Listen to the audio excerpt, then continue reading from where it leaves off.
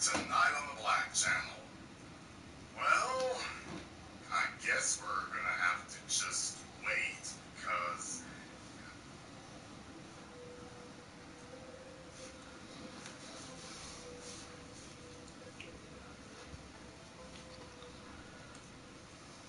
you are now paired. Enjoy.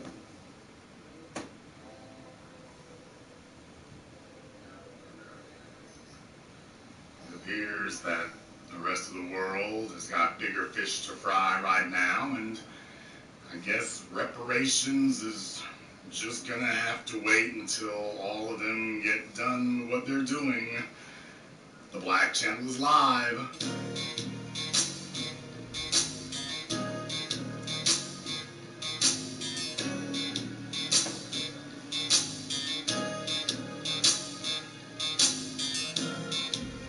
Unapologetic, unadulterated, and absolutely uncompromising. Greetings, brothers and sisters from around the world, and welcome back to the home, the haven, the stronghold, and the everlasting superfortress of intelligent black thought. We are the Black Media. This is the Black Channel. And I am your host, your brother, your humble servant, the voice of Black America, the Black Authority, broadcasting to you live from the only historically black college university of higher education and learning in the cosmos. You are, of course, welcome to join us. And on tonight's program, well, I guess I have disappointing news. I guess that's the only real way I can give it to you. I guess I have disappointing news.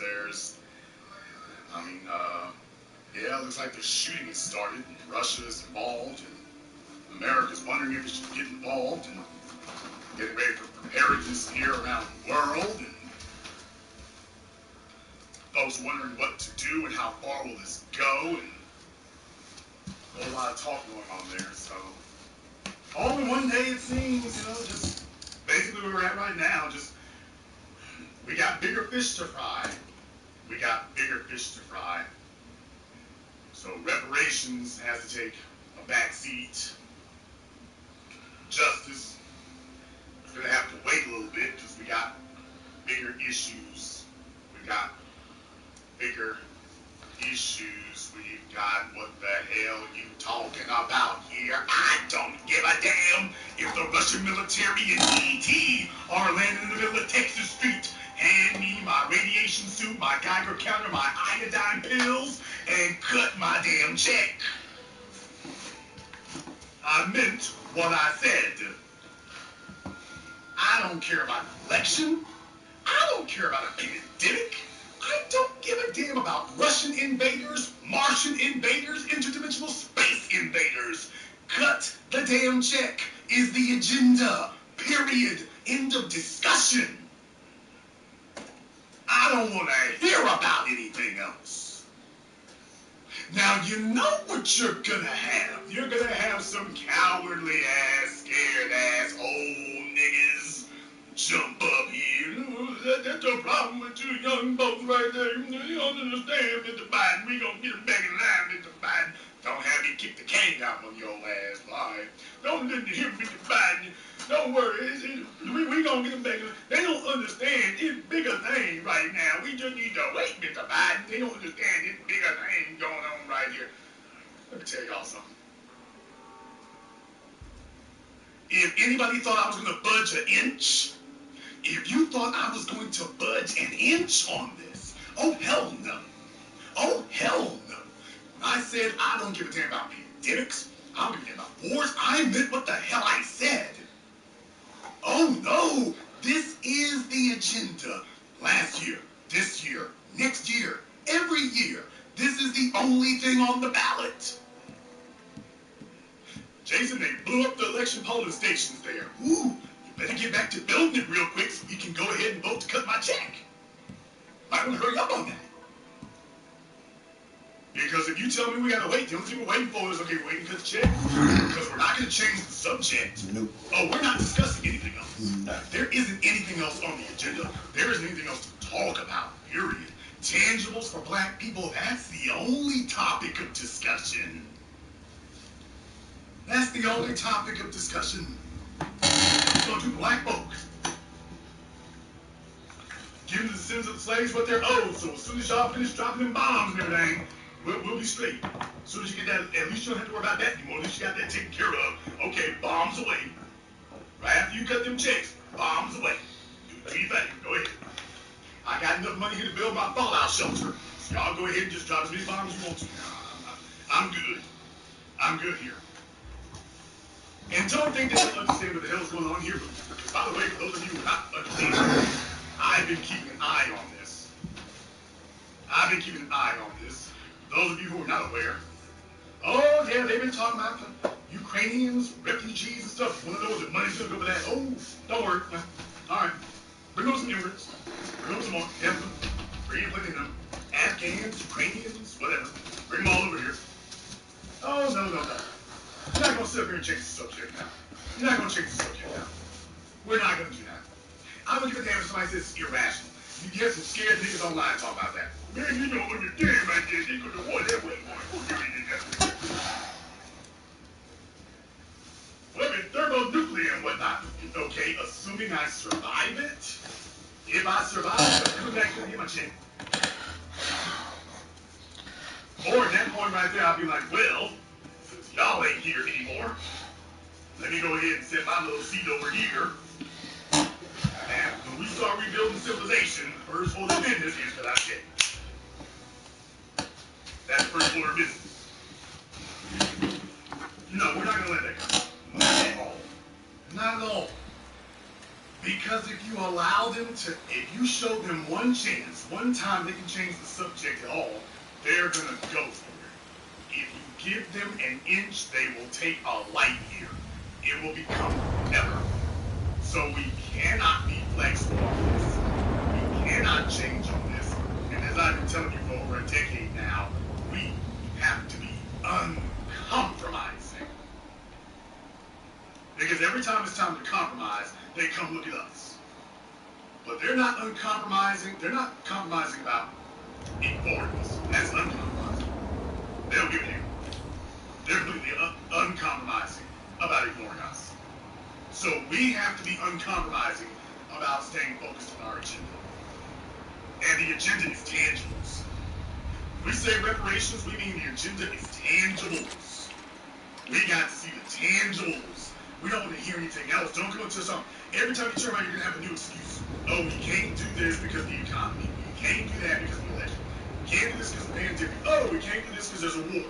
Now, you got all kinds of benefits going to everybody else, despite all these things.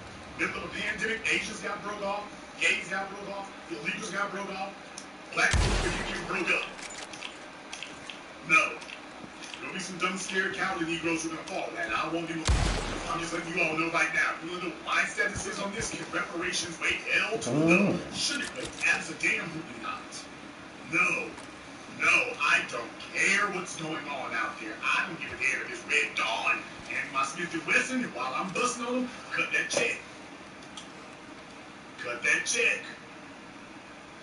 I'll be sitting in front of my house, I'll be sitting in front of the White House, I'll be sitting in front of my house, but cut the check. Got to have it. Got to have it. That's the only thing on the agenda. I don't want to hear anything else. Oh yes, it is just that serious. It is just that real. I don't want to hear anything else. It is just that real. No, I'm serious about that. It is just that real. No, there isn't anything else on the agenda. No, I don't want to talk about anything else. I don't want to hear about your masks. I don't want to hear about your vaccines. I don't want to hear about your war plans. I don't want to hear anything else. Until we get this matter settled, there's nothing on the table. Well, the Russians is coming. Get out there and fight them, but why you doing that? Get my check. Well, we got to do something. We ain't got to do a damn thing. You got to get my check. Once you get that taken care of, then we'll get back that we thing. So it ain't no we till you do what you need to do. No, I'm I'm not bending. If you want to have somebody sit up here and tell you, oh, I'm dead ass serious, I damn sure am. I'm not bending on anything. You're not going to sit up here and tell us, well, there's a war, there's action, we got to pull out of Afghanistan, we got to go into Ukraine. Every time we turn around, you're just going to pop up some new boogeyman and some new excuse to tell us you can't do this. That's why I'm telling y'all right now, don't let any of this distract you at all. And I'm serious about what I say. Don't let any of this distract you. None of it. None of it. I don't give a damn if it looks like the aliens invading on Independence Day at the Washington Mall. Oh, aliens are coming. Y'all need to hurry up and cut that check, don't you? They're coming right down the street. Yeah, you need to hurry up and cut that check real quick. Little flying spaceships up there and every damn thing. Wow, that's crazy. I got that check yet. As soon as you do that, okay, I can do my Will Smith thing just as soon as you do that. Because here's my point. What the hell are we saving? What the hell are we saving? What the hell are we preserving? Go to war. Go to war for what? What are we fighting to protect? Fighting to protect white supremacy? Fighting to protect your privileged position? That's what we're going to fight to protect? Oh, hell no. Let the aliens come on, roll through. Let them roll through. As I told you all a decade ago, if we cannot all be equally comfortable, we can damn sure all be equally uncomfortable in this son of a gun. If we are not all going to be equally privileged, we can all damn sure be equally oppressed. I'll be damned if you're going to be privileged, we're going to be oppressed. We just sit here, oh man, that sure does look like this right here. No, I ain't trying to hear a damn thing about that right there. Let Putin and the tanks roll. Let him and the tanks roll. Don't come look at me to sit up here and defend some false sense of security. No, the agenda is the agenda. No, it's not going to change. It's not going to shift. No, it's not going to alter. No, I'm not going to compromise. No, I don't give a damn what's happening there. Yes, mobilize the troops, unmobilize the troops. You know what? I got my thoughts on that too. But as far as how it affects us right there, should we change the conversation? No, we really can't. Okay, yeah, tanks for the memories, all right. Tanks with no tanks. But in any case, cut the check. Got to have it. Cut the check. And another interesting thing right there, I wonder if anybody's asked themselves these questions, by the way. Has anybody asked them if the buffer classes are signing up to go to the military, if the buffer classes are going to fight? Because historically, your buffer classes don't really participate, by the way. Your illegal aliens, your buffer classes, yeah, they're like, yeah, we're on the sideline for that. Yet another reason not to support that, by the way. Yeah. Don't be surprised. Don't look for any of these guys here to fight either, by the way. If they ran from their homeland in their homeland's time of need, what the hell do you think they're going to do over here? If you are a Ukrainian and you are fleeing the Ukraine, you shouldn't be allowed to go anywhere else. If you're not going to fight for where you came from, we'll be a damn fool to think you're going to fight for a place you didn't come from. If something happened over here, you're going to be on the first thing with wings out. First thing with wings, the first thing floating, you're going to be on.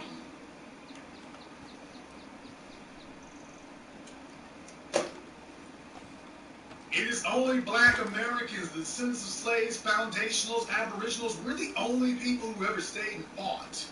Everybody else cut and run. We're the only ones who have ever stayed and fought. There's none of us talking about where we're going next. This is the next. This is the next. We're not going anywhere after this. We're not looking at nothing else. No, this is where it begins and this is where it ends. We're not running anywhere else, so yeah, cut and check. It's got to be that.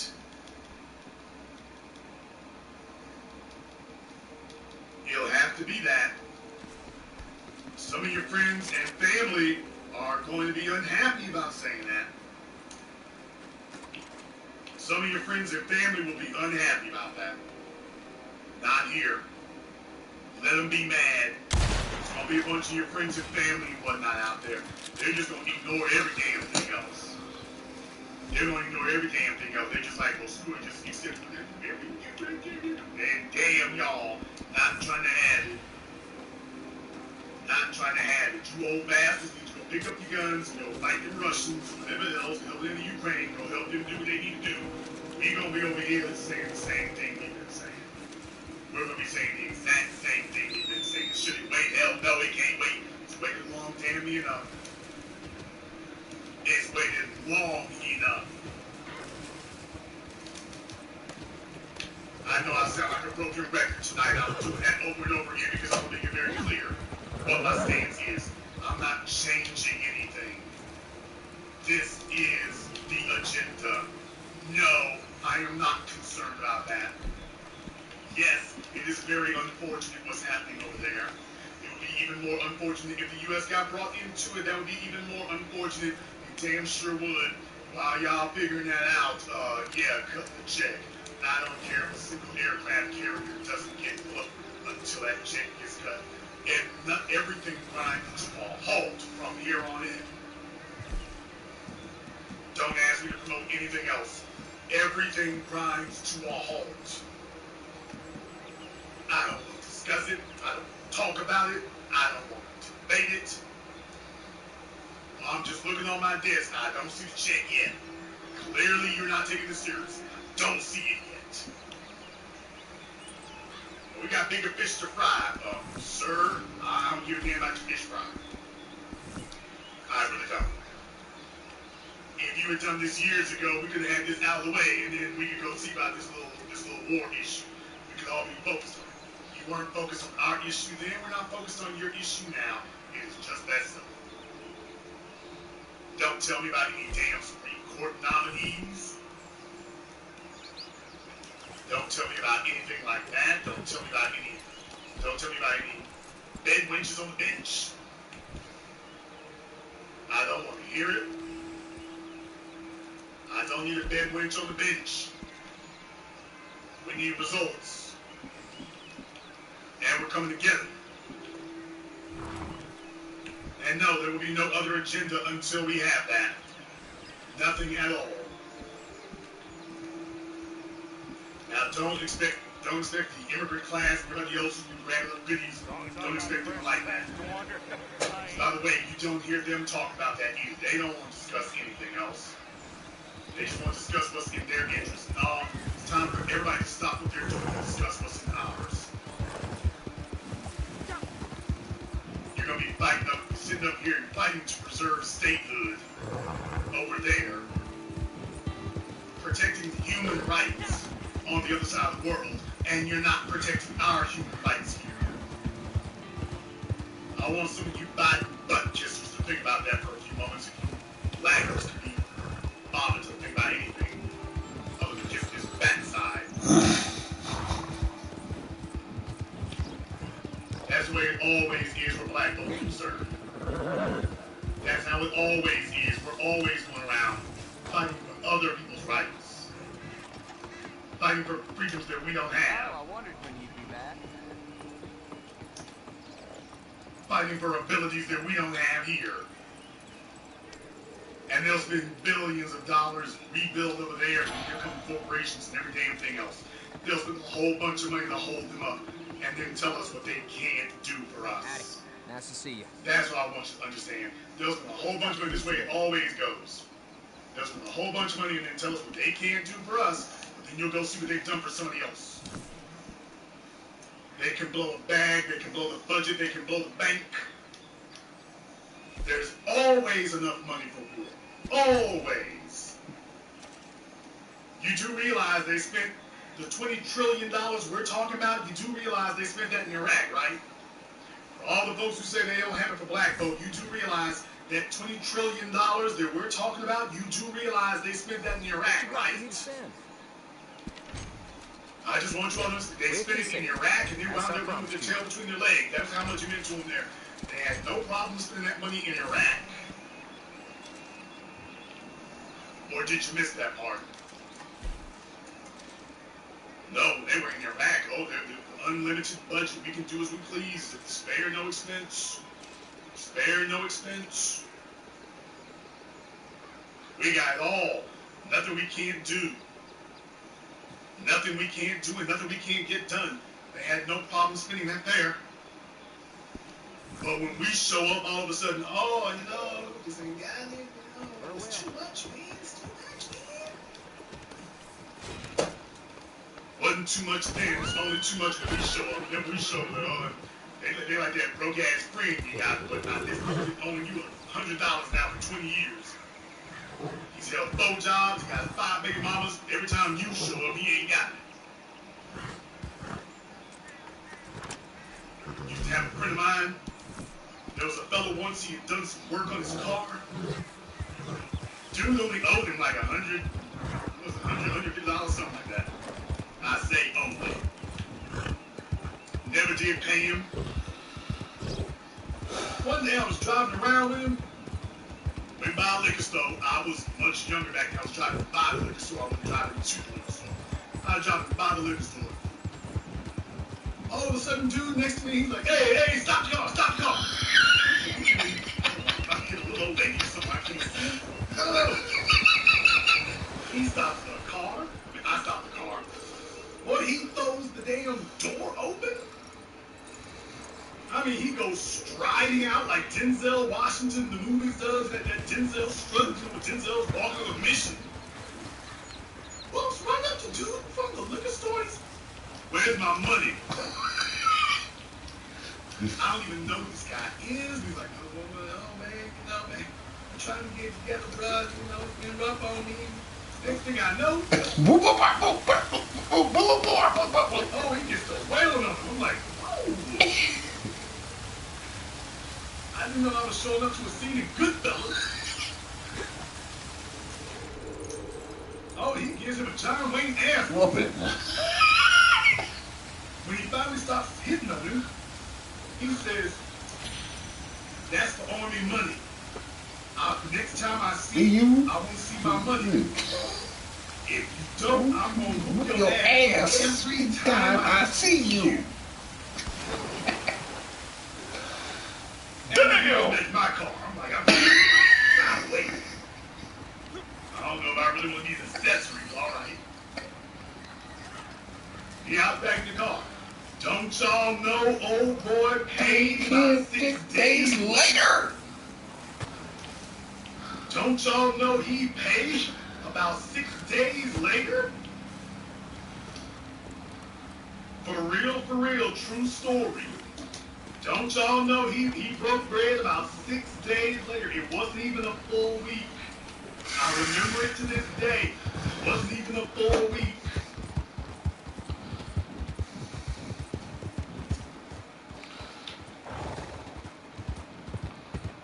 Oh, okay. All right. Yeah, that's gonna be the way we doing things now. Where is my money? Well, you know what it is. Okay, I'm gonna whoop your ass every time I see you. Every time I see you. Congressional race, Senate race, Supreme Court nominee, dog catcher. I'm gonna whoop your ass every time I see you. Well, there's a pandemic.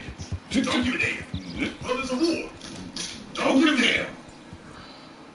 I'm whooping your ass every time I see you. You've been unreasonable. No, you've been unreasonable. I'm about that business. Every time I see you. Understand something. They realize, well, I mean, damn, is that serious? Okay, you have a choice right here. Lose the war, cut the check. Which, those are your options. Cut the check, lose it. Simple as that. But if you want our support, no. No, this is the agenda. This is it. This is it. If you all want to know how serious it is, now what you're going to have some suspect white supremacists, some of your so-called good white liberals. Everybody's going to sit here and try to pressure you over. This ain't the time for that. It's not the time for that right now. It's never the time for it when you let them tell the damn story. There's always something more important, always something more quote-unquote pressing, always something. If you let them tell it, it's never the right time. And there will never be a right time. If we allow them to tell the damn tale, there will never be a right time to do it. They'll always be telling us that we can't get it done. There's more important things. You need to do the patriotic thing, and you just need to wait. They're always going to tell us that what we want needs to wait. There's an election. There's a pandemic. There's a riot. There's this, there's that. No, absolutely not. You want to know where I fall on this? Yeah, when folks start talking about this, I don't give a damn why they're doing what they're doing. They're going to keep doing that and whatnot. I'm not saying that there's not a threat. What I am saying is, oh no, let me be very, very clear. In case any of you were wondering if we were willing to bring down the curtain on human history behind this, we damn sure are. Cut the damn check. Well, it's a war. People are dying. A lot of people have been dying now for hundreds of years. They've been dying for hundreds of years, and I need all things to stop till we get that result. And I'm not asking. We need to get all of that stopped. Everything stops. Nothing rolls on until we get that resolved, period. If you like it, great. If you don't, equally great. This isn't a popularity contest. This is survival. This is not a damn popularity contest. This is survival. And up until now, ours has been very questionable. Every time we talk about what we need, all of a sudden here comes a new damn excuse. Now, you're not giving anybody else excuses, and they ain't doing any, they haven't done any of the work, and they're not doing any of the work that we've done now. No. Nothing else is on the table. Nothing else is on the agenda. Nothing else is up for discussion. Nothing else is up for anything. Cut the check or lose the war. Don't give a damn. We're not discussing anything else. Nothing at all. None of it. None of it. If y'all feel what I'm saying here tonight, give me a thumbs up in the chat room and make sure you share tonight's program. Make sure you're sharing the program because YouTube ain't going to like this. They're not going to like this at all. Let's give them something to hate on. If you're feeling what I'm saying here tonight, give them something to hate on. We're going to take a very brief commercial, non-controversial break, and now I'm going to come back with the phone calls. That's the question asked. Should reparations wait, or should we do something else in the meantime? Let me go ahead and see if we can take a couple of phone calls here when we get that straightened out. Let me get caller from area code 419. You're on live with the Black Channel. What's your name? Where you calling from? Hey, what's up, Jason? This is Joe, Colorado, Toledo. Joe from Toledo, what's on your mind? Bro, as I always say, you keep it 100. No matter what, they must break the bank for us. And let's not forget, this fear-mongering to get unwoke people to give their money to these weapon centers, this is a scare tactic as far as I see it, and you still keep on that level.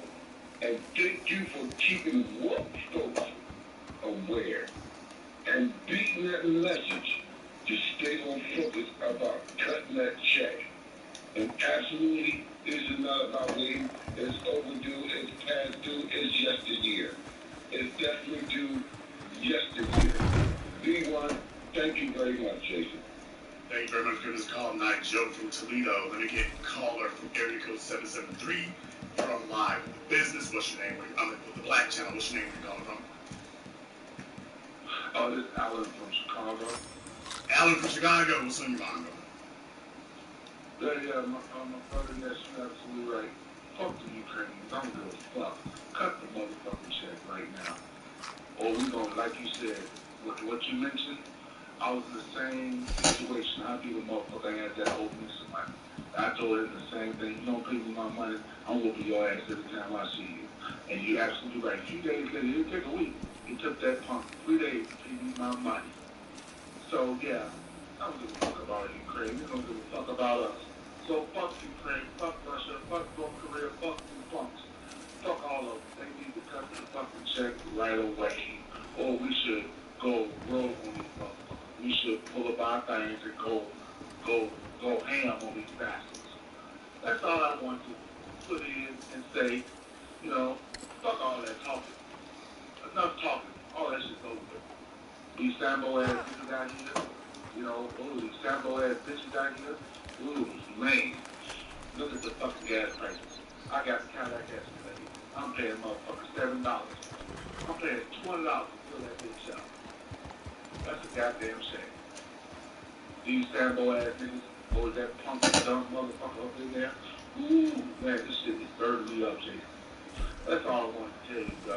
They need to cut the check. Fuck Ukraine. They don't give a fuck about Ukraine. They don't give a fuck about us. Thank you very much for giving us a call tonight. Please do give us a call again. Let me get caller from area code 706. You're on live Black Channel. What's your name? Where you calling from?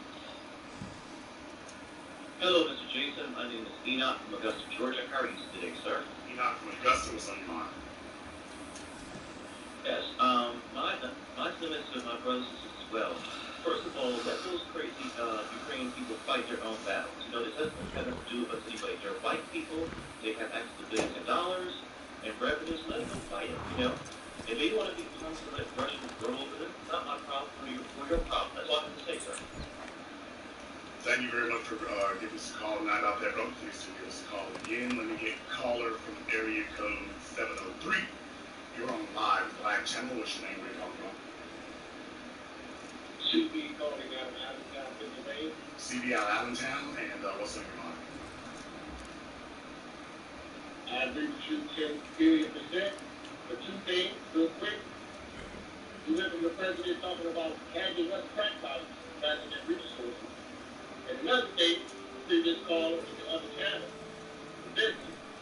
You had a female caller and say how powerless we are. And I think part of the reason we are powerless is because we don't focus on our own interests. That's all I want to say.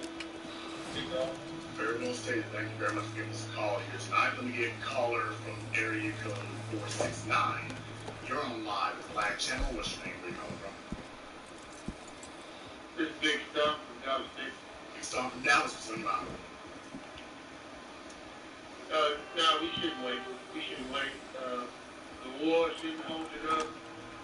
Every time we come up asking about reparations, they try to step on us with some malarkey. They just pull out their butt. This ain't got nothing to do with us.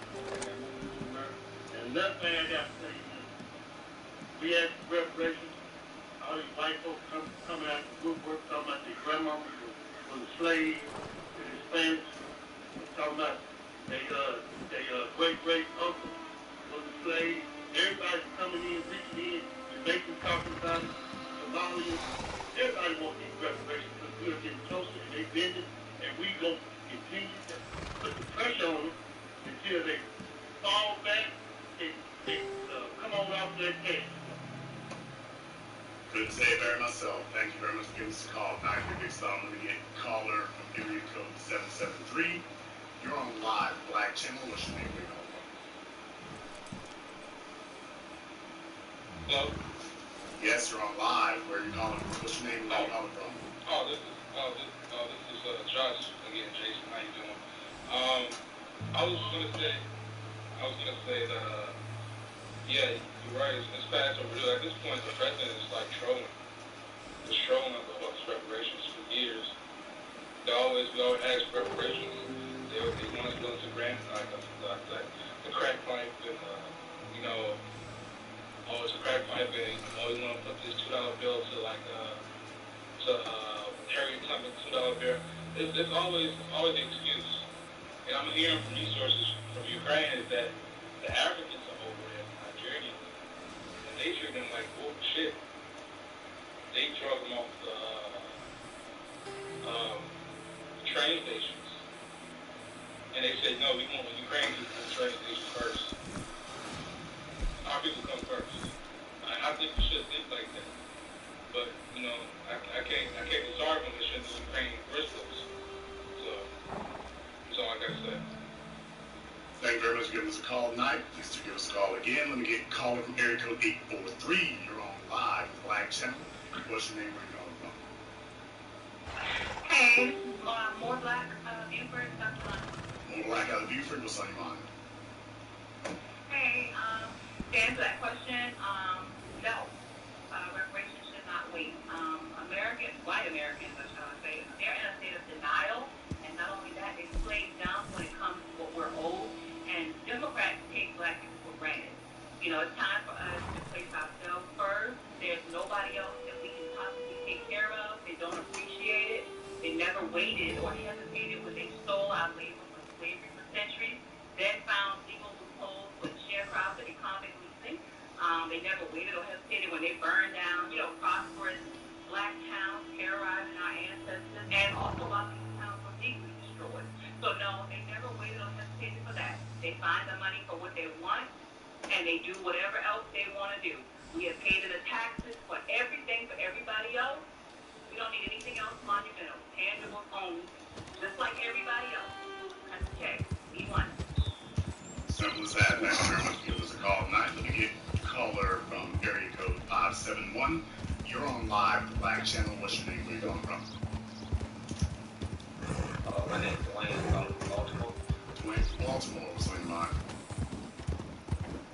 Well, I feel like this. I know it didn't do, but I say it should wait. We ain't going to go take it. Like, we ain't never go get it. Like the first dude said, it ain't got nothing to do with it. It's war going on right there. It's like a crackhead. You get credit to. And they say, okay, you want to get there, go take it. And black people get pumped. Straight like that, we get pumped. They kill them. When kids, but the BLM people make millions of dollars out there, ain't nobody do nothing. So hell yeah, you need to grow some nuts, don't take this shit. Like dudes or other dudes did. They want. Black first, thank you very much for giving us a call here tonight. Let me get a caller from area code 864. You're on live with Black Channel. What's your name? Where you calling from?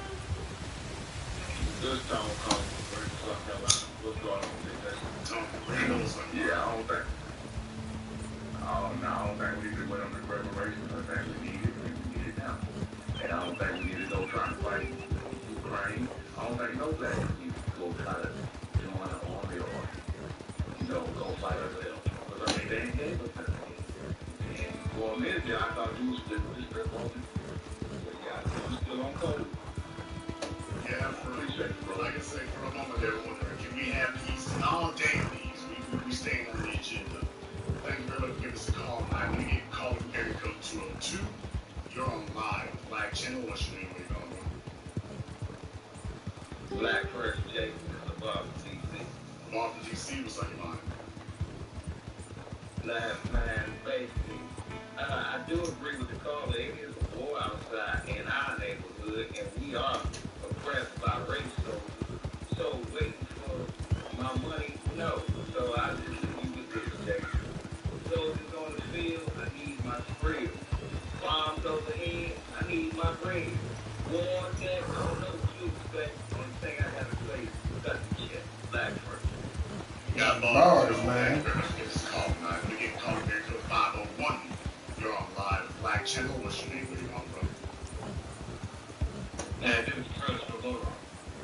Okay, Chris from Little Rock. What's on your mind? And then just put it to it straight. Reparations or nothing. Just to check our guy out. B1. B1, thank you very much for giving us a call tonight. Let me get a caller from area code 678. You're on live with Black Channel. What's your name? Where you calling from? This is Marquez from Conyers, Georgia. Yes, from Conyers. What's on your mind? What goes on?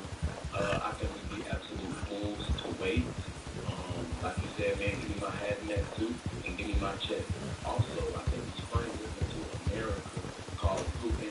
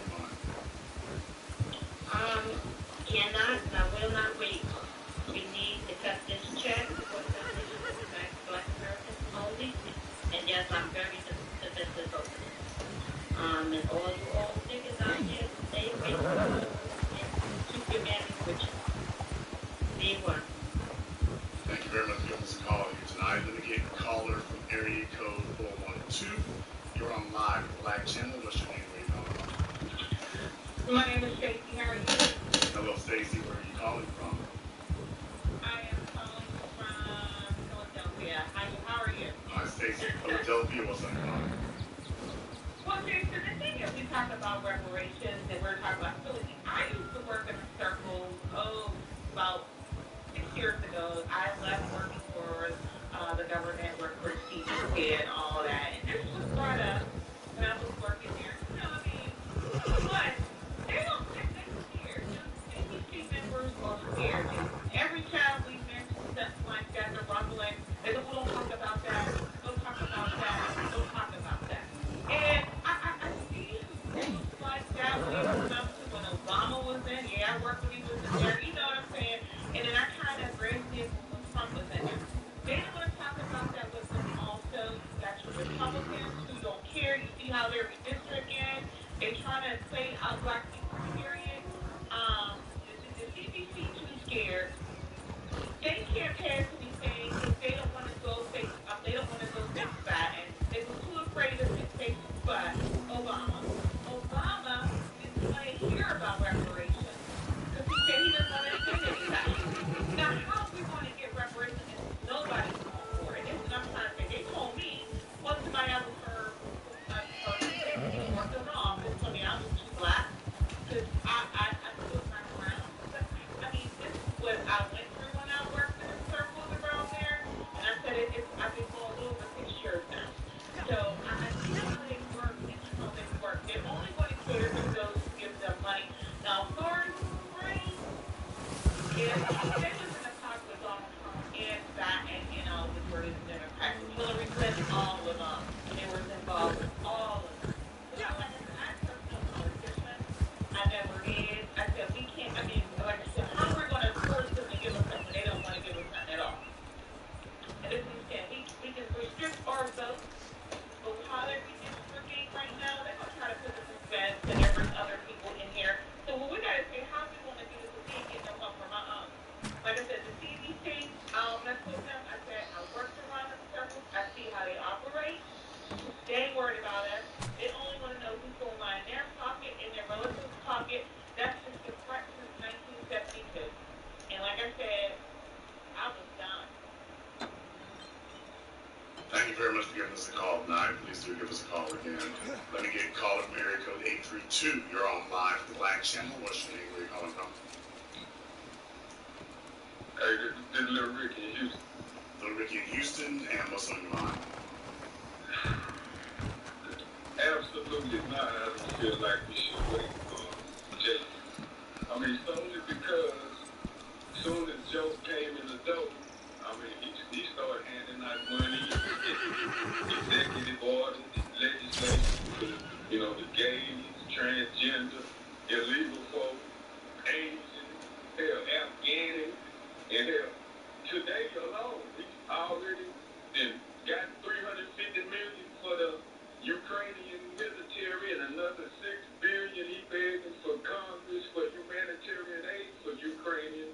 So, the blatant disrespect that this administration has shown black voters is just substantial. So, if they want black folks to keep waiting, well, black people that still voting, especially on the federal level, they need to wait too. Make them wait on that vote. I mean, you might want to look at it a little differently in your local elections that affect you more directly. But on the grand scale right now, man, it's asinine to be voting for that Democratic Party.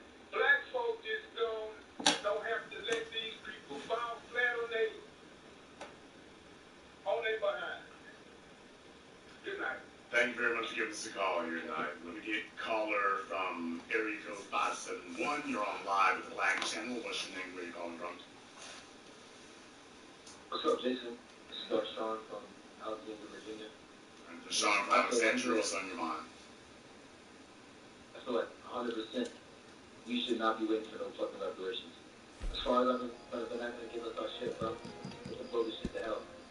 They keep talking about how they want us to go fight some fucking war in Russia. Yeah, fuck that, bro. I'm not fighting this shit for this country, bro. They're not going to give us our shit. They can blow this shit up. I don't give a fuck. That's just how I feel, bro. Thank you. Thank you very much for giving us a call tonight here. Let me get caller from area code 919. You're on live Black Channel. What's your name? Where you calling from? Hello, Jay. This is the insane optimist calling from Chapel Hill, North Carolina. Insane optimist from Chapel Hill. No, absolutely. Hold up like the rats they are. Excuse me? What's on your It ain't mind? just that. Revenge ain't my primary motive. We should not wait. My primary motive not. is profit. The only thing about this is we can kill two birds with one stone. If we take out the ammunition, there ain't no way they can blow a hole in the bank they plan on robbing, which leaves us to do it without the big way. Here's some dynamite to do the job. If one of you gets the opportunity to kill my so-called lifelong best friend and business partner, Water they'll standing be on fine the too. as far back as I best stay here. 2018. I don't want them to know I'm Talking about behind this. Ukraine Much as I like to shoot neo every Nazi last one of them. So good luck. I'll watch how you get on. I saw Jackson Lee. An eye for an eye, a tooth for a tooth, a knife in the back for a knife in the back. Nice world, Mr. Finch. We are what we are. What you are is a pathetic old man. So it goes. But remember, it don't have to be like this. There's more than one way to earn a buck. Oh, and I saw your friend Horton.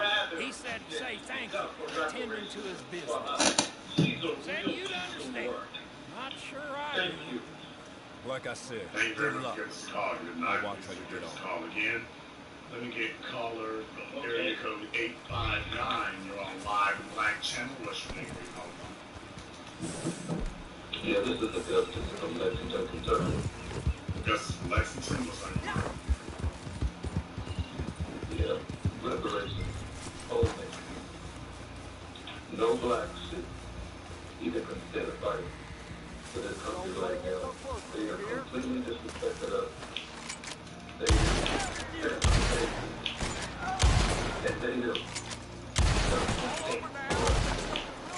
For country to do absolutely nothing. So, reparations only. You're dead. No black goes to war, and if the whole time is not punished, the United States of America and the old time, the old time is more than time. Black first.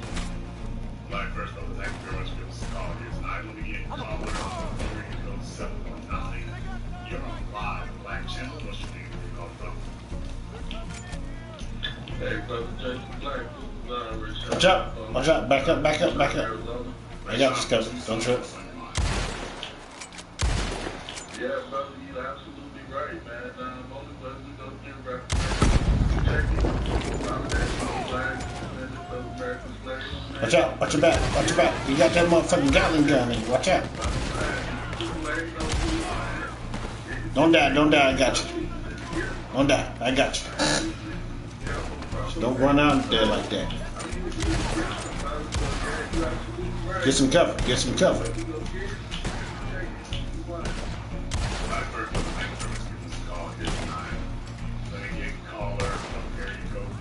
You're on live Black Channel. What's your name? Where you calling from? Peace, family. This is Chapman. Damn. And the answer is absolutely not. In fact, we can accelerate perfectly on course. Hey, watch out for them dudes behind us. Watch out for them dudes behind us. Hey, watch out, because there's dudes coming up behind us. Good to hear that more here, brother. Thank you very much for giving us a call here tonight. Let me get caller from area code 919. You're on live Black Channel. What's your name? Watch out for the dude behind you. I'm Debbie from North Carolina, Raleigh, North Carolina. Okay, what's that name again? Hey, man. Debbie. All right, Betty. And what's on your mind? No, I'm Debbie from Northside D. Oh, okay, Debbie. Debbie, got it. All right, Debbie. And what's on your mind? Hold on. They just need to cut the check. And if you have a What is relative that? There it is. All right, make sure you loot these motherfuckers. better stop on me because it's ridiculous. We can shut this Hey, down. Edson. We have Edson, to come here. park them. It's ridiculous. Loot this dude right here. People not getting it? No. This dude. Over here, Edson. Edson. Joe Biden just keeps giving us his middle finger. What the fuck It's dude got? ridiculous. Oh shit, he died. Where's my money? B1. Black versus. Thank you very much for giving us a call here tonight. channel listening.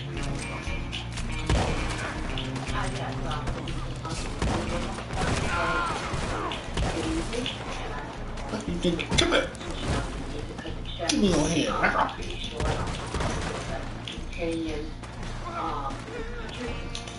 Hey, be careful out there. Here I come. Hold on. Oh, no, you didn't. Punk ass motherfucker. What the fuck you think you're doing?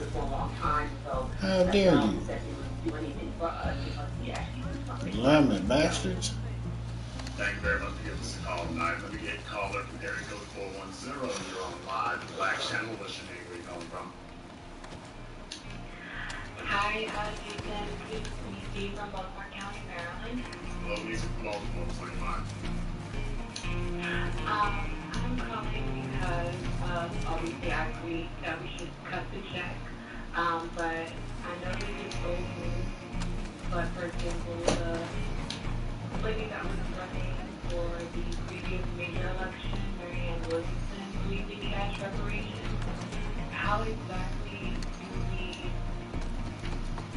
rally together some sort of powerful vote among us that would vote people like that into the White House instead of having Biden and Trump? There were questions about Marianne Williamson as well, but here's the real thing. What you need is an agenda and not being involved in purposes. Not what we're doing right now is the real thing. Just remember, before the 2016 election, they weren't talking about it at all. And they would have told you right here about that.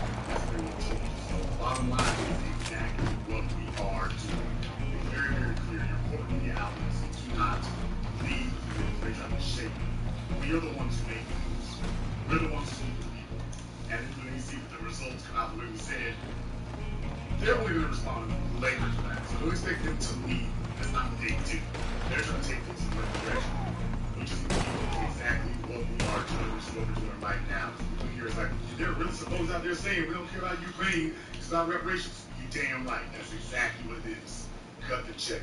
Thank you very much for giving us a call. And get called to area code 501. You're on live Black Channel. What's your name? Where you calling from? Hey, what's up, Jason? It's Jay out of Flint, Michigan, man. How you doing tonight, bro? Jay out of Flint? What's on your mind? Man, I just gotta go like and give you your props and props on definitely on point about what's going on right now with Black America right now. Blow that other one back there. Yeah. I know they're just gonna try to flip this and try to think that Black America is. Be careful, I'm just talking. I know he's not gonna talk. You don't get the fuck out of here with that bullshit. Especially right now because even though hey, JD, make sure you... No, come here. Make sure you loot this punk ass, right here. This dude. Loot him. Alright, looting him. No, this one. Yeah, loot this one. No, this one. Loot him. Alright, let's get the fuck out of here. Come on, let's get the fuck out of here. We done. Everybody got looted. We looted everybody here. Let's get this money. We done. Hey, we did your damn job for you, so be happy. Pay us what we pay us our money. Thank you very much. If the cash keep going, bastard death makes my life much easier. Now we don't have the army going after the same banks as we are. We can never get the planning of it. I'll be in touch if I can. And I'll be in Blackwater. You're bound right now is going to remain that way until they come. I said away with you, old bastard. You're right. Russian did this because they took a look behind the White House. He's half senile or wholly senile. They took a look at the measure of the vice president and they're like, okay, she's no damn threat. These folks were worried about gender bathrooms. So Russia was like, hey, now's the time. It's never going to be an easier time to do this, so we just got to go ahead and make that move. And that's exactly the way those things occur here. That's exactly the way that it occurs. I'm going to go ahead and try to see if we can go ahead and I've been trying to get up the commercial break here, the commercial, non-commercial break. We're going to go ahead and see if we can try to do that again here in just a moment here. So this is Black Channel.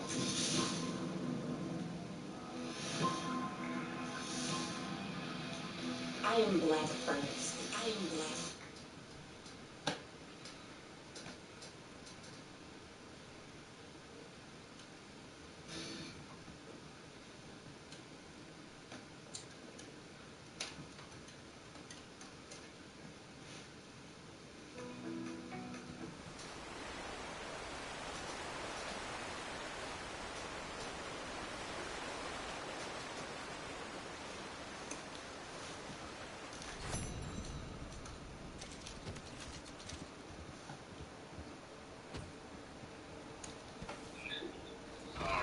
Elijah on the phone out of Washington, D.C. Well, you just said something very powerful. Why Vladimir decided to move it on Ukraine, especially about Joe Biden and Kamala Harris. I got a question. So I'm talking grassroots. Now that America is distracted, do you think strategically, I'm not going to say anything incendiary or anything like that, controversial, but do you think it would be in our best interest to now invent form a group that we've been on the White House, not inside, but say around, and start forming a route for our reparations? Well, I mean, certainly the real thing though is once the action to take forward and stuff. So I'm not a big fan of demonstrations in that regard. I'm more of a fan of showing them what you can do, because they're depending on black people to uphold their agenda. Let's be very, very clear. They've been depending on us to support a non-agenda for ourselves. And the idea is that where black folks show up, we work and support and get out and get many things, but that we're not doing it for our interest, we're doing it for somebody else's. So the real thing is what they're looking to see is if we are going to not demonstrate, not get involved. The real thing is when you don't see folk in the streets, you're like, okay, where did they go? What are they doing? What are they up to? That's the part they're looking for. Right. Thank you very much for giving us a call. Let me get called in there to 928. You're on live Black Channel. What's your name? This is Bruce from Parker, Arizona. Bruce from Parker, Arizona. What's on your mind? This B1, and I'm 70 years old, and I've been that way since I was 14 years old. And believe me, you know, this country has done a lot of wrong things and a lot of right things, but it hasn't given us, and that's black people, what we're doing. Because if they did, they wouldn't be worried about blacks getting together, you know, in gangs and stuff. Because they would have the money to open their own business, you know. So, you know, that's all I wanted to say. I'm 70 years old, and I know what's going on. So, you know, when you talk about old people, you know, you understand that, you know, I was a member of the Black Panther Party, and I have not forgotten. Okay? Thank you very much. Give us a call. You know, I know. Call him here, code 717. Live Black Channel. What's your name? This is Michael Freeman calling from Lancaster, Pennsylvania. Michael Lancaster. What's on your mind? Well, I just wanted to say that even if they gave me reparations, if they gave us reparations tomorrow, it's a matter of power. In other words, I am not interested. I still wouldn't be interested in getting myself involved in white supremacy bullshit, you know, just because they got to check. As far as I'm concerned, that we have another order of business, and that is not what we're going to do to have power. Oh, sweet Jesus. Sweet fucking Jesus. You motherfucker. Everything else, and if there's a problem, you came because Putin is doing a little snatch and grab over there, then if you want help, that help Ukraine's offering to give offer to us, that's the crack. How about that? You know what I'm saying? So as far as I'm concerned, I don't give a damn about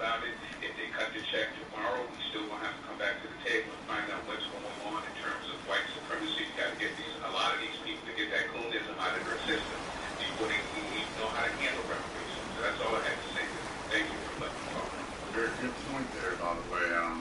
We'll see if Obama offers the Ukrainians some crack pipes and see if he thinks that that's a proper way of responding to a crisis.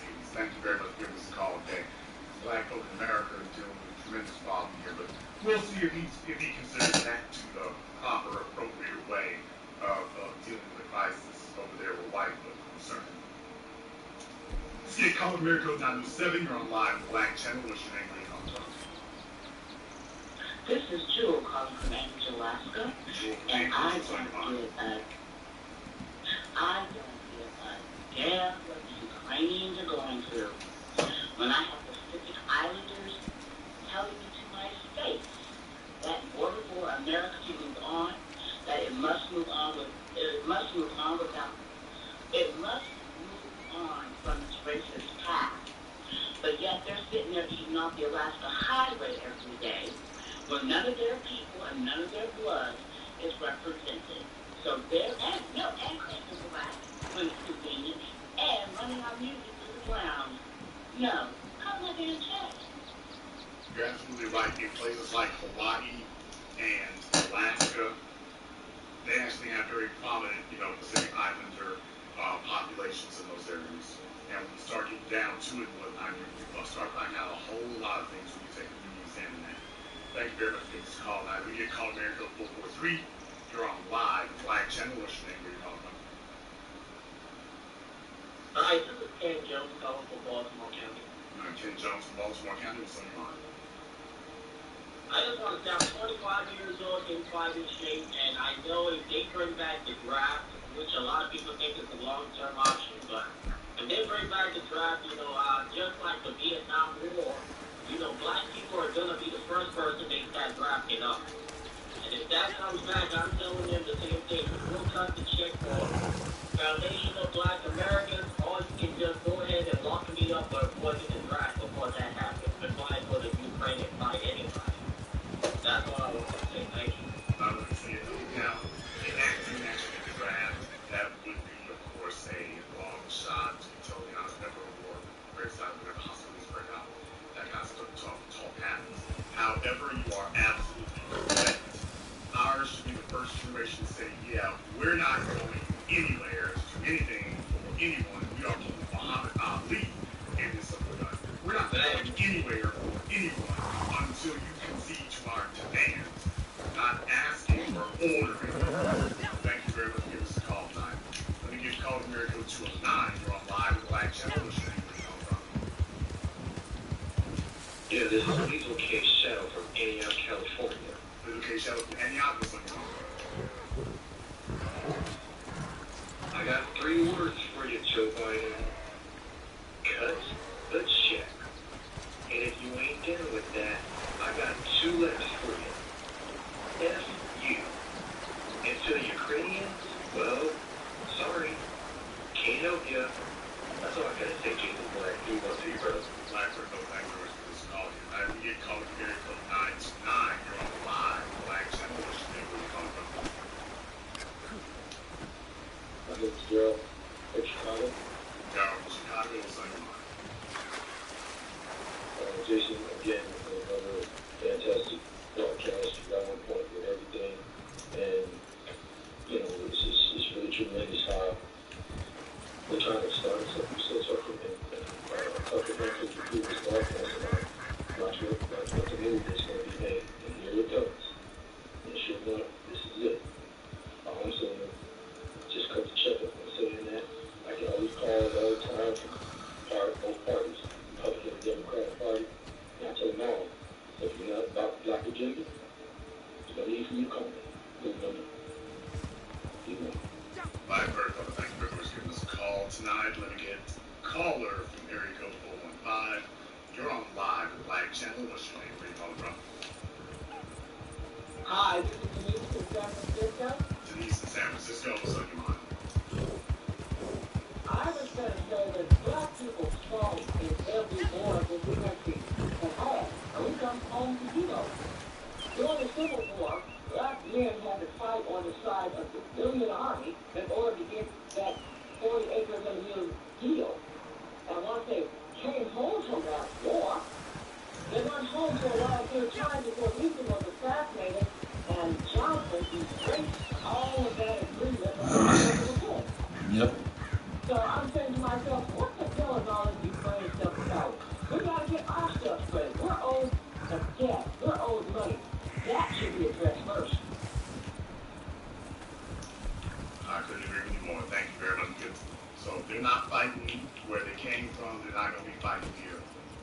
there is to it. YouTube is trying to mess with the program here tonight, just so you all are aware. We know they're not liking it because the black folk get together and articulate what our agenda is. Yeah, they are not going to like that. But the freight train is rolling on here. We had some technical difficulties tonight, but we ain't stopping a damn thing. Caller America 618, you're on live, Black Channel. What's your name? Jason, this is Thomas calling from Sparta, Illinois.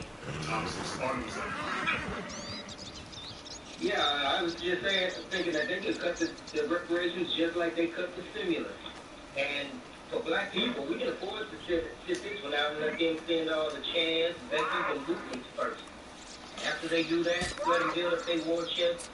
And after that, they'll have a little bit of money left over for us. Especially the way that Stanley Butler put it, that war is a racket, and it's one of the world's biggest money makers. So they're going to have a shitload of money left over after it's all said and done. Wait to cut the check. Thank you very much for this call tonight. Let me get caller from area code 708. You're on live, Black Channel. What's your name? Where you come from? This is William calling from Chicago. Alright, William from Chicago. What's on your mind? On your point about the demonstrations, do you think it would be a wise move for foundational Black America to start showing up at the homes of the so-called Black caucus at this time to move the needle towards reparations, or that'd be fruitless? No, folks keep answering that right there. No. The way you do the Congressional Black Caucus right now and saying what the agenda is, what they want to see is whether or not we're serious about it. That's what they want to know. They want to see if we're serious and we'll react to that. Understand your elected leadership is a result of your agenda or lack thereof. They are the result of your agenda or the lack thereof. Think about that. Thank you very much for giving us a call. Now, you can call area code 254. You're on live, Black Channel. What's your name? Where you My name is Dejan from Clean, Texas. Okay, Dejan, Clean, Texas. What's on your mind? I don't think you should cut a check as far as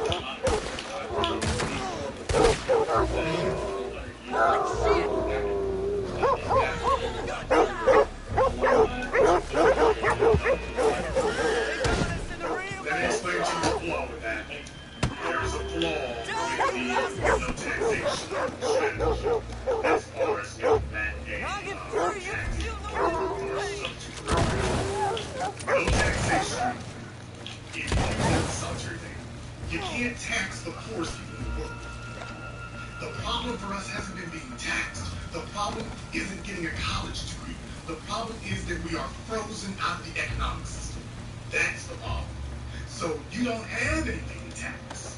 You don't have anything to any value tax. Black people's property values are the lowest of everybody. Home ownership is the lowest of everybody. Income is the lowest of everybody. So in reality, even if we gave you no taxes across the board, that still would leave us exactly where we are. We're underemployed, unemployed. You're kept on the outside of the system looking in. So while technically removing taxes sounds okay, that works. But only for the black folk who have clawed and scraped their way into the upper middle class and upper class. For everybody else, it's not. And when you consider that most black people live in poverty, for most black people, it would be nothing. I'm getting tired of this. It would work if all things were equal, but all things are not equal. So the real problem is, how do we get black people to a position to make enough money where they can be taxed, where they can buy land, where they can have significant investments that could be taxed? There's the real thing. How do you get them there? I can see that, but it would cause another shift where white people would have to use black people for the benefit, and how we charge for that benefit would be for our benefit. Black people have demonstrated that we are ultra competitive at every single level of society we've been allowed to be. When you take a look at music, entertainment, politics, when black folk got into politics, we had white folk eating out our hands. We have been ultra competitive at everything we do. The only place where we have not succeeded is economically, because we are being artificially handicapped or oppressed to restrict. If that were removed, we would excel at that like we have everything else. We used this and the rest of those underground economy, when black people were allowed to compete unfettered, they passed by the whites, they passed by the Italians, they passed by the Asians. We strip past everybody, including economically, and you don't rig the system against us.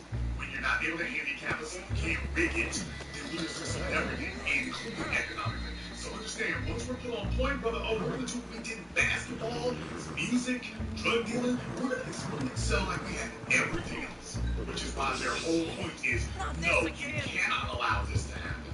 Not at all. You can't let this occur because they're going to do what they've done in everything else. So no, cut the check. No gold, no taxes, no land.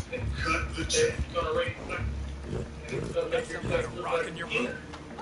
Okay, we're going to be able to compete. So we will be on an equal. We'll be on the level playing field as far as that's concerned. We'll be able to compete. Thank you very much for this call. Now, when you get called here from 803, you're on live in the Black Channel. There's your piece of silver.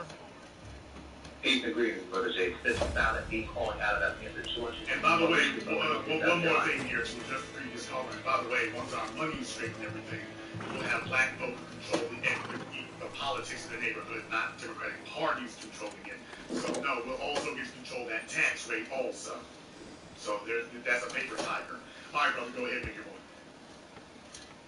Alright, so let me go ahead and just keep it brief. No, we should not be waiting for our damn check, especially for over 400 years. That's a debt owed to us plus interest.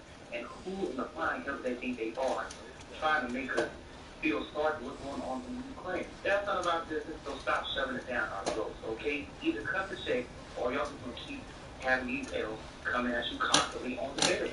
That's all I gotta say. We want to keep doing this too. Thank you for the fire broadcast. Much love, King. Thank you for your support tonight. I really appreciate that. Let me get a caller from area code 707. You're on live, Black Channel. What's your name? Where you calling from? Yes, this is Steve from San Francisco area, California. Steve from San Francisco. What's up, you on? I just wanted to say, as Whitney would say, Harold to the north, we sure shouldn't be waiting. And I'm hoping, Mr. Jason, that you support us. For the last 2 days, I think it was Wednesday and Thursday of this past week, they held this AB 3121 reparations bill, right? And these old Welcome, friend. voted to delay the vote to classify who should be qualified, whether it's lineage or race. And a whole bunch of us put up a fight that it should be both. And they were trying to, of course, let the buffers come in and try to reason with everything under the sun as to why Pan-Africans and everybody else should be included in this. And we're pushing back. We get to the point where we are questioning the agent on this committee. We knew he was going to vote against us, and they went to take a vote, and this old nigga named Senator Stephen Bradford held up this vote. So we got his number. We had everybody just flood his phone. And that's what we want to do. We ain't going to go to the street, but we can definitely call these folks from there to the task force to the government. Because for you that are outside of California, you support us and the mandates, and when y'all's turn come around, we support y'all because they're looking and waiting and watching what California does. And it is real clear, Shirley, when Shirley came back and said, it is foundational black, it is the folks whose lineage paid that free price, who have been enslaved, who've been on these plantations, and by the way, while we want America to write that check, we want the Indians to write that check, we want the insurance companies and everybody else that benefited. So we want that check with all these other benefits, but like they did for all the others, they gave them the check first while they continue to figure out whatever else they're entitled to. We need that check first. Well, definitely we heard about the hearings out there, and that's certainly a bellwether moment as far as California. It is only predictable, not just predictable, it is expected you're going to get pushback, especially on something that is this monumental. They were not going to let you just walk in and get what's yours. As the man has told us for centuries now, power doesn't concede anything without demand. It never has, and it never will. So yes, we're talking about taking it there. They're really about to see it's like, okay, they're going to try it, and they're going to see how much resistance they get, and they get a sizable amount of it. The next thing they're going to want to see is will it be sustained, because that's really what it is. Okay, let's see if they come back, because the real point of wanting to stall on these things is to see if the momentum is going to stall, and if everybody's going to dissipate. It's like, okay, then we go ahead and flip the script in the middle of the night or something like that if they can get away with that. So the number one thing you all are doing perfectly fine. I mean, the folks been talking about it. It's gotten attention. They found out the hard way that people are watching, people are paying attention. There's not going to be any middle of the night stuff here. So if they do try to pull a fast one, they're going to have to do it up front in front of everybody. They're not going to be allowed to do that. But you all have made it very, very clear. It's made very, very clear who it is that this applies to. It was only natural that they were going to try to twist it. Here's the real thing. It doesn't just stop here.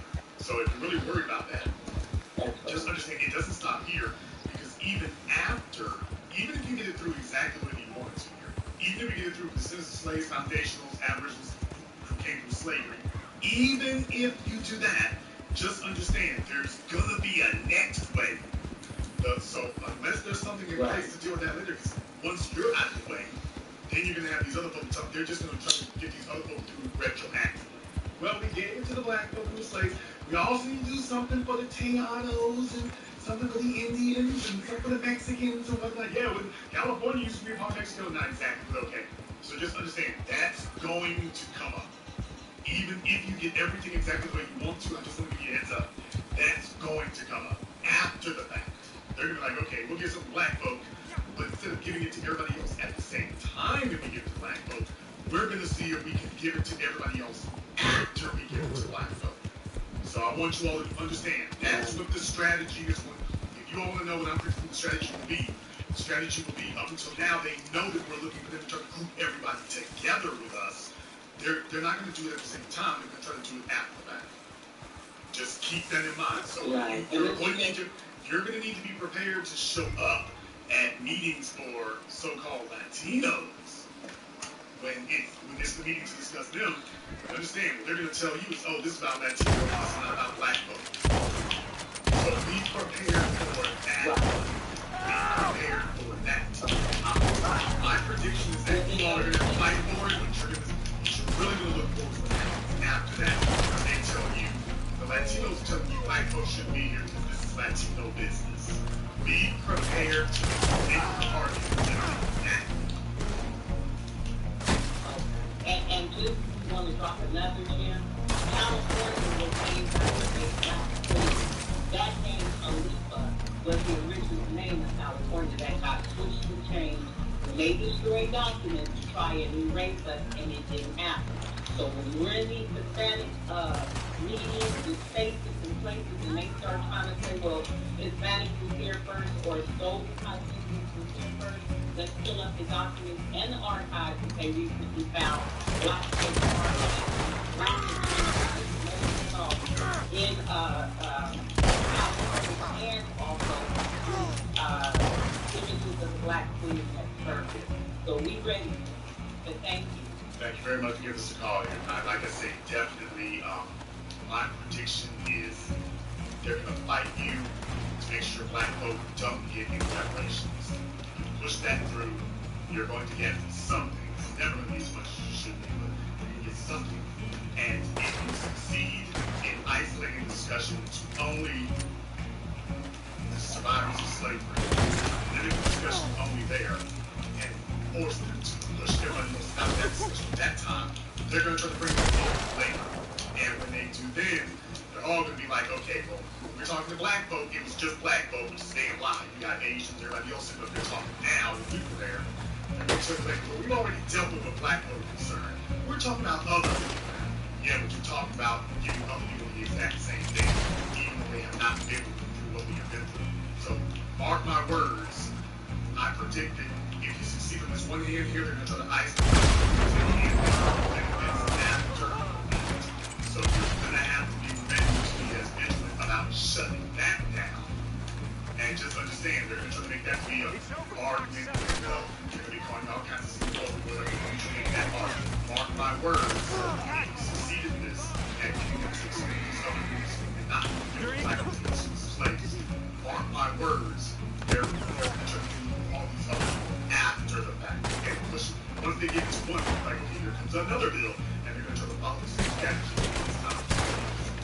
yeah, well, you're gonna make those numbers different.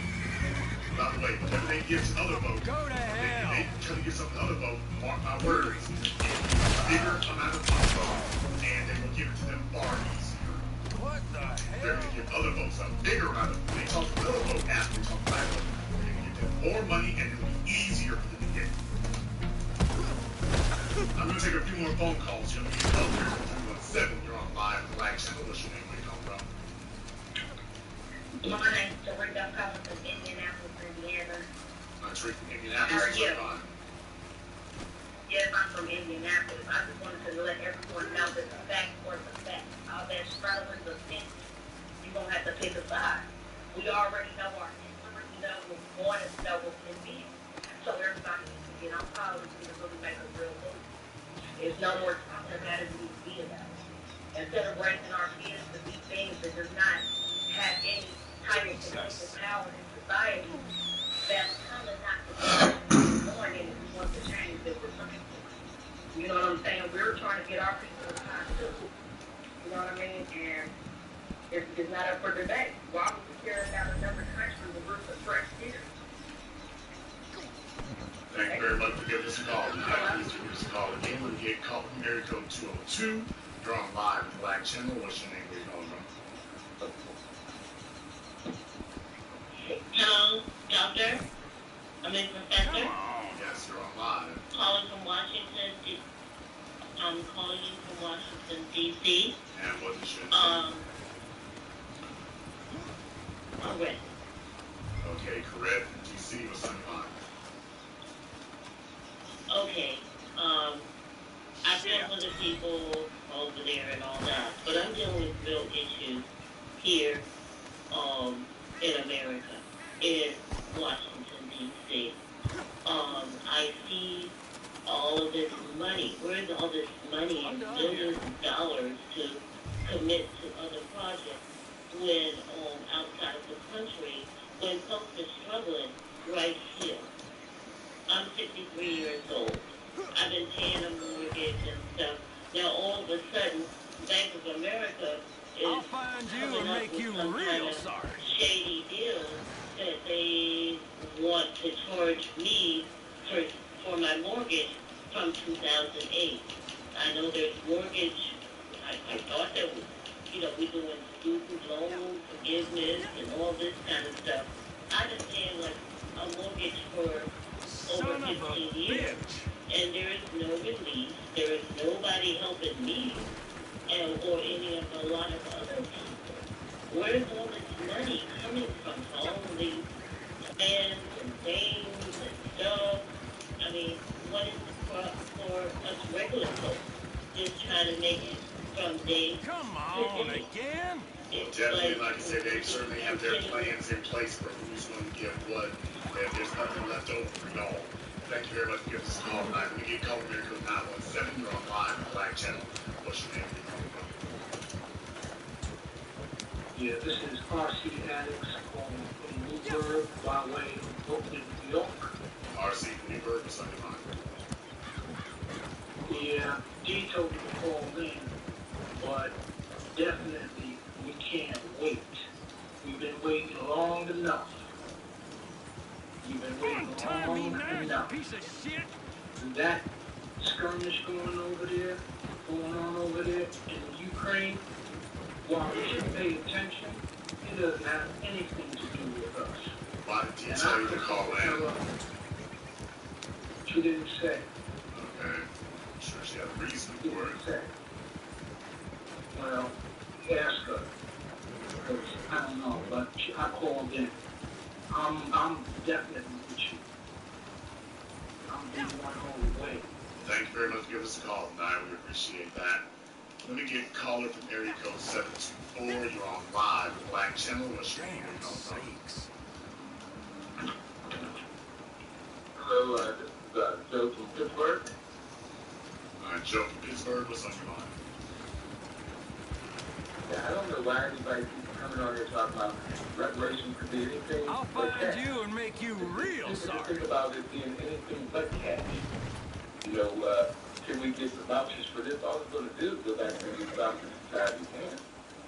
Now, as far as us Getting anything fucked up, that's what reparations is. Everybody just remember cash and quit acting. Quit Oh, shit, not again. Yeah, the real thing is, like I say, when you start saying things like taxes and student loans, what you're really doing is deferring it. Because once you give them the ability to defer it in any way, they're going to start reorganizing things in such a way that it doesn't give you anything. Or it stretches it out for so far that basically what's shooting in blood slows to a trickle. So, no, we're not taking Bitcoin. We're not taking gold. You took it from us in the form of dollars. You fight world wars in dollars. You are going to return it to us in the form in which you took it. You're not taking substitutes. You're not going to give us land grants. We're not going to take any of that. You took it in cash money. We are having to return cash money. Thank you very much for giving us a call. Certainly, the vote seems to be in on this. Everybody seems to be almost on the same page here that no, reparations can't wait. It can't wait. Whatever else is going on, it will wait. But what you owe us is not going to wait. Period, point blank, in discussion. So let the Democrats, Republicans, Ukrainians, Russians, Martians, Venusians, and everybody else understand this is what the issue is.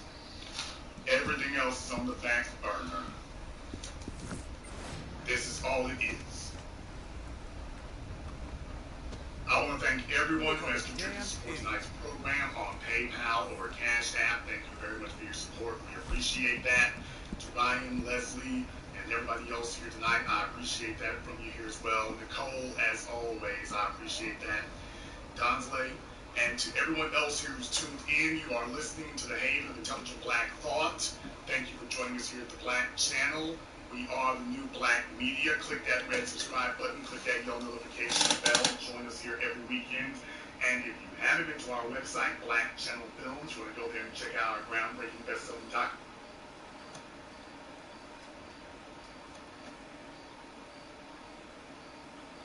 I mean, what is it for us regular folks just trying to make it from day to day?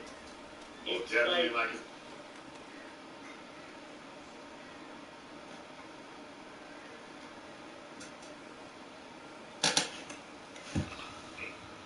The Hood Clips crowd, the World Star Hip Hop crowd.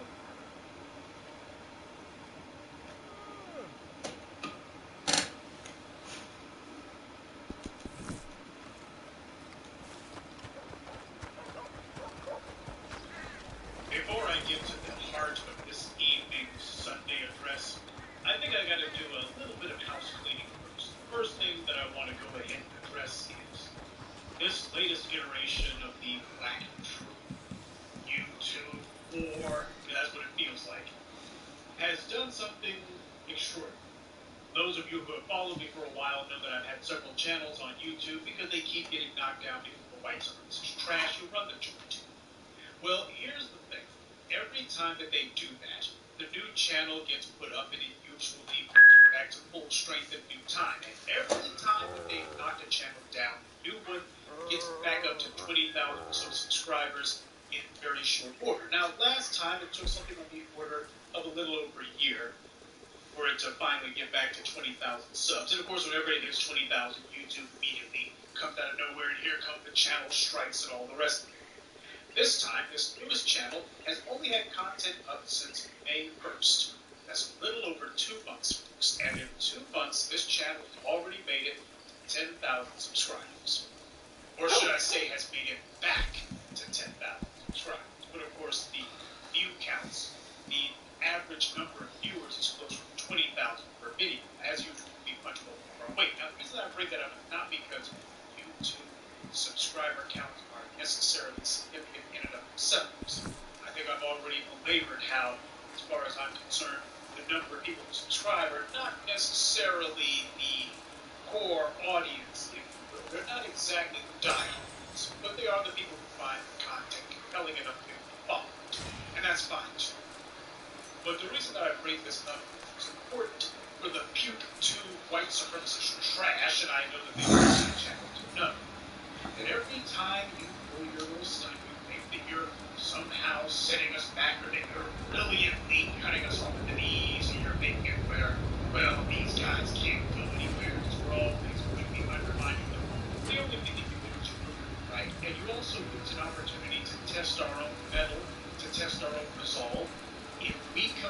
very house and decide that we're going to drop trowel and relieve ourselves on white supremacist table. And the best that you can do is say, get off the table. And then we jump right back on it again and do it all over again. That says more about us than it says about people. We expect that being in a white supremacist sewer like you do, that they're going to be knocking the channel down. We expect that they're going to be trying to throw roadblocks and stumbling blocks in our path. We expect that count. And they can count on the fact that this is not new to us. This is far from the course. At current count, as of this evening recording, this current channel is now up to 10,100 subscribers. That in only 2 months. And I don't want any of you to underestimate how grateful that I am for your having followed and having kept us all these years.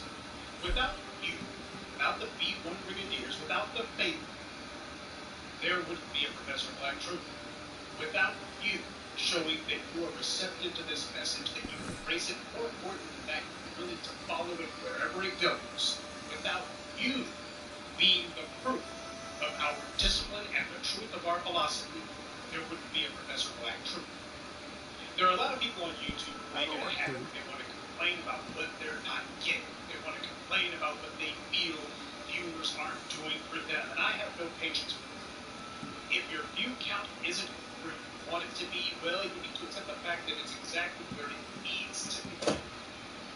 If you're complaining about the fact that you don't have more people watching your channel, you might want to address the biggest problem that any content creator has, and that is the content. Your content ain't compelling. Your content doesn't drive viewers. Your content may be interesting enough for somebody to show up for one of your occasionally salient videos, but you'll notice that they don't keep coming back. They'll show up for one, it's a movie, and they're done. In my case, I'm not concerned about having 100,000 views per video. Hell, I'm not even concerned about having 50,000 followers. I'm concerned. It's a matter of quality viewership, not the quantity. There are lots of idiots out there, the frauds and others, famous frauds and phonies, who will have a whole bunch of viewers, and then when it comes time to pass around the hat, nobody puts anything in it. Yes, because your viewership may be large, also largely empty, largely meaningless, largely useless, largely worthless. You've attracted a bunch of worthless people, the lowest common denominator. The Hood Clips crowd, the World Star Hip Hop crowd, the sitting on their mother's couch 8 hours a day, smoking a joint crowd. That's who a lot of these clowns appeal to. And then you wonder why it is that these idiots are constantly having to do this e-begging.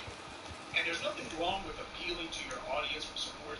That's exactly what right-wingers do. It's what the enemy do. If you have a viewership, there's nothing wrong with having them to make sure that you're able to continue do and do at a high level.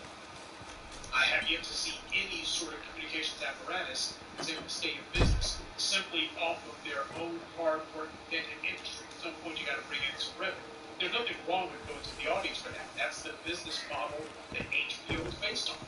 It's the business model that cable television is based on. Nothing wrong with it. But there is something wrong with if you were to basically say, I expect that my viewers are going to support what I'm doing, and then next thing you know, you're coming out of the woodwork every 5 seconds with some hard luck story. Don't seem to me like you're depending on the viewers. It seems more like you're trying to stick your hand in their pockets and see if there's any extra change. Now, that I do not respect. That I do not put up with. That I don't honor. Ain't no way in hell I'm going to support that garbage. And if you're one of the people who complains about where your viewership ain't, I don't have any patience for you either. Get the audience that you deserve. If your numbers aren't as high as you need them to be, you need to ask yourself, what the hell is it you expect out of all this? I'm fine exactly where I am. Want to know why? It's because of the quality of the people that I've attracted. If the idea was to have a large viewership, well, hell, all you got to do is stop talking about black empowerment. Black empowerment is one of the least popular things on the planet. We're under oppression. White supremacy rules the world. That being the case, you start talking about how to empower the people who white supremacy was specifically set up to crush and disempower. That ain't going to be a popular message. I just got through doing a video a few days ago about that Puerto Rican woman won a Democratic primary in New York. Didn't thank black people at all. I get a segue to Doug Jones in Alabama after he won his election. say anything about black people until way into his victory speech. He gave a blink and you'll miss it mention of black people. He wanted to make it clear, I'm thinking my wife, I'm thinking my campaign advisors, I'm thinking the rest of my U.S. attorney buddies, I'm thinking gays, the humpbacks, the one-eyed, one-horned, blind, purple people eaters, and black people. I'm also thinking the elderly people, I'm thinking women, I'm thinking homosexuals, I'm thinking the gay lobby. Can't do without the gay lobby. I'm also thinking the legals.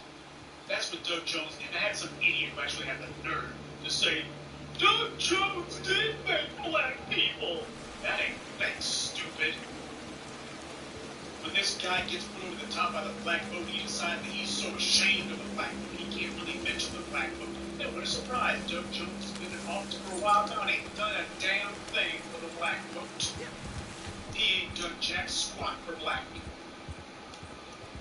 You know, you don't have to say thank you to the black community. You just make sure you come with tangerines. Doug Jones had done that. He gave his one and done roll by at 80 miles and 100 miles an hour. Black people had his victory speech. That way, morons like you, idiots who tried to vote Doug Jones, idiots like you would be able to say, he did say black people. Barely. But he only said it one time and he ain't never said it since. See, black people, in 2D cases, I did a video essay a long time ago called Majoring in the Minors. And I did that specifically to chide and take to task the empty-headed, mush-mouthed, cotton-headed fools who call themselves coming off this channel, coming to this place that Truth built, and deciding that they're going to try to prove that they're the smartest guy in the room by how effectively they can nitpick. Then when I point out to them, stupid, I already covered your point a long time ago, instead of them looking and going, oh, well, maybe I should be here for the information. Maybe I should be here because this is the place talking realness. Instead, they try to tell me the one thing that they think that they know. What's that old saying? Nobody will ever know how stupid you are until you open your mouth and tell them. I love it when I have a bunch of dilettantes, a bunch of morons, a bunch of idiots who call themselves coming in here, and that's the reason why the block button stays on tap. I keep that block button ready. Because there's always some idiot who's going to be coming in here, deciding they're going to try to prove to me what little that they know. Let me tell you something. I've done the freaking research. I do my homework. I don't have the time, nor do I have the patience or the inclination to keep going over every single point, belaboring every single aspect of every single video essay over and over and over again for the people who are too lazy, too ignorant, too dim-witted, to have gone back to the archives and watched it themselves. These people, and there's one kind in particular who will not be mentioned because they don't have access to the channel anymore. The thing that got me was, you cannot possibly be one of the B1 brigadiers. You can't. Because if you were, you notice how there's a lot of other people, especially my longtime folks, who never talk that way. You want to know why? It's because they've actually paid attention. They've actually been watching. They've actually been viewing. You don't get anything done when you have these shallow-minded dimwits who come around. It's one of the reasons why the size of the viewership don't mean squat.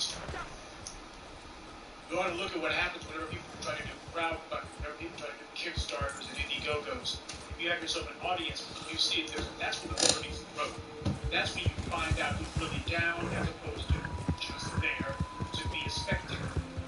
If you say that there's something that I'm trying to get done, and I'm appealing to the viewers, when you pass around the hat, that's when you figure out who the faithful are, who's really down.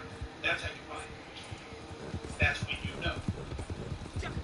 Now, I've never done that. I'm just saying it's a matter of this is the reality of trying to build any sort of platform. This is just the nuts and bolts. And I think the people who've been around a long time, and the new ones who are within time going to prove themselves to be true, prove themselves to have common sense. You guys are the reason why Professor Black. On a side note, as I have seldom said, because I haven't really said this much, though I probably need to say it. There have been some morons out there trying to give pro-black a bad name. Well, let me go on the record.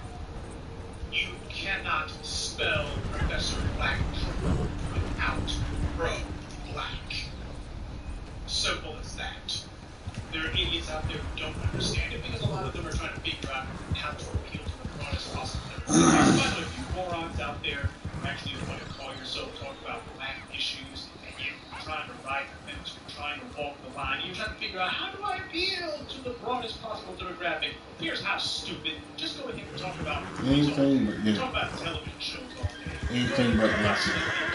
Music, entertainment, that's the sweet spot. Okay, stupid there.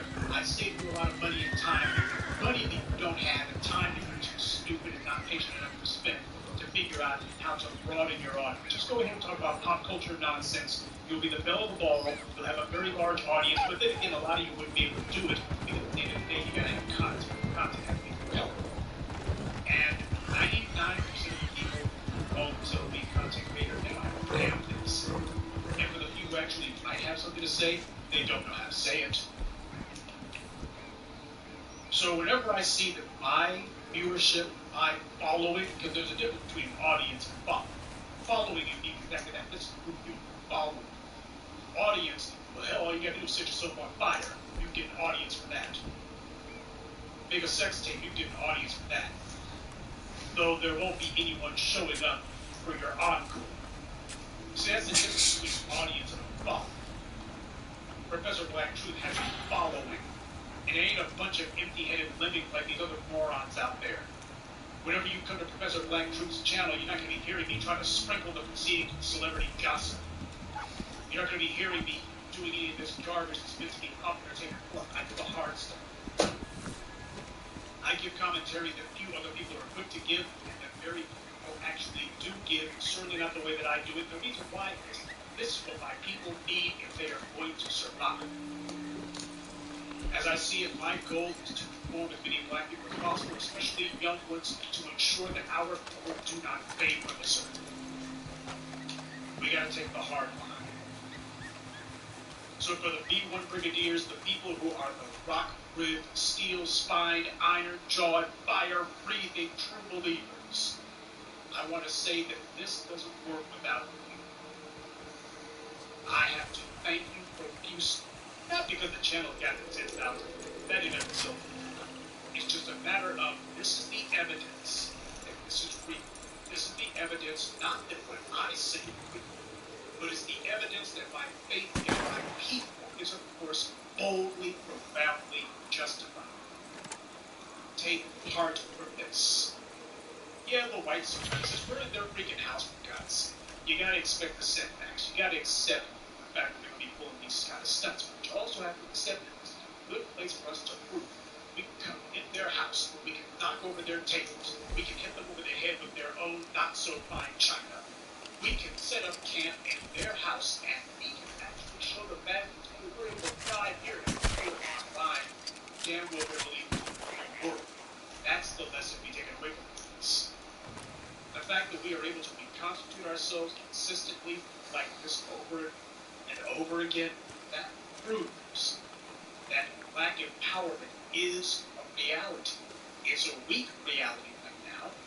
It is a spoken reality, not yet put to practice, but it proves that this can work. Now, that said, let's go ahead and get to something that doesn't work. Today, we had the white media making much ado about absolutely nothing. There's been a whole bunch of protests across the country, some large, some not so much, of a whole bunch of civic-minded people who decide that they want to tell President Trump to stop sending all of these illegal aliens back to Mexico. In comparative terms, they're only a handful of people, but the point is, white media loves a circus, and this has been free reigns. So you got some people who are out there saying you can't tell an illegal alien when they gotta go home. Imagine that. White media is making it a point to on these people, to raise them, to go ahead and put them on a pedestal. Oh, this is the new civil rights movement by foot. And I can tell you right now, I haven't even looked to see because I cannot hold my nose long enough to investigate. But we all know how this song and dance goes. The black misleaders will no doubt be in attendance. They always are. These clowns are always trying to find the biggest parade that they can. They're trying to jump out in front of it. That's what Jesse Jackson and Maxine Waters and John Lewis and Al Sharpton and the rest of the fakers, frauds, and phonies, the do-nothings, the civil rights retreads, the clowns who ain't never produced and never will. That's what these guys do. They try to find wherever the TV cameras are and they jump out in front of them. They're everybody's advocates, except for black folks. They're real weak on that. Yeah, they'll say a couple of words, but the thing is, they only go so far. Al Sharpton got his little show from MSNBC. He's sufficiently pacified now. But people who are very upset that a bunch of illegal aliens are having the laws enforced, they're not citizens, but they're angry that these non-citizens are being told you gotta leave to the country. Meanwhile, the same people ain't had a damn thing to say about black folks getting murdered in the street. Black people are not being sentenced for substance. Black people are being murdered with impunity. And it's been white juries who have been acting as the henchmen, the support staff, aiding and abetting these murders. You've had white people who have been using the power of the jury system in order to completely nullify the law. They ignore the law and go, as long as you kill a black person, we're going to vote on that. We're going to take a vote on that. The vote is that we're letting you get away with it if you kill a black person. That's what's happening. The white media is not going to draw any sort of contrast because the white media is trying to indoctrinate the public. They're trying to do social engineering. This is about telling people a social narrative. And the social narrative is, if it's about black people, well, we're going to point out that Freddie Gray, well, okay, maybe he didn't break the law, but his mother was on drugs. Well, his mother wasn't the one who was killed, so that means nothing. Well, we just need to throw that in. What about Tamir Rice? Well, the little toy gun that he had didn't have the orange tip on the front. Well, it doesn't matter because he was killed before the cops even saw it. Well, moving right along, Eric Garner was selling loose cigarettes not the day that he was strangled to death. Eric Garner was not selling loose cigarettes. There was a fight that broke out. He happened to be in the wrong place and clearly wrong time. But then again, all of America is a place where black. Every place is the wrong place at any time at the wrong time. Terrence Crutcher, car broke down on a freaking highway. Murder. That's the reality, folks. Your white media goes ahead and says, well, Eric Garner did apparently have drugs in his system. He didn't have a weapon in his hands. That's the point. He was no threat to anyone. So the white media makes it a point to run interference for every killing of a black person, to explain why the black person had to die, and to give the hints that, well, these are all just criminals. Think about it. It's just all criminals. Well, what about these people later? You're going to tell us about their rap sheets? You're going to tell us about any of these legal aliens with their kids here? Haven't even broke the law. The first law they broke is they stayed in the country past their visa. And that, by the way, for all you black folks out there, because there are some of you black folks who like to fancy yourselves moderate, political moderates, who don't tell a damn where it even means. You talk about things like build the wall. The wall is a political statement. Most of the illegal aliens who get to the country get in overstayed visas. You want to do something about illegal immigration, you got to go against the white power that acts as magnets to bring these illegal aliens ain't working for Pedro and Heaven. They're working for white guys. They're working for landscapers. They're working for construction companies. That's where they're working. And they're working for white people. You're not going to be able to do anything about it until you make up your mind that white people have to be punished. You know, Pat Buchanan talked about how he tried to, during his 2 failed presidential bids, he talked about how he tried to go to the Businessmen Association, Chamber of Commerce, and let them know that the first thing he wanted to do was to go after employers who hired illegals. He thought that they were going to like that because, as he saw it, a lot of these employers, why you're being hurt by all of this low-wage labor. They told him afterwards, we're never going to support you.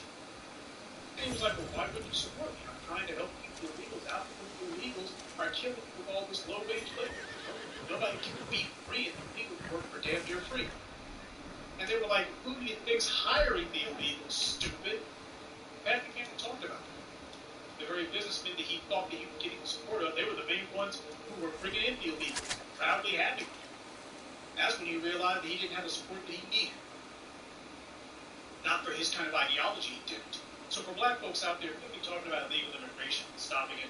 The wall, and I've tried to explain this, the wall is a political sentiment, it's a political statement. Just like the one in Israel on the Gaza Strip. Really didn't put it there because they thought that that's going to stop Palestinians. The point is, it's a statement. And the statement is, this is a gated community, you better stay out. That's the statement it makes. But if you're not going to do anything about the white businessmen who are recruiting these illegals, who are protecting these illegals, and no matter how many illegals get arrested on a job site, or how many illegals get arrested for a landscaper, or no matter how many illegals get arrested working in a packing plant or something, no matter how many of them get arrested, you never hear about the business owners getting arrested. We get arrested, we get charged. Nobody ever does anything. It doesn't matter if it's Republican or Democrat. And the white media never starts a discussion about that. Even Fox News doesn't. You see, there's a lot of clowns out there, these Rush Limbaugh wannabes, keep spouting that nonsense about we need to build a wall. That's cool with business. The business interests who prop up the right-wing media and left-wing media, they don't care about the wall. The wall is not going to affect them. So a lot of you idiots out there who think that there's some Rush Limbaugh and Sean Hannity wannabes, you copied their talking points, but you also copied their logical and their logistic fallacies as well. The reason that these guys can say build wall is not because they think it's out. It's because it's rhetoric to pacify the ignorant who don't know any better. And of course, your people on the left, they're not going to make too big a deal about that. They'll make it about the wall, but they're not going to talk about the right is the higher elite. They're not going to get the left the same. Because that's the whole point. The whole point is, let's not talk about the white power. And you won't hear your blackness leaders talking about that either. None of them are going to say it. They're all playing the game. See, this evening address is not merely about that do-nothing march, which ain't going to produce a damn thing, but it will show the public it's going to validate the idea that as long as you're not black, that's a completely justifiable thing to stand up, even if they're not citizens. Nobody will criticize you for that. That's a safe position to take. So the second you start talking about the mistreatment of black people, well, here comes the media to debunk what you're saying. Here comes the media to try to discredit what you're saying. Here comes the media to try to dismiss it. They can't disprove it, but they will try to discredit it. That's what this is all meant for. The media's cheerleading for these rallies. That's all there to dominate the public with the idea that it's okay to stand up for them, but you better not do it for black people. You don't have black speakers out there waving the flag. Black people need to be a lot more politically savvy and understand why it is that there is a quote-unquote two-party system. I've mentioned it before, and I hope some of you will actually take me up on it one day. Niccolo Machiavelli, in his classic book, The Prince, it's his most well-known work, he talked about to his lord that he might want to consider instituting a legislature. He said, I saw an interesting thing in France. They've got a legislature. We might want to get one too. But the reason that Niccolo Machiavelli advocated starting a legislative body, it wasn't because he cared about the will of the people. In fact, the description that he gave of the function that a legislature serves is exactly the opposite of democracy. He said that it could act as a buffer between the king and the nobles, but it also acts as a buffer between the king and the people. It means politically insulating himself. The king could hide behind the legislature. If something happened that the noblemen didn't like, the money powers, the elites, they didn't like it, he could point to the legislature and go, well, hell, blame the freaking politician, what are you coming to me for? And if something happened that the people didn't like, hey, you all got no one to blame but yourselves. You're the one who chose these idiots. So that's what Niccolo Machiavelli talked about hundreds of years ago. He understood exactly what the function of a legislature is. And when you look at how things have gone in the United States, not just time forever, you understand that he was absolutely right. You see, Niccolo Machiavelli understood that if you have political parties or some sort of democratic system, you can very easily position yourself correctly, turn that thing into a professional, do-nothing society. You can have a system of controlled opposition. Now, a lot of you don't understand that that's how political sophistication has always worked. You go all the way back to the Romans. Hell, you go all the way back to the Greeks for that.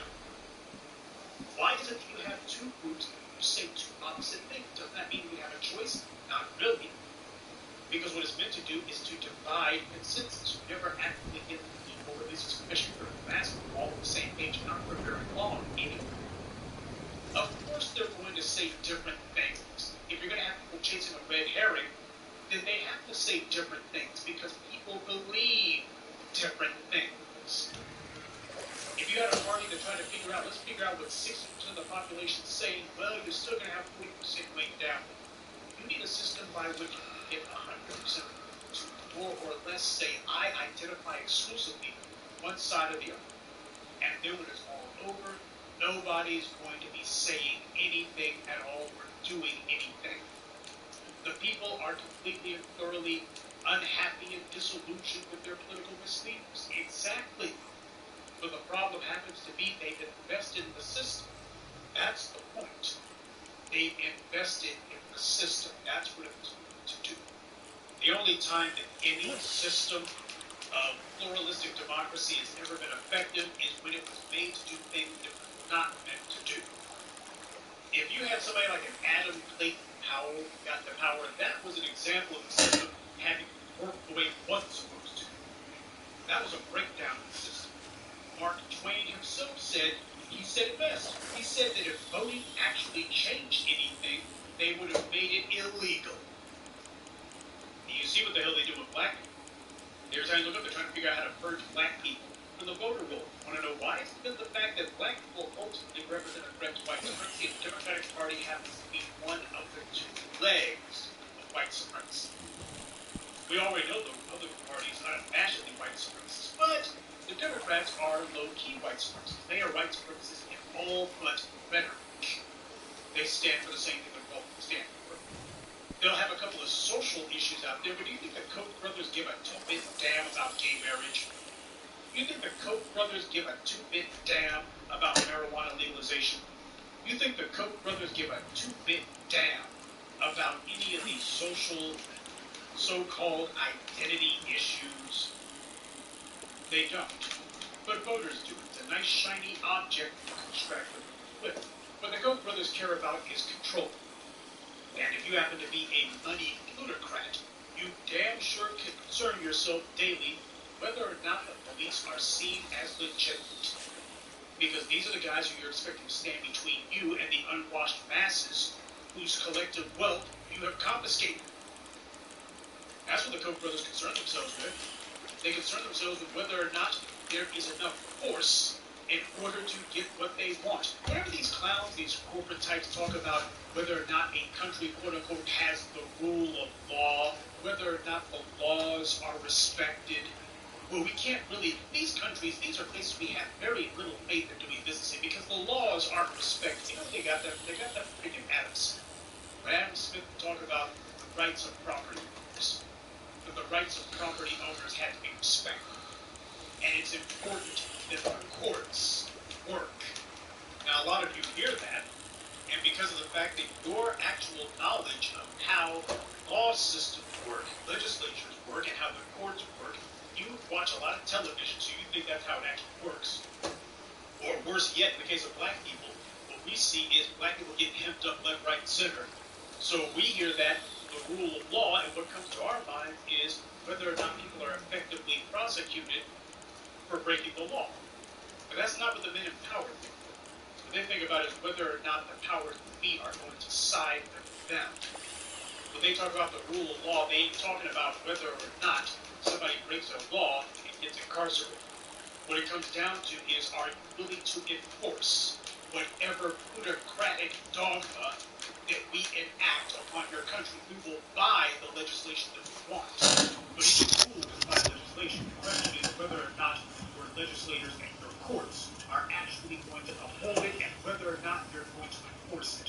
When we put all of these plutocratic privileges in place, we start to slant the table completely and thoroughly in the favor of the elites. Is there a robust enough and organized enough police state in place that is going to enforce this? Because people ain't going to like it. So do you have enough force where you can do that? Or are we going to find your judges saying this isn't constitutional? They were going to stand up to us. What was it that Robert Cooley said in his book, When Corruption Was King? That old political saying that it's far more important to know the judge than it is to know the law. And that's what we see happening over and over and over again. So when you see these pathetic rallies demanding that Donald Trump stop incarcerating the illegal aliens, stop hemming up their children, what they're really saying is, hey, there's a racialist pecking order in place. You better not treat us like you treat the Negros. Same thing that the Asians were doing when they were out there doing nationwide protests for Peter Liang. Oh, we've seen this one before. And I know that for a lot of you, that's the first thing that came to your mind when you saw these nationwide protests for people who were breaking the law. You're like, it kind of sounds like the Asians when they decided to go to the bat for Peter Liang. Now don't. Exactly. These other non-black groups, they understand that white supremacy is a racialist pyramid scheme. And they also understand that they don't want their position to move. They're fine. These guys, these other groups, the Asians, the Hispanics, the Arabs, Indians, whatever, these guys signed on to white supremacy a long time ago. They knew exactly what the hell they were doing. They willingly signed on to white supremacy. They have enthusiastically and wholeheartedly been white supremacy bootlicks and lackeys. They were not fooled. No one deceived them. They weren't tricked. It wasn't that they didn't know what they were doing. What they figured was that they were going to get in. When they fit in, what they thought was, oh, this will be a good deal for us. Look, Hispanics come across the freaking border. They were looking at going, hey, we want the exact same racialist scam that we had in Latin America, which is like a few more tangible benefits, if you please. And the same thing goes for the Asians. So a lot of you black folks who are thinking that maybe you got some steezo pals south of the border who are cool to be with, man, they're like these white folks. They're cool to be around for a few minutes. But you better look at how the hell they treat black people in Latin America. Okay? If they treat black people in Latin America poorly, what the hell makes you think you can expect any different? And indeed, you did not. You didn't get anything different.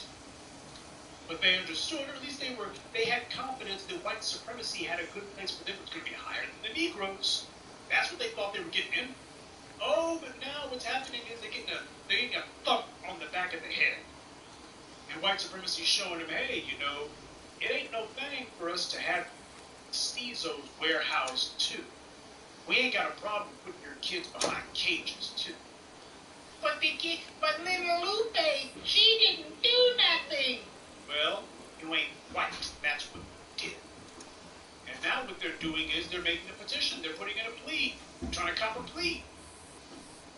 They're trying to show white supremacy. No, we're down with white supremacy. I can tell you right now, behind the scenes, you're going to believe from freaking La Raza to the Hispanic Lawyers Associations to the MALDEF, Mexican American Legal Defense Fund, all of these Hispanics right now, you better believe that they are doing whatever they can to let President Trump and the rest of the white power brokers in Washington know that, hey, we're down with the program. We'll toe the line. What do we got to do to get the heat off of this?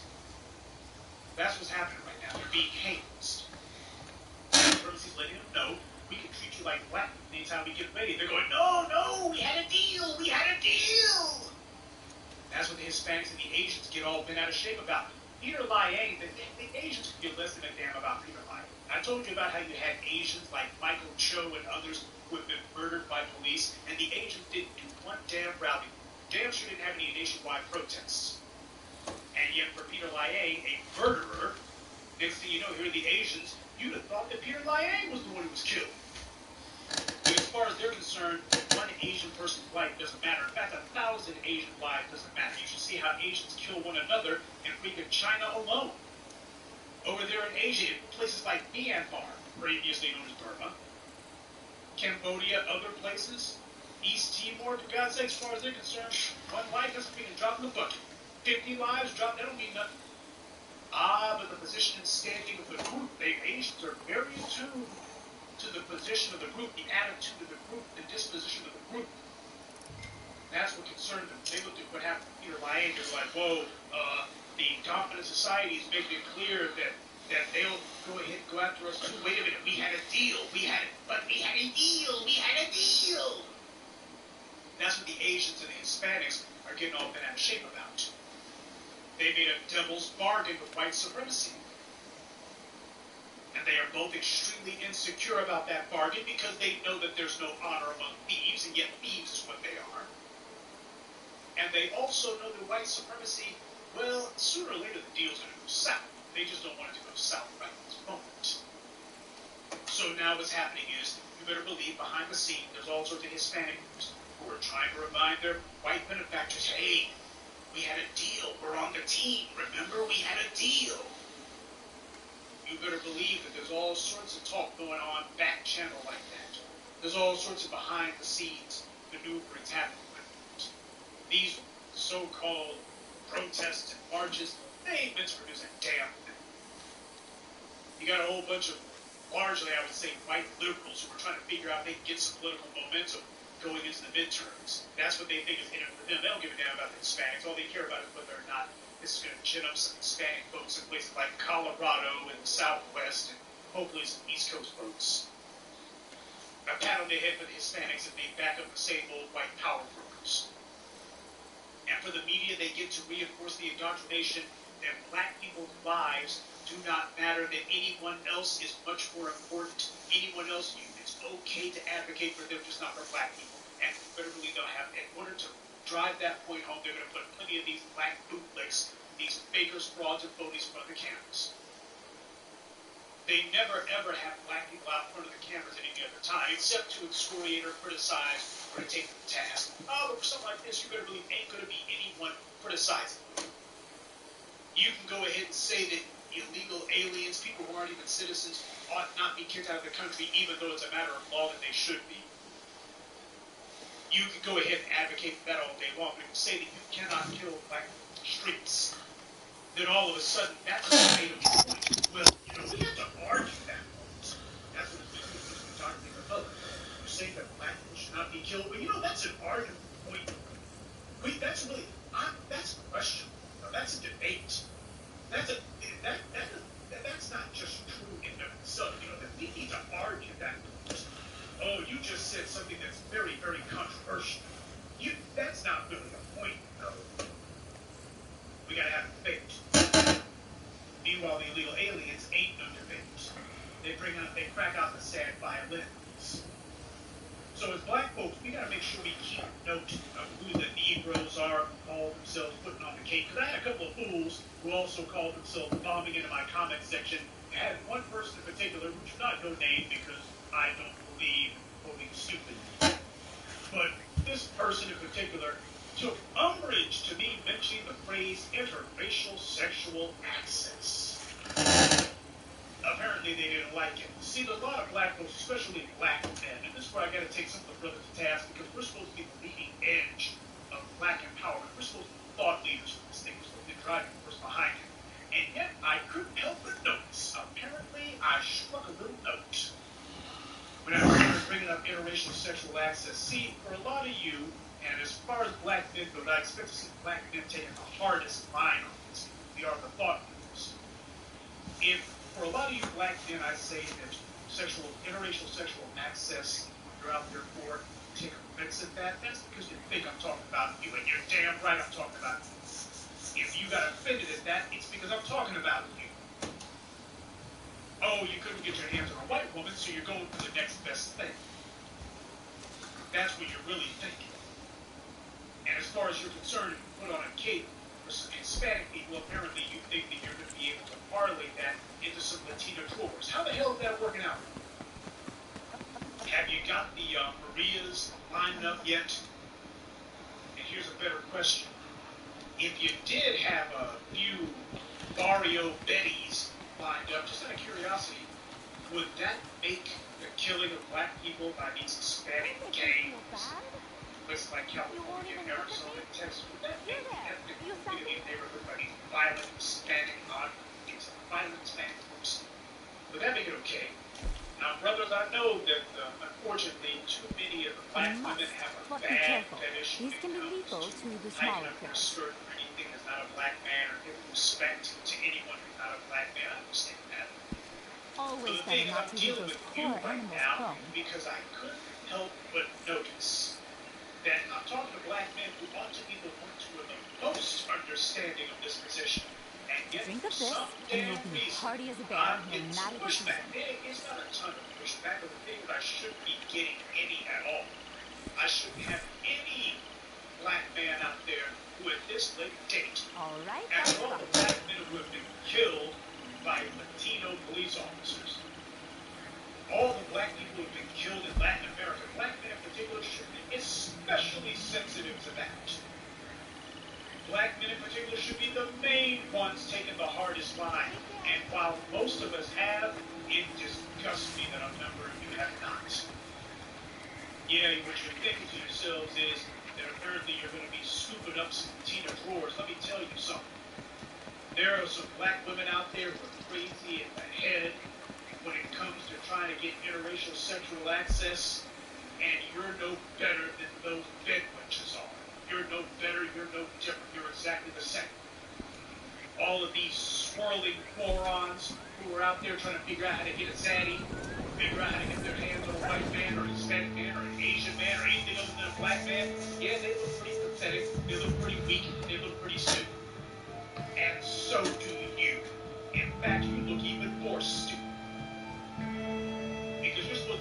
main one who drives legacy.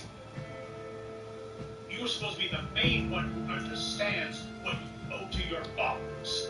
And what you owe to your fathers is a next generation of children who look like them. See, these other groups understand what legacy is about.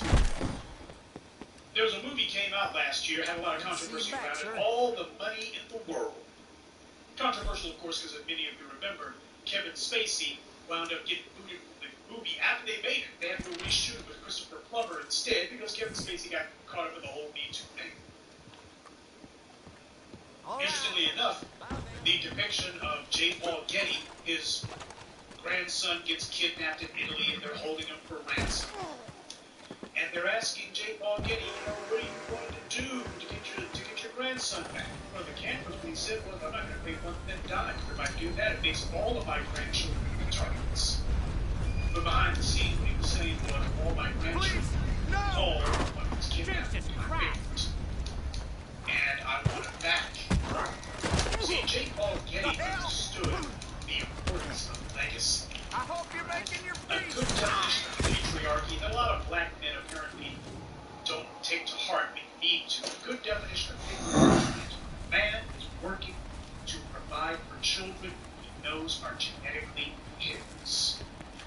The great thing about legacy is that it forces you, compels you, it drives you to extend yourself. You go beyond your own flesh and blood. You go beyond your own lifespan. It connects you to the infinite. That's the great thing about legacy. Think about what's going to happen to those who carry my DNA after I'm dead and gone. What am I passing on to the future? You know, it's amazing. A lot of you Negroes out there, a lot of you black men still out there campaigning for teenage wars. Some of you actually have children. You're the main scumbags who I think there's a question mark as to whether or not you actually take care of your kids and try to keep your options open. You don't understand what legacy is when you can't be bothered to learn. So the second that I sit here and I decide to turn one of your sacred cows to hamburger, you know what's important to black folks whenever you talk about stuff that don't matter. Interracial sexual access is nothing. It means nothing. In fact, it's dangerous and retrogressive. This is regressive, okay? This is something that hurts us. There has never been a circumstance where black people have gone calling themselves chasing non-black bedfellows and that story had a happy ending. Did it have a happy ending in Brazil? Did it have a happy ending in Haiti? Did it have a happy ending in Africa? Has it had a happy ending anywhere that has been tried? And you've got these people still doing it. You got black women who are out there bed-witching to beat the band, and you got black men who want to take me to task because I called them out on their interracial sexual access fetish. Yeah, you can tell it's important to black people. And it ain't nothing important. You'll come at me because I called you out for the fact that you are more loyal to a pair of Tina Trollers than you are to your own people and to the future of your people. And you'll try to hide behind all sorts of clearly insincere, fraudulent rhetoric about, well, ain't we all one people, stupid? To have any sort of pan-racial alliance, you need to be looking at what the people on the other side of the aisle are doing. I don't see them looking at this man trying to build bridges with us. I see them using violence to drive black people out of their own neighborhoods.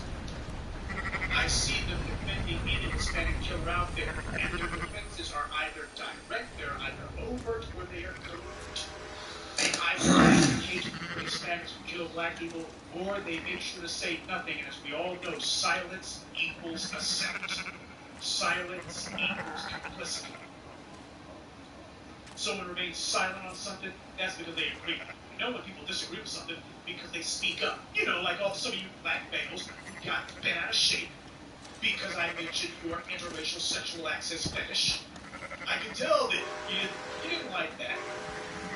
You never come around any other time, by the way. If I sit here and decide that I'm going to go after religion, any sort of religion, got some black folks who get bent out of shape about that. I call you out because of the fact that having sex with a white man is more important than the fact that a white man, Dylan Rubin, shot up a whole bunch of black grandmothers.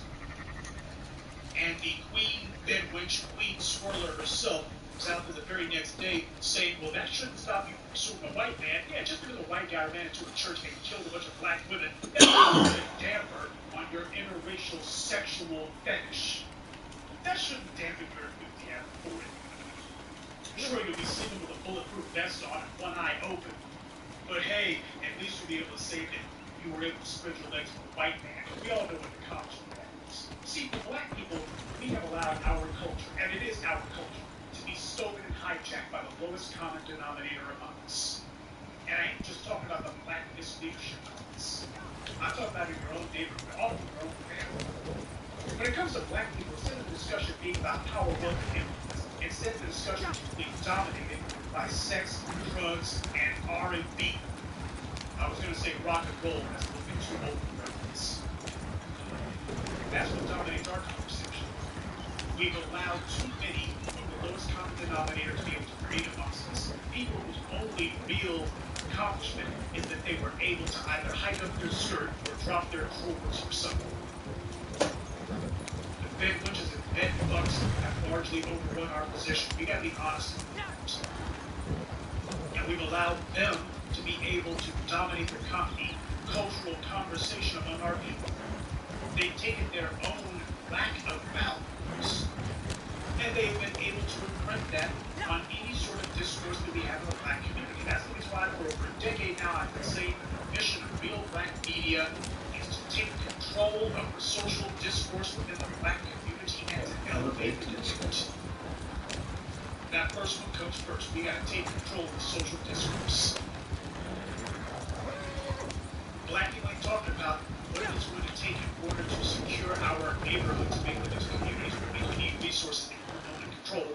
Instead, what happens is we make where the conversation is thoroughly dominated by bedroom talk. And we see this amongst our children.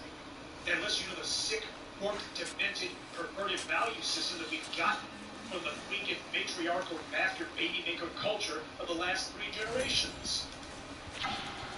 Whorehouse culture has thoroughly permeated and made our community just putrefied the black body politic. Because what matters to a whore is whether or not she's got Johns lined up. That's where her security comes from, whether Johns lined up. Oh, they were used to going to the juke joints and sawdust joint dance clubs in the 60s and 70s. But the problem was that they didn't have anything else to offer either to a man or to the human race. They had a bunch of black single mothers out there getting knocked into the club. And because of the fact that the only world that they wanted to be a part of was the club, they turned their homes into an extension of the club. That's the reason why when you go to their places, if you dare to, the freaking place will look like a cyclone in it. You'll have just mess all over the place, clothes all over the place. She don't keep her goddamn house. Oh, but she will make sure that the stereo system is on bleak.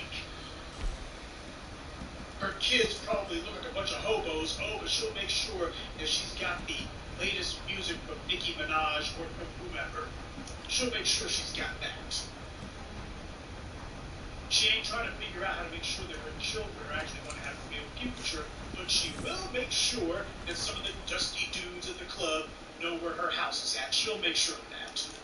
She turns the home into an extension of the club. Loud music, because, nothing says peaceful environment for raising, a good environment conducive for raising responsible children than a place that's playing R. Kelly 24/7.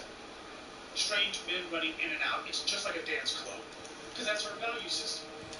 The kids see this. They hear the kind of gutter talk that mom engages in, and these know-nothing, do-nothing males who are barely, I just cringe and want to call them males, because that's too close to calling them men. Notice I don't call them men, I call them males.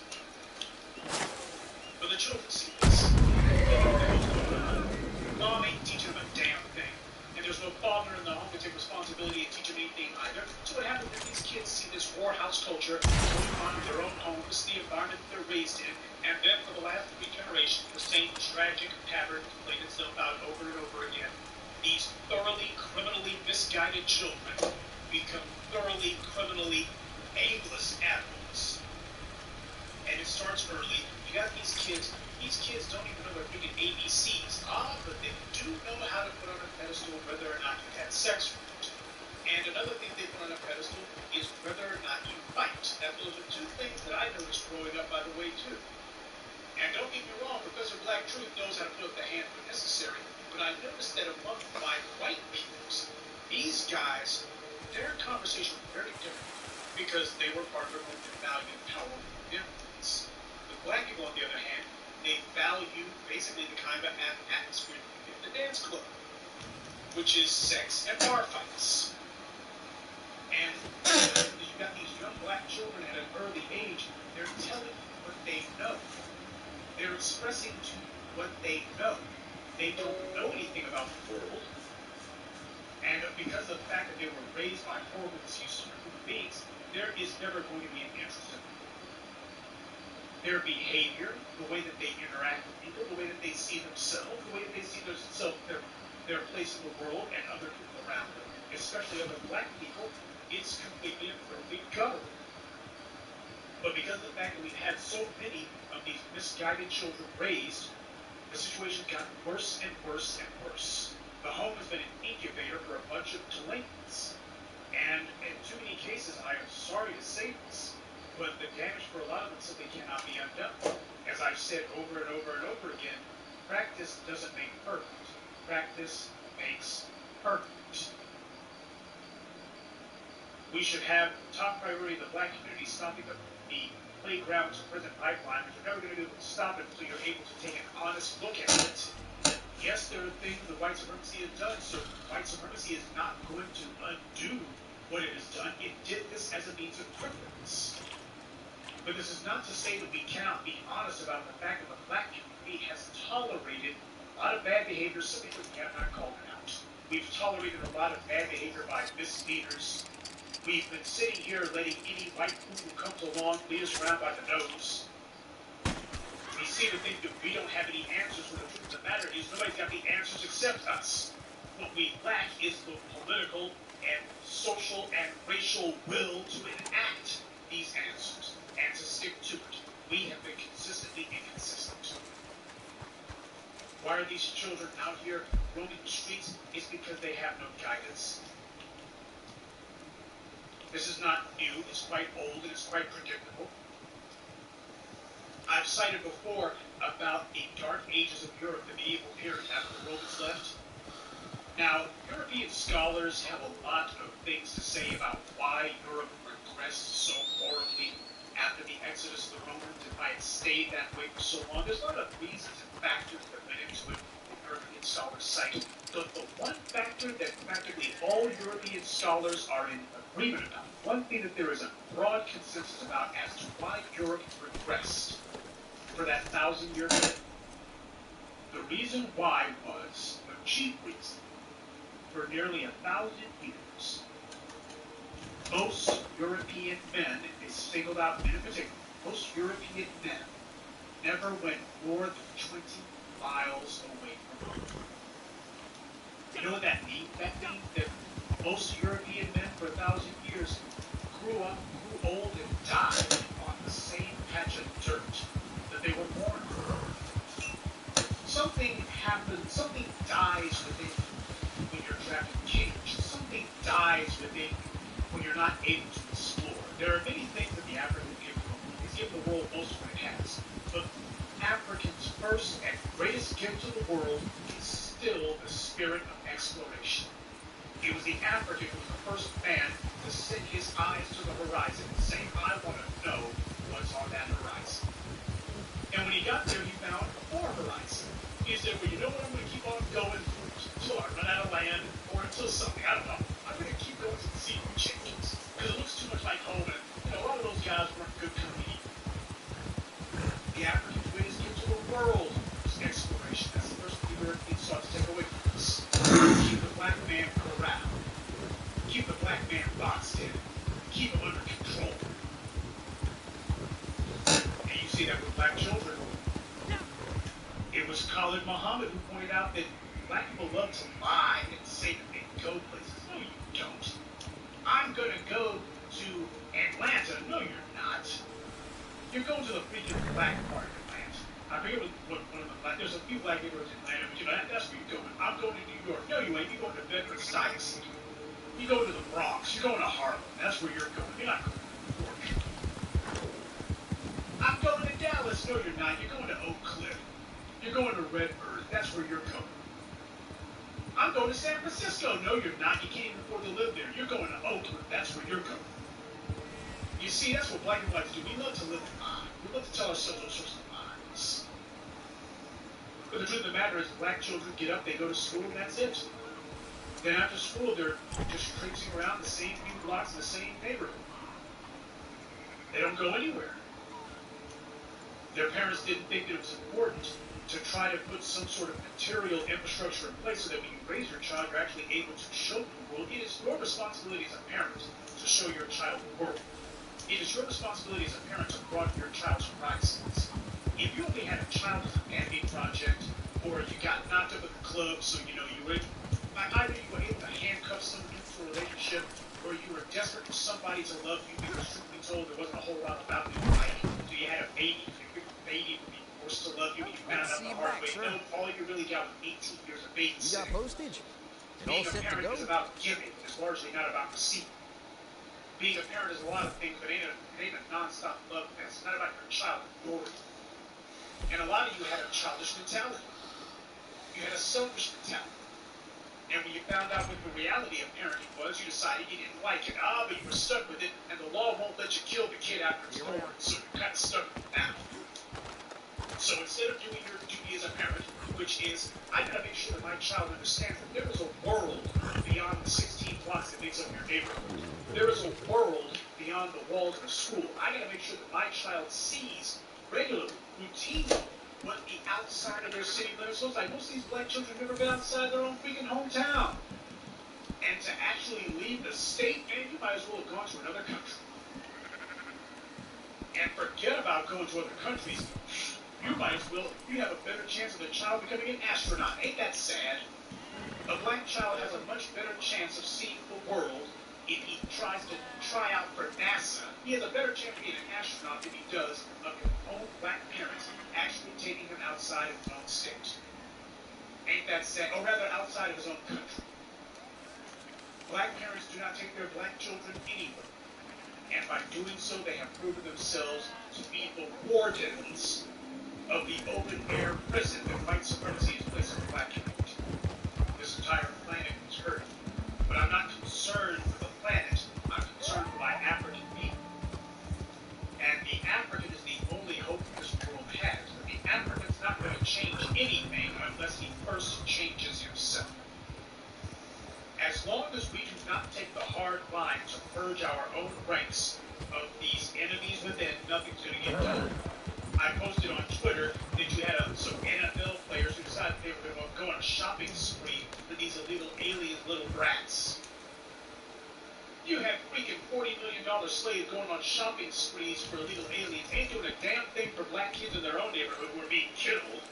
Oh, but they want to show the white media, they want to show their white coaches, they want to show these white liberals, hey, see, we're going to apologize for having made you unhappy last year with our protests. We's going to get in line, we's going to act right. You better believe that there were a whole bunch of white agents and white managers and white business advisors and white coaches and white team owners to make it clear, and not to mention the white companies that these black athletes have endorsement deals with. You better believe that they were whispering sweet nothings in $40 million slaves' ears, letting them know, you ticked off a lot of white folk in here, you better do some racial baked goods. We need to see some of, look, illegal aliens are popular right now, so that's what you guys need to go out there and represent. Because, it probably seemed a little exclusivist for you guys to be focusing on black people. Never mind the fact that black NFL players are the ones getting tased and maced and beaten up by the police and falsely arrested and all the rest of it. They're telling these $40 million slaves, you need to take these beatings to the police, white cloak with badges, and don't say anything about it. And the $40 million slaves say, yes, boss. Yeah, the revolt of the servants' quarters, that got quelled pretty quick, didn't it? They knew exactly what the golden blackjack was. And the golden blackjack wasn't money. The golden blackjack was probably access to white women. I mean, hell, you got over here in the house of Professor Black Truthville, you actually have some clowns who are coming here waving the cape. Not even white women, or Hispanic women. I guess as far as they're concerned, my dream of having interracial sexual access is so important, you can't take that from me. Never mind the fact you got folks out there plotting to take your life from you. But I guess being able to have a roll in the hay is much more important to you than whether or not you continue to breathe. Just understand, you have now made that declaration. You have now declared that before God and the world, that whether or not you can get sexual access to some non-black person, that's more important than whether or not you continue to live. So, you want to lay odds on whether or not you're going to be able to continue breathing. Your highest priority is not continuing to live, it's being able to chase some interracial droids. Okay, fine then. Made your choice. And that's the reason why I make sure to drive these clowns out, put as much distance between us and them as possible. These bastards are going to get us all killed if we keep them around. Drive them out, urge them, call them out. Zero tolerance. Make sure that they know you don't belong around here.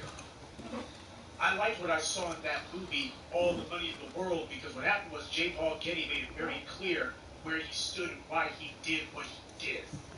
His grandson, his favorite grandson, was kidnapped, being held for ransom. And here his assistants are saying, your grandson's been kidnapped, and he's looking at the stock ticker. He's looking at the ribbon coming, the paper coming off of the stock ticker, and seeing how much money his company has made today. And he doesn't even turn around. He just looks and goes, the door. They're coming in to tell him his grandson's been kidnapped. The only thing in his mind is, please close the door. Not because he hated his grandson, because, hey, the money's rolling in. And he's got 14 grandchildren. It would have been tragic if his favorite grandson had been killed, but you know what? He had 13 spares.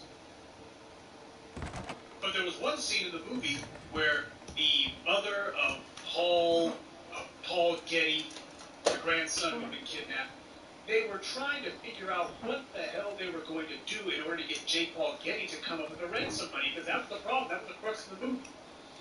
Was he going to pay? He could, but he kept saying no, he wouldn't. And what it really came down to was he was trying to leverage a negotiation with his daughter-in-law. He wanted custody of the grandson. That's what J. Paul Getty wanted. He wanted custody of that child. As far as he's concerned, this kid's going to be my living legacy. When I take my last breath, this kid's going to be all I leave to this world. So he needs to have a proper upbringing because his father has been a drug addict and a skirt chaser his entire life. He ain't amounted to a damn thing. And this was his own son. He was like, boy, he amounted to jack.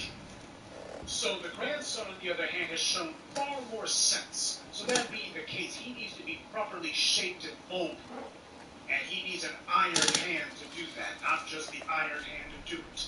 But the mother would give custody. He made it clear, you can get everything you want, but one of the things, you're not going to be able to get anything from me unless you sign over custody of this kid. Nothing personal. This is the way it's got to be. The mother said no. Now, I'm not going to ruin it for those of you who haven't seen it. It ain't much to see in something. If you read a history book about the Gettys, you know about this little chapter. The point is, that's what men wield power. That's how they see their project. Look at Rupert Murdoch. Rupert Murdoch, he's basically trying to get ready for his own death. And how the main thing he's going to give to this world, the piece of the world that he's able to seize for his children, is News Corp. Now, of course, he's like all old men who know that their time is running out. He's doing some desperate stuff to get his hands on Sky. He would really like to have that feather in his cap before he goes off to that big newspaper yellow journalism con man game in the sky. But before he shuffles off this mortal coil, no doubt to write all sorts of unflattering pieces about God, he wants to get Sky. He wants to get the whole Sky thing. Like, he wants all.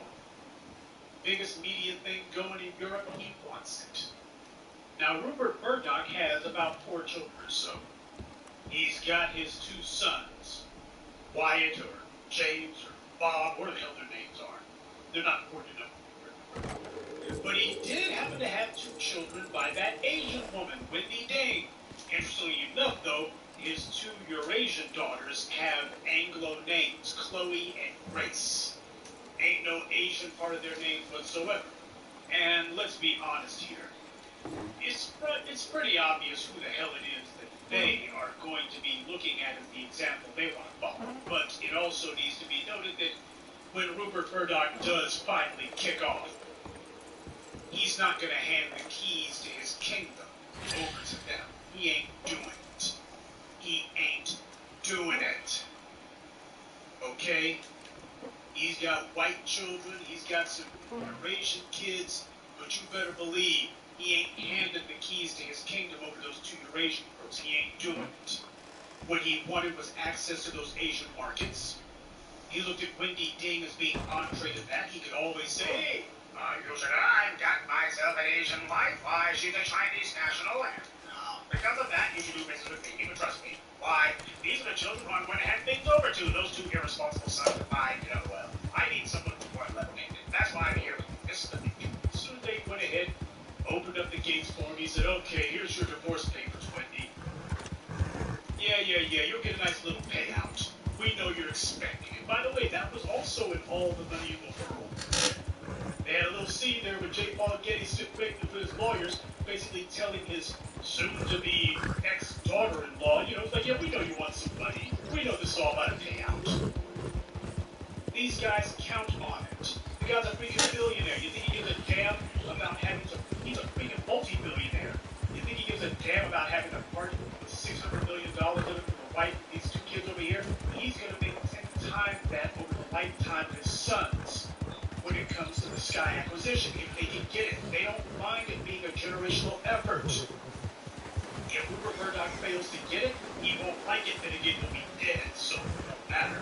He'll be beyond liking or disliking anything, but that's okay because his two degenerate party animal sons, they'll go ahead and chase that particular dog. They'll do it. They don't have a problem making a generational effort out of it. If they keep after it for the next 20 years, they can get it. See, that's the way that it works in the real world with men who actually care about power. And I want black men to understand. There's a lot of reasons that we're in the position that we're in. White supremacy is responsible for at least 60% of our predicament, 60 to 70% of our predicament. For the fact that we've taken on a lot of bad habits, whether we had these habits placed upon us by white supremacy, or whether we picked them up on our own, is really immaterial at this point. The point is, we need to recognize what these bad habits are and purge the individuals who partake of and promote these bad habits. The worst habit that you've got is the fact that you think of your entire existence revolving around your crotch. That's the only thing you got any power over. You ain't got no money. You got no influence. You have no leverage. You have no importance, no status, no class, no anything. But you can drop your drawers for some heifer at the club. And she can hike up her skirt. You can mindlessly procreate for children. You're going to be depending on white supremacy to hopefully have some state-sponsored program for. Or you're going to be expecting that the intelligent among us, the people who didn't screw up like you did, the people who actually are concerned about more than mindless procreation or chasing drawers or chasing skirts, those of us who could be bothered with something better than that, you're going to be expecting us to take care of your children. This brings us to an unpleasant part of the conversation. We keep talking about our kids. But whoa, whose kids are we talking about here? Professor Truth doesn't have any children. And a lot of these brothers out here who got their heads on straight don't have any children. A lot of the sisters don't either. So whose kids are we talking about? Before you decide that you're going to be coming to me and saying we've got to take care of our kids, I'm going to be looking at what the hell you've done for your kids first. It takes a community to raise a child, but that child must be understood to be part of that village. That child must be giving their sovereignty over to that village and say, I am part of a collective. And as such, there are things that I know that I must do, and there are other things that I know that I must never do. You call that code of conduct. Have you been enforcing a code of conduct when your children are concerned? Or are your kids the ones out there showing us the whorehouse culture that they learned under your roof? Your Section 8 government-sponsored group. Are your children the ones out there helping to degenerate black culture? Because of the fact that they live in a complete whorehouse, they don't know how to be civil because they had a whore raising them, and she didn't know how to be civil either, and all of these half pieces of a male that she brought in, they didn't know how to help be civil either. So your children are acting out the very kind of incivility that they learned under your roof. Your children are also out there, they know that they're not very smart. because they were raised in a home where intelligence was not a value. It wasn't part of the value system. Intellect wasn't part of the value system. Critical thinking wasn't part of the value system. Decision-making wasn't part of the value system. So your children going out into the world, they see the kids who are actually showing some sense, and what happens is they drag the conversation to a guttural level. They don't have any skills, so they're looking to try to either pick on or start fights with the kids who actually do have something on the block. The kids who actually do have some sense, they got the rest of these miscreants here who are acting out the only things that they know, which basically is either all sorts of uncivil, violent behavior or all sorts of sexual licentiousness. You can't build a community with a lot of these kids. A lot of you have created children who are not going to be good for anything. But then again, you can't teach what you don't know. And the end result of that is you got a bunch of black folks. They hear an ignorant troglodyte like Maxine Waters, or they hear this bumble-mouthed, bush-headed moron, John Lewis. They see these Negroes and they try to live vicariously through them because Maxine Waters doesn't sound very bright, and she ain't. But her constituency happens to be a whole bunch of people who are scared of intelligence. I did a freaking video almost a decade ago, in fact, over a decade ago. We're all Detroiters now, where I broke it down, that as black people, we are just terrified and intimidated by intelligence. We're scared of people who know something. So we seek out those who don't. A critical mass of us seek them out. We seek out people whose ignorance reflects our own, or rather a lot of black people's own. Because intelligence frightens. It frightens you because this guy might as well be speaking Swahili. Anything that requires that you actually have to use some brain cells, it makes that empty cantaloupe on your head hurt. You don't like thinking. You don't like having to consider anything, especially not the future. That's why so many black people never actually plan for a future. You have no burial insurance, you got no life insurance, you got no anything. You don't have to try to figure out how to make sure that your kids can get to college. You don't think about the future. A lot of black people live hand to mouth because, truth be told, that's where they want to be. And then when it's all over, you actually think to yourself that you're doing something because you go and stand up for some Latinos. You know, some people who are actually not doing a damn thing for you, but hey, you are hoping that maybe there's some interracial drawers in it for you. Or you get to get in front of the cameras and get some attention for 5 minutes because that's your value system. There's a lot of black people who are not going to survive the race, and this is a good thing. A lot of these black folks need to go out of business. They need to go away. A lot of you heard about that brother who got shot in the back. Yeah, the police officer got arrested for it. He's been charged, and of course, probably put out on bail. You wonder why is it the Professor Black Troop ain't said one piddling word about it. Want to know why? Because his family has not said anything about it. I have yet to hear white supremacy. I have yet to hear racist. I have yet to hear anything about the family calling this what it is. See what they're doing it. They're listening to people who are telling them, you better be nice, you get a payout from the city. You don't want to be too antagonistic, you know. Kind of like those $40 million slaves. What's more important to you? Having a check or making sure that your children survive? Which one's more important to you? A lot of black people made your choice. And by the way, you better believe that sooner or later this whole payout hustle that black people are running, this is going to run out in due time. White folks are going to decide that it's time to turn off the spigot. Okay, they've given enough hush money to these dirty little these little hood dwellers. Okay, these little ghetto ruffians, we've given you enough hush money. Okay, we've got enough of the police state solidified. We've had enough payouts. We're tired of looking at you. We're tired of giving you our money. Yeah, keep you quiet, but for God's sake, we're tired of it. We just had it. Black folks are going to have that happen. When that does, that's when a lot of these clowns are going to go, oh, no, y'all didn't. That's when some black folks are going to get outraged. Not because of the fact that they understand the white supremacy showing them mercy, but actually because of the fact that they're expecting something free and white daddies cut them off on yet another front. So go ahead and keep cheerleading for these other groups, and then cheerleading. You go ahead and keep deciding that people need our argument that you're willing to have here with immigration is, don't tell me that I'm wrong for chasing interracial chores. Go ahead and keep doing it. You can go ahead and scroll yourself to oblivion. You can chase chores to oblivion. You can try to seek out attention for approval into oblivion. Maxine Waters doesn't have a future. John Lewis doesn't have a future. Their children damn sure don't. White supremacy ain't gonna sit there and let those clowns have whatever spoils that John Lewis might have amassed for himself. These people who you keep trying to pretend that you're gonna make common cause with, when they have never tried to make common cause with you, you don't understand the nuts and bolts, the basics of alliance building. You don't understand it. You have the Asians in the country since the freaking railroads. Where's that black-yellow alliance at?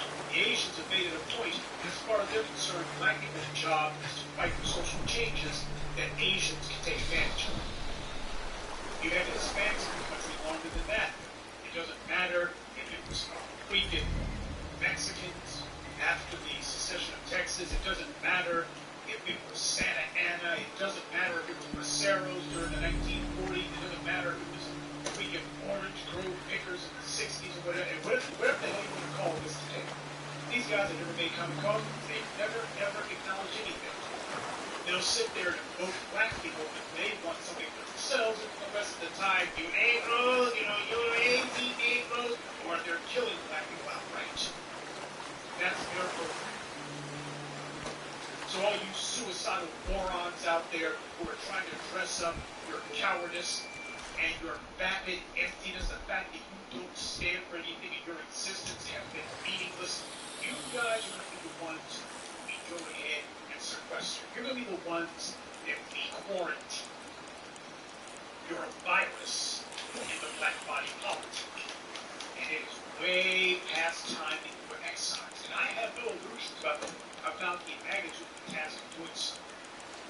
We're not going to get rid of you with a couple of scrapes to the scalp. We're not going to get rid of you with band-aids. Now, this is going to require major surgery. But you know what? Professor Blacktrue makes a pretty good butcher. He's got to do that too. And the rest of the B-1 Brigade, we're not afraid of putting out the effort. I mean, just as an example, look at this latest channel that you're listening to me on.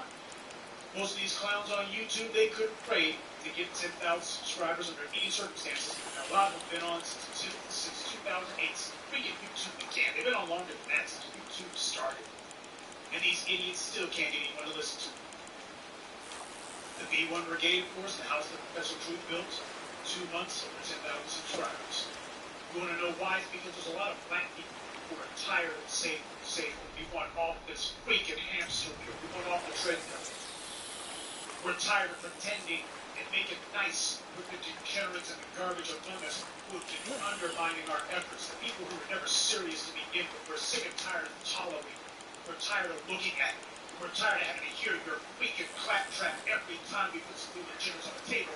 We always gotta have some bastard come bombing in the proceedings. Wants to be contrary for the sake of being contrary. They want to disagree just for the sake of disagreement. We're tired of hearing. I've said it before, we'll continue to say it. I don't have a big tent here. Because the only thing that a big tent is good for is a circus. Well, I ain't a ringleader. I don't have any fiery hoops here. Ain't got no elephants trying to balance themselves on any balls here. Forget that. This is about whether or not our people are going to survive and ultimately whether or not our people are going to be in charge. That is the worthy goal for me. Alliance building, you need to show me some people who are worthy of being our allies first. People who bring tangibles and make it clear that they're going to show that loyalty, and also we can't be thinking about being allies with anyone until we first go to work with amassing enough power where we can punish those who break the alliance. Now the Hispanics have never had alliance with us at all. And that being the case, I have no problem whatsoever letting them swing in the wind so white supremacy can beat them like a pinata, pun intended. I could care less about what's happening with them because they set themselves up for it. They made a devil's bargain, and now they're finding out that when you dance with the devil don't change. They figured that there could be honor among thieves, and they're finding out, nope, still not true. There ain't no honor among thieves. And what their hope, of course, is either black people dumb enough to go along with them, because there's always some black people dumb enough to do that. Well, it's a brand new day. I don't give a damn how much the Supreme Court Justice Donald Trump sits on the bench. I don't care if the Republicans get a majority in the House, Senate, Supreme Court, state legislation, or doggone judiciary if they want. You want to know why? Because I'm looking at the other side of the aisle, and I'm not seeing any people who either are standing for us or are bringing anything to the table. The Democrats' job is not to help black people. It is to make sure that black people are still going along with the lie of America is a place where if you just play the game by white supremacist rules, by white majority's rules, you too can get whatever it is that you're supposed to have. Whatever. That's the Democrats are there. There is a psychological attack. Are black people still invested in the lie pulled over the world's eyes? And we will know when black people are no longer falling for the okey doke when we do different. By the way, if you want to know how serious it is, Richard Spencer himself in an interview that he gave online, he said was that the alt-right would not truly come into its own until it disagreed with Donald Trump. This is a time he was out there killing people for Donald Trump. Him and his little gang of thugs and Charlottesville, they were murdering people in the name of Donald Trump. Yet Richard Spencer said, we won't really come into our own until after we disagree with Donald Trump. What does that tell you? Richard Spencer, of course, is assuming there's a power base. It also tells you, as far as Richard Spencer is concerned, we are not here to be the convenient approvals of any politician. Richard Spencer wants an unabashed, full in the face white supremacist state. He doesn't want to water down in any shape or fashion. And he's already laid the groundwork, not the rhetorical groundwork. And Donald Trump is meant to be a step on the road to their ultimate destination. And at some point, they're going to have to disagree with Donald Trump because sooner or later, when they come out and say what it is that they really want to do, they come out and stop being around the bush. So far, they haven't been coming out and saying it.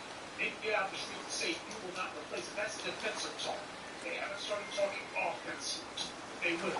They do. Even Donald Trump's going to have to say, well, that's a bit much, isn't it? Then it's a matter of seeing that it disagrees. But Donald Trump ultimately is a businessman. And Richard Spencer understands how the illegal aliens are getting in and why they're saying that. But he also understands that he does not want the weapons ability to be answerable to politicians and businessmen. Because politicians have to pay back political donations to policy. Richard Spencer is not concerned about politics. He's concerned about one thing, white dominance. Or rather, I should say, continued white dominance. He's not investing in politicians. He's not looking for politicians are going to say this. He's preaching exactly the opposite sermon. These politicians are part of the problem. We will use the ones who we can, but ultimately, we do not want to be reliant on the politicians, so we damn sure don't want the tail wagging the dog. That's what Richard Spencer really said. We don't want Donald Trump to be the leader of our movement. That's what he said. Now, if that's what white supremacy is putting out there, first thing comes to my mind is black men in particular are supposed to be thought leaders for black empowerment. What the hell kind of philosophy are we putting? What kind of value system are we putting? Are we putting out there a value system of we will not come into our own until we first disagree with Barack Obama? Is that the value system we're putting in place? We will not have come into our own until we disagree with the rest of these fakers, frauds, and phonies, these cardboard cutouts calling themselves leaders that white supremacy has propped up, pushed, presented to us. Is that the philosophy we're putting forward? Or are we putting forward the philosophy of just get people to like us? We're not going to get anything out of it. The best thing we're going to get is, well, hey, because, hey, that's really valuable. Being able to say that you were able to bed down with somebody in a different place, that's what really matters. Your children are getting killed in the streets. Your so-called misleaders have completely and thoroughly abandoned you, and now they're standing up for people who are not even citizens. So they put the interests of people who can't even vote for them ahead of the people who did vote for them. But you can't see through the scam. I got people, idiots, still trying to sing freaking vaccine orders crazy. Yeah, anti-vaccine. Professor Truth threw a brick at her. And you can see these idiots going, anti-vaccine, you okay? Yeah, these are the black folks. I like the fact that white supremacy is large, because as white supremacy has intensified its efforts, as they become more and more violent, more and more bellicose, more and more in your face, as their behaviors become more and more intolerant, and hence more and more intolerable, what's happening with a lot of black folks are sure where they stand. And the people who are at this late date still not able to show any resolve, still not able to make up their minds that they got to take the hard line, they're still talking as if everything is everything. These folks have already shown they're going to be the ones who go out of business, I'm sure. They'll be the very ones who come running to us at the last minute, thinking that we're going to take them and protect them. That's one of the things we got to do, folks. We got to make it clear. We got to keep up with these idiots who are doing this kind of stupid talk. We have got to enforce discipline among our ranks. There's behavior that we don't do. That's why Dr. Claude Anderson, he gave an entire lecture talking about inappropriate behavior. And not surprisingly, he was talking about inappropriate behavior as it relates to black people in political leadership and as it relates to black athletes. Two prime examples of black people acting inappropriately. Prime examples of black people not knowing where their best interests lie, and worse than that, not giving a damn where their best interests lie. Well, I know where my best interests lie at. I know what my value system is. I know what my interests are. And I take the hard line on it. I won't compromise even one iota on it. If you don't like it, good. That means you're not with me. Your value system is being white. My value system is having clarity. I want to know what the hell's going on, and I want to know who the hell is down. I want to know who the hell is with this whole black empowerment, black first thing. Because we're finding out the black folks are about it, as opposed to those who just talk about it. The black people meant it, as opposed to the black people who simply saying it because, well, they kind of got caught up in their view of that relates to the issue. What's up with this? Stop talking about the issue. I don't know why, because this is the direction that I always meant to go in. No, I am not going to get out there and campaign for your dead son or your dead daughter to be receiving a payout on your behalf.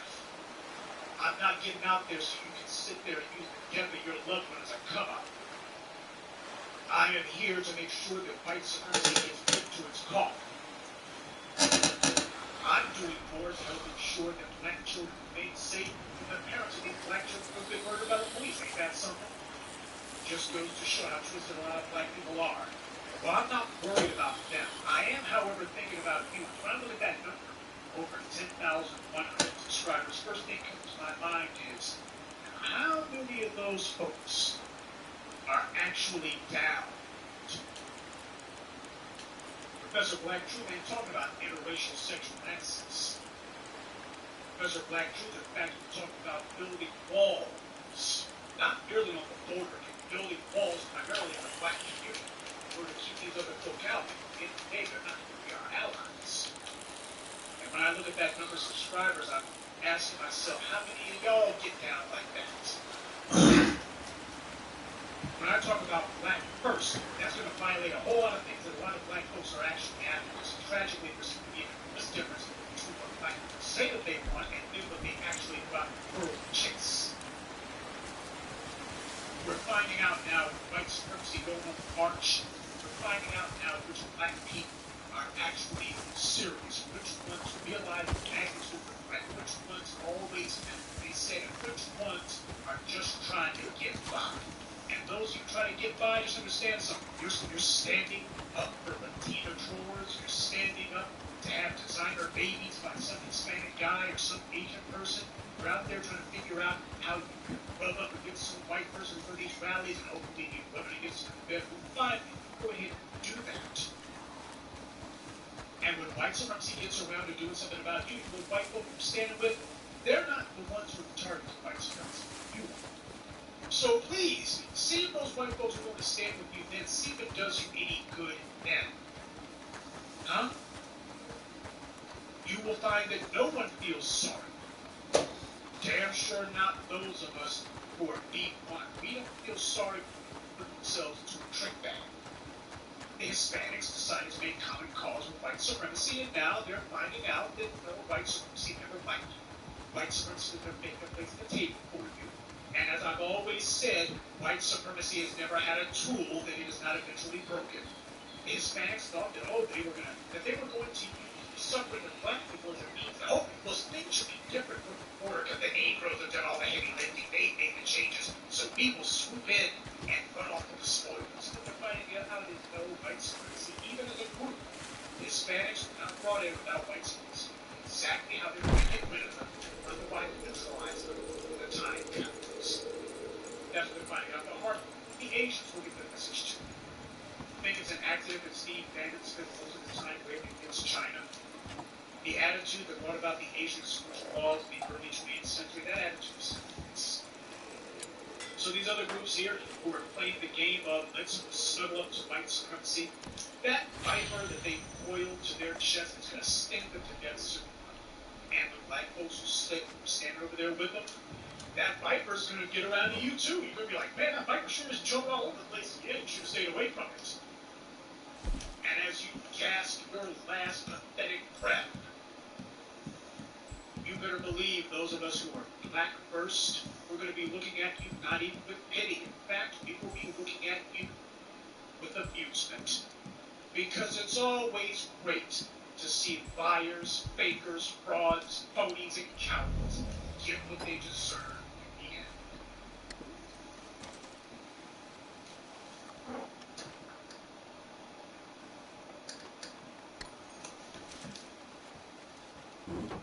Period. We will not get out of it, and winter's going to close on us. Now, what's going to drive us into this underclass structure? First of all, are the legacies of slavery and Jim Crowism. We're still bearing the burdens and the scars. They were never corrected. That's one of the failings of our leadership in this country. They had the nerve, the audacity to let black folks suffer for 460 years at the end of the civil rights movement, rather than going back and saying, let's find out what has happened to black folk for 460 years. Have they been psychologically, emotionally, politically, educationally damaged? Nobody spent 1 minute of time trying to figure out what had happened to black folk over all that period of time. So in the course of the civil rights movement, to end up, they say, well, let's pretend that nothing has happened to them, that they were not injured, they were not hurt. And now let's go seek integration, pretend that we're all equal.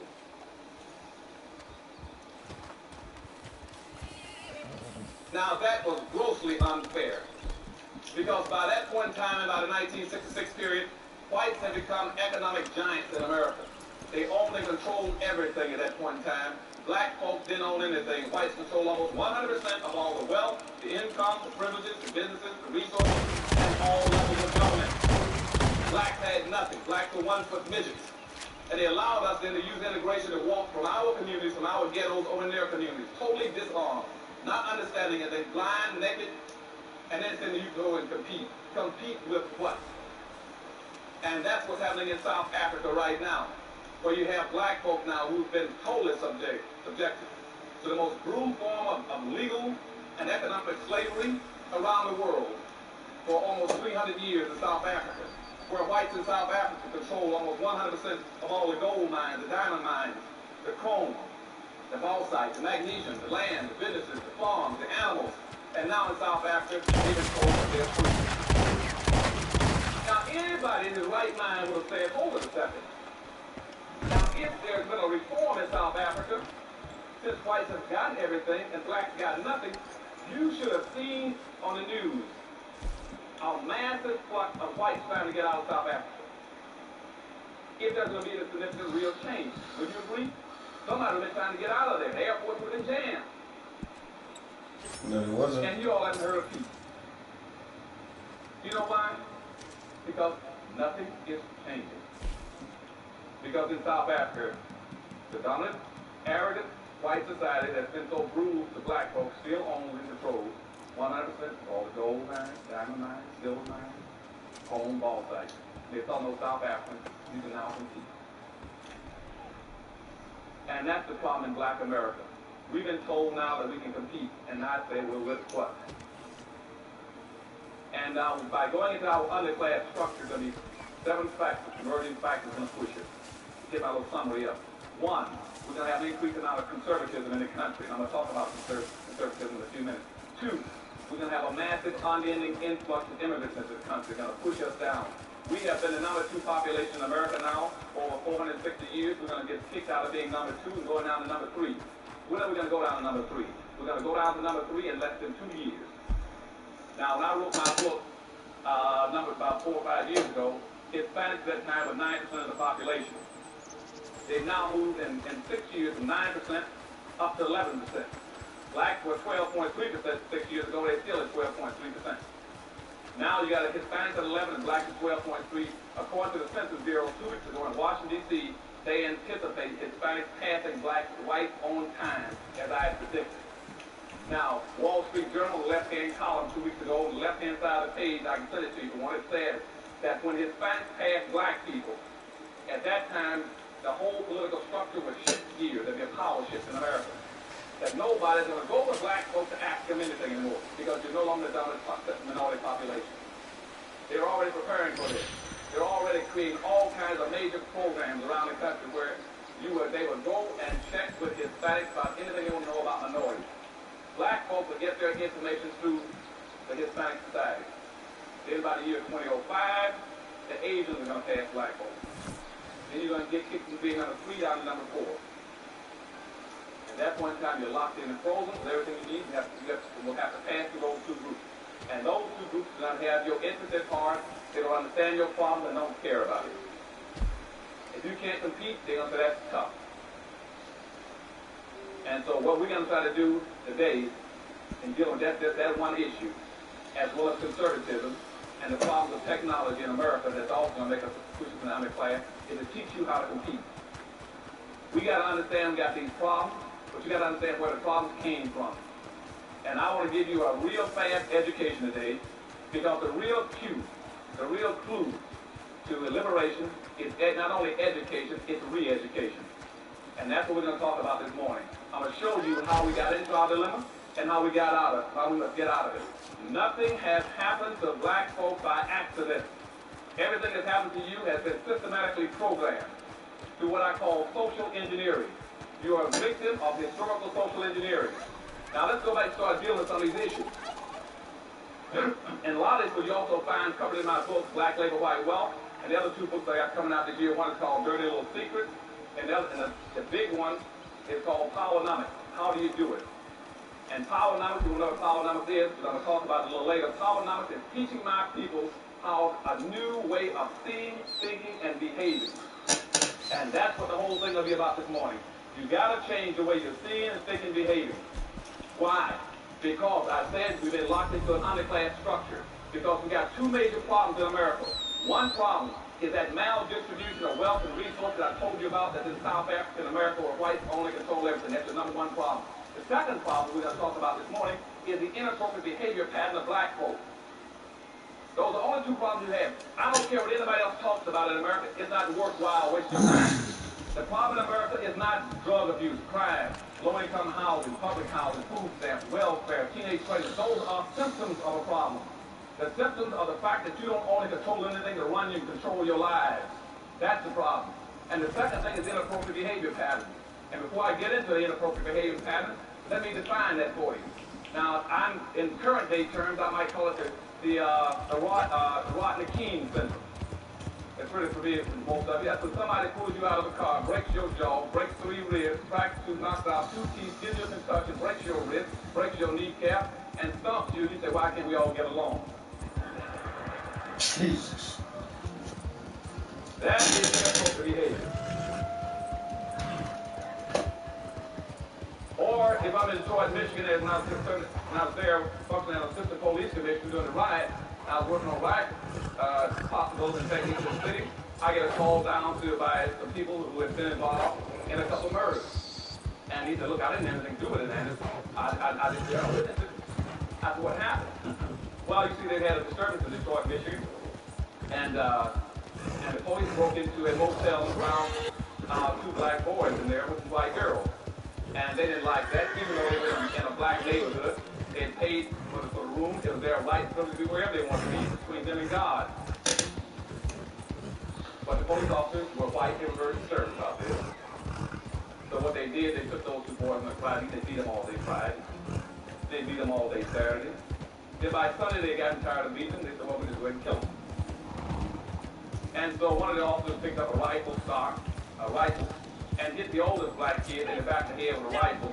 He was only about 22 years of age. Hit it so hard that it knocked one eye completely out of the socket and bulged the other eye and broke the rifle stock. And the poor kid fell on his knees and crawled around and found the broken stock of the rifle. So his knees held up. And apologized for having hard head. That is inappropriate behavior. The question should have been, why are you brutalizing me and killing me? What have I done to you? And so that kind of inappropriate behavior is what we've been systematically programming to display as black folks in a very highly competitive society. So what I want you all to start thinking about today, and all throughout my speech today, is not who you're against, but who you're for. I want you to understand that you're in a very highly competitive situation. You're going to be competing to survive and prosper. And that's what racism is all about. Contrary to what anybody tells you, and I just saw a definition of racism in the Wall Street in New York, in the Washington Post last week by a noted columnist who's a conservative. And what he was really talking about was prejudice and discrimination. He wasn't talking about racism. But he was mystifying the word. That's why I finally figured out why he's always on the wrong side of the issue related to black folks. He thinks that a black person can be racist. A black person cannot be a racist. Racism is a power relationship between groups of people. That's all it is. It means that one group of people have control of so much wealth and power and resource that it can deprive, hurt, and injure, and exploit another group to benefit itself. Never in the history of the earth have black folks ever controlled that much resources and where they can go out of their way to exploit, injure, and do something to whites. So therefore, racism only started in the 16th century when we began to commercialize slavery against blacks. That's when racism started. There was no such thing as racism before that. The other thing, and before I get into my presentation, you got to understand racism also comes from the word race. Race means group. So whenever you hear people talking about now, you cannot prove racism because somebody fired you from a job, they are absolutely right. And the power structure and all the white think tanks in Washington know that. That's why you can no longer prove racism. Because racism does not apply to an individual, it applies to a group. And because I discriminate against you, that's individual, that's personal. It's not group-based, and so you can no longer prove group-based discrimination. The second thing about the word race, remember also, very important for our discussion today, is the word race means being in competition. See, they didn't pick house, trees, car. They said racism. Race means being where people are competing from here to there. And we're in competition. That's what racism means. Black people must learn how to compete or survive, or not compete and perish. And so this morning we're going to start talking about what we got to do. Now let's go back to when everybody said, where did this start? Let's go back to where it started. It all started in Africa. And as I go through all this, I want you all to keep some points. And I'll stick my finger up there. Remember those points. Those are the points that will be hurting us today. Those same points I'm going to articulate to you today. Now all this started in Africa. Let's say about 1441. There was a guy called Henry the Navigator who went around the coast of Africa and he found some slaves and traded some slaves off. And he brought them back to Europe. And he took them back to Europe and he gave them to the Pope as gifts. And the Pope and the Catholic Church were so beautifully appreciative of these slaves that he then said, since you've given me these slaves, what I'm going to do now is award you 300 miles of the coastline of West Africa, which is now called the Gold Coast. So Henry the Navigator was given land by the Pope, the Catholic Pope. The Catholic Pope didn't even own the land. But he gave him all the rights of 300 miles of coastline of West Africa. They belong to you. That's in 1441. And so and Henry the Navigator was a Portuguese. So he began to then try to encourage other Portuguese to go around there and try to find some more slaves. So this is a good thing. We own all that land around there now. By 1487, the Pope then said, aha, so many people began to pick up slaves. He said, what I'm going to do now is put out a public declaration and officially declare slavery to be a legitimate enterprise. And the Catholic Church was the first one to do it. Now, why is this important? Because you see, up until that point in time, slavery was never based on skin color. Slavery was based on three things to put you into slavery. One was an indebtedness, where you owe somebody something and not paid at all. Two was that you is through religious persecution. Or three, you were a prisoner of a war or conflict, and you were now a captive, and they were forcing you into labor. Those were the only three reasons you could get into slavery. Until the Catholic Church stopped its declaration. And now they added a fourth variable, which says color is now a factor. Now that's very important. Never based on skin color. Slavery was based on three things to put you into slavery. One was an indebtedness, where you owe somebody something and not paid at all. Two was that you is through religious persecution. Or three, you were a prisoner of a war or conflict, and you were now a captive, and they were forcing you into labor. Those were the only three reasons you could get into slavery. Until the Catholic Church stopped its declaration. And now they added a fourth variable, which says color is now a factor. Now that's very important, because the Catholic Church now had, in previous slavery, in earlier parts of the century, let's say immediately after Christ was born, the Catholic Church played a very pivotal role in saying, as a religious institution, we got an obligation to even to represent those who were enslaved. And the Catholic Church set up a system that they would go through, whether it was a Greek slave or a Roman slave, they looked after the rights of their slaves. Protected, saying that even if you're a slave, there are certain things that people cannot do to you. The Catholic Church accepted that responsibility. Now the Catholic Church now condones black enslavement based on skin color. That was totally different. But also, they abandoned any interest in representing the interests of the enslaved, even though they'd done it for everyone else. And all of a sudden, the problems began to develop in Africa. Other religions began to join in. So people say, well, Dr. Astor, how were we able to enslave us? Because we were doing things wrong in Africa. As the other religions joined in and started enslaving blacks, so did other nations, so did other ethnic groups. And black folks were totally ill-prepared to deal with it, because we've been doing some things wrong in Africa ourselves. See, going back to about 765, the Muslims have been trying to get into Africa for the longest, because they'd heard about all the gold and silver and the wealth of Africa. And the Muslims have been going around, the Arabs have been going around Africa, trying to conduct holy wars against dark-skinned people to get access to the resources. And starting in 765, not 17, but in 765, the Arabs started enslaving black folks. They enslaved on an average of 1 million blacks every 100 years and shipped them out of Africa. So now if you start counting 765 on the present day, that's over 1,300 years. That means over 13 million blacks have been shipped out of Africa just out of Arabs alone. And the Arabs are still shipping blacks out.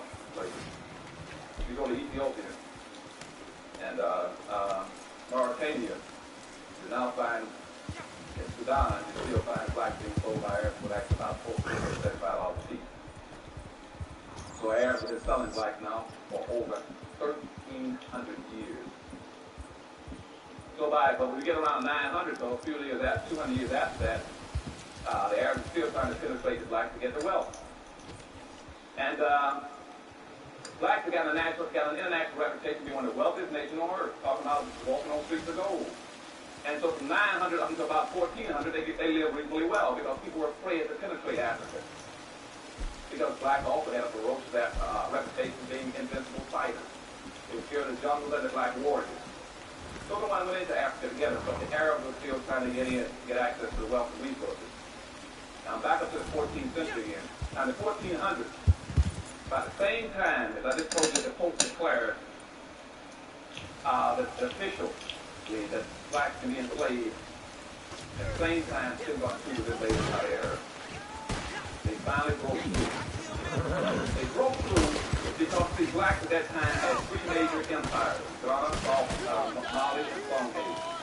They were the richest nation on earth, but the black leadership had set themselves up to be invaded by the Arabs and because the black black leadership was extremely naive, going around practicing what I call benign slavery.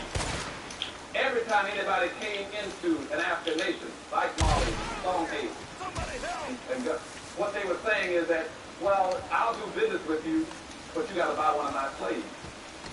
And the slaves were their own people. And they were playing games with slavery, saying, well, it's a tribe, the different tribes are in slavery. But the slavery that blacks were practicing was not the same vicious kind of slavery that came later. But the fact that they were playing with it, condoning it, and willing to sell their own black folk out naively. Now the question becomes, why were they doing it? Okay, why were they doing it? They were doing it trying to impress people with their power, how strong they were, saying that I will do business with you, but let me show you how strong I am. I got 3 or 4 blacks in the back room, and you buy them from me. And then I'll sell you some gold and silver. And what people were impressed with was not really their power. They were impressed with the fact that you had absolutely no interest as a leader in your own people and felt no responsibility for their welfare. And so when that got out, then all those countries that said want to condone slavery, they began to flow into Africa because they knew the black leadership did not feel the strong togetherness, the willingness to protect their own people, to look out for them and lead them, and were willingly sacrificing. So Africa fell wide open. And people poured into Africa after the Pope declared slavery legal in the 1480s. By 1500, between 1500 and 1650, 150 years, they hauled out 5 million blacks just to Central America alone, just right south here into Mexico, and Central America, Costa Rica. Just to give you an example, after the Pope declared that you can legally go after those blacks, they pulled out 5 million of them and sent them in there. And those blacks, in 150 years, with sticks and stones, not steam shovels, but with sticks and stones and rocks, dug out over 16,000 tons of silver and 400 tons of gold, just to enrich Spain and Portugal. And this was critically important because at that point in time, Africa was a rich continent, had all kinds of wealth. And Europe was an impoverished nation. Europe was run over with crime, sickness, disease, illness, disorganized. Africa was the glory of the world. But see how people were playing around, not looking at taking care of business with their people. At that point in time, all these nations said, aha, we know how to strengthen Europe and rebuild Europe. And that's by displacing the wealth out of Africa and displacing not only the material wealth, but the human wealth of Africa. So they began to pour in and start sucking blacks out of Africa. Not only the black treasures, the gold, the silver, but also the human capital. In some areas, they almost depopulated parts of Africa by shipping blacks out. So over the course of about another 300 years, they shipped out between 25 to 30 million to 35 million blacks. And out of all those blacks that shipped out of Africa, over 2/3 of them died en route trying to get here. Matter of fact, from the 1500s to 1800s, 6 out of every 7 people ever shipped came across the Atlantic Ocean were black folk. 6 out of 7 were black. And they were depopulating Africa, not only as wealth, as resources, but as human capital. Very important. As they came into as they shipped them out, everybody began to become enriched. But you still had black leadership that still didn't understand, unwittingly was playing into the hands of people who were much more serious about the games than they were. So I jump up to the year 1619. They brought in 20 blacks into America, formally, even though we had another group of blacks in here around in the 1500s that had been floating around to it off the PD River in South Carolina. And we ever had blacks much earlier, the Folsom people. So let me even get into that. But by 1619, they brought in 21 blacks into Jamestown, formally.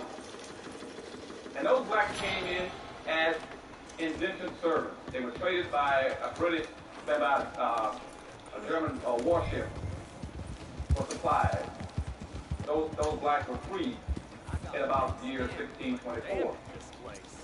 But something very important happened right before 1624, 1621.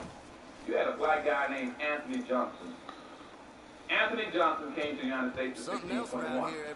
Came in from England as a free black. At the same time, you had those other 20 black slaves brought in 1619, the first 20 black. But this black came in as a free black in 1621. Here's your dude. He came in, and then since he was coming in from England, not from Africa, he didn't declare himself a free black. Declared he wanted head rights. And head rights in those days said anybody coming to this country can get 640 acres free right off the bat. Plus you can get another 500-600 acres for every slave that you own. He immediately went and had 13 black. He brought in then, got him 13 black slaves, and he's black. So within a few years, about 15 years, he was one of the richest blacks in the colony. But he was enslaving his own people. Now, going up to 1638, Maryland colony then put out a public edict. I know, I'm burned out. What's up? Well, yeah. I cry more. In the midnight hour. So the state of Maryland put out a law called Doctrine of Exclusion. The Doctrine of Exclusion says that no black shall be permitted to enjoy the fruits of white society. That was in 1638. Now Johnson was still had it, he's really built up his land now. He had all kinds of land and a whole bunch of slaves, getting close to about 70, 80 slaves now. And a white guy went over to one of his plantations. And one of the black slaves there, named John Castor, asked him, said, why am I a slave here with this guy? He said, I didn't know that. He said, he owns me for life. How does he own me for life? And the white fellow who was a plantation owner also said, look, he doesn't own me for life. You know, didn't you contract for indentured servantship? Indentured servantship normally runs 5 or 7 years. What do you mean he's got you for life? This black guy said, I've been working for this black slave plantation owner for almost 27 years.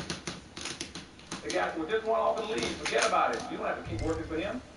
So the black slave, John Castor, ran off. But guess what happened? Anthony Johnson then went to court. And he sued the white plantation owner who had encouraged the black to run off. Sued him in court, and the court accepted Anthony Johnson's claim against his black slave, saying that he owned that slave for life. Now, what happened there never had ever happened on the history of the earth to black folks and in this country. Where all of a sudden, a person laid claim to his inheritance for the rest of his entire nation's life. And it was a black man. And once that court decision was made, come on, y'all. We ain't trying to kill each other. We're trying to kill the fucking thing, man. Come on. Believe me, whenever we're in this type of field, you're going to find a lot of assholes. Just try to keep your distance, man.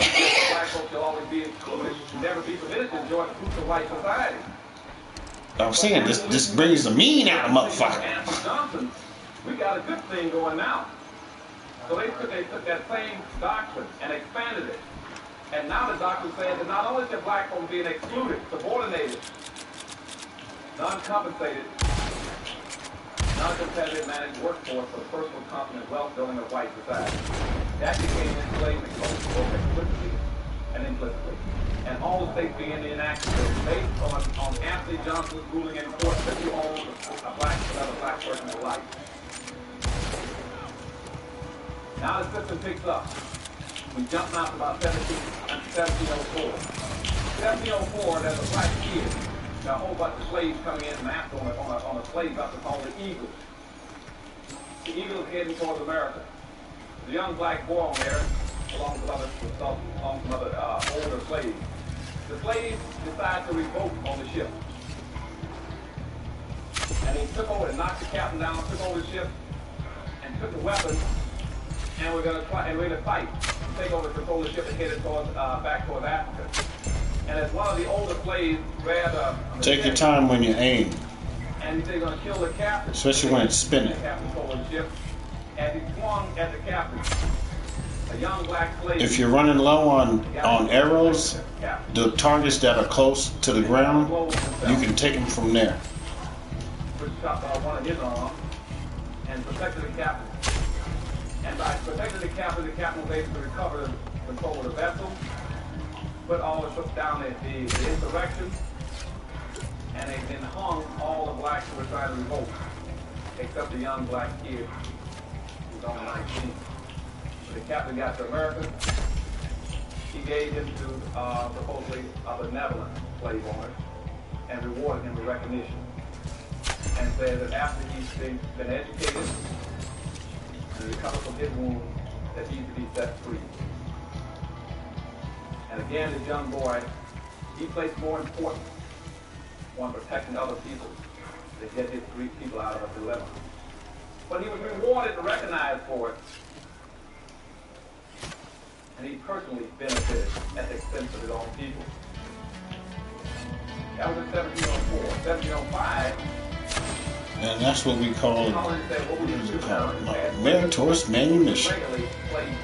That's how you had the coons. Slave codes are passed to tell you exactly how every black person must act in America. What you could not do is what every white person must do to make sure black folks stay in line. Then they passed another law at the same time, which is still in effect today. It's called the Diversity Act of 1705. You all call it multicultural and cultural diversity. You all understand what I'm saying to you? I want you all to understand history. If you ever want to get out of your dilemma, never spend your time trying to work anything unless you know how it got into place. And then you take it out of place. The multiculturalism and cultural diversity started in 1705. They passed a law at the same time saying, how do we control black folks now? They said, now that we got all these blacks coming to the country, we got a good thing going. They said, because now all over Europe is being advertised, if you want to become wealthy and powerful, go to America. We guarantee you go to America, we give you free land and free labor. You have to be an idiot not to get rich. You don't have to do anything. We give you all the land you want and England started a franchising system, which means even if you couldn't afford to buy slaves, we have a franchising concept. Which means England would give you the land and give you the slaves, all you do is take them a commission. Just like McDonald's and Burger King. That's what the whole franchising concept. Damn. So from England with slavery. Fucking England. And so people rush into this country. But they had some external control, saying how do we control them when they get here? But all these blacks coming into the country. So that it's told you 6 out of every 7 persons coming across the land were black folks. They're pouring into the country. But they want to make sure that whites are here to benefit and get the fruit of black folks' labor. And so it passed the cultural diversity, which says, cultural diversity law says, for every 5 blacks you own, you must have 1 white person. You must always have 1 white person that's to monitor, to make sure that black folk are being monitored, kept under control, that you understand what they're up to. Wow. That law stayed into effect, never went out of effect. Now comes 1710. Now when 1710 came, here's the main point of my talk today. 1710 did something that is totally devastating. Totally devastating. The Virginia colony in 17 passed what they call meritorious manumission. There it is. Meritorious manumission says, what we're going to do now, if we put up the external controls in 1705, we must have internal controls.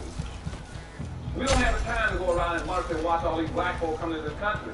We must build in some kind of internal management control. We must build in a way like the Rocket Kings and that kind of thing. And we must build into black folk an inappropriate behavior pattern. We must teach black folk to see things upside down in an unrealistic manner.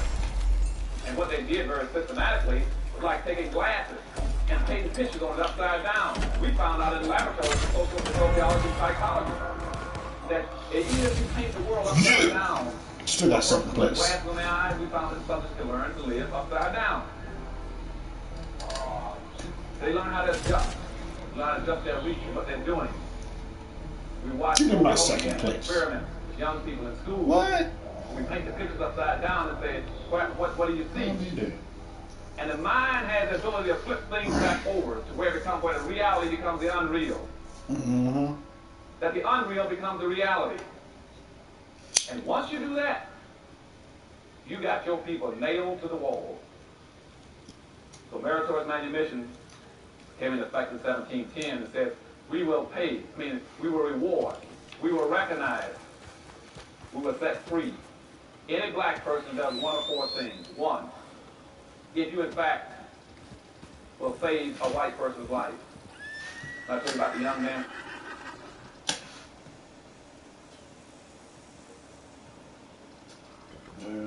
Ken did something that is totally devastating. Totally devastating. The Virginia colony in 17 passed what they call meritorious manumission.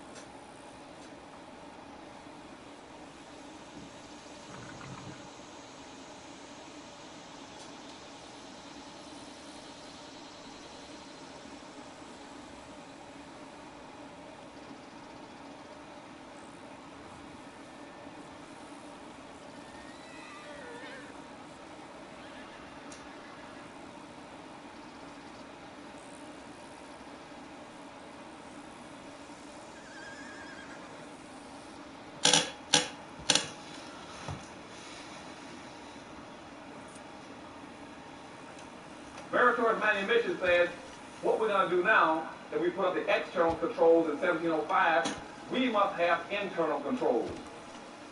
We don't have the time to go around and monitor and watch all these black folk coming into the country. We must build in some kind of internal management controls. We must build in a way like the Rodney King Center, that kind of thing. And we must build into black folk an inappropriate behavior pattern. We must teach black folk to see things upside down in an unrealistic manner. And what they did very systematically was like taking glasses and painting pictures on it upside down. And we found out in the laboratories in sociology and psychology that even if you paint the world upside down, or a person put glasses on their eyes, we found that subjects can learn to live upside down. They learn how to adjust. Learn how to adjust their reach and what they're doing. We watch it over and over again and experiment with young people in school. We paint the pictures upside down and say, what do you see? And the mind has the ability to flip things back over where the reality becomes the unreal. That the unreal becomes the reality. And once you do that, you got your people nailed to the wall. So meritorious manumission came into effect in 1710 and said, we will pay, meaning we will reward, we will recognize, we will set free any black person does one of four things. One, if you in fact will save a white person's life. I told you about the young man on the boat with the eagle, 5, 6 years before that. If you save a white person's life, you will get your freedom.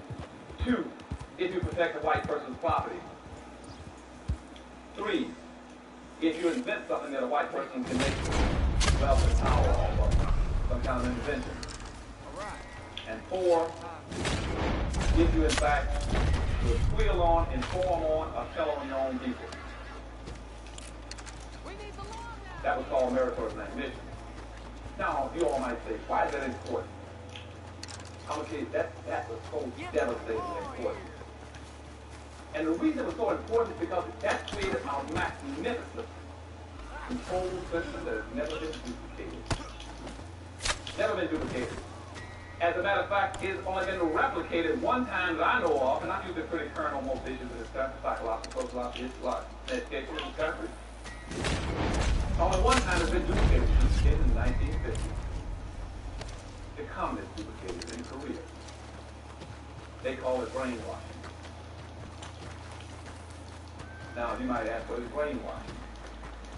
Now, typically people in the 1950s, when it happened in the Korean War, we talked about brainwashing. See, I was a station survival engineer for my squadron. I was in a Marine attack squadron.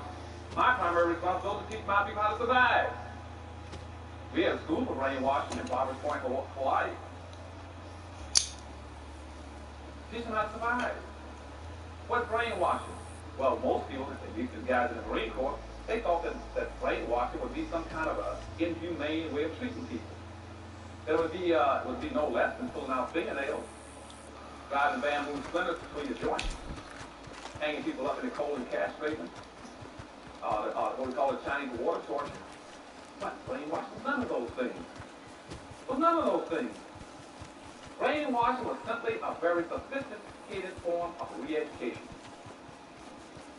And see, for you all in the auditorium this morning, brainwashing, so you'll always remember, is nothing but group therapy run in reverse. You always remember that. Now, the whole point of group therapy is to bring people together. Brainwashing is to turn it backwards and scatter people apart. That was very effective in Korea. It's our truth. And see, I'm going to show you the different parallel of what happened in 1710 and what happened in 1950, so you can understand the implications of what's happened to black folks in America. Otherwise, you can't deal with the issue. So in 1950, we had approximately 7,000 Americans in prison war camps in North Korea and China. 7,000 Americans have been captured and put into war camps before they were subjected to brainwashing. And after they were subjected to brainwashing, starting from the time they were captured, do you know that in that course of time, almost 4 years, we did not have one single solitary American prisoner to escape from prison war camp? That had never happened in the history of this nation. That you could contain that many soldiers in one or two places and never have one to escape. Not one escaped out of 7,000 in almost 4 years. And to tell you the truth, in some of those camps, they didn't even have fences or walls up. Some of them didn't even have guards. And our people could not escape. Because this technique of brainwashing was used on them. What was happening to them? They were being devastated to be re-educated. And this is the same identical technique that was used in 1710 on black people. The whole concept of integration was 1968. They scattered them. Now what happened in Korea? In Korea, so we know certain kind of things were happening to the prisoners. They didn't act like prisoners anymore. You know, if that guy when he was captured as a prisoner, the first responsibility was not to escape, not to participate, not to cooperate with the enemy, not to compromise one's principles. It's always trying to fight, resist, get out. Make a peace to help your own people to escape if you can. It didn't happen to me. Because you see, brainwashing, the reverse technique, group therapy, first of all, what it did, it divided the soldiers against each other. Divided the soldiers against each other. And there's a whole revolutionary principle that says that a revolution comes when two people get together and begin to conspire. You can never have a revolution or insurrection on earth as long as you drive away between the first two people. Drive away between the first two people, you'll never have a revolt. In Korea, we never had a revolt. Secondly, people can only organize when they get together. So what the communists did, they started an information system, a squealing system, an informing system. What we found in Korea was they had the most massive, widespread information system ever on earth, where people were recognizing other people or identifying other people who were planning on escaping. And what the communists were doing was telling people, look, you all got a responsibility now as a prisoner. If you hear about another prisoner talking about escaping, it's your responsibility to inform on him and tell on him. And if you do that, we'll reward you. You get an extra candy bar and apple. And once that happens, see, pretty soon, the soldiers didn't know who to trust anymore. They didn't know who to tell everything to. If you plan on escaping, who did they tell? He didn't know the other guys going to turn him in for a reward. And so the organization broke down. Black they quit communicating and sharing information with each other. So all of a sudden, you were planning on escape. Next day, someone dragged you out of the cold, stripped you down, and poured ice water on you at 26 below zero. So somebody just turned you in. What happened? You candy. See, that's what happened in America for 1960. Again, the blacks were being rewarded for being another black. See, also what it does is not only does not stop the communication, stop the business, the ability to organize, but also it broke down what we have to have as a sense of community. In none of those camps do they have a sense of community anymore in Korea. Without a sense of community, you have no way of doing the things that have to be done as a human being. And so in the prison war camps in Korea, all of a sudden the camps became filthy, the black camps. Nobody was clean. Nobody made sure there was food and blankets passed out. Nobody took care of the sick. Because you don't have a community anymore. Without a community, you can't do anything. So So they didn't have a community in Korea, in the camp. And out of the 7,000 prisoners you had in Korea, almost half of them died. They didn't die because anybody shot them. They died from the fact that they were unable to function appropriately, to take care of themselves, to function as a community.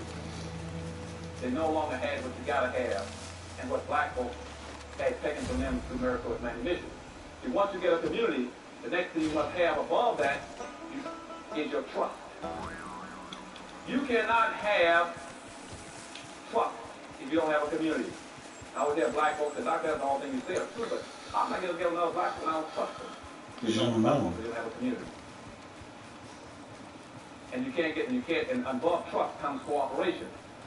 But Doctor, I don't want to work with you. No, because you don't trust him. So it goes community, trust, cooperation. And that's what it is in Korea. They killed the community. The black soldiers no longer had community, and prisoners no longer had a sense of community. They no longer had a sense of who they were, what they were about, the business of it, who they were. And all of a sudden, that kind of oppressive system of rewarding people for identifying with the enemy, and that's what the Koreans were doing. Then you identify with us, and we'll reward you and give you cannon and an apple. And when they started rewarding people, the community was destroyed. And their soldiers fell apart. And over half of them died. And the next thing that happened to them, what also happened to the black community, after 1710, they moved into a thing what we call give up itis. All of a sudden, the soldiers in Korea, camp, no longer cared about anything anymore. When I come into the Crenshaw district, and I thought to do this, because we don't care anymore. Same thing happened to the war camp. The soldiers didn't care. Once they lost the caring, nobody could save them.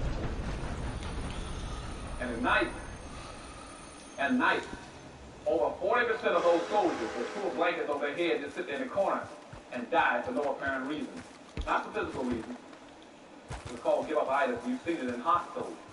That's when a person would die long before he's supposed to. And you ask why. When a husband passed and the wife would die 6 months later, 3 months later. Not for any medical reasons, because they no longer have a will to live. And that's what happened in those camps. We lost over half our soldiers, so they lost their will to live. And see, after miracle manumission was put on black folks in 1710, black folks, a lot of them began to lose their will to live and care, to be responsible. So jumping back to 1710, so you understand what brainwashing is, an impact on black folks. I want y'all to understand that. That was a re-educative system.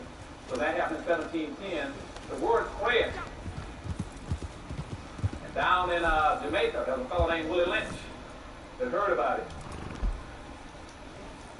He was already running a seasoning school for slaves in the South, in Jamaica. So then he caught a boat and headed for America, headed to Virginia, where the Reperations manumission had been initially enacted. He got there in 1712. And just like the communists did in Korea, he came up with the same expression. Gentlemen, I'm here to take care of your people. I can show you how to do what you want to have done. I can show you how to divide these slaves so they had never recovered. At least it takes 300 years before they can do it. So some of you might wonder why I picked it not close to the year 2013. Some years 2013 will be almost exactly 300 years as what it is for this method from black folks. He said it would take 300 years. He said, what I'll do is show you how you divide blacks. You divide blacks along the lines of skin color. You rig it so every black will look at another black skin color first. They give you a yellow black or black black. And that way you've already divided them. You divide them along the lines of sex. So that all of a sudden you'll have black women joining the feminist movement against their own black men, trying to beat them out of jobs and opportunities and ability to take care of their families. You divide them along the lines of sex. You divide them along the lines of age, where the old turn against the young turn against the old, and say, you're ancient, you're old, I don't listen to you anymore. Howdy, Clark. And it worked very effectively. Willie Lynch put that on, called divide and conquer. Divide and conquer was the same in 1710 as it was in 1950 in Korea. Black folks became divided. And so from 1750 up to about from 1710 up to 1750, the system started going into effect. The social conditioning, the brainwashing of black folks took off full steam then. But see now, they were very concerned about all these black slaves. We had to control them. And people said, well, how do you control, how are we going to control them? They said, first way, there's three ways you do it, but the first way is by physical control. Always control a black person physically. That's what slavery is about. The second way of controlling was called Jim Crowism. Then you control them legally. The third way you control them is when we came out of the civil rights movement, being symbolic. We control them by manipulating symbols. We'll talk about that in a few minutes. So they went into the first thing of controlling black folks physically with slavery. By 1750, the black population got up to 34% in America. And they were very concerned about this. Because you see, all these slaves were pouring in across the water, so they started advertising to bring in more immigrants. They said, what we need are more white immigrants to dilute. Remember I told you the Diversity Act said we must have so many whites. So we got to have an immigration law that bring in more whites to neutralize blacks out, to keep them contained, to keep them as a minority. We'll fix it so they love that word minority. They use it all the time and call themselves that. Even though we know minority means loser. We'll make them, we'll have turn the world upside down, they call themselves loser, loser, loser. So by 1750, black population hit 34%. So what the whites decided to start doing then is that we must do what they didn't say that then, but the effect was saying what happened in Korea. We must isolate it. So every Indian treaty from that point on started putting in conclusions saying that you must also stay away from black folks. They built into all the Indian treaties incentives for them not to identify with black folks because they afraid that if Indians and blacks got together, they could overthrow the country.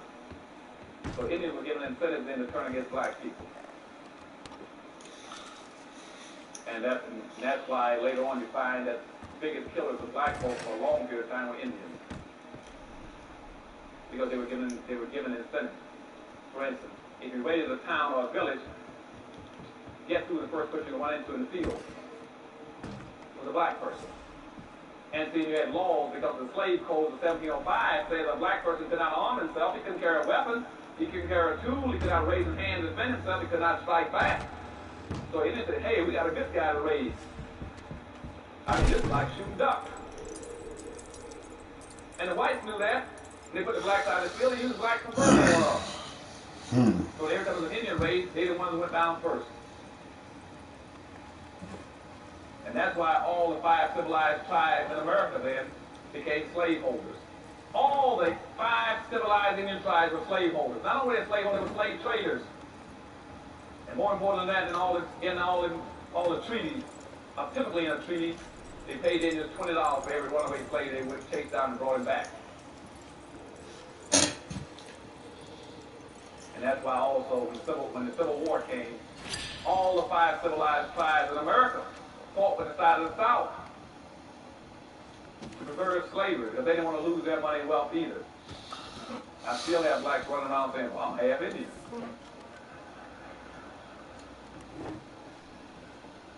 Nobody wants to be black. I mean, even if there's people that have been misusing your people too, but you don't want to be it. They tell me about now, well, I'm 3/4 white. I can't stand black folk. I'm 3/4 white. I said, well, why would you want to be white rather than black? I said, blacks didn't enslave you. Blacks didn't Jim Crow you. Blacks didn't castrate and lynch you and exploit you. And see, that's that upside down, on that, we make black folks see things upside down and wrong, the inappropriate behavior.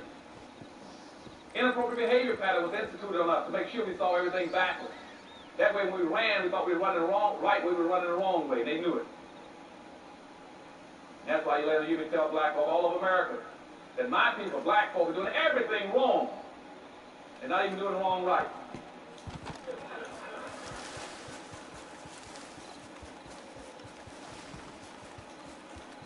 God, that's bad. Because everything's pointed upside down for us, so we can't see which way to run. And so at that time, in 1750, the colonies did try to figure out how to contain the whole issue. We got our controls in place. We got the social conditioning in place, and I think we got blacks pretty well what we need them. We got them nailed down. So then they did start telling England, don't send any more slaves over here to make sure it works. The Continental Congress sent all kind of letters to England, said don't send any more slaves to make sure our system of control works. But England said, no, I'm gonna keep sending them. We're getting rich off of it. England said, we're making a fabulous amount of money because we set up the Navigation Act in 1650, which says, I don't care what you all produce in America, it must come back to England first to be processed, and you all buy it back from us. And when you buy it back from us, we're going to charge you 3 or 4 times the price of it. And so, when England decided to have a revolutionary war to break away from England, they didn't put that in the history book. What the real reason they want to break away from England for. 1, because they were scared to death of black folk getting free over in China with the Indians. 2, they wanted to reverse that whole shipping process, saying that we made all the products in America, we raised the cotton, the corn, the beans, the rice, and everything. Why are we sending it to you and buying it back from you? So that's what the Revolutionary War was over. And plus, England was also getting rich off slaves. So England was only paying $25 to $35 a piece for every slave they were buying on the west coast of Africa. $25 to $35 a piece. But they created a system called capitalism, which says that I also want a 1,500% return on my money, my investment.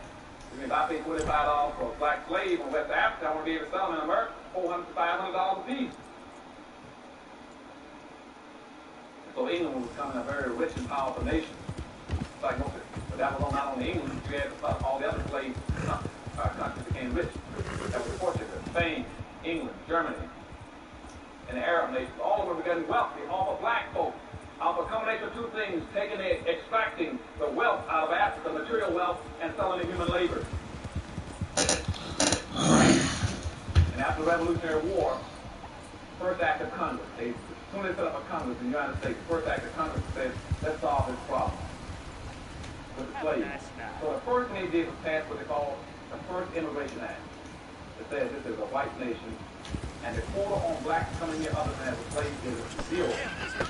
0, zip, none, nothing. That stayed in effect until 1956. It was raised to 1/2 of 1%. And I still see black folks displaying inappropriate behavior. They can't figure out why you cannot get Haitians into the country. I said, God knows what your law is. The reason you cannot get Haitians into the country is because they're still fearful of you're getting a large significant black population and being a threat to the society. I said, this time you got boats floating around off the west coast of Africa for 3 months. You had over 3,000, 4,000 blacks on there who were sick, starving to death. Not one single country offered to bring them in. Not this country. At the same time, this country had refugee programs for every racial and ethnic extraction on earth for black folks.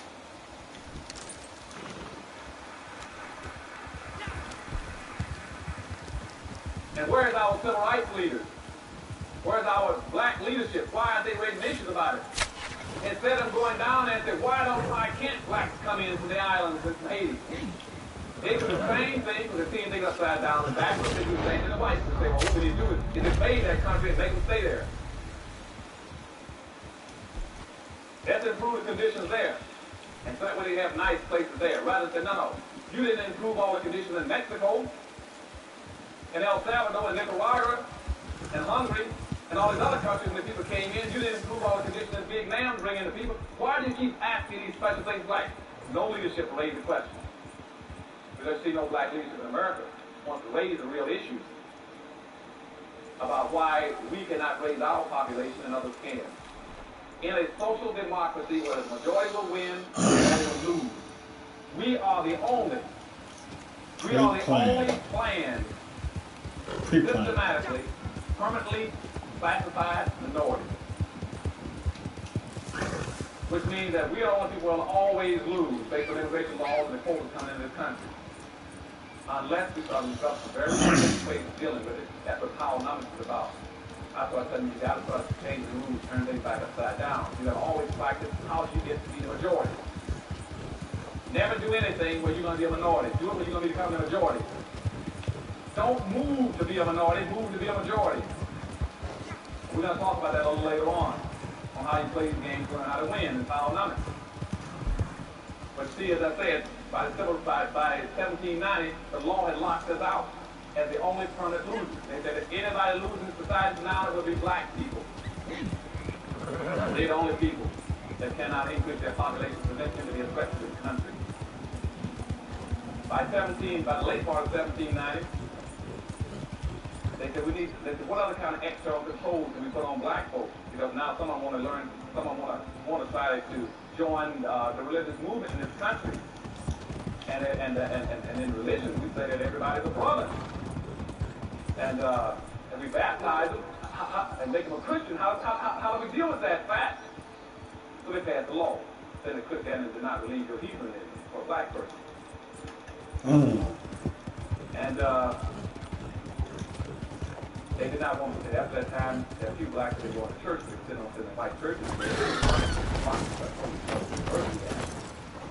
So the evangelical movement started moving to this country in the turn of the century in 1800s, early 1800s. We let blacks have their churches, but we can always but we must pick the money, pick the ministers. We must license the ministers. We must pick ministers that we can control. No black preacher can come into America unless he is controlled by the white establishment. Unless he represents our interests and our values. Unless he teaches our form of Christianity.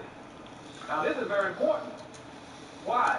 Because you see, before religion was always used to help a population group.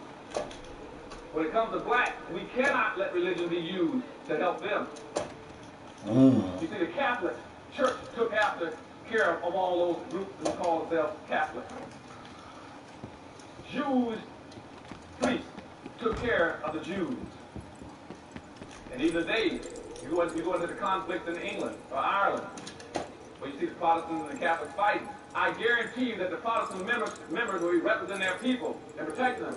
I guarantee you that the Catholic priests will be representing the Catholics and protecting them. If I take you into the Middle East against the Arabs, I guarantee you Khomeini will be taking care of Arabs. Only in America can I find black ministers who can be bought and sold to be against their own people. Nobody else will let you do that. No population will tolerate that except our people. That's what I call inappropriate behavior. Inappropriate behavior pattern, you let your own minister sell you out. It's not in your best interest. What I mean by sell you out is because by the early 1800s, the whites said, well, we're going to have black ministers. We got to Christian them to make sure they do what we want to have done. They must teach Christianity the way we want to talk. So where is an external control device on black folks? It's one of the rules. One, that every minister we license must teach black folks. And we talk about the slave and the master in the Bible, that you're talking about the white man and the black man's merger. Two, you must teach the minister must teach black folks that they're to be loyal, faithful, obedient, respectful, and all those other good things, and honest, so the whites don't have to worry about the stealing as a slave. Because your black slaves had a nasty habit of going around stealing scraps of food because they were starving to death.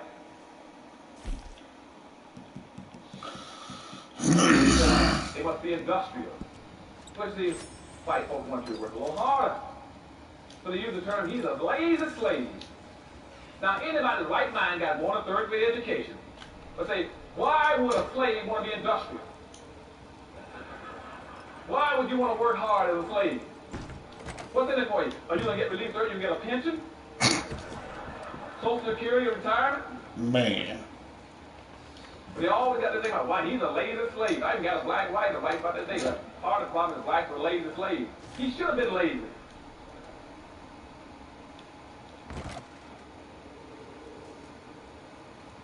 The third thing they put on you is that, well, the black ministers must also teach them to get pie in the sky after death. Fuck that bullshit.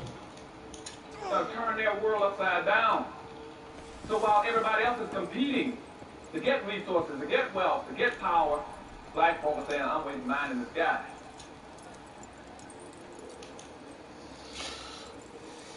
They said, well, the role model would be Jesus Christ. Yeah. Jesus Christ and all the Jews were very powerful people, had money. Solomon was the richest man on earth. You go look at Matthew, I think Matthew 23, when they start talking about the talent. But different slaves had talent. And two of them went out and developed their talent and multiplied and made something. And one buried and hid his. So they knew that would be that black one, would be that last one, go out and hide it.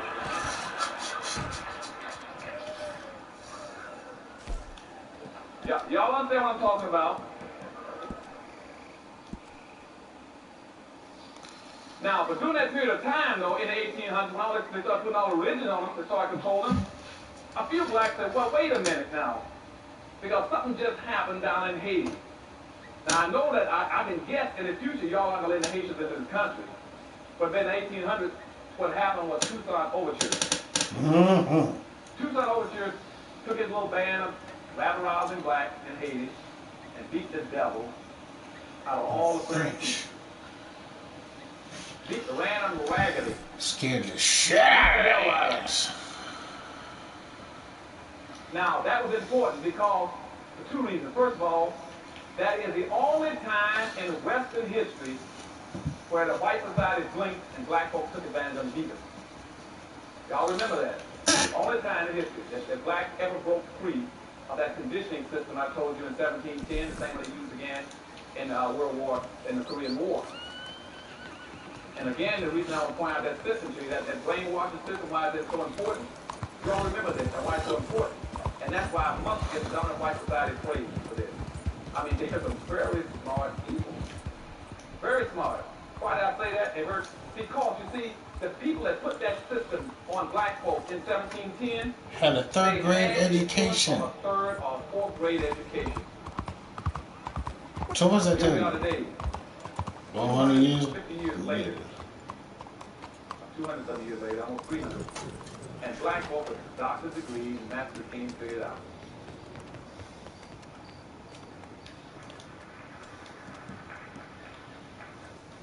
Now, but little Toussaint Overture down in Haiti, he figured it out. Beat him good. Now that message, beat him though, they finally tricked him and said, well, now that if you're beating us, we'd like to come together and neutralized. He went to discuss it with them at a meeting. They captured him, put him on a boat, and shipped him to someplace in Europe, some country where he froze to death. I think Finland or someplace. Frozen to death up there in prison. Because he went to co-op. And I told you the career. The career and the brainwashing technique, there's another principle that says that anytime you want to control anybody, I can control anybody who's willing to talk and compromise and discuss with me. I can get them to compromise. And see what we should have trying to figure out with soldiers is called a code of conduct. It says never talk to your enemy. Unless it's on your turf and your turn. And see, right now, I'm an assistant police commissioner, I'm working as a therapist for prisoners. Anytime I get somebody to communicate, talk to me, I got it. If you speak to me and answer my questions, I got it. Sooner or later, you're going to break down and tell me what I want to know. The way you resist it, you don't communicate, you don't compromise your principles. If you never beat you then. And see, that's how they got Overture. They asked him, don't you want some integration? Like they told our leaders, it's the same thing. Now, there was a lot of blacks who jumped up and said, I'm not going to go for that okie doke. One of the first ones in 1800 was Gabriel Pulser. Gabriel was an extremely smart black guy. He said, I just heard about what Toussaint Overture did down in the islands. And said, Toussaint can do it, I'm going to do it here. He said, I'm going to do the same thing. And he did some planning and you couldn't believe. He worked, he planned, he schemed. Prosser really worked on this thing. And he planned one of the most devastatingly, strategically well-planned insurrections on earth. Now, before I tell you what he did, let me go ahead and make this point. I tracked between 1710 and 1860, and we had a possible 150 to 200 possible slave revolts. And in all 150 to 200 of them, a black person squealed in every one of them and got his meritorious manumission and his Willie Lynch badge card. And so when Prosser was trying to pull his together, He planned his scheme. And for that day he was supposed to have his big revolt. Would you believe one of the most severe storms that ever hit Virginia came in and washed out most of the land and roads and bridges, and Fox's group couldn't get together their gathering point. But they were planning on hitting three things. They were planning on taking over the penitentiary in Richmond. They were planning on taking over the armory. They were planning on attacking the town and annihilating the town. Everybody except the Methodists and the Quakers would befriended them. The storm struck just as they were assembled. And only 300 showed up, and Father said, well, there's only 300 of them here. Let's put it off until next week when the land is dry and clear. And within 3 days, a black person squealed. Foster was arrested, along with 35 of his supporters. They were executed, hanged, heads chopped off, put on poles.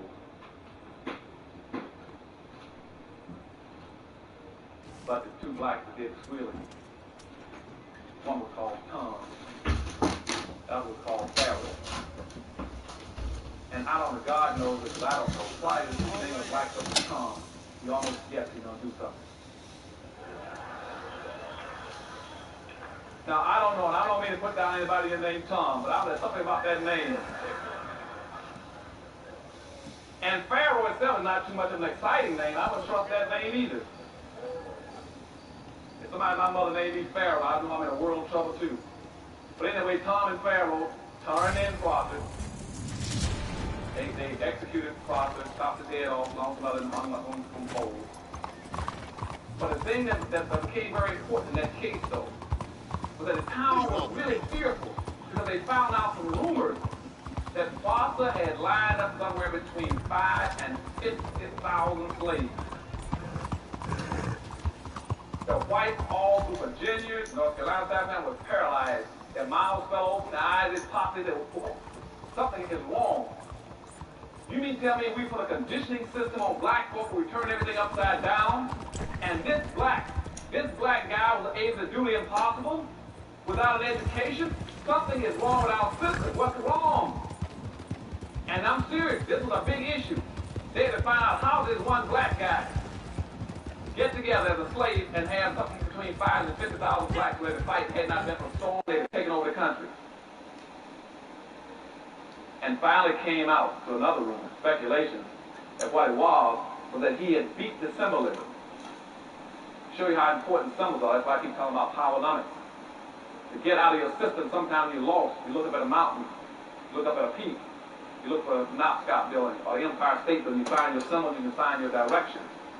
What that black prophet done, he looked at the state seal. The state of Virginia had a seal where it had a white man lying prostrate and a black man's foot on his chest. Right, and this black guy was called, and in the seal it said, Verticus overcomes Tyrannus. And that black man has used that seal as his motivating force, his guiding light for his people.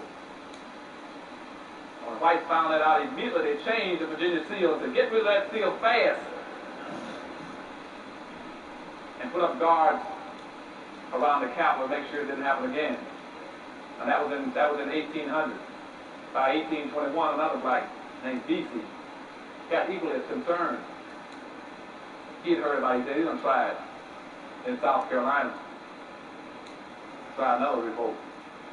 But BC said up front, BC organized his group. He walked around, he was a free black. He got free because he bought his own, paid $600 and freed himself. He won money in a lottery. He was very upset because he couldn't buy his children out of slavery. So BC would walk through the town in Charleston, South Carolina, telling black folk, get that hump out of your back. Straighten up. Be respectful. Take care of your own people. Look out for your own people. Quit trying to worry about everybody. Look out for yourselves. And BC was he was a big man, a big broad man. He said, I'll break your back if I get you bending over. And he planned an insurrection. He called something like about 300 to 500 together to take over Charleston, South Carolina. He told them up front, he said, let me tell you all something. He said, I catch one black in this group trying to get meritorious manumission. He said, I'm going to snap your neck like a twig. Damn! And he planned a revolt. And And unfortunately, again, 2 days before his revolt occurred, not only was he squealed on once, he was squealed on twice. So BC was picked up along with about 37 of his people in common. Because again, they sold him out. Then by 1831, Nat Turner, you already know about, tried the same thing a few years later, 31. Nat Turner said that I'm not going to go those changes. I'm not going to do what BC did. I'm not going to do what Foster did. I'm not even going to play that silly game. What they going to do? He said, I'm going to break out of here. I'm getting me a knife, gun, sword, stick, tools, bricks, anything I can get. I'm killing anything I see that moves, falls, jumps, walks, and talks.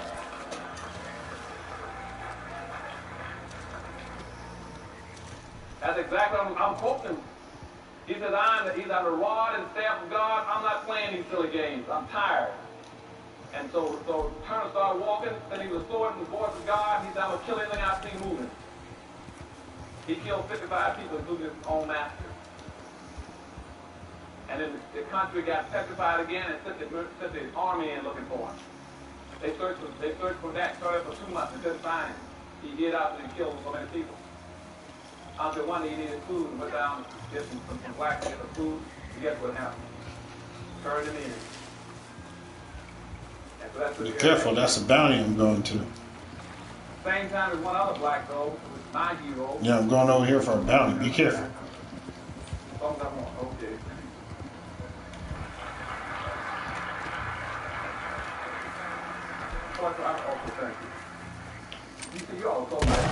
You know the fuck you like? Yeah, fuck away from me. Come here. You run me, motherfucker.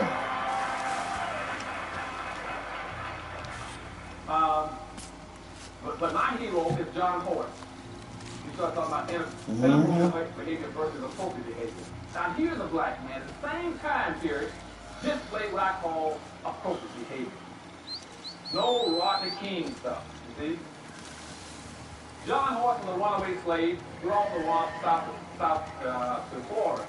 Hey, start blowing their heads off. Same period when BC and Turner and the rest of the trying to revolt. John Horace was a big, burly, strong black man. He ran off to Florida.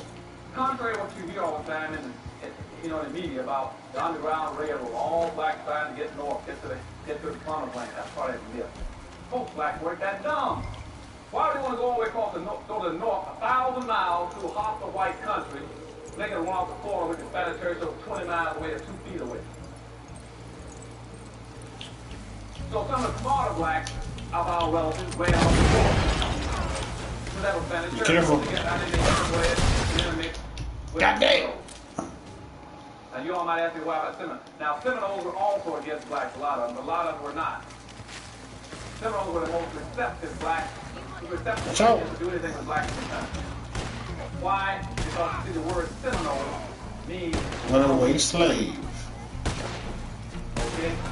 And they were also runaway, they get away with blacks. They were a mixture of blacks. Careful. They were very receptive to black folks. And so they started fighting that area. To fight the United States, because the United States didn't want to go down there and try to get the slaves back. They said that's what they're saying, General Andrew Jackson the Florida for, get slaves. Because these blacks down there were coming off the border periodically. I was going to say, what the fuck? Now, why is that important? Because you see, I talked about very inappropriate behavior in Africa. The reason they enslaved black folks with them because our leaders in Africa have given the impression that I don't care about other black folks. And they haul all those blacks around the world. They knew in their hearts they would never see a shipload of Africans coming to get us back. They never suspected that Africans would come to save Africans. That's why they didn't try to enslave Indians, because they knew they enslaved Indians. Indians would come to get their people. But they knew that black leadership in Africa had always said, you can have my own one, I won't come here. And so when the blacks went off in the south, in the border, they were coming across the border, raiding those plantations along Alabama, Mississippi, Georgia border there. South Carolina border, taking their people, taking them back to down to Florida, getting them free.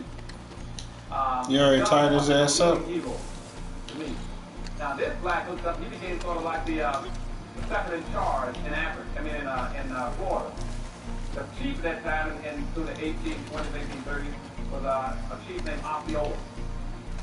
Osceola had about 3 sons that were very active, also fighting intrusion into Florida to get slaves back.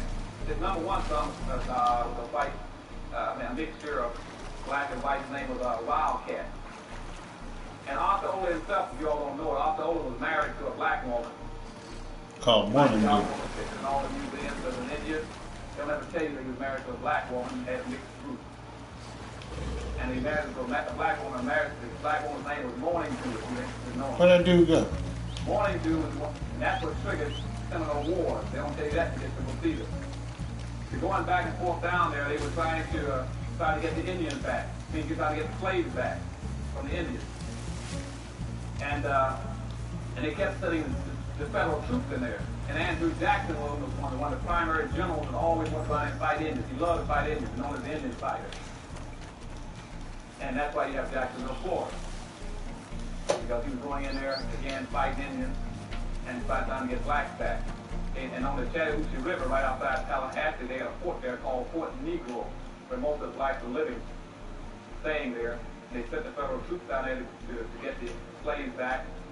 And the federal folks came up the Chattahoochee River to Fort Negro, and most of the blacks were out, the Indians raiding, fighting, and left the women and kids there. And so the federal troops fired on Fort Negro.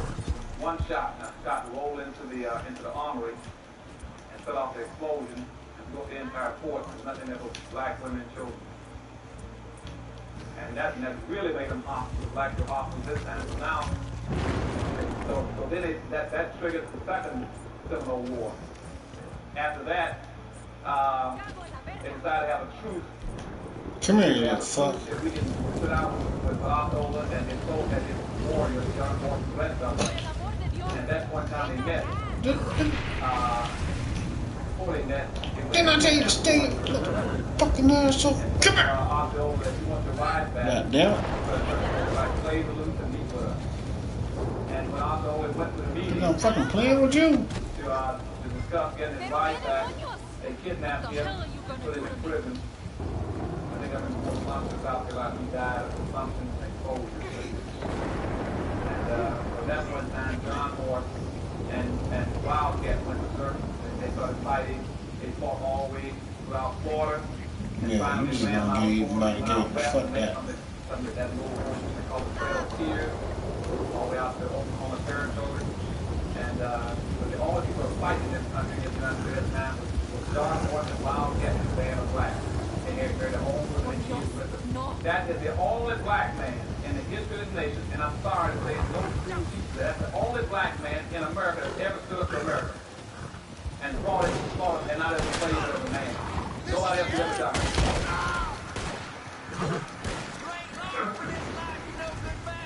John Morton fought the United States for 15 years. Yeah, how many motherfuckers can tell you they did that shit? Taking them all down to the west, through Oklahoma, through Texas, and finally taking them into Mexico. He went into Mexico and stayed there for about 5-6 years and came back again to Wildcat. They tried to set up their little village again. But the whites out there, the racists kept raiding their camps, killing them. He kept fighting, and they finally killed Wildcat, shot him in the back with a shotgun and killed him. And then John Morton finally just gave up and got on his horse. Eventually just rolled off back into Mexico. He never heard from him again. He fought for 50 years. The only black man. You can talk about any civil rights that you want to. If you had a hero, that's the only hero we ever had. That fought and said, I'm not a slave and I won't take it. I'm not Rodney King, anybody else. And so, they found nobody ever knew what to do, what happened to him, and he rolled off. That was John Morton. Now, this whole meritorious manumission policy is in effect, moving along at the same time, this control system. About 1852, a lady named Harriet B. Stover began to want to write about it. So she then wrote about the whole thing. She interviewed a guy whose name was Henderson, which you all would know as Uncle Tom. Oh. He then told about the story. She wrote a book called Uncle Tom's Cabin. But in that book, contrary to what most people think, Uncle Tom was not the bad guy. It was Sambo. The bad guy was Sambo. And so I'm asking you all, my brothers and sisters, please, don't call a black guy who you know is worthless and priceless. Don't call him Uncle Tom. That's complimenting him. Call him his real name, what he's entitled to, and that's a Sambo. Any black person sells his own people out and will do them in, he is a Sambo. Now, what is a Sambo again? Going back to Meritorious Manumission 1710, the whole conditioning process, the whole brainwashing system, the whole social engineering system says that you must teach black people to see the world through the eyes of white. You must see everything through their eyes. You must accept their values, their superiority, whatever they think and feel, and that way we got you contained. And that's why when you see somebody like Colin Powell, somebody running for office, they say, well, you can run for office to see the same way we want to see it. If you want to be conservative, you can run for office. If you want to place a lot of importance on abortion, you can run for office.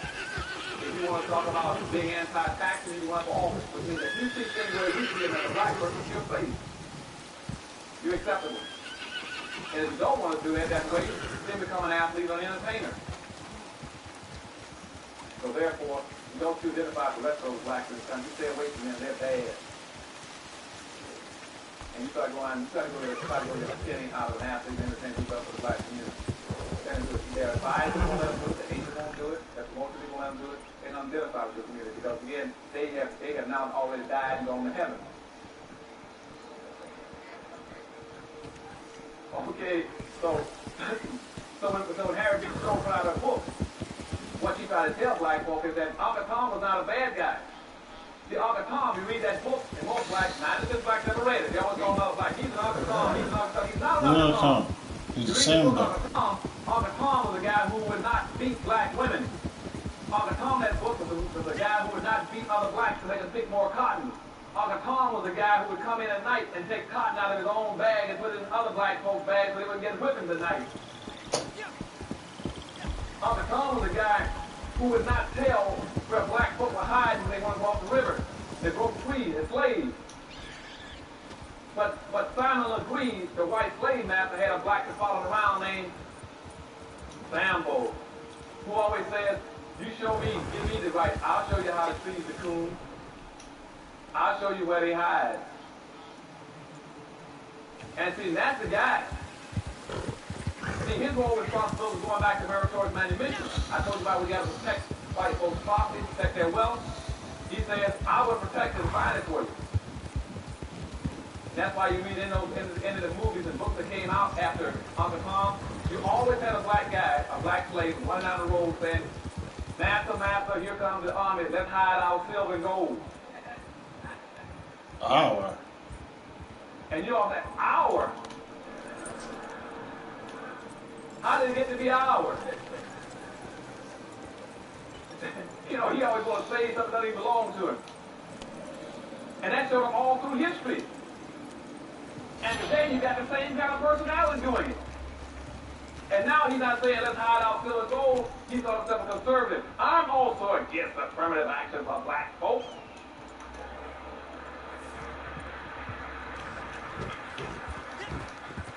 I'm against quotas. I'm against preferential treatment. He had one running around somebody he want to pass a law to stop black folks from discriminating against whites. You still got that kind of personality that always wants to protect something, protect the strong. You always have that kind of Sambo personality. And nowadays, the best way to get rich is say, I'm going to protect the best master, gold, silver, and I'm going to be against some black folks. I guarantee I get you a radio talk show. I get you a television show. I can even get you an appointment to the Supreme Court. Okay?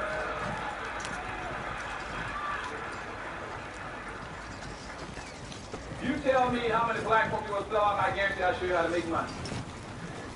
Because you see, every ethnic group, every religious group, every racial group, every political group has always made money off of black folks. Okay? And what I'm going to start talking about in Power Numbers when I come back here in the fall is to show you all one thing. I'm going to tell you is time is up. You have made, as a race, you made every religion, every ethnic group, every racial group rich.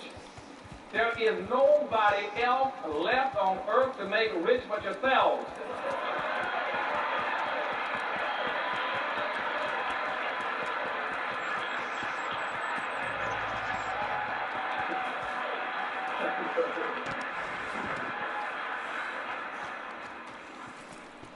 So that's all left. We got to do it by ourselves now.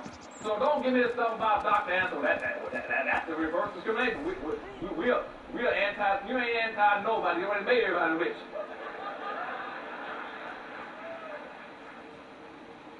That was something. Well, Dr. Ansel, what you're preaching isn't that segregation? Or let me tell y'all something. Starting again back in 1850. Blacks got hung up on that same mess, you know. By 1850, after Harriet B. Stowe put out her book, here comes Frederick Douglass. He's going to take one path. He's going to go back now and try to pick up becoming an integrationist. He becomes an integrationist, taking that. Well, since they excluded us in 1638, saying we should never be permitted to enjoy the fruits of white society, let's be integrationists to some white people. Let's make them let us in. So they started that top strand called integration, which is one Frederick Douglass, Booker T. Washington, then up to all your civil rights leaders and Martin Luther King, that whole group, all the way down the line, even your present day civil rights group. They keep saying, we want access to whatever you want. We want to be included in whatever you want. Now you got another group that started after Harriet B. Stowe. They said they want to be segregation. Then you got the more strongly willed person, like W.B. Du Bois. You got Martin D. Lane. You got Marcus Garvey. Then you got Malcolm X, Elijah Muhammad. They were going another way, saying, no, we want our separate stuff. Now, what I say by myself, and I know a lot of people try to get upset when I say it, both groups were right and both groups were wrong. What I say is that it is not about integration. It is not, the issue is not segregation. The issue is aggregation. It means aggregating. What it is called functional pluralism, which means we're not trying to integrate, we're not trying to segregate. No other group comes here and says, I want to integrate and segregate. What they're saying is that if I come together and concentrate as a people, concentrate my power and my wealth and my resources, I can compete. That's what they're talking about.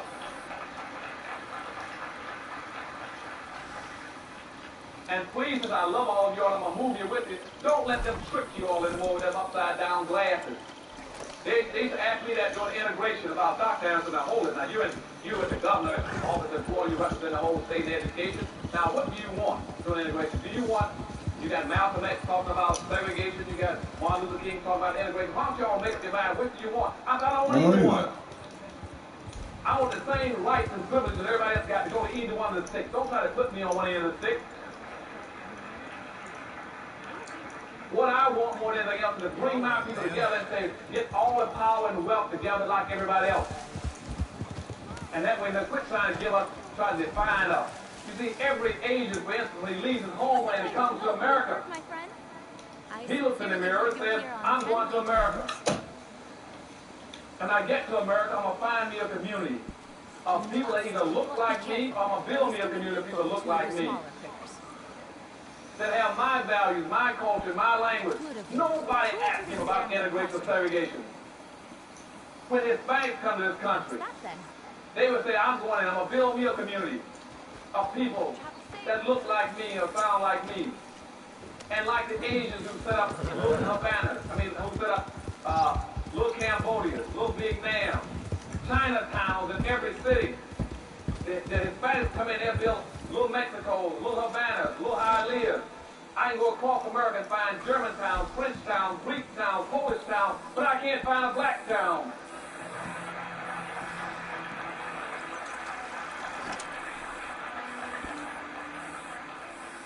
Because of our inappropriate behavior patterns with the one we keep trying to integrate. Nobody else is trying to integrate.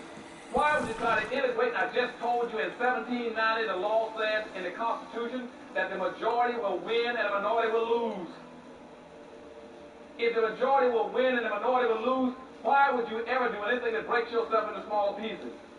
When you already a plan systematically program the minorities. Now you got other people in a category called minority. You got women, gay, Hispanic, anything you want. Midget, Hispanic, anything you want. But nobody goes by there and say how many you can have. You've heard everybody say we're going to have so many women in the country, or so many midgets in the country, or so many gay in the country, or so many AIDS. Only thing they say is you must have is so many blacks. We're the only people. No comment. And see, and another thing I'm saying, I told you last time I was here, is that you got to remember that you are the only non-immigrants in America. The only non-immigrant. So if you start using a word for yourself, always call yourself a non-immigrant. Don't call yourself anything else other than that. Amen. Don't call yourself a minority. And to some degree, if you really want to be slick, I would even call myself an African American. Why not? I had to get one girl in Texas, but I know you never call yourself an African American. He said, I'm very. Why is that? I said, because I'm black. You see? She said, well, why? But you're still an African American? I said, no. Beautiful. Because you see, when I go look at the definition of African American, the whole north part of Africa is a continent. That's not a country, that's a continent. People come in from El Salvador, they are Salvadorians. That's top notch. When you say you're from Africa, I'm an African. Where in Africa?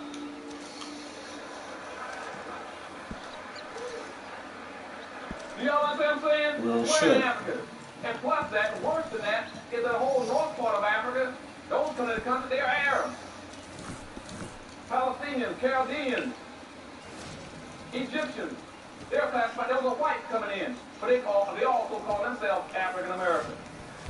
When I go down through different parts of the west coast of Africa, I got people coming in from west coast of Africa. They're Pakistanis and Indians, East Indians.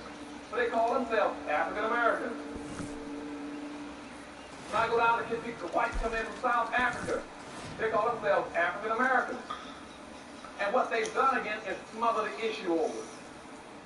So when I go look at it, when I go break it open, it's like cracking open an egg.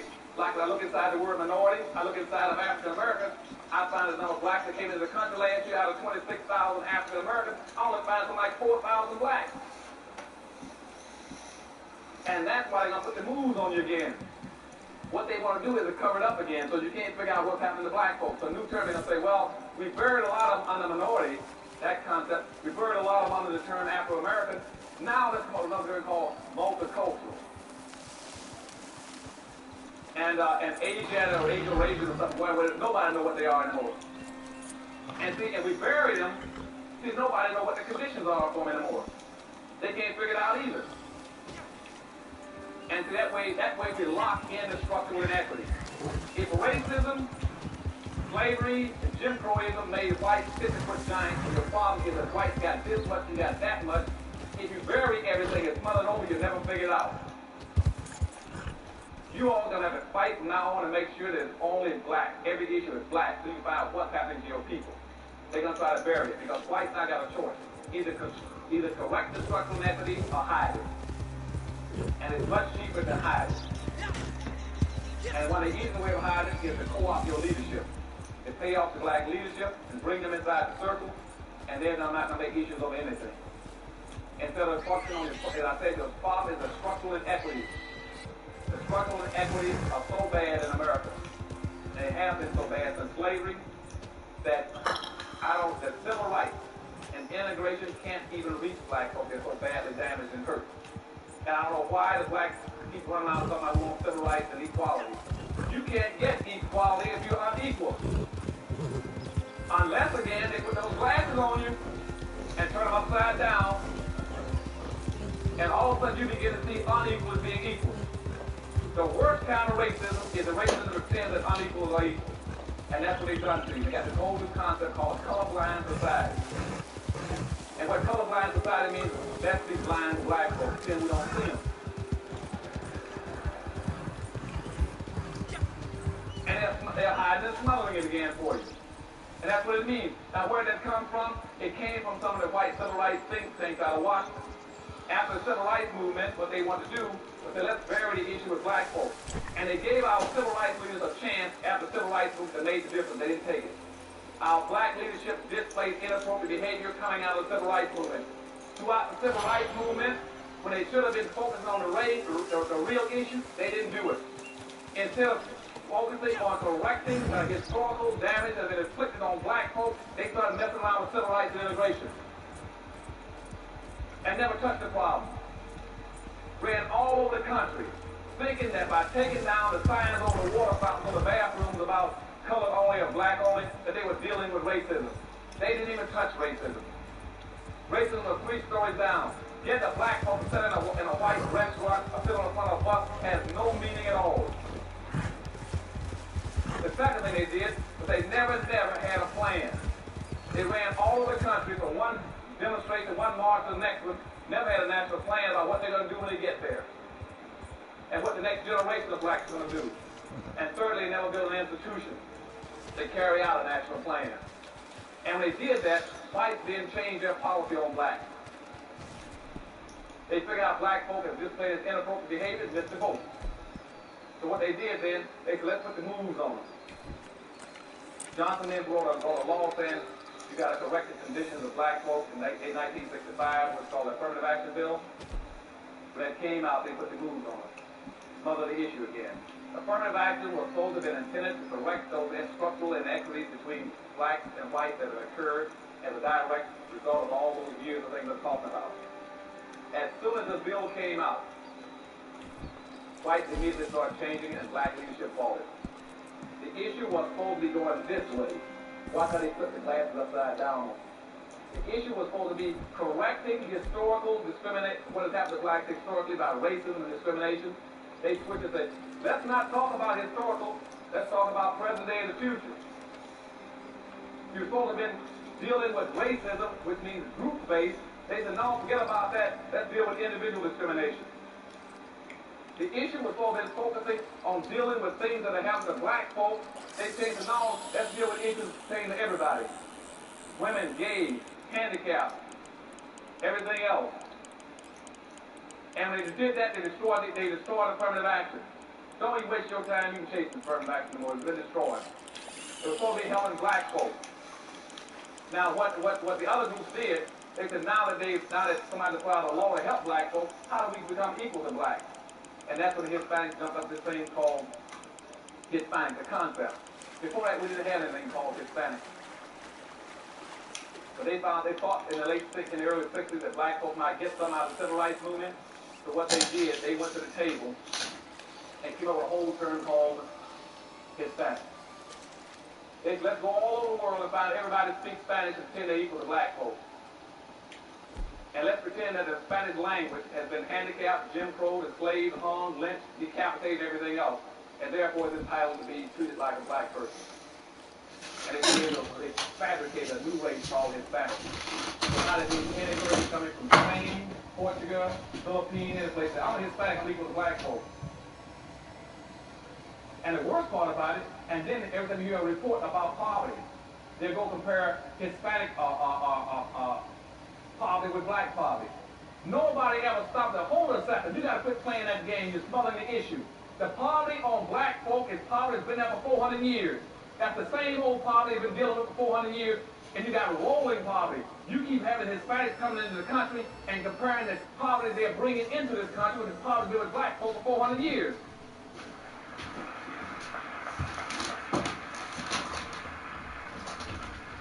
Nobody wants to stop them from doing that. Now people say, well, they got poverty. Yes, but that poverty they bring here with them. Black folk didn't bring poverty with them. It was given to us as a gift.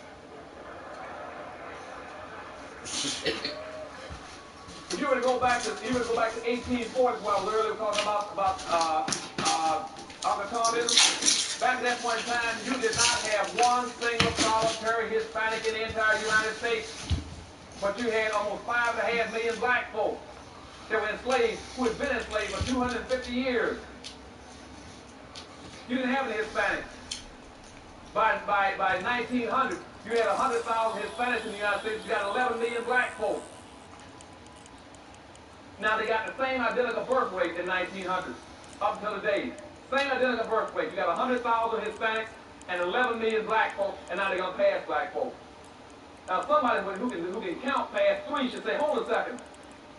How can you only have 100,000 of them in 1900 at the same birth rate? You got 11 million blacks and now passes blacks because 2 million every year walking across the border. It is not this country's responsibility to be correcting all their poverty. It is the country's responsibility to correct the poverty they put on people.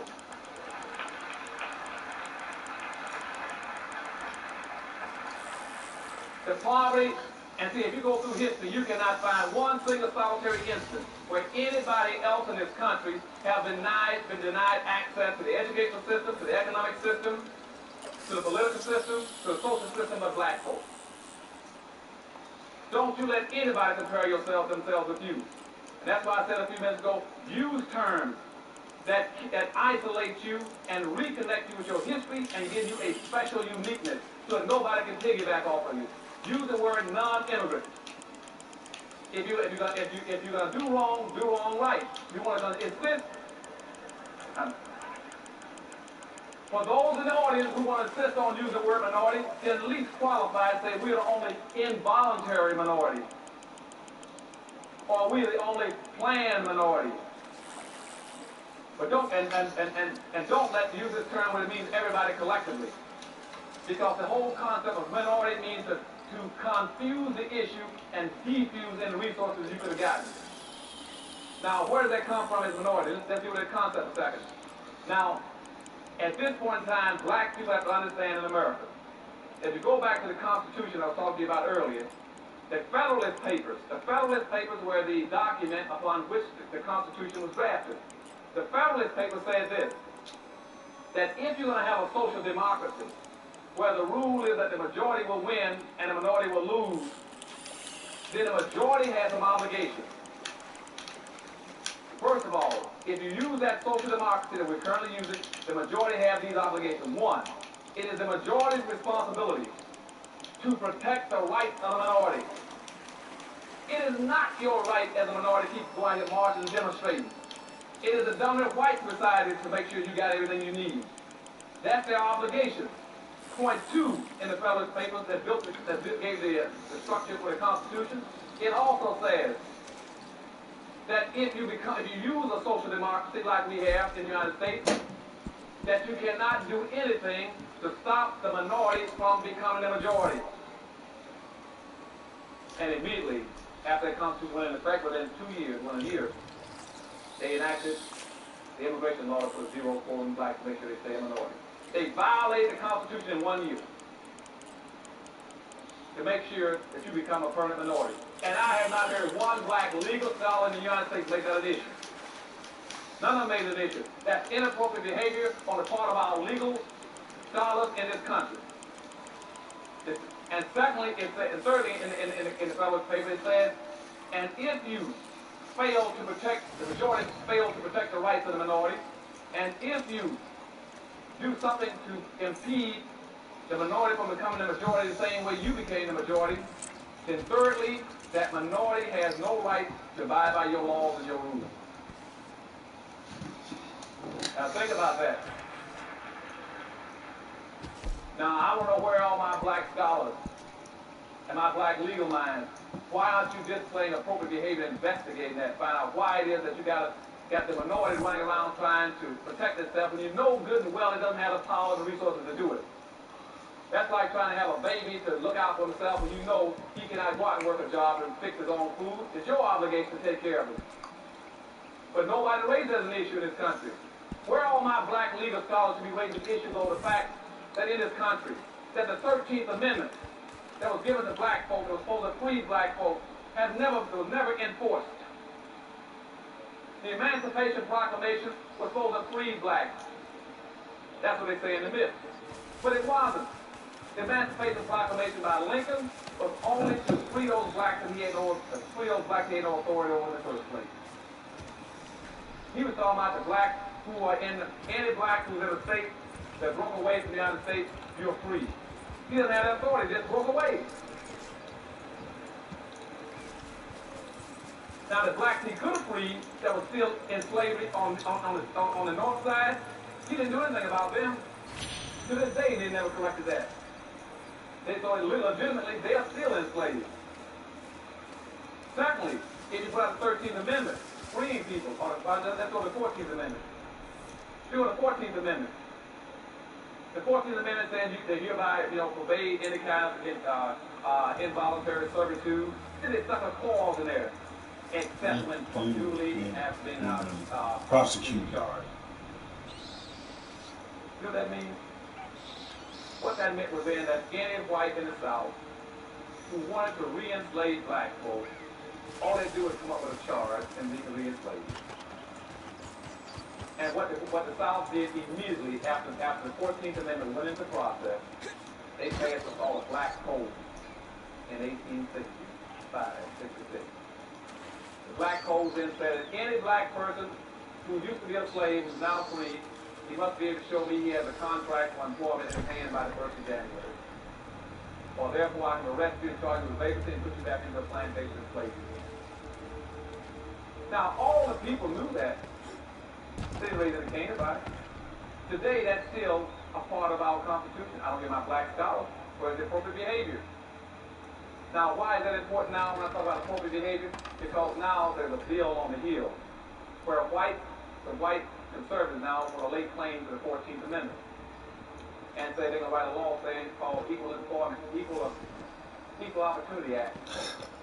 What they're going to say now is that bill can be used for whites too, so that you can now not infringe on their rights.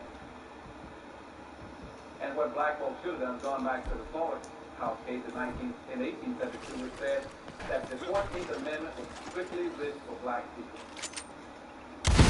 That would mean, in other words, whites use the 14th Amendment for reverse discrimination charges against black folks. Now, you all follow me through on this.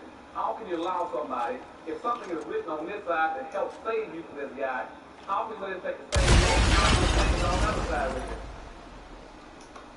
Am I losing you all on this now?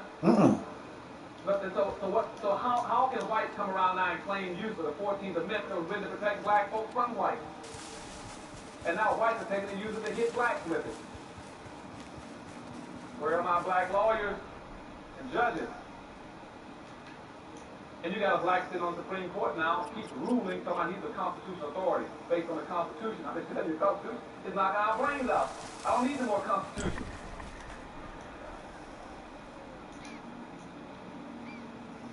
So when all these questions need to be raised in our court system about what's happening to us, and nobody's doing that. So the bottom line, what I'm saying to you is that we got major problems in society, so we keep doing all these things wrong. We are poor and impoverished because we don't build communities, as I told you a few minutes ago. Secondly, we are the richest nation on earth outside of the United States as black folks. In the world, we are the 9th richest nation on earth. We have an annual disposable income of $382 billion. But we violate all the norms of economics as black folks. That's inappropriate behavior. Your money is supposed to bounce 8 to 12 times before it leaves your community. I'll say that again.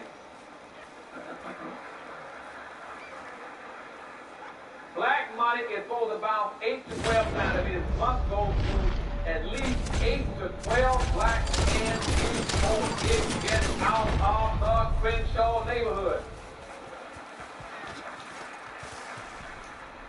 8 to 12 times. And it doesn't. Black money does not bounce one time.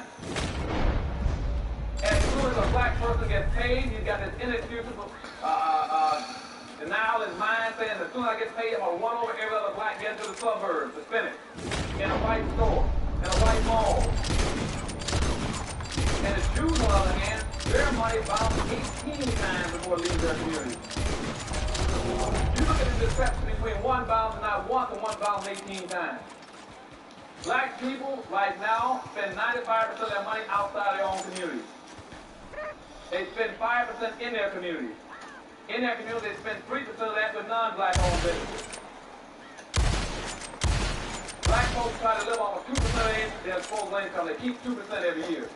And they take that 2% and put it into a savings account or bank, and then they can't even get a loan from the white bank they put it into. Now, anybody's right mind knows that it's humanly impossible for you to live off of 2% of your income. It can't be done, but we keep trying to do the impossible. Why do we keep trying to live off of 2% and you know it can't be done? So what happens is every night, every black community in America goes bankrupt. When the last non-black in a black community closes up the store, cleans out the cash register and goes home. We go bankrupt from that night until the next morning. And the reason we're doing that, the reason we're so impoverished, is because other groups are also boycotting it. We don't have any business structures in our neighborhoods because others are boycotting it. As long as you live, you'll never see a white person because his money's bouncing in his own community. So he's not going to let his money bounce in your community. So when he gets money, he keeps it. You don't see him getting in his car on a Saturday morning, like this morning, driving down to a black neighborhood, getting out of his car, going into a black store, buying a black-made product. He doesn't do that. If he does do that, I told y'all before, take a picture of it if you see it. It might be very valuable one day. Every black I know tries to get into Chinatown every Friday, Saturday evening. Have you ever seen Chinese trying to get into a black neighborhood by anything? See, why do you keep doing it? Inappropriate behavior. You keep doing everything inappropriately, backwards. You've got to quit doing it. I'm not telling you to be mean against anybody. I'm not telling you to be against them. I'm saying take care of your own people. Don't do what they do in slavery.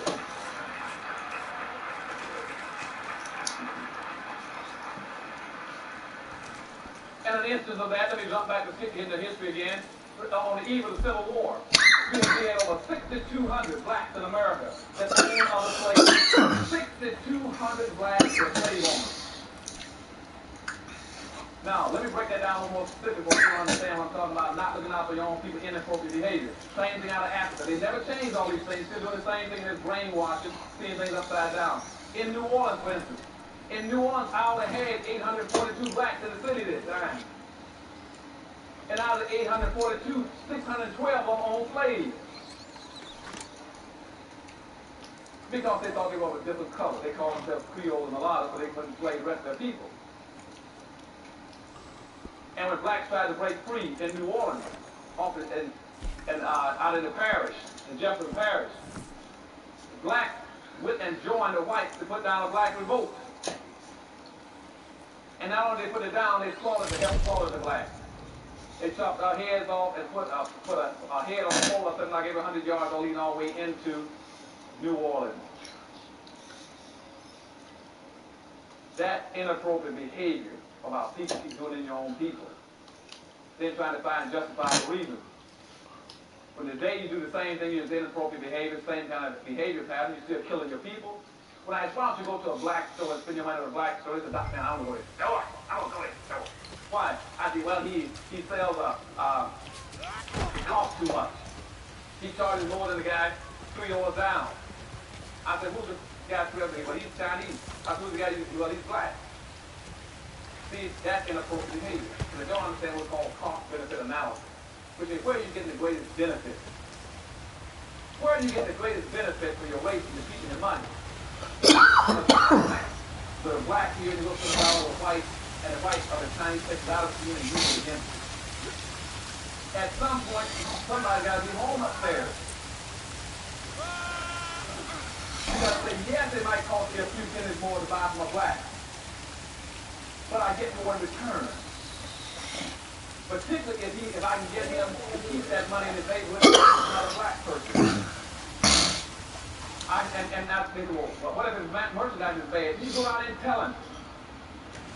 You go out and tell him, let me tell you something. You got 6 months to clean up this place. You got 6 months to put in a better quality product. You got 6 months to start to put that better security and lighting in here. You got 6 months to change your negative attitude.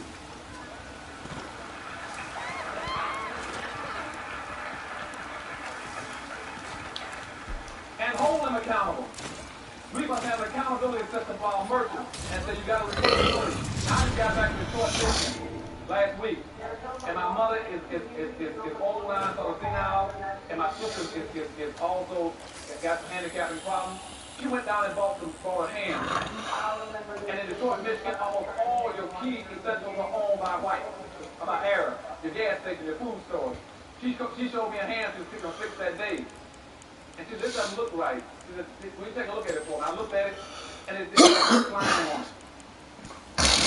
I said, where'd you get that? She said, I got it from Savon Arab store down the street there when they sell the groceries. And I'd already looked in there. I could smell the rotten meat when I come in the store. And all the stores in the city, so they're not black-owned stores. I could cut that ham open and see it.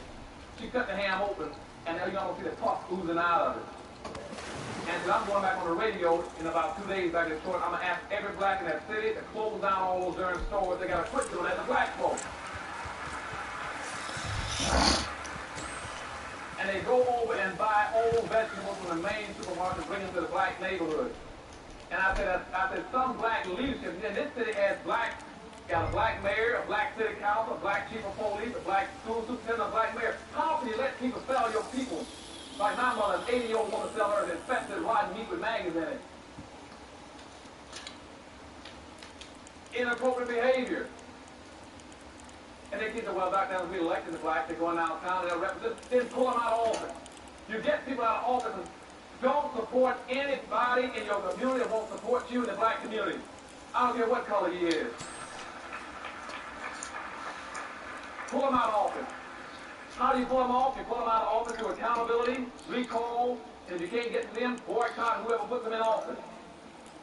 We got to get wealth and power as quick as we can if we're going to survive. The time is running out. We need money. We don't need jobs, we need money.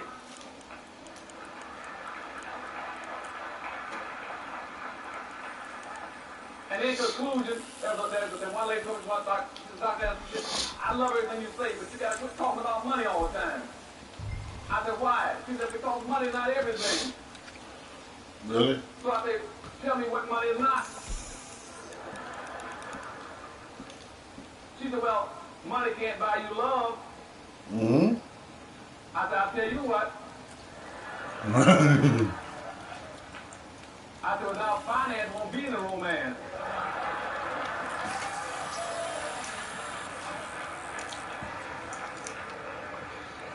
She said, you know, you can make all those smart statements you want. I'll tell you what, I bet you money won't take you to heaven. I said, I'll tell you what. You let money take me as far as it can, I get off and walk the rest of the way.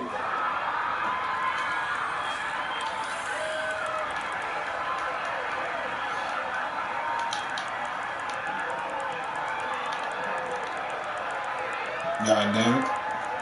Cut my check. Give me my reparations. Plain and simple. When you come to this country thinking you knew it was free. So in my last thing, she said, well, I'll tell you what. She said, I don't care what you say, Dr. Anderson. As far as I'm concerned, money is the root of all evil. I said, you're right. I said, because I don't have any money. I'm evil. Don't have anything. I'm evil. So I thank you and I love you.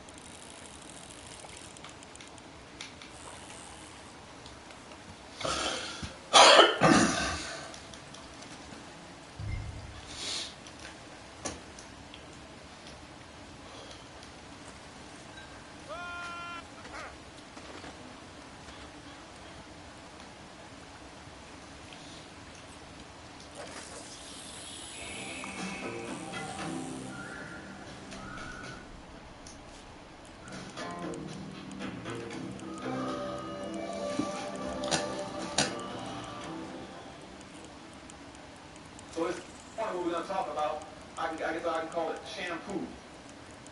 Okay? Now, you know that when you're going to go down and clean your carpeting, you go down to the store, you get the machine, and you go in and buy a little thing called shampoo to clean the carpet. And what shampoo does is really, it takes the sham out and leaves the poo in. Okay? And that's what's been going on through history with black folks. They keep taking the sham out and leaving the poo in. So this morning we're going to do a little shampooing, okay? And we're going to start off and we'll show you, take you right through history again, through a segment of history.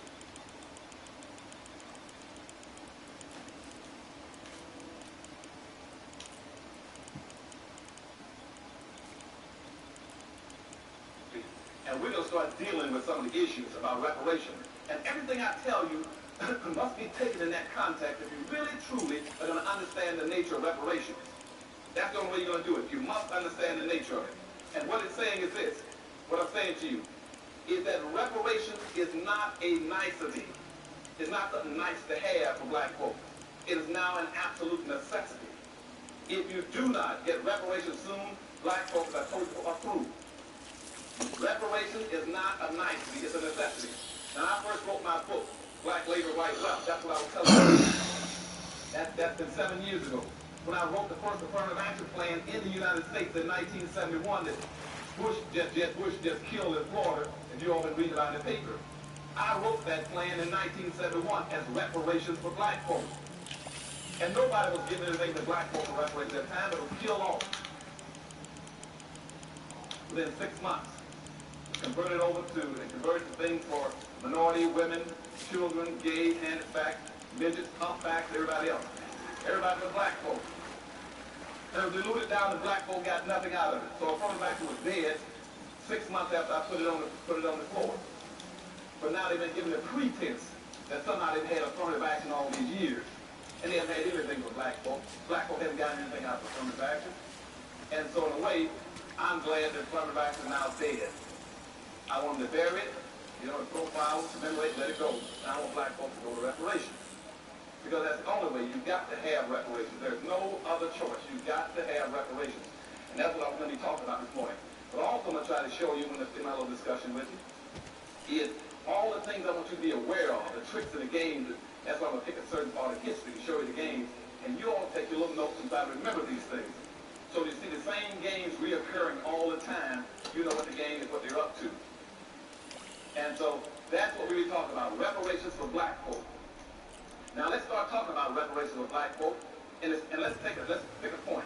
Let's take Juneteenth, since this is Juneteenth weekend, the Juneteenth celebration. Now I talked to you earlier about the importance of culture. So we have to have Juneteenth as a culture process, because we don't have any culture. And so you hear me criticize Juneteenth in a few seconds, it's not because I want you all to disassociate.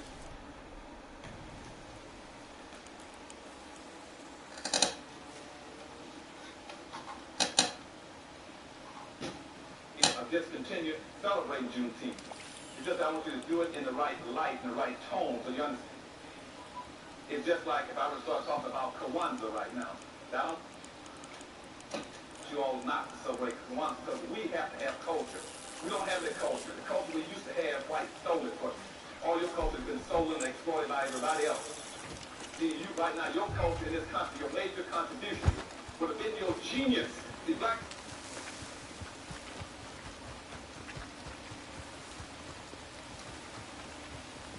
have a genius for creating music, dance, language, slang, you see, art.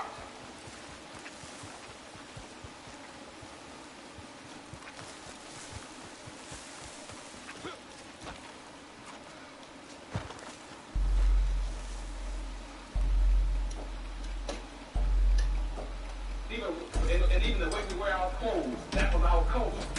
But everybody has taken the export and gotten rich off it. Every time you come with anything, they take it from you because you integrate. You see, one time, Dixieland music was black. See, jazz.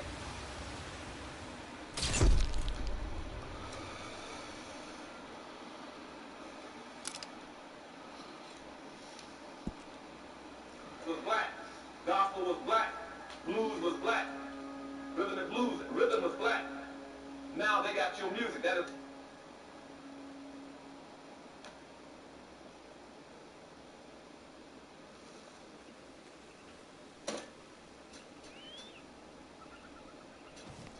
$103 billion a year industry, and black folk get less than 1% out of it. You see, even the Hispanics got your music now. They take African music and mix it with black music and call it Latin beat. See, everybody makes money off black folk. Because when you integrate it, you open yourself up. Integration means filleting yourself. Say,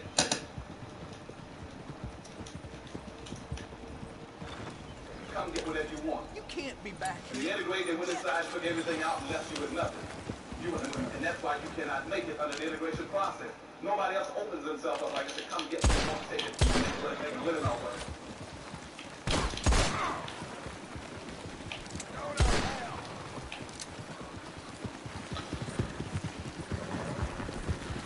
That's why now they have a rock and roll, museum for whites. And call Elvis Presley.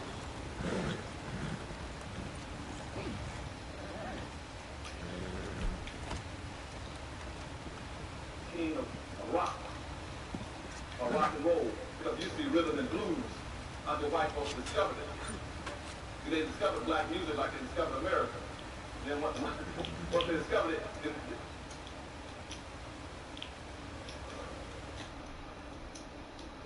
then they became theirs, and we just gave it to them. So we gotta have culture.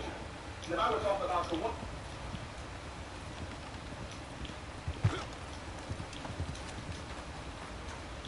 the secret, I would tell black folks, so you gotta understand that we gotta have Kwanzaa, because Kwanzaa gives us something to celebrate at Christmas other than the white form of Christmas celebration. Celebrate.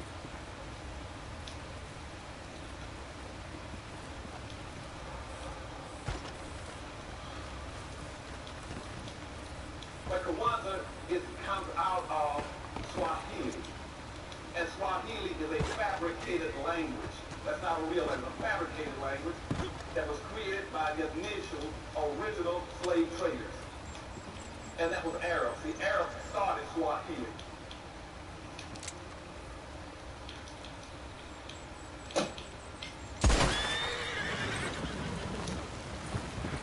They started Swahili intentionally to be able to communicate with black Africans. And so there's a fabricated language. So we talk about we're going to board the white man's language. We want to start dealing with Swahili and dealing with the Arab language. So you just jump from the fire into the frying pan. Doesn't make a difference one way or the other. But again, we need to celebrate, but you need to understand that. Now, the same thing is true with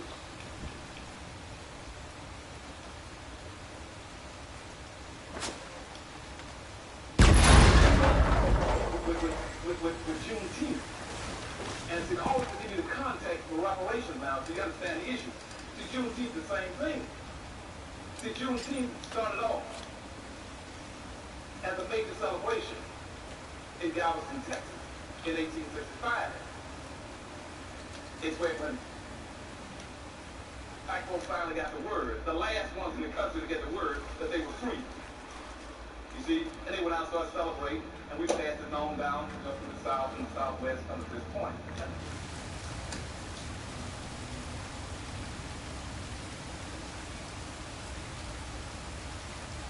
And major basic celebration. But it was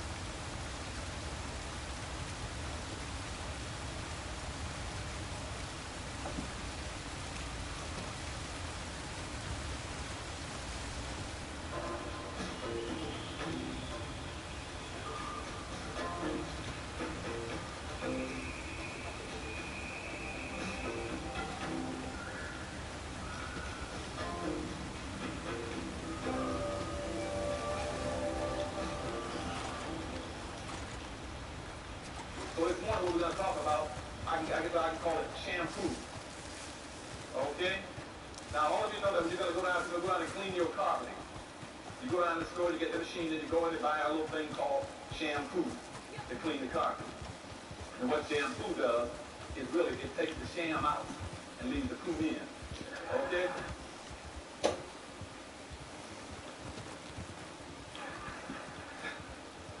And that's what's been going on through history for black folks. They keep taking the sham out, and leaving the poo in. So this morning, we're going to do a little shampooing, okay?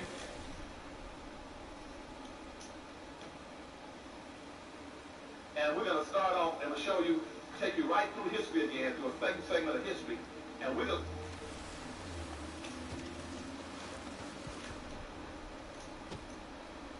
dealing with some of the issues about reparations. And everything I tell you must be taken in that context if you really, truly are going to understand the nature of reparations. That's the only way you're going to do it. You must understand the nature of it. And what it's saying is this. What I'm saying to you is that reparations is not a nicety. It's not something nice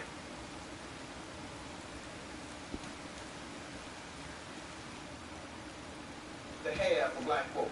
It is now an absolute necessity. If you do not get reparations soon, black folks are totally approved.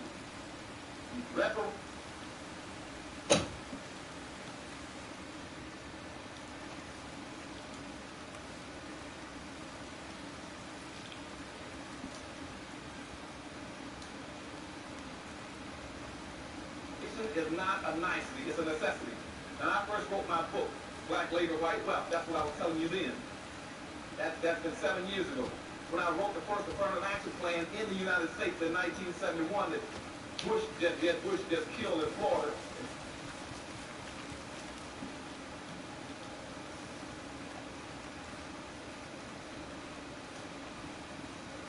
Go and read about the paper. I wrote that plan in 1971 as reparations for black folks.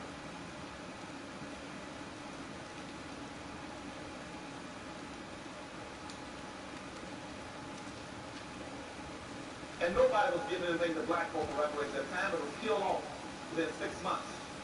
Converted to things for minority, women, children, gays, handicapped, midgets.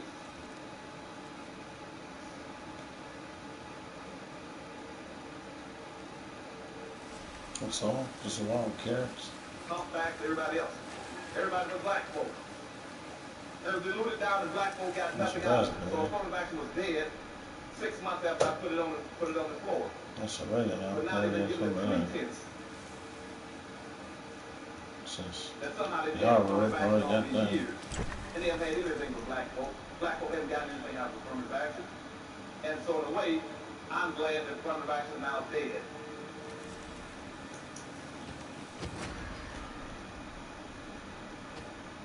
I want them to bury it, you know, it's profile, commemorate, let it go. I want black folks to go to reparations. Because that's the only way. You've got to have reparations. There's no other choice. You've got to have reparations. And that's what I'm going to be talking about this morning. But also I'm going to try to show you in my little discussion with you.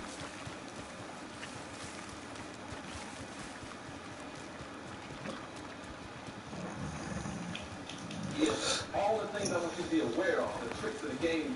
That's why I'm going to pick a certain part of history to show you the game. And you all take your little notes and try to remember. Oh shit, I'm like, what the fuck are you at? Goddamn popos. So you see the same games reoccurring all the time.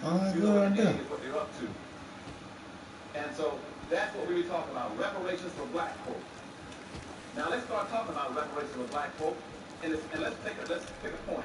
Let's take Juneteenth, since this is Juneteenth weekend, the Juneteenth celebration. Now, I talked to you earlier about the importance of culture.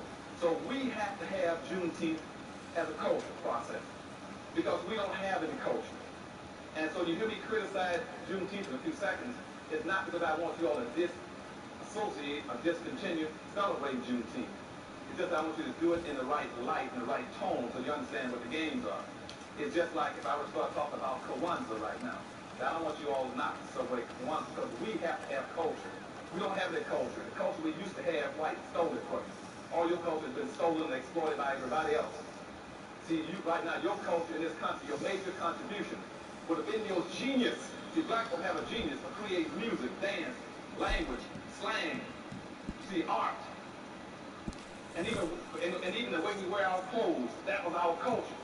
But everybody has taken the export and gotten rich off it. Every time you come up with anything, they take it from you because you integrate. You see, one time, big band music was black. See, jazz was black. Gospel was black. Blues was black. Rhythm and blues, rhythm was black. Now they got your music. That is a $103 billion a year industry, and black folk get less than 1% out of it. You see, even the Hispanics got your music now. They take African music and mix it with black music and call it Latin beat. See, everybody makes money off of black folk. Because when you integrate it, you open yourself up Integration means filleting yourself, saying, come get whatever you want. When you integrate it, one side took everything out and left you with nothing. And that's why you cannot make it under the integration process. Nobody else opens themselves up like you come get what you want, take it and make a living off of it. That's why now they have a rock and roll, museum for whites. And call Elvis Presley the king of rock. Or rock and roll. Because it used to be rhythm and blues until white folks discovered it. See, they discovered black music like they discovered America. Then once they discovered it, then they became theirs. And we just gave it to them. So we gotta have culture. Now I was talking about Kwanzaa, see, where I'm telling black folks, you gotta understand that we gotta have Kwanzaa. Because Kwanzaa gives us something to celebrate Christmas other than the white form of Christmas celebration. But Kwanzaa comes out of get the card over there. Swahili. And Swahili is a fabricated language. That's not a real language, a fabricated language that was created by the initials. Are you fucking kidding me? Skunk, you really just sitting down like it was just 106. Skunk like, I ain't tripping. I'm just ready to get fucking started, we'll go. What the fuck? So we just killing poachers? Oh yeah, we're killing poachers, okay. This is Greenpeace, motherfucker! We're known as Greenpeace, the enforcers, bitch!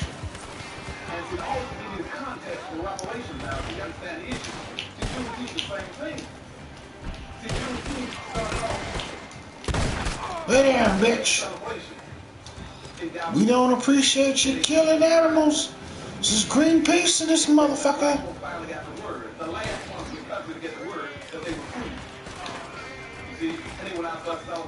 And we passed it on down to the south and southwest up to this point on the major days of celebration. But in reality, what you're going to find in a few minutes is that you'll never get they never get Hold on, dude, I got you. Yep, you got him. Watch out, motherfucker coming up behind, thinking he slipped. Watch out! Watch out! I'm gonna kill your fucking horse, motherfucker. Hold up! Don't die! Don't die! Don't die! There you go. Good shit. Good shit. Good shit. There you go. Watch out! I'm trying to sneak up behind you. What are you gonna do, an emancipator? No, lie for real.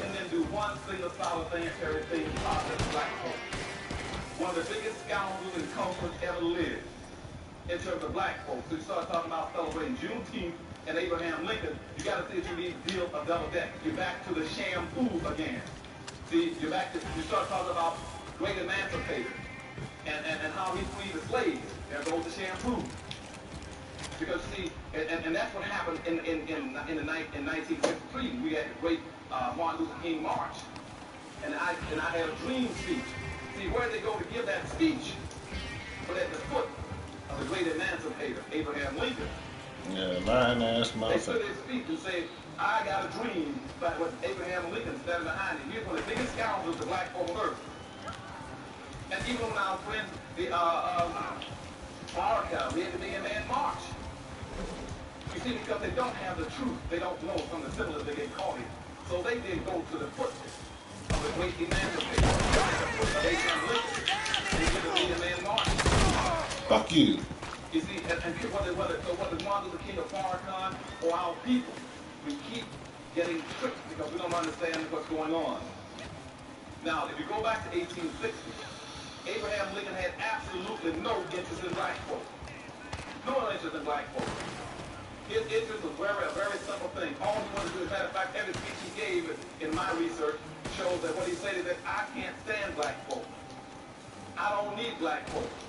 Don't want black folk. And what I would ideally like to do is to recolonize black folk and ship black folk out of the country.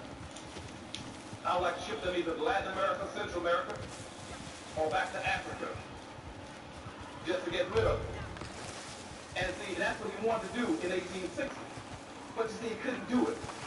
Because he checked around trying to figure out how he could do it. After he became president, he found out something, which is a point you all got to remember, because we talk about these things later. He found out that white folks needed these black folks. They couldn't stand. See, they needed them. They needed poor black folks to see no white person wanted to do the dirty, nasty, dangerous work. So black folks, they were needed as a labor class. They needed your labor. The second was they came to Lincoln, the great emancipator that we like to worship in Washington, D.C.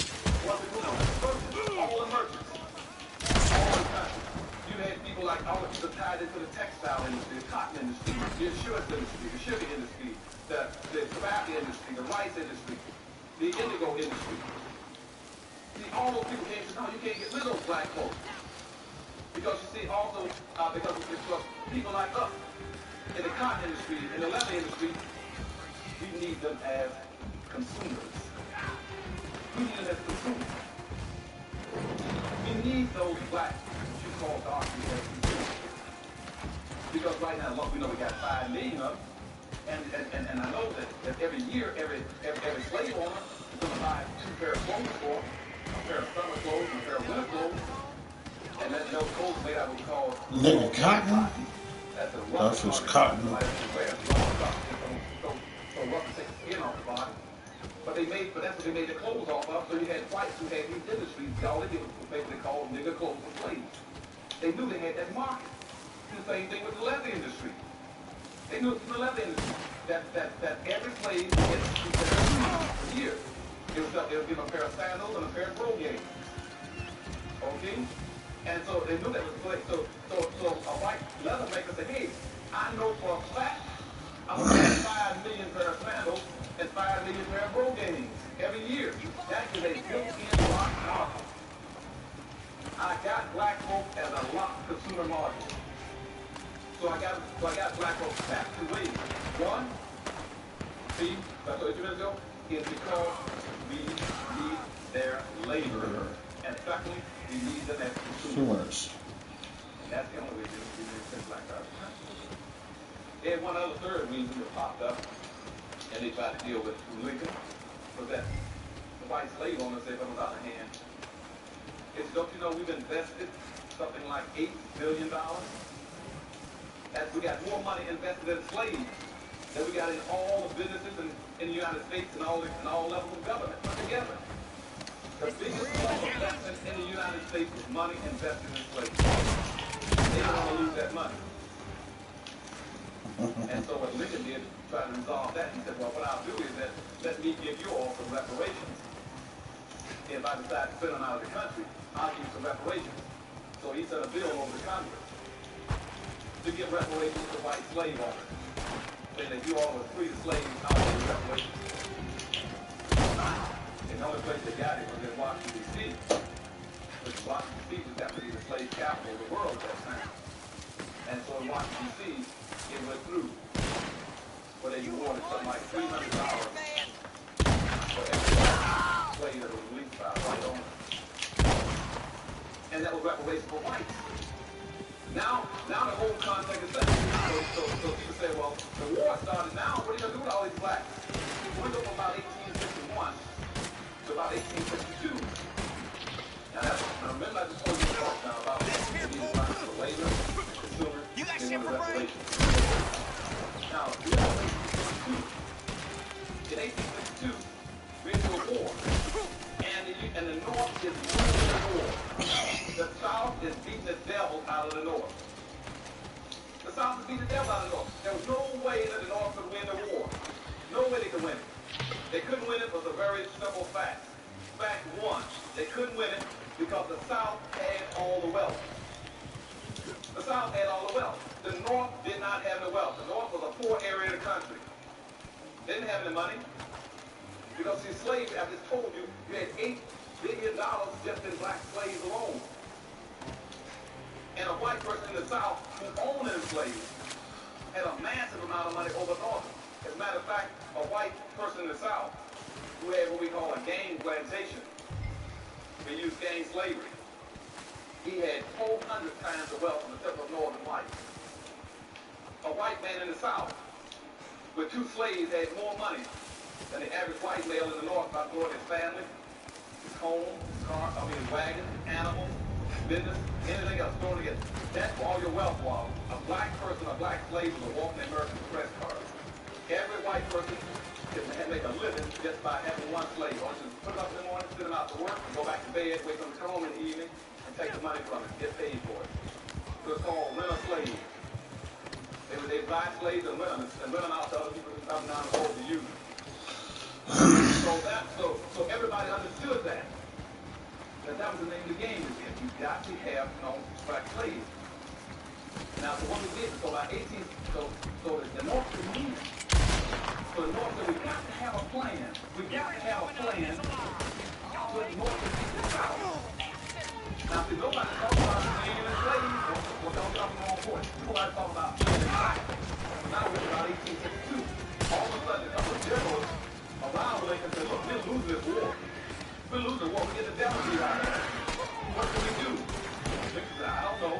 It's not here, but I got a scheme. Why don't we play some games, play some trickery? Let's use a little sham. Cool. What we're going to do is, let's turn around and tell South the word that you're going to free the slaves. You put out the word that you're going to free slaves, what would that do to the South? First of all, that would create all kind of havoc for them. Because you see, the reason they're beating us is because they got 5 million blacks there on their team in the South. You got 5 million black slaves in the South that are taking care of the white families, taking care of the yards, the garden, the food, the white families, protecting them, feeding them, clothing them, and doing all the work while all the white men out fighting the war. Are y'all following me? So the South is using blacks to build the highways, the bridges, the railroads, to haul them, to run the wagons, to hold all the supplies, to work in the factories, the mines, and the timber yards, to build the bridges, being done by black folks. So that way all the white men in the South would go out and fight the war. So about September the 22nd, about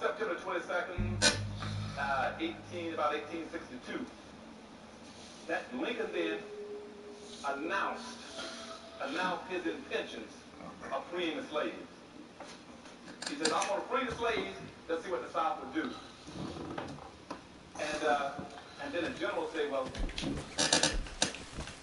let's not put out anything in fight until we get a major political victory, whether it's Vicksburg or Gettysburg or something. And then we have something to really piggyback on and announce that we're really going to do it. And to that way, if we go ahead and do it, maybe that'll really be a big incentive. So that was in September 22nd, 1862. The word went out. The South was very leery about whether or not the North would free these slaves. And so this come about January 1st, 1863. He then said, well, what we're going to do is that we're still losing the war, so let's then just wait. And so they decided to wait a few years till they lose the war. But the generals had picked up the fact that he was going to free the slaves. So guys like General William Tecumseh Sherman, he's been now fighting in the South. So he said, well, I'm going to take that up just and follow through with it. Let's go ahead and do it. I'm a general. I'm fighting down here, not the president. I'm fighting. And if we can destroy the South by tricking and saying we're going to free the slaves, let's do it. So then he put this whole thing about, let's take the land, all the confiscated land. And the profits from these white plantation owners, that we take over a plantation, let's take it. Now they're taking it, divide it up, and get 40 acres of a mule to every black. And let's give every black 40 acres of a mule. And that way, even Lincoln has moved, we can still do something to devastate the South emotionally.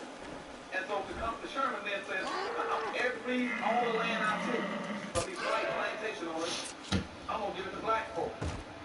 He goes over and sets aside a long strip of land running from Charleston, South Carolina, all the way down to Jacksonville, Florida, and all those islands off the coast there. He said that's going to belong to black folk. That black folk can own all that land from South Carolina all the way down to the top of Florida. And they own all the islands. He said, I'm going to give that to them. And as soon as he set up to do it, guess who called him in shortly after that, maybe a few months or a year after? Abraham Lincoln. Maybe about a year after, a lot of blacks got over there and got the land. A lot of blacks did get on those islands. And some of those islands that you all go and watch was like Hilton Head. See, Hilton Head Island was all black. See, blacks over there got Hilton Head. And some of them got guns and said, you ain't going to take nothing from us. And then also John's Island became all black. And also Amelia Island off the coast of Florida now, Jacksonville, Florida, became all black. See, nowadays they're no longer black, because whites have taken them back now and made them into luxury islands for whites. But those the blacks took those islands. All down that coast that took that land under Sherman's order about 40 acres of mule. And now, about a year after that, our esteemed emancipator black folk jumped in and said, you can't do that. You can't, take back that order and force Sherman's killing program to not give black folks any land. Your great emancipator, Abraham Lincoln, says blacks don't get any land. And a lot of blacks already had that land already, and whites were trying to take it away from them later on. So the great emancipator started wheeling around. That was about 1864 now. Now we're talking about 1865.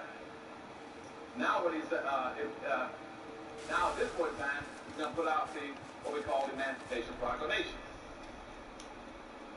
So he put out the Emancipation Proclamation, but the Emancipation Proclamation took effect as of January 1, 1863. He expected black folk to come out and celebrate that so he can get the South all riled up about the blacks being free.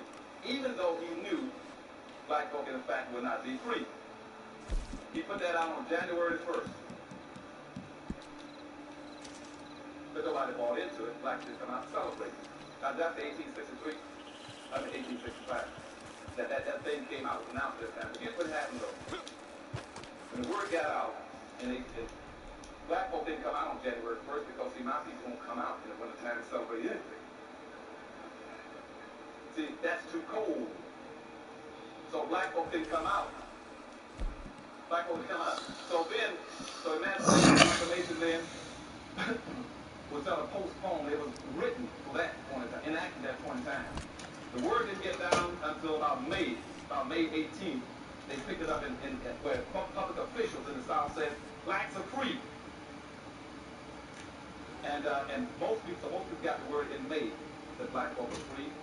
It didn't get to Texas, Galveston, Texas, until June 19th that black folk were supposed to be free. And y'all follow that sequence for me. Okay. So all that's been moving across the country, saying that black folk are now free. But let me go back now behind this little game.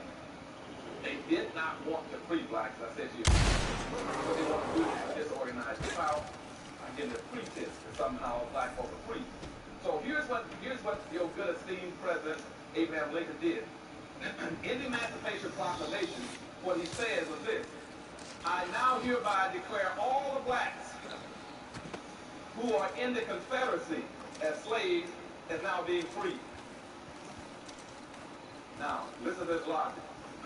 He's in the North with the Union, and the South is the Confederacy, and what he says is now all the blacks who are in the Confederacy, the group that's broken away from the United States, y'all are free over there. Now, see, somebody's front light, that porch light, as long as nobody's upstairs or home. Now, I think that gets to the whole world see. If you, in fact, if they've broken away from you and that's your enemy, you're fighting, how are you going to free somebody that you don't have any control over? So they had no control over those people. So he didn't free anybody in the Confederacy. He did not free that order. The Emancipation Proclamation did not free any slaves. Because the slaves he was talking about weren't even in the Union up north. They were in the South. So he didn't free them. Now, he could have freed some slaves if he wanted to, because we had all these other slave-holding states in the north, the border states, Kentucky, Tennessee, and all the rest of them around in Maryland. But he didn't touch those states. He didn't touch those states. He didn't touch the states that he could have, where he could have freed slaves. He didn't. Where he could have freed slaves, he began to preach it, but he could. So therefore, the Emancipation Proclamation didn't free anybody. And more importantly, if you go back and read the Emancipation Proclamation, also what he did in the Emancipation Proclamation, trying to be slick again, as a president, put in the proclamation that any black people, any states, or any white in the slave-holding states, if you decide to come back into the Union, come back in the Union and join us in the North, you can continue to hold your slaves. Now, let me give that to you again, since you all probably missed that. Hey, Juan, I don't give a damn. Go into that, push your pause button and go into that fucking, that little Looks like a, I want to see it. I don't know, like a little barn house. It's right by the Mazizeta post. Go there. I'm gonna go past. And that way, the bottom line would have been that whites still had slaves in the north, and they still had slaves in the south. That was the logic. They didn't free anybody. Nope, actually you can't go in there because you can't go inside. Just go in the mountain. There ain't nobody else like even close. I'm like the only one. Take that back. 1, 2, 3, 4, 5. There's 5 people around you. Julia. X001. You got like 6 other people around you. I don't know. They might want your bounty. So remember that. That was a shame and gam. What the hell is this? Now you come to the end of the war. End of the war is coming. And this one time, since they had been running a game on everybody, and they have not freed their slaves, the first thing they got to do with the Congress is do what? Fight what? What constitution? Oh. I'm not about to take no bounty in, so. Nope. And you only got 2 minutes and 19 seconds left. I'm not bringing in any bounty. I'm getting my wild game hunting on. Now remember that. That's a very important point now, sir. You're lucky I can't blow your ass the fuck up just for that. Can I? Come here, bitch! Alright, now I really can't. Go ahead and leave. I can't do shit. I blew his ass the fuck up. Well, I don't think. Wait a minute. How the fuck is he still standing here? Hey, I don't get this. Julia, I don't. How do you surrender? Is surrendering? Are you surrendering? Julia, are you surrendering?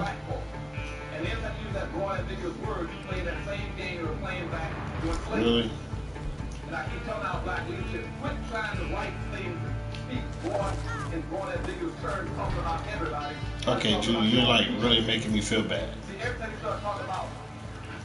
She's like, go ahead and take me in.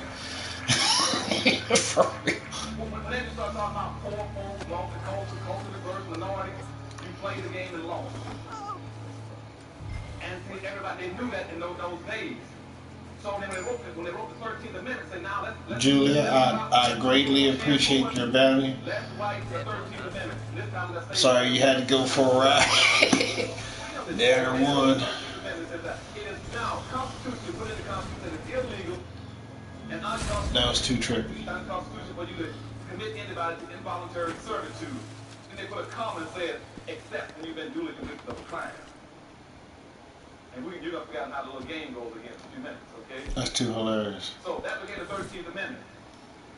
Now, right after that, what happened was that they found out that most of the states says, hey, that doesn't mean anything. You didn't say black folk in particular. You used all them word alls and everyone. And so, and we don't know what you're talking about. And plus that, since you represent the federal government, we're the state government, you didn't say who. So as far as we're concerned, I don't care if we're talking about the Emancipation Proclamation or the 13th Amendment, we still own them. Still got them. So at that point in time, the Congress stepped in. Now you had a few Republicans called radical Republicans that were committed to black folk. And they were very concerned about doing something positive for black folk. Beyond what the president tried to do. Lincoln hadn't done anything for them, except run a shoulin4every's game on them. Shampoo. So, at that point, those congressmen stepped up. Congressman Charles Stevens and Charles Sumner and Thaddeus Stevenson and Congressman Bingley. They said, let's do something positive. And I must tell you up front that the reason those two congressmen in particular, Stevens and Sumner, were very interested in doing something for black folks, both of them had black mistresses. You know, they were white, they had black mistresses and black children. So they got and said, we're going to do something for these black folks. You know? And so what Stevens got before the Congress said, and this is why, again, you got to remember this, well, not, I'm going to start talking about reparations in a few seconds. What he says is that you've got to do something for black folk. Contrary to all this shampoo and you've been hearing from the president and everybody else, is that black people in America can only be one or two things. Either you're going to be a slave or you're going to be free. You're going to be a slave or you will be free. He said, if you do not redistribute some of the wealth, resources, power, privileges, and control to black folks' hands, black folk will always be slaves. Now this was said before the Congress in 1865. Stevenson and Sumter said, you cannot turn black folk loose in this country. You cannot turn loose 5 million black folk. Penniless, broke, no land, no clothes, no food, no animals, no land, no weapons, no tools, and no money, and say they're free. He said, you're running shampoo on them. It will not work. You cannot turn them loose without giving them something. You cannot turn loose all these black folk without minimally giving them I got too many members of my posse. That's weird. And $100. He picked up on what Sherman had said, General Sherman had said with the blacks off the islands of the East Coast. Is that minimally, if black folks, he said, until the day comes that you redistribute wealth and resources into these black folks' hands, they'll always be slaves. And that was said in 1865. Now, based on that, they did turn around and wrote the first civil rights law in the country. It's called the Civil Rights Act of 1865. They wrote that specifically to be economic development for black folk. And in there they talked about economics. What's economics? It has nothing to do with civil, it has nothing to do with social, it has nothing to do with voting, it has nothing to do with getting along with people, it has nothing to do with immigration. What it was talking about is you have... I'm in the middle of something. Goddamn. But now that Lincoln has been assassinated, Guns. His name is Andrew Johnson. They knew what reparations was. And what you all know what reparations is. But you won't get confused as things begin to develop. Reparations is the hottest issue in this country. Now, that's what I was prophesied to you all 7 years ago. That reparations is the hottest issue in the country. Reparation means compensation in the form of money, materials, or labor, or injustice committed. That's what reparations means. So reparations has always been economic justice. That's what I wrote black labor, white wealth, personal power, and economic justice is about. That if you talk about economic justice, you talk about reparations. It means creating a structural economic inequity. So those congressmen understood that. So they asked for the 40 acres, a mule, and $100. And they sent it over to Johnson, the new president of the United States. That black folk don't need anything, they're now free to put their hand out. And now they're free, let them live and survive and all. So you return, you look at it, said, let the ends work or starve. Okay? Now, at that point in time, they killed the bill. Now, the Congressman came right back again later on that year and wrote the second Civil Rights Act. And that Civil Rights Act again, when once it went to the Congress, it came out, called the Civil Rights Act of 1866, the second Civil Rights Act. This time they had to tone it down some. And then they started working again up and they would lose their power.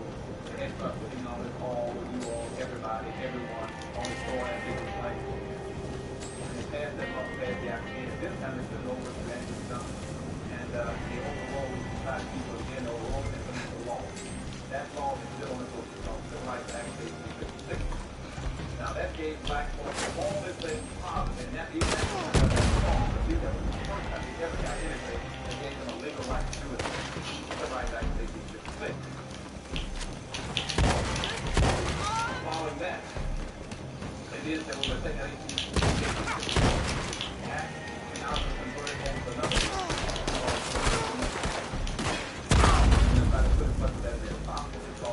Nobody still would accept black folks being free as soon as they go black folks that get free. They really still think they had to pay attention. Even though we did not give them the 40 acres of new, they still think they're free. And the way we're going to show you how we're going to get them, let's go back to the 13th Amendment, let we got them again. For the 13th Amendment says it's unconstitutional to have involuntary servitude, except when duly convicted of a crime, they said we got them again to allow people to know how to play the game, the shampoo. What they said is now, let's now write laws called the black code so they can't accept. And the black code will criminalize black folks. And we'll put out all kind of laws that they can do out. So they want the black code throughout the South and a lot of northern areas and north. And those black codes then said we got you where we want you. As long as we now put out all these laws. Like for instance, that a black person must have a signed contract to work for a white man. By January 1st of every year, he was elected for being idle and vacant. He had to have a contract in hand that he could not be. So that tied blacks down. They created all kind of laws about blacks being guilty, looking out the same window the white folks are looking out of. Having dogs in a bar. And one of the biggest ones, that the black folks were criminalized, it was called playing games with white folks. And so they started that. Now this set up a whole new system thing that passed those laws. And so blacks didn't get the reparations. No reparations come yet. So they still shampooing everything. So now what the North says, hold it. Yes, the South has passed these black folks. But we're not going to get involved again. We didn't play black, so we're not going to get involved. They said, we got what we want. We fought the Civil War. And all these things I mentioned to you are important now when we start talking about reparations. Why? We fought the Civil War. We didn't fight the Civil War for black folks. We fought the Civil War for the North. We fought the Civil War so the North can take over the wealth of the South. So they can industrialize and build industries and factories. We fought the war so the North can build factories. We fought the war so that we can take the whites take control of the country. Another thing about the three general unity, whites were using that to control the Congress of the United States. By counting blacks in the census, but not letting blacks hold in the office. The whites got benefits. I'm saying I represent all those black people in control. And the whites were controlling the government. So that's what the North decided to set the war for. Take away the wealth and the control of the South. And so what the North says is that you always have those blacks now. You don't do the black code, fine, I don't care. They want 40 acres of meat, you're not going to give them a reparation for 40 acres of meat. And so what we need now is some kind of instrument to make sure that we need the South to be redeveloped. You got to redevelop the South, but we have black folks. And we don't want to hurt the North, so how do we do it? And black folks, some have black folks in time.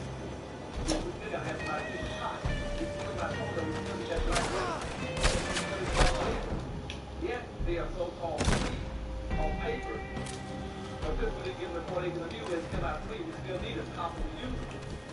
And so they could create an instrument of black folks, and we still need the content. So what they did then, they created something called the Free Man Bureau.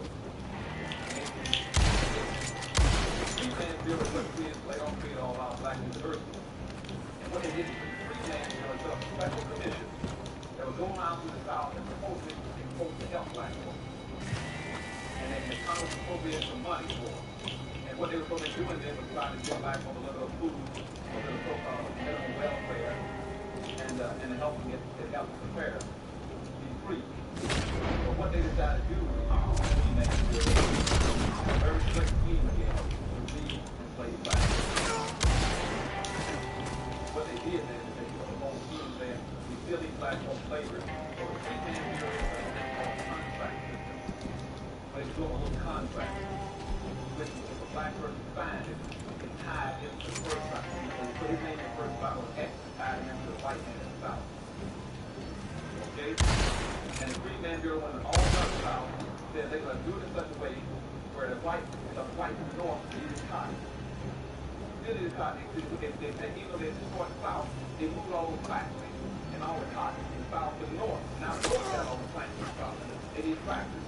At that point in time, in the late 1860s, in the late 1860s, over 60% of all this country's export wealth was in cotton. They were still shipping cotton out. And they need to sell cotton because like England buys like 1 billion pounds a year. They needed that cotton, but they didn't. And they could have solved the racial problem at that point in time by just saying, if we need cotton and we need cotton production, why don't we get a 40 acres of deal to black people and let them raise the cotton and buy it from them? You know, if the country needs cotton to survive, to let our basic industry, why don't we give land, fuel, and money to black folks that can raise cotton and buy it from them? And this basically is cut the source from the government of energy. What you do is you go out and try to contract and make it more price and you buy it twice. Almost every state in the United States didn't pass laws that the black folks couldn't even raise from this cotton. It's bad. They took the Free Man Bill in 1868 and said, look, what we're going to do now is that we got to figure out a way not to give these black folks more than you no reparations. It doesn't mean that to go get them a signed contract. Because yes, we can go give black folks what they can do and $1 billion cotton, but we don't want black folks to have any wealth and power. No wealth and power. So we did have about 3 years. We then signed up every black person, every black farmer, every black family to contract. Those contracts then locked black folks in what they call sharing responsibility. Locked them in, and not only did they lock them in, here's what they did to them, lock them in. But what they did was lock them in, they told them it was voluntary for black society. But you could sign, you would get no welfare, no food, nothing else. And once he signed those contracts, he gave away all his rights again. So now he had no right to quit. He had no right to protest, to contest. He could not strike. He could not demand higher wages. And in that contract, what it told in the sharecropping was that if you, in fact, would go back to work for your same white master that you used to work for, and sign a contract with him, that you work for him, he'll give you the white supremacists for real. He'll let you use his land. He'll give you the seed that you use his horse. But you have to do the work. Making y'all YouTube famous. Thank you for participating and showing me how much white supremacists work together. And this is a product of racism. Your care during that year, and you might get a profit of any profit left over. And guess who kept the books? Kept the books, and never did black folks ever break a profit. They never broke a profit, then most of them not only did break a profit, but see, they couldn't protest, but if they talked back, then whites could have them arrested under black codes for being insolent, talking back to white folks. And then after once they did that, he was criminalized, then he didn't have to say anything. And so when that happened, by 1869, 1870, most of these blacks were frozen all across the South again, locked back into slavery. And the United States government had participated in it again. Participated all these corporations. And they wouldn't give black folk land, even the simple 40 acres of mule. And keep in mind that in 1862, the last Homestead Act was passed in the United States. The last Homestead Act was passed in 1862, which means all those 11 million white immigrants I told you about a few minutes ago started coming in between 1865 and 1880. And the other 26 million came into the end of the year. All of them came in here to get land. While they were running the shampoo on black folks. Running the shampoo game on black folks. As a matter of fact, in that period between 1862 and the turn of the century, 1900, the United States gave away 1 billion acres of land to whites. And black folks couldn't get an inch. Black folks did not get 1 inch of that. Oh, come on now. Put yourself up by bootstraps. As a matter of fact, how? You took my boots. More land to the United States Railroad by giving them 6 miles on the east side of the railroad across the United States. They gave them more land than there is in the entire state of Texas. See you around. And black folks couldn't get an inch for reparations. You see, the game then was they locked black folks back in their labor and slavery. Morning, sir. Locked them in.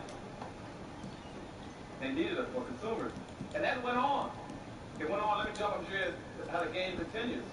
We never got into reparations. And we still weren't free based on Thaddeus Stevens and Charles Sumner's definition.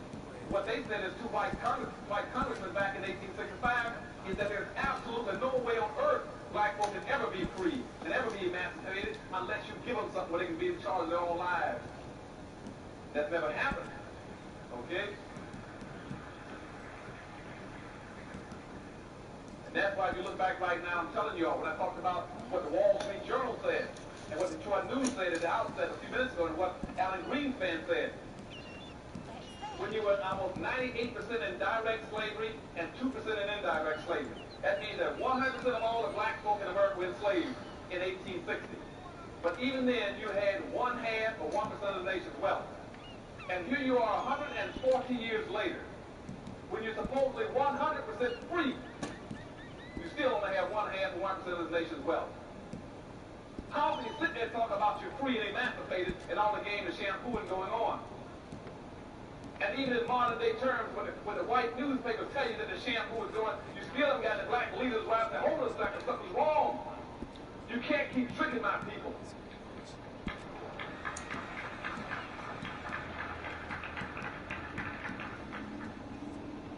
Matter of fact, when we get into reparations, I want you to have these arguments when people start telling you about why they oppose the reparations of black folks. One of the first things I hear that we oppose the reparations of black folks because we've already paid our dues. We fought the Civil War to free black folks. You didn't fight the Civil War for black folks. On the eve of the Civil War, in 1860, they done a survey that found out that like 99% of all the white people in America were opposed to freeing black slaves. What? Nobody wants. Say it again.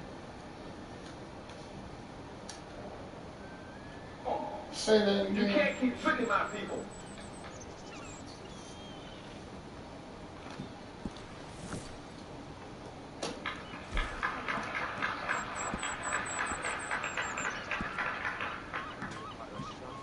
Matter of fact, when we get into reparations, I want you to have these arguments where people start telling you about why they oppose the reparations of black folks. One of the first things I'm hear that we oppose the reparations of black folks because we've already paid our dues. We fought the Civil War to free black folks. You didn't fight the Civil War for black folks. On the eve of the Civil War, in 1860, they already done a survey that found out that like 99% of all the white people in America were opposed to freeing black slaves. Ooh. Nobody wanted to free black slaves. 99% of all the whites in America were opposed to freeing slaves. Now, all of a sudden, 150 years later, after the fact, you say, well, we fought the war for black folks. You didn't fight the Civil War for black folks. Just like it's the same little game, the same game of shampoo they ran on you after the integration. Now they talk about how segregation was so bad and how every white person was in favor of integration. But it's even as late as the early 1970s. 87% of the white folk in America in the 1970s were still opposed to integration for black folk in America. Said black folk were moving too fast and wanted too much. You see, every time there's a game, we get the shampoo. They run this same sham and leave the poo in. So now when you start talking about reparations, they can start running these games on you again about we've already paid our dues for fighting. We died and fought to get the free black folks. They didn't die and free black folks. Black folks still enslaved. They have never been emancipated. If we're going to get it, we got to go back now and remember all those principles. They used us as a labor class to get wealth. They got their wealth now. We didn't get it. So we got to go back and get us a model. Now what most people keep trying to use as a model, they want to use the Japanese. I don't want to use the Japanese. I want to use the American Indians. Now why did I pick the American Indians? Because the American Indians were the only group that was stipulated in the Constitution along with us. See, the Japanese weren't even in the country. See, when slavery was ending, I did not have one Asian in America in 1840s. I didn't have one Asian or one Hispanic. Not one Asian or one Hispanic in the entire United States in 1840. So I can't compare with those, but I did have Indians here. And Indians were stipulated in the Constitution along with us. And then they talked about black folks, they talked about Indians. But they didn't talk about all Indians. They only talked about those Indians who were not paying tax. And this is very important. They only talk about Indians who were not paying taxes. Because you see, Indians were also classified, starting in 1870, as being equal to white folks. The Indians were given an option that you were never given. What they wanted the Indians to do was to assimilate, give up some of the land, they can become white. And the Indians were given that right to intermarry with whites and become white. And you have a system we're going to talk about hopefully by the end of the thing. The system in this country is that people keep talking about, well, we're going to take over whites. You never take over whites. Whites have a process. Each group that comes in, they give you an option to become white at some point. So that way they'll always be the majority population. Okay? So Indians became whites.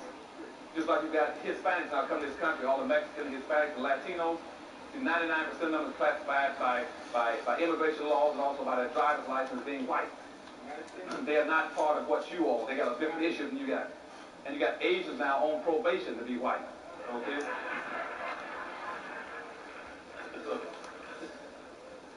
So what we're going to do is we're going to go back and track the Indians. That's the closest thing we can track in terms of reparations. Now, how did the Indians get over and get some of the things they're getting? Indians got slick. Even though the Indians were not quite as bright as black folk were, they were slick. They didn't get the shampoo that we got, okay? Now, what did the Indians do? First of all, nobody ever said any place in the Constitution, any place else on earth, that Indians were a nation. Nobody ever said Indians were a nation. What was happening in the country, during all the period we were talking about during the enslavement process and all the things in the 1860s, what was happening is that they were fighting Indians at the same time. All the way back when Abraham Lincoln was coming in playing this little game with black folks, they were now fighting Indians. But the difference was that you had the United States government, the federal government fighting Indians. The federal government was responsible for protecting white folks. And so therefore in the Constitution when they talked about, when they originally mentioned the word Indians, it was only talking about Indians because the government had to fight Indians. The Department of War had to fight Indians and protect the citizens. So Indians were stipulated for those reasons. The rest of the Indians who went on to a reservation, they didn't have to pay taxes. But any Indian who was not living on a reservation, he had to pay taxes like everybody else. So that's how they divide the Indians between those who live on a reservation and paying taxes, those who live off did pay taxes. But Indians always had an option. They didn't all have to live on the reservation. They could go either way, one way or the other. So they set up this situation where Indians then were being controlled or fought by the United States federal government. So Indians in a special category. Now here's what happened. After What do you about it, Sheriff? About what? My stolen property. Well, ain't much I can do about it. I ain't got the manpower to go after Bob Crawfish. How do? I pay your goddamn wages, me and folks like me. I'm sorry, Mr. Arnsdale. Really, I am. There ain't nothing I can do about this. Now without more support and funding. Will you go for me? Wait, what? Go. See if you can retrieve my lawful property from some goddamn thief. Ain't nobody knows who took your stuff, mister. I seem like some kind of liar. Is that why you won't help me? No, but... Listen, get me Bob Crawfish and his closest associates by any means necessary. No, not by any means necessary. Kill nobody. Ain't nobody convicted of nothing. I was robbed. Get them. Bring them to me just down from Fort Greene Station. You'll be handsomely paid. So as a legal claim to land, therefore you took it from us, you owe it. Sheriff. Mr. So Arnsdale. the claim was based on what they call natural rights. Indians says there's a natural right to the land because we were the first ones to own it. Even though it's black people, it's black people who own that. So I don't talk about it. Because black people, they get about 11, 12,000 years before the so-called black people didn't already. But they said that was their land. Okay? So therefore it's called natural law to lay claim to get the land. That's what that meant. They tried to impose an indebtedness on government. Now, black folk in Europe are going to be after slavery with the shampoo on them with the they got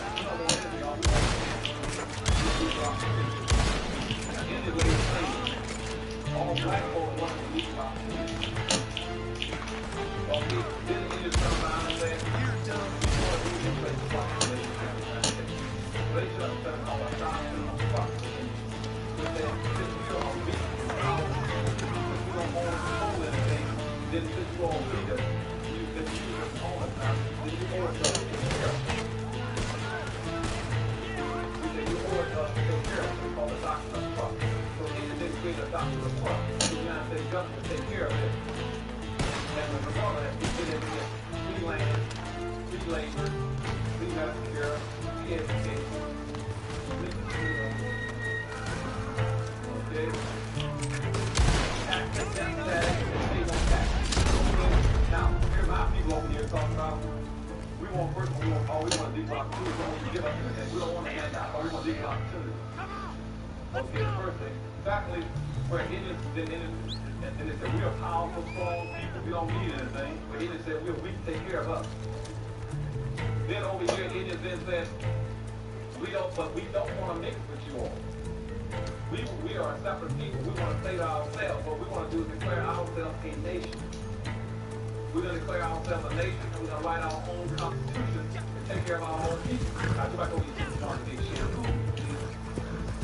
What they want is, we want to be a part of your constitution. We want to move into y'all. See, and they never want to be able to say that we're a nation. And so there's some kind of constitution or national plan and power for ourselves, like the Indians did. That's why I wrote this book I got called Power Numbers. That's what it's about. Say, for once in your life, pretty big shampoo, wake up, smell the coffee. So that's why I wrote that one. You say now, like the Indians, we're going to be a separate nation. We're going to be a nation of people just like Indians are.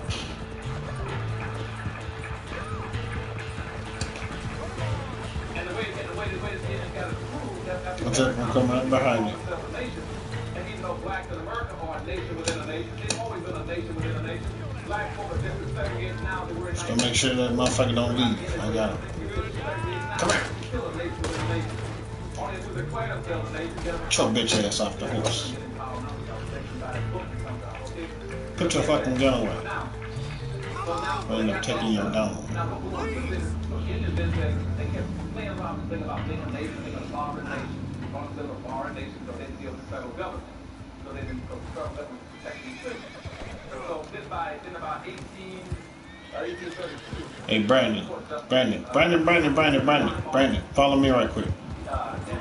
Follow me right quick. Let me show you something. No. Come here. Brandon. Come here.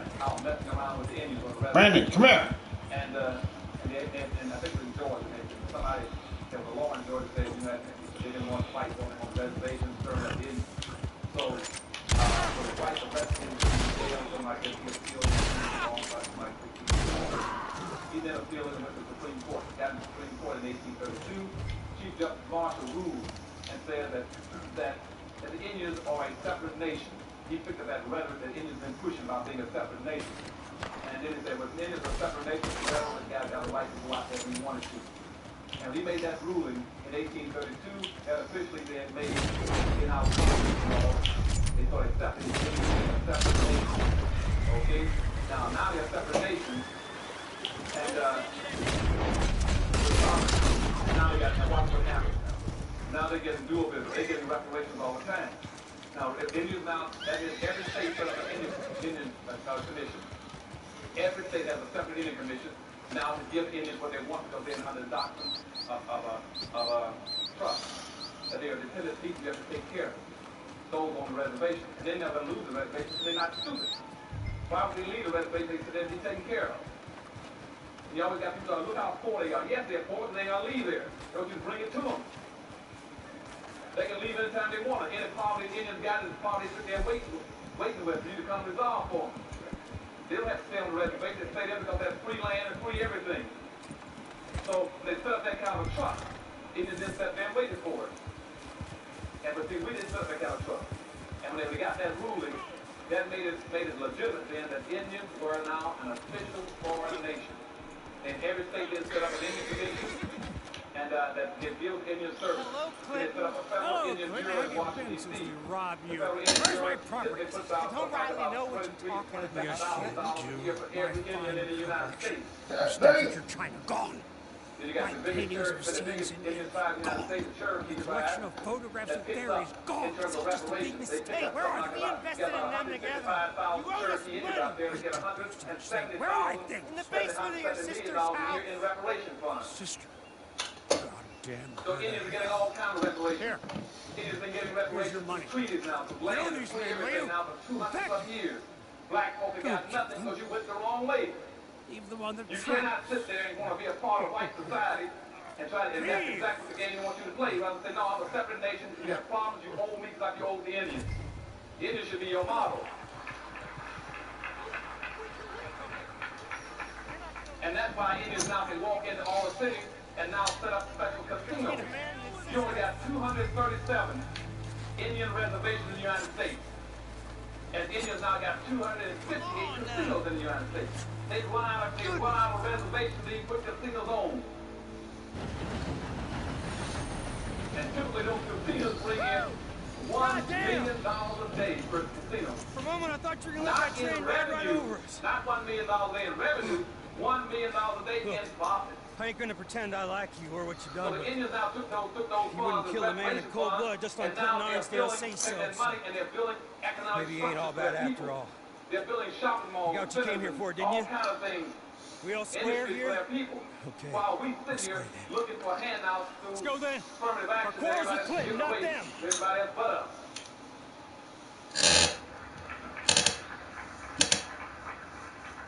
Even make it worse than that. We should be trying to be innocent and arrogant, pretend that somehow we can compete with white folks for nothing. And we got these little watered down, useless half business ain't worth 2 cents. And we got something like about 500,000 black businesses in the United States. They only employ 1.5 people on average. And they always brag about the number of black businesses has doubled in the last 20 years. Yes, the number of black businesses doubled, the money didn't double. They ain't getting more money, you got more people chasing the same dollar. Okay, so first our model then should ideally be Indians. We can track them and do some of the same things they did, and that means that not only will we try to follow their policies of non-integration, but trying to be a separate people and give them as much advantage as you possibly can. Secondly, under the doctrine of trust, make the government responsible, because we are just as weak. Nobody's more weak than slaves. And see, the Indians were not enslaved, they were free. And yet they are now classified as weak and weak people, so they're getting all these benefits. That's why their kids can go to school and get free college education. That's why they got 28 universities in the country. So we then want to get some of the same identical benefits that Indians are getting. So when people start telling you every time black folk want to say, we need this and that, they will knock down and say, black folk are not as bad off as the Indians. I say the Indians are that poor, make black folk like Indians. Treat us like Indians, they're that poor. See, they always want to try to neutralize any concern you have about correcting the conditions of black folk by pointing to Indians. And they point those Indians who are sitting out there on the reservation and sitting there waiting for something. And so what I'm saying is, then let us be treated like that. Treat our people like Indians. Let us be taxed well, we don't pay any taxes every year. We play the same game they're playing, okay? Now the next thing we want to do, we got to be prepared to start answering some of these people who are going to be opposed to reparations for black folk. They're going to come at you in 3 different ways. The first people are going to come after you are going to be white. You can rest assured right now that 99.1% of all white people in America will oppose the reparations for black folk. You must be ready to deal with that. Be ready to deal with it. Because they're going to be opposed to you for a very simple reason. That's called RACISM, racism. Racism means maintain the conditions on black folks the way they always were. So they don't want you to change anything. So they're going to come after you. But keep in mind that whether or not white folk want reparations for black folk is immaterial. We could care less about what they think. That's not the issue. That's like, because in a system of justice, when it is not the perpetrator's responsibility to decide whether or not you're entitled to compensation.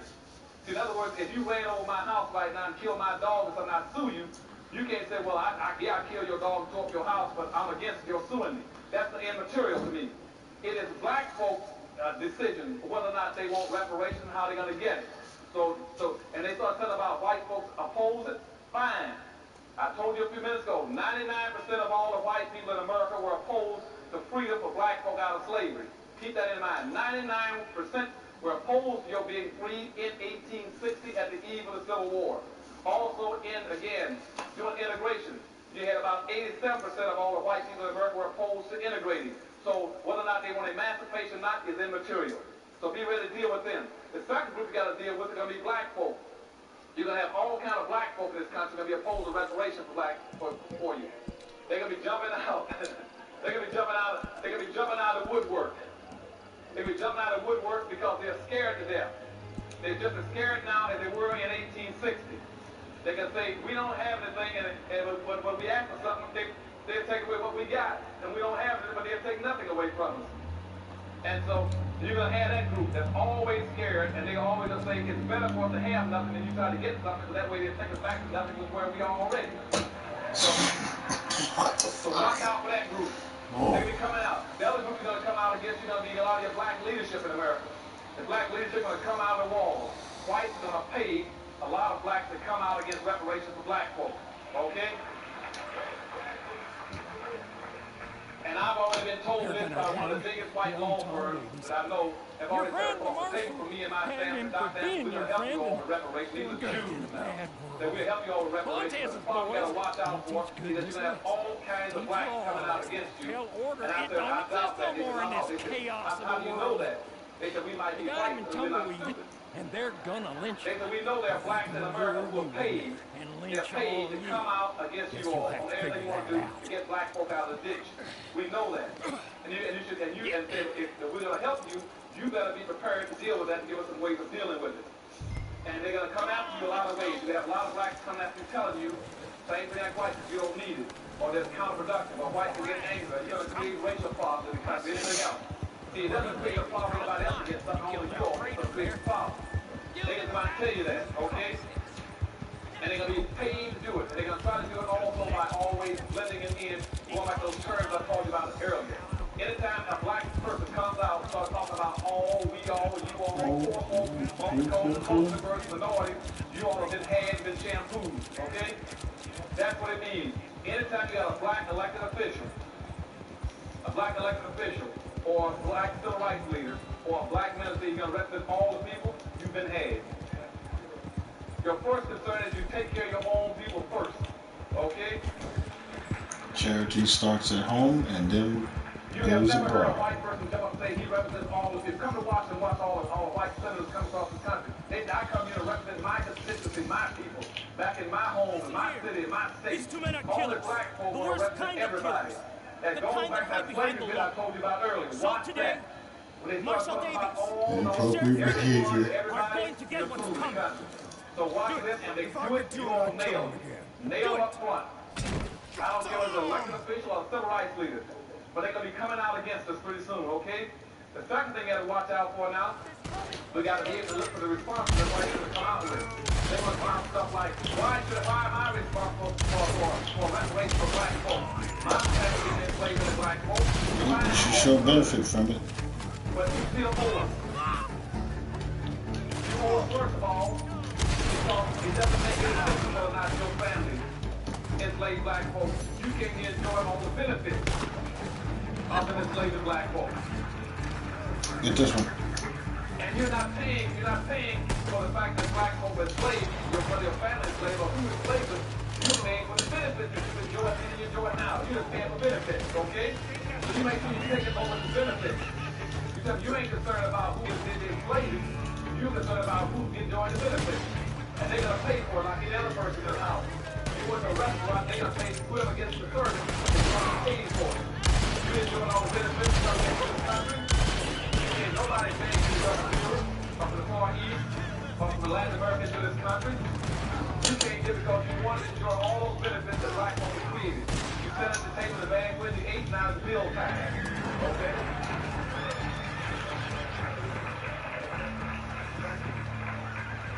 You're gonna run into some groups to be telling you stuff like, well, Dr. Anderson, why does black folks deserve reparations in the first place? I mean, look at Jesse Jackson, and look at Michael Jackson, and look at Michael Jordan, and look at Oprah. They got money. You gotta understand that wealth and income is totally different. Do not let anybody try to put down black folks by pointing to a few blacks that got income. Those few blacks that got that kind of income, I can put in one cab in LA and take them any place I want them. You know? They do not represent black folk in America. You know, I'm talking about all the poor blacks. All these blacks don't have anything in America. You know what I'm saying? Right now in America, a Hispanic or Mexican with a $3,000 income can live as well as a black in America with a $40,000 income. As a matter of fact, if I take a white person with a $40,000 income, between 40 and 50, and a black person between 40 and 50, what happens there? They're not equal. They might have the same income, but white folks have 3,500 times the wealth that a black person has. It is wealth in America that determines your opportunity, not income. Do not get confused with income. See, all these so-called blacks in America, they keep talking about middle class blacks. Blacks got into the middle class through income. Whites got into the middle class through wealth. The difference now. Wealth means what's left over after you pay your bills. Most of the blacks in America that go around right now got high income. I have for $10, I got one building I got to pay next year. So they don't have any wealth behind them. And for the sisters, this gender issue, let's say your black, try to take that in terms of wealth, for instance. A white woman in America who heads a family, like they're talking about a female headed family, a white female is totally different from a black female. What a white female has to feed her family off of a white female headed household is $1. For that, a black woman only has 3 cents for every $1 the white woman has to run a female headed household. So don't get hung up on this income business. Go for the wealth. And so we start talking about wealth. Tell white folks to write about that.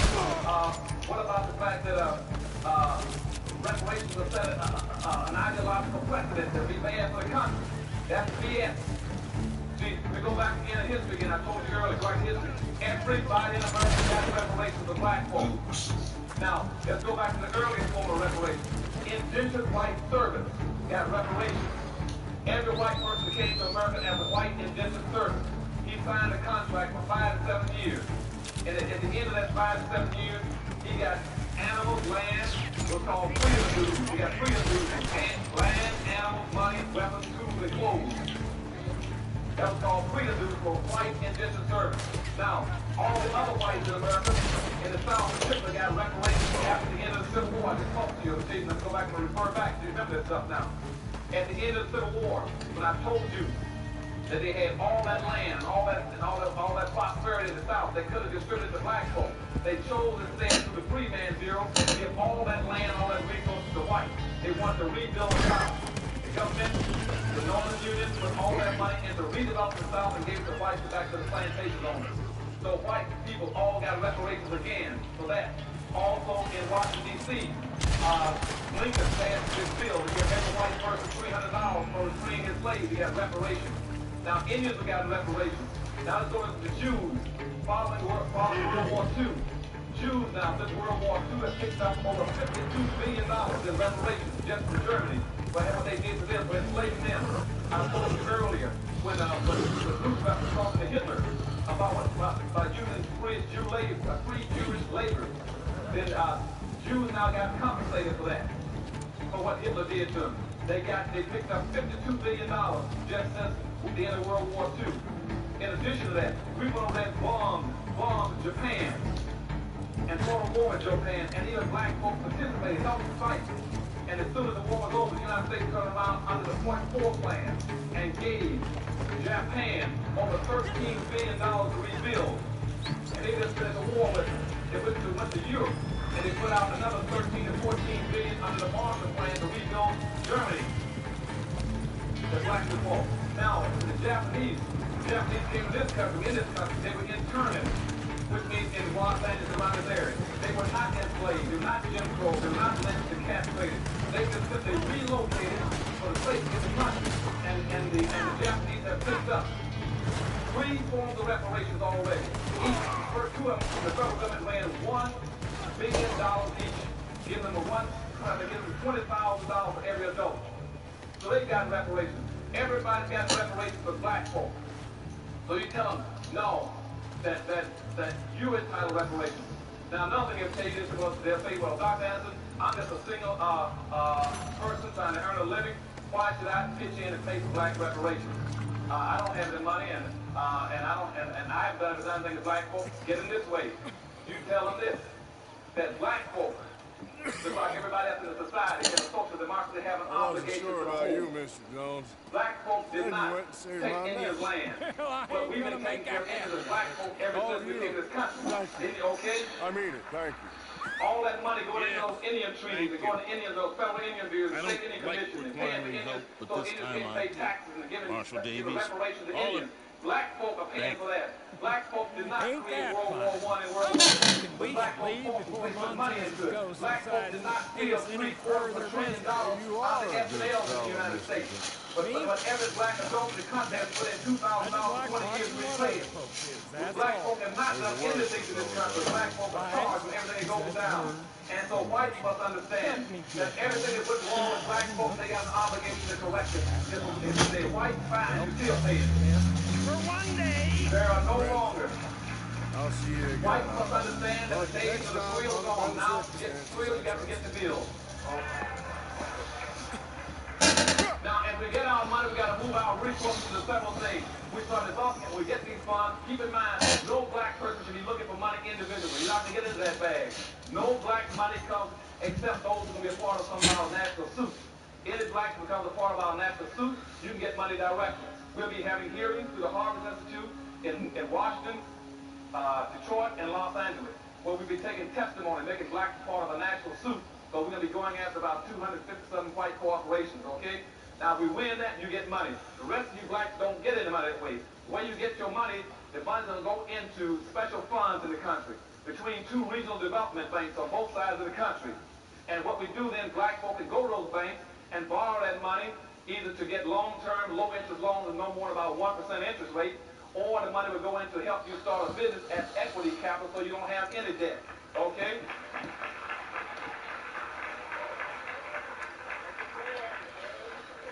Two, the other thing we do, we take that money and utilize that money to set up a special fund also to go back and recapture our black colleges and bring them back home so they can take care of their original business, okay? Three, we're going to try to take our money to go back and rebuild our black communities and try to put the infrastructure, repairs them and improvement of the looks of them. And also we're going to try to take that money and for black communities and build factories across America. There are industries we can take and build businesses to be competitive. We're also going to take our power that comes with that and try to set up special exempt status for black folks in some of these ghetto areas. We got ghetto land, those lands to be redistributed to black folks. You got a lot of state-owned land, federal land, and ghetto land, and abandoned land in black cities that don't belong to anybody. We want a land redistribution program. Black folk were never involved in the homesteading act in this country, all that land with the white folks. We want to get our land act together so we can get some land. And also what we want to do is be able to help black folks. We want to also take that money comes to us. We want to set up a special kind of organization like the Harvard Institute, maybe be the Harvard Institute, that will go around this country just like Jewish committee. Goddamn, you got fucking cougars and shit. What the fuck? Goddamn. Hey man, what the hell is you getting chased by? Goddamn, Doc. Odin. Shit. What in the fuck? I just saw the red nigga. I was like, okay, just go give some backup. Next thing I know, it's two fucking cougars coming to kill me. Nigga, what the fuck?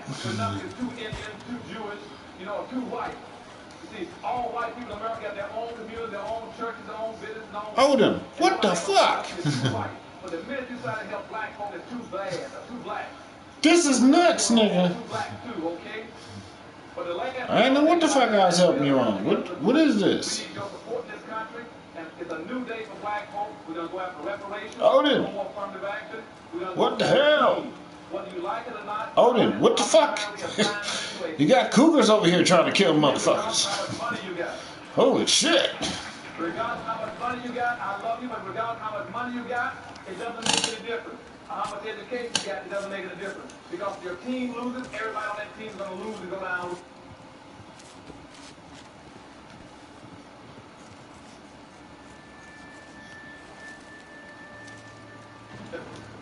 And you got to operate as a team. Everybody else operates as a team because, why? Because of what? Or he says a team sport.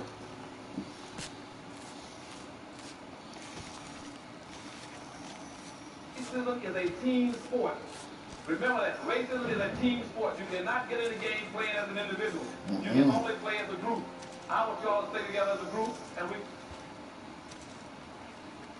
make it as a team. And a person tried to point this out. was eliminating our problem back in 1840. It was Harriet Tubman.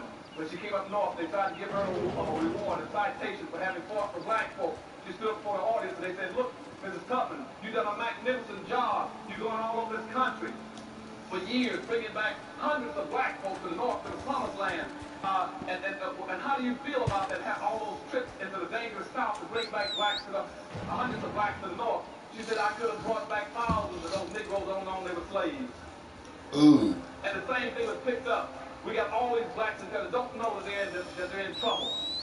And now, and this point was picked up again by G. Carter Woodson in 1933, when they asked him, what's the future of the black race?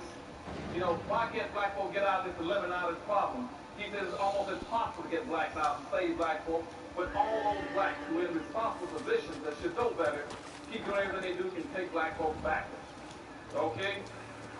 So what I'm saying to you, we love you, we're going to come together as a team, we're going to do it, and we're going to do it first through reparations. And the Harvest Institute will be conducting these hearings all over the country. I want you to come forward and try to help us. But more importantly, we cannot do it if we don't have the money. If we don't raise enough money, we can't do it.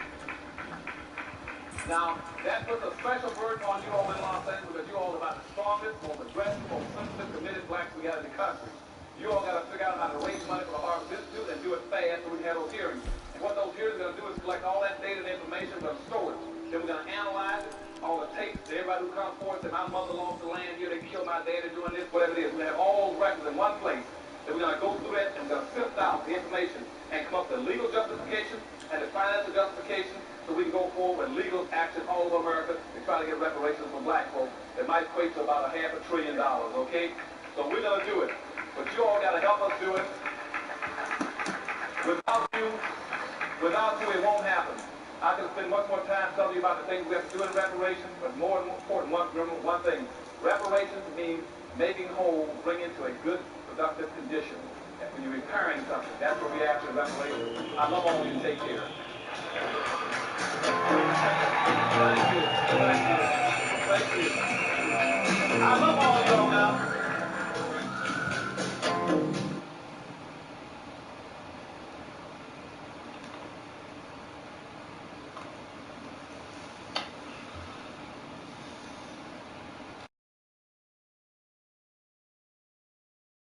Evening's Sunday address.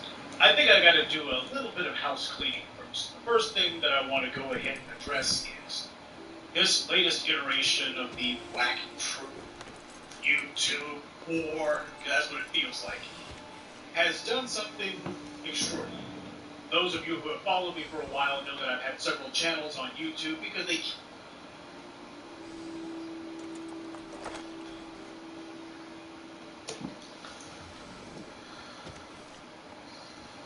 I think the biggest problem now is that we got our gains over the last 12 years at bargain rate, so to speak. It didn't cost the nation anything. In fact, it helped the economic side of the nation to integrate lunch counters and public accommodations. It didn't cost the nation anything to get the right to vote established. Now we are confronting issues that cannot be solved without costing the nation billions of dollars. Now, I think this is where we're getting our greatest resistance. They may put it on many other things, but we can't get rid of slums and poverty without it costing the nation something. At the very same time that America refused to give the Negro any land, through an act of Congress, our government was giving away millions of acres of land in the West and the Midwest. Which meant that it was willing to undergird its white peasants from Europe with an economic floor. But not only did they give the land, they built land-grant colleges with government money to teach them how to farm. Not only that, they provided county agents to further their expertise in farming. Not only that, they provided low interest rates in order that they could mechanize their farm. Not only that, today many of these people are receiving millions of dollars in federal subsidies not to farm, and they are the very people telling the black man that he ought to lift himself by his own bootstraps. This is what we are faced with, and this is the reality. Now, when we come to Washington, in this campaign, We're coming to get our check. Can't solve these problems without it costing billions of dollars. The government invented the white middle class and propped up the white community from day one while shutting black people out, and at long last, we are coming to get our check. For a lot of you, this is the first time you ever heard those words from Dr. King. This is a very different Dr. King than the one that the white media plays for you. They give you the same 2 or 3 shop-worn sentences from his I Have a Dream speech. But you know, about a year or so before his assassination, Dr. King had a couple of choice thoughts about that whole I Have a Dream speech and what he thought about it looking back on it. But I must confess that that dream that I had that day has at many points turned into a nightmare. Now, I'm not one to lose hope. I keep on hoping. I still have faith in the future. But I had to analyze many things over the last few years, and I would say over the last few months. I've gone through a lot of soul-searching and agonizing moments. And I've come to see that we have many more difficult days ahead. And some of the old optimism was a little superficial, and now it must be tempered with a solid realism. And I think the realistic fact is that we still have a long, long way to go, and that we are involved in a war on Asian soil, which is not checked and stopped, and poison the very soul of our nation.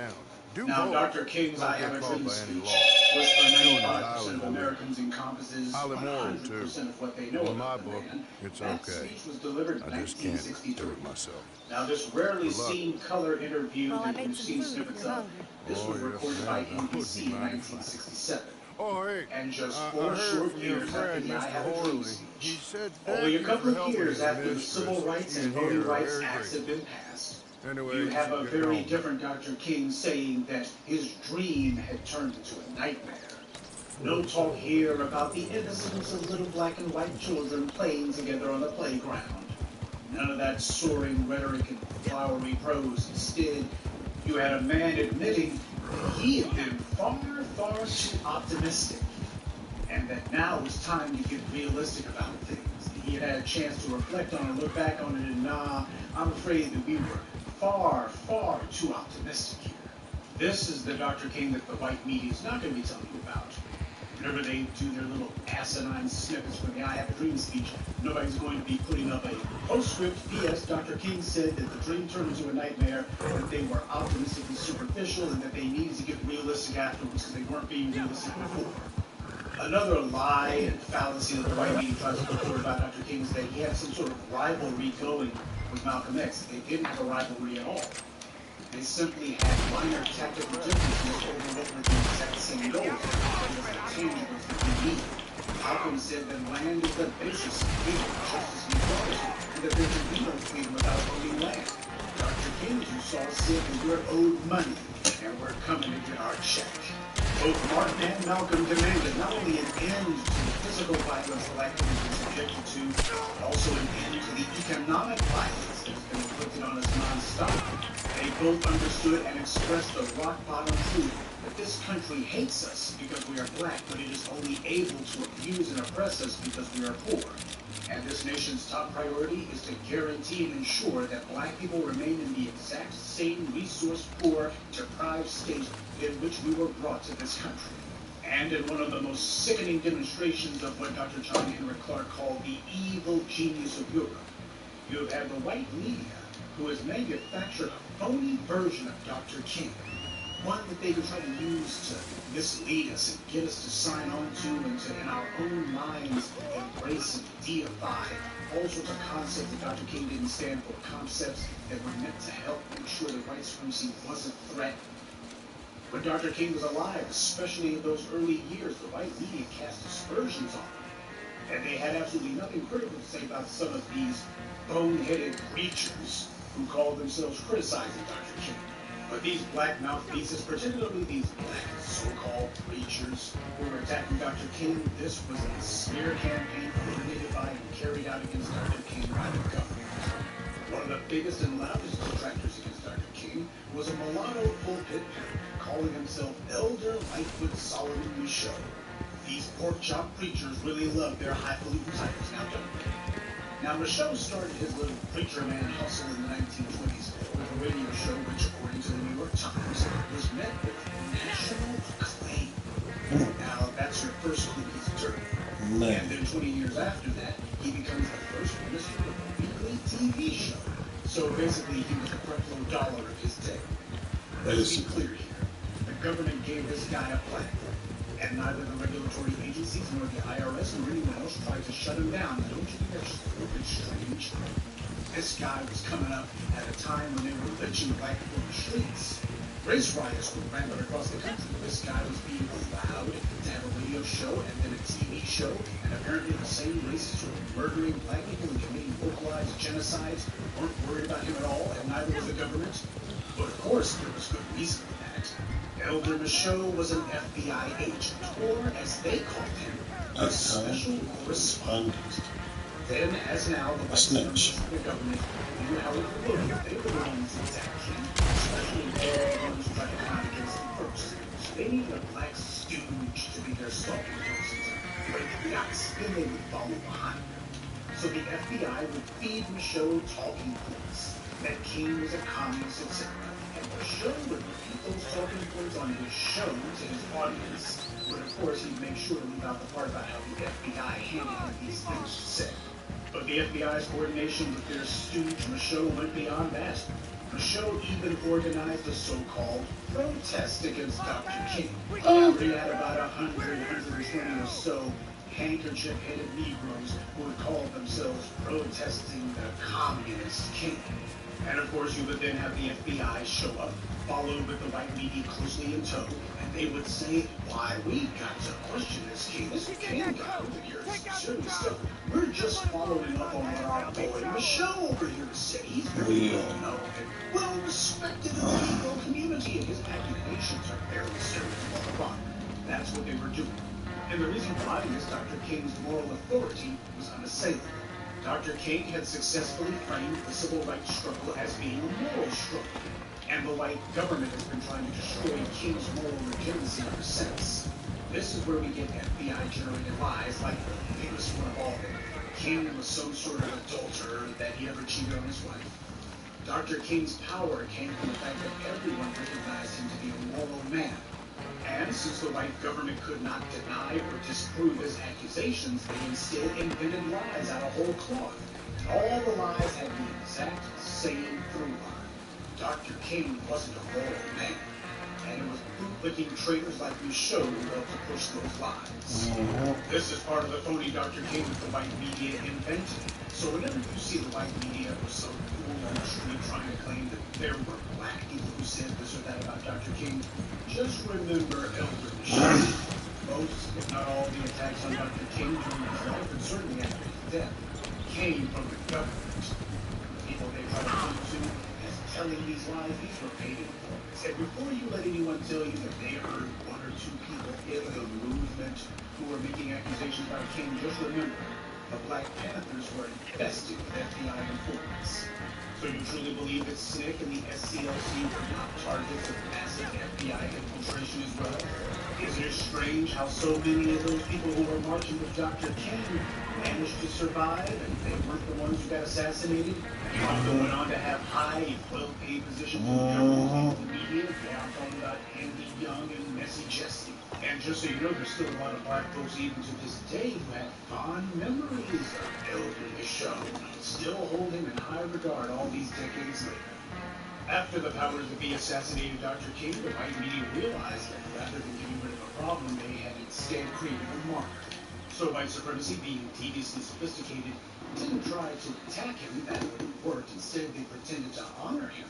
Like every other moral person was doing, except the white media presented a false, twisted chasing you, my friend.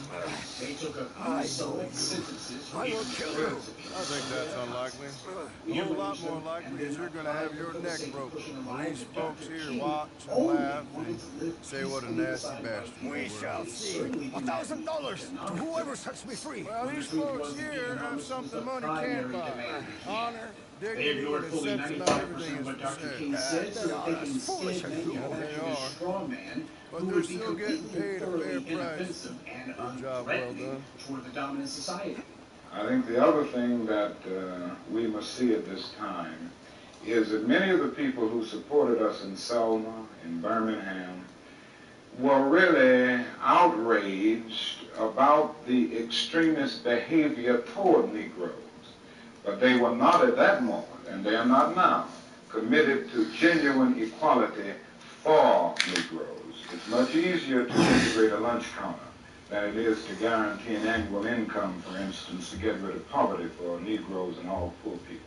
It's much easier to integrate a bus than it is to make genuine integration a reality and quality education a reality in our schools. It's much easier to integrate even a public park than it is to get rid of slums. And I think we are in a new era, a new phase of the struggle, where we have moved from a struggle for decency, which characterized our struggle for 10 or 12 years, to a struggle for genuine equality. And this is where we are getting the resistance, because there was never any intention to go this far. People were reacting to Bull Connor and to Jim Clark rather than acting in good faith for the realization of genuine equality. I think the vast majority of white Americans will go but so far. It's a kind of installment plan for equality. And they are always looking for an excuse to go but so far. For 50 years, we've seen a white media operation to manufacture a false version of Dr. King, one that doesn't threaten white dominance. The white supremacists, particularly in the white media, they understand that a Dr. King who only wants for black and white children to play nicely together on the playground is also a Dr. King who doesn't want black children to compete on the world stage. A Dr. King who only cares about peace and quiet above all other things is also a Dr. King who doesn't make demands, doesn't make noise for his people's empowerment, and doesn't make white people uncomfortable.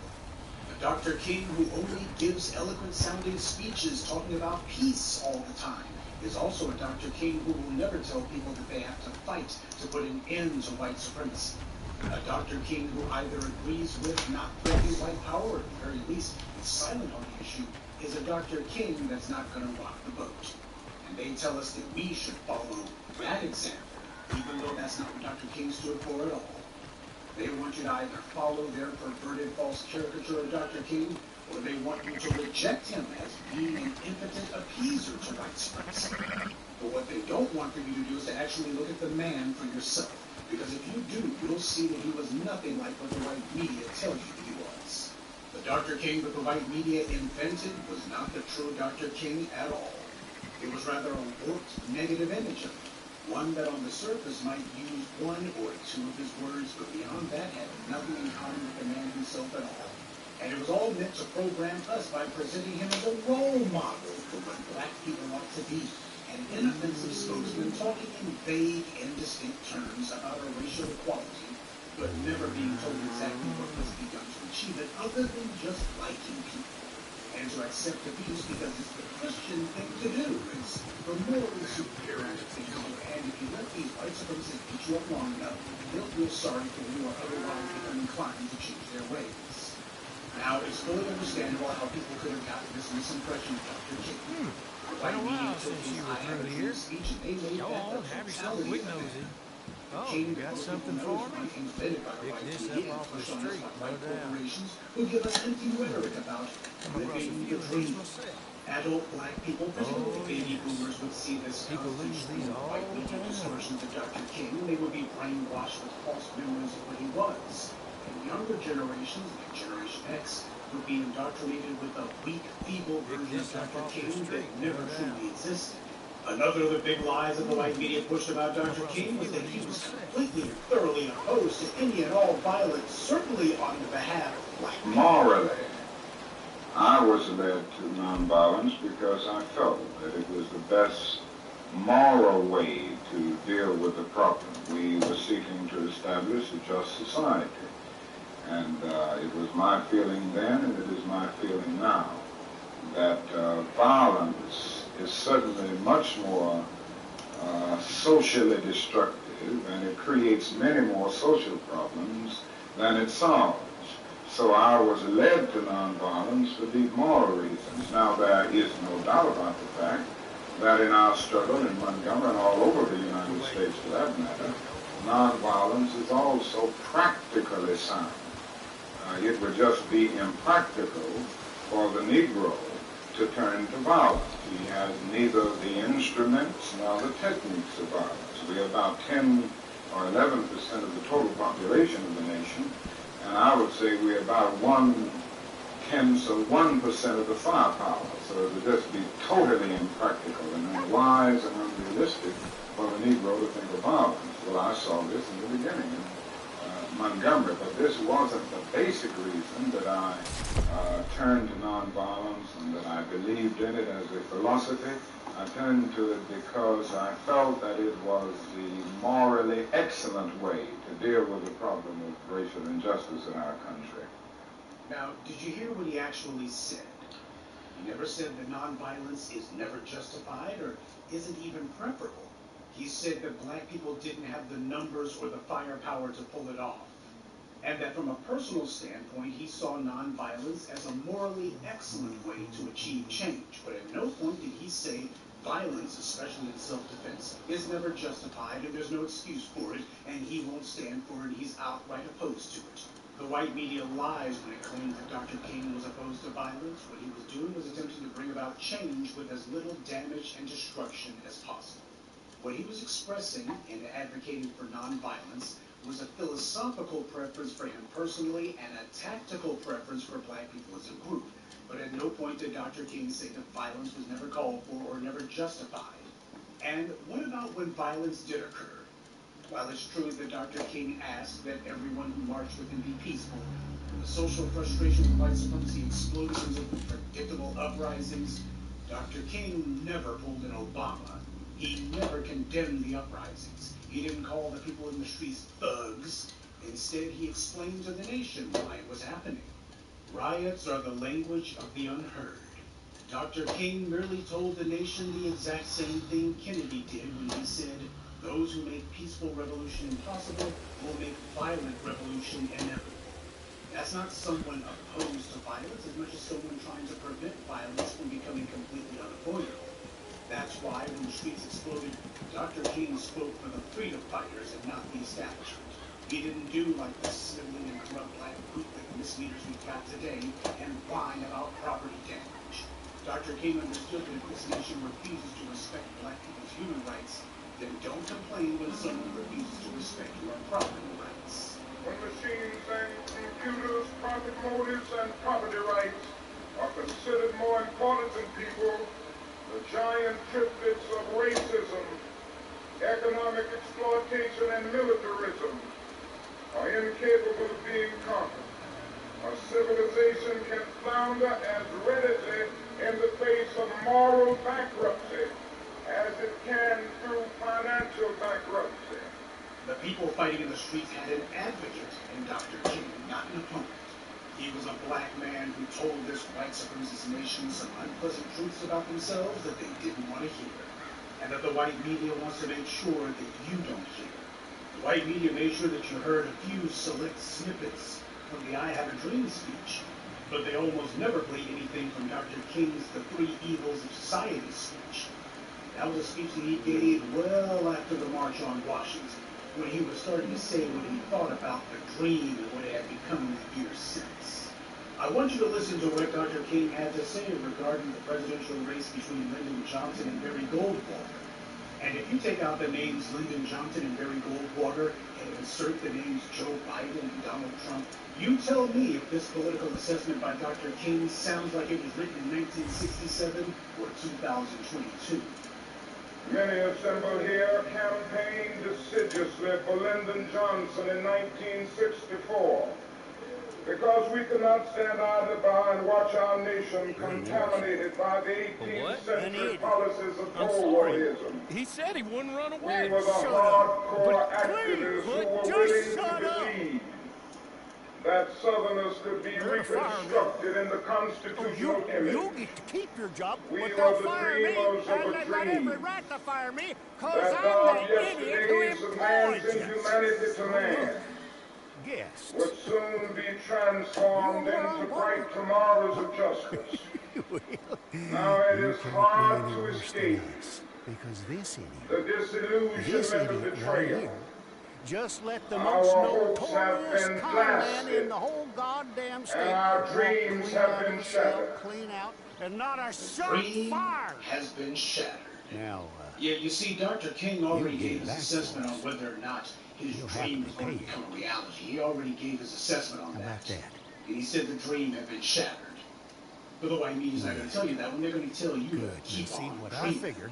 So you see, it doesn't matter if it's Headed on down to Pikes 1967 Basin, so or you go down the 2016. canyon, and you get him, and I'm gonna beat this poor dumb bastard with a stick, and I'll try and join you on the other side.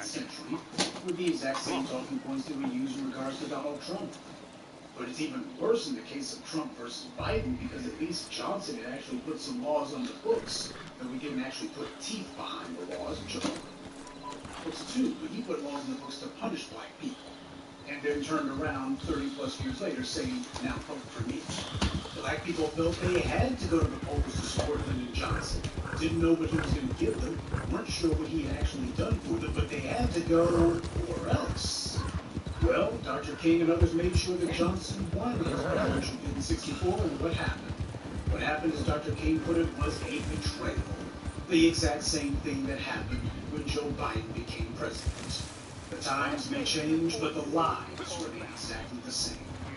Now, another interesting point about Dr. King's 3 Evils of Society speech is that he pointed out that you had young people, especially in the North, even starting to get booed by these young black people that he had in the organization. He couldn't understand why, at least not first.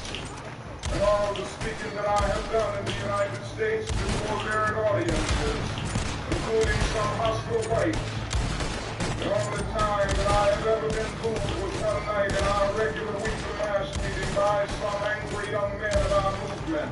Selfishly, I thought of my sufferings and sacrifices over the last 12 years. Why would they boo one so close to them?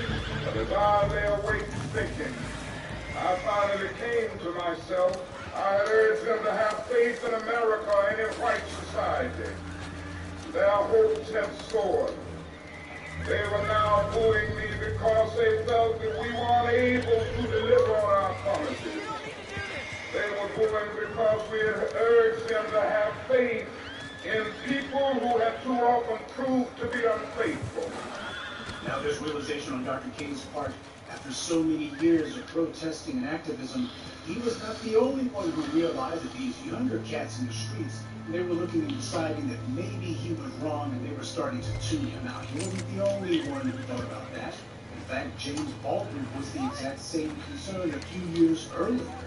What is dangerous here is the turning away from anything any white American says. The reason for the political publication in the fight of the Johnson landslide is the one who betrayed our American politicians for so long. And I'm a grown man. Perhaps I can be... Oh, don't got you. Oh, I can. But I don't know. Don't die. I got you. I got you. Don't know how to deal with those other people. Fuck is this asshole? Come here, motherfucker. You don't believe anything the white world says. You're lucky. And don't entirely believe. I was gonna blow your motherfucking head off for taking that and shooting at the homie like that. And one can't pay that shit. Watch what happens to make everybody move as a unit. King had been demanding laws that were going to bring justice, economic justice to black people. Remember, always move as a unit. They needed laws to punish black people. And so the collision course is set. The people crying for freedom. Vike, come here. No, come over here. Unemployment rages at a major depression level in the black ghetto. Loot his ass. No. Loot his ass.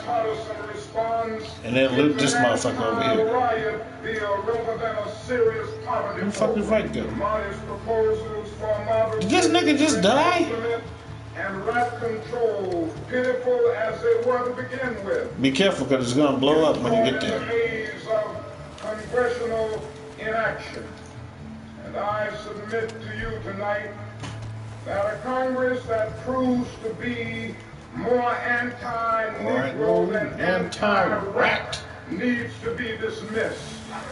Many of the senators from the North and the West, Congress in general, who voted for civil rights legislation in 64 and 65 and voted last year, refused last year to vote for civil rights legislation because it dealt with an issue applicable got you covered, player. to the North, the whole housing question.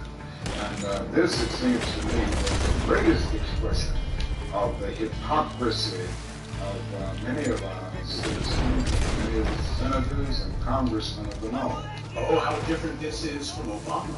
Obama didn't pass any executive orders telling the Justice Department or the Department of Defense, police and sheriff's departments, to withhold certificated police terrorist organizations. Be careful. I got you. That was meant to embolden the thugs in blue and hopefully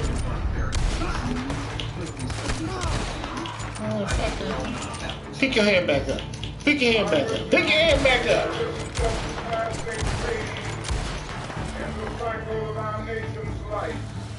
But I suspect that we are now experiencing the coming Slow down. surface of a triple-pronged sickness. Slow down. That is Come around. Hold on. Excessive materialism and militarism. At last, Dr. King formally lists the 3 E's. Let me get this back. Now, Hold on. racism we understand well enough. And militarism, that's pretty obvious too, abroad and Motherfucker, you ain't scared of that goddamn body. Get your bitch ass down from that goddamn. Yeah, exactly. Get your bitch ass down from the cliff, motherfucker. You too, motherfucker. As if this is a good thing. We oversample on way too many things.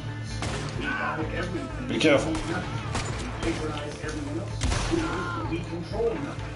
We take pride in how much we buy, but we don't give a fuck to what they Be careful. We obsess over Gucci bags, luxury cars. We don't own a fashion store. Your bitch ass on the ground. We're focused on the wrong things. Buying material trinkets in our pathetic quest to impress the other slaves on the plantation. Changing your appearance does not change the condition. Buying a fancy house means very little when the fights amongst his thugs can kick in the front door and drag you out in handcuffs like they did Skip Gates. Or when they can murder you outright in your own home like they did at Tatiana Jefferson and Botham Jean. Focusing on getting yourself designer clothes means nothing when these white supremacists can replace your tailor-made Armani suit with a state-issued prison uniform. Ever since the birth of our nation, white America has had a schizophrenic personality on the question of race. She has been torn between cells. Cells in which she proudly professed the great principles of democracy. Cells in which she Your bitch ass on the ground. I ain't got enough time to be fucking with you like that. has produced a strange indecisiveness and ambivalence toward the Negro. All the Americans take a step Go to sleep. simultaneously with every step forward on the question of racial justice. There has never been a solid, unified, and determined thrust to make justice a reality for Afro-Americans. Put it on the dead Step backward Take him in. has a new name Go for today. it, and you get rich. Oh, It is called won't kill the anybody white else. I backlash. swear. I'm But the white backlash is nothing new. Please. It is the surfacing of old prejudices, hostilities, and ambivalences that have always been Alright, take the offer, and then we're gonna lock it. We're gonna blow his brains out and lock him up. About the unfortunate recent wave of riots in our cities. We're gonna let him take us to the stash, and then we're gonna blow his brains out and take him into the dude. That has characterized America ever since Let him lead us to the little stash, and then after we get the money, I don't think McDonald's we'll blow his brains out. GM is going to be doing any commercials with a sound clip from that speech. See, this is the Dr. King that the white media doesn't play.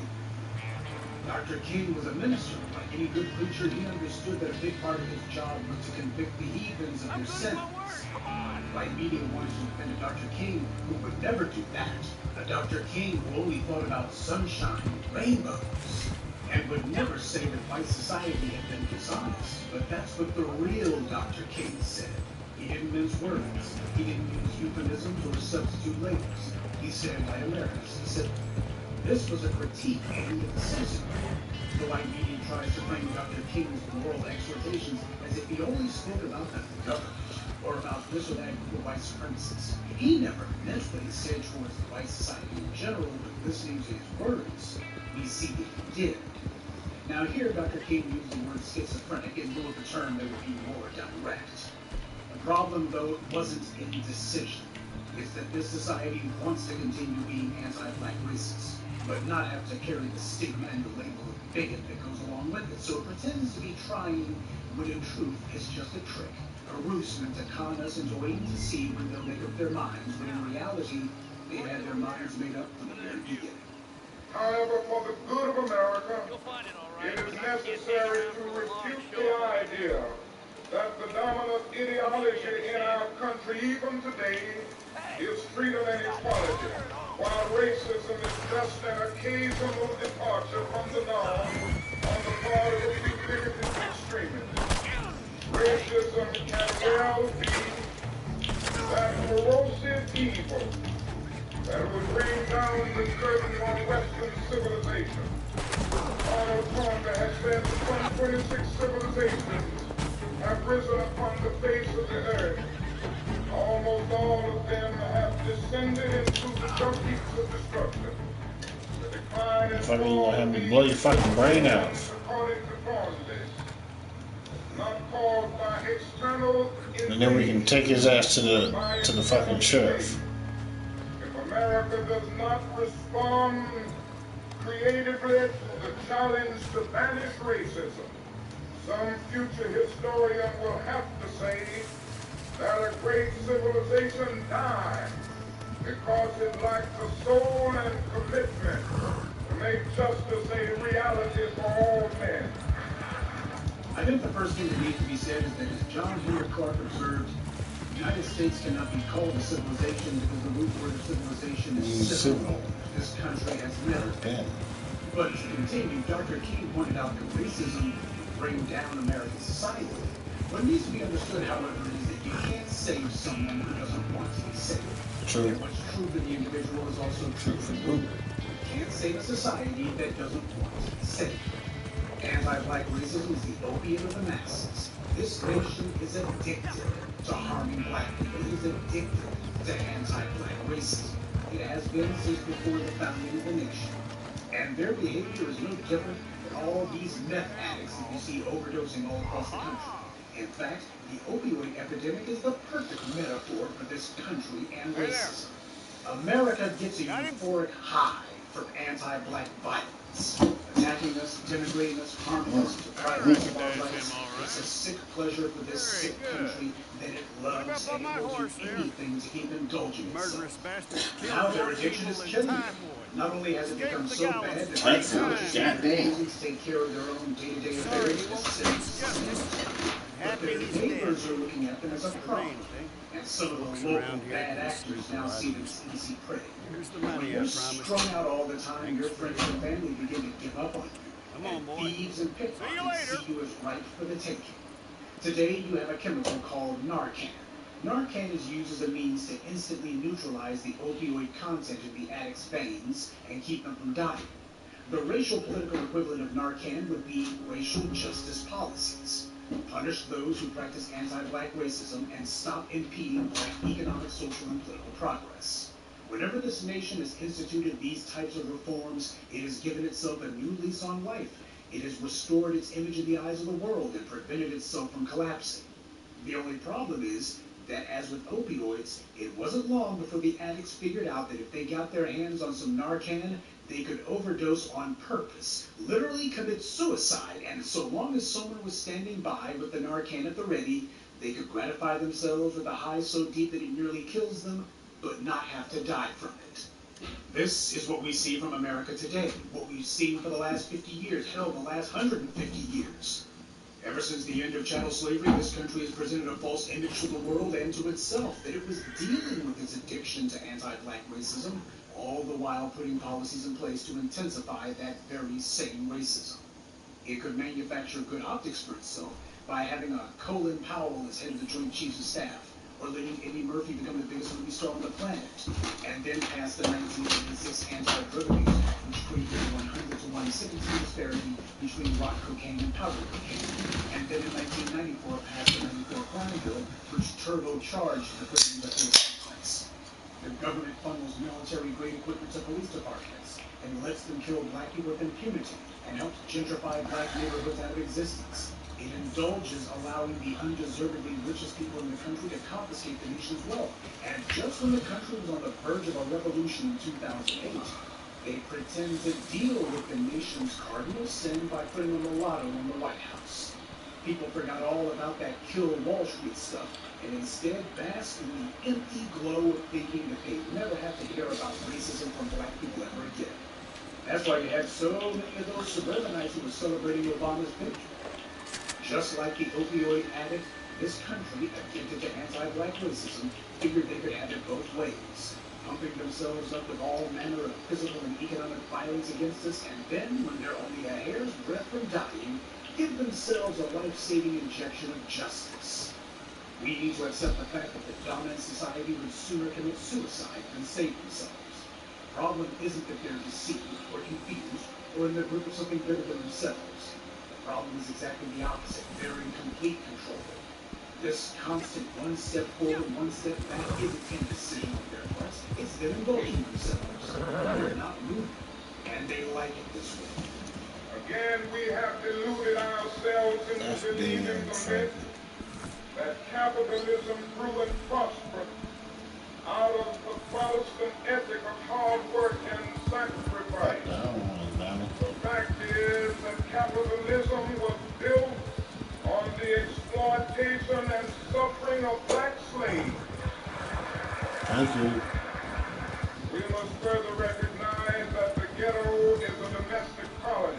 The Western nations that initiated so much of the revolutionary spirit of the modern world have now become the arch anti-revolutionary. This has driven many to feel that only Marxism has the revolutionary spirit.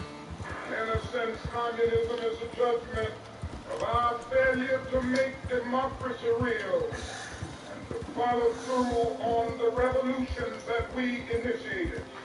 Yeah. You had Dr. King telling everybody that capitalism was based on slavery, and that, yeah, people were turning to Marxism because they were looking for something that had the revolutionary spirit. They were looking for an alternative to capitalism, or at least an alternative to the white supremacist control of it. This is the Dr. King that's problematic. It's problematic for the white left because, truth be told, they don't want us to actually admit that the country's wealth is based on white supremacy and anti-black racism, because at some point you got to say, okay, what's going to be done about it if you guys claim to be the moral left? And the right wing, which has tried this asinine campaign of trying to claim that Dr. King would have been against affirmative action when he was one of the and all the rest of it.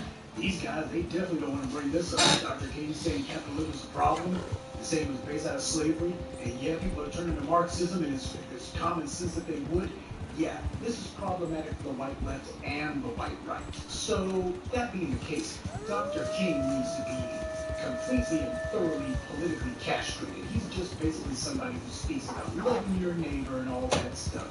He's so namby-pamby and not sport. But what did Dr. King think about capitalism? He really didn't say. He was more interested in the moral dimension, you see.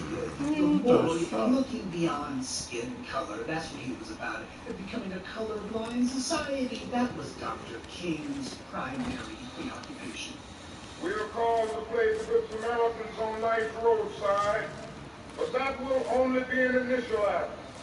One day the whole Jericho road must be transformed, so the men and women will not be beaten and robbed as they make their journey through life. True compassion is more than flinging a coin to a beggar. It understands that an edifice which produces beggars needs restructuring. Dr. King lays out a complete and thorough remaking of society, not just tinkering around the edges. He's talking about remaking the whole thing. A fundamental balance of power, that's what he's talking about. All this stuff is economic. You notice how much of what he says is economic? We're way past the whole thing about let's be nice to the kid, people just hold hands without these white supremacists deciding to attack black folks. In this case now, we're getting to the money. How the wealth has been confiscated and taken from black people, and how the wealth is now going to have to be put back into the hands of those who generated it in the first place.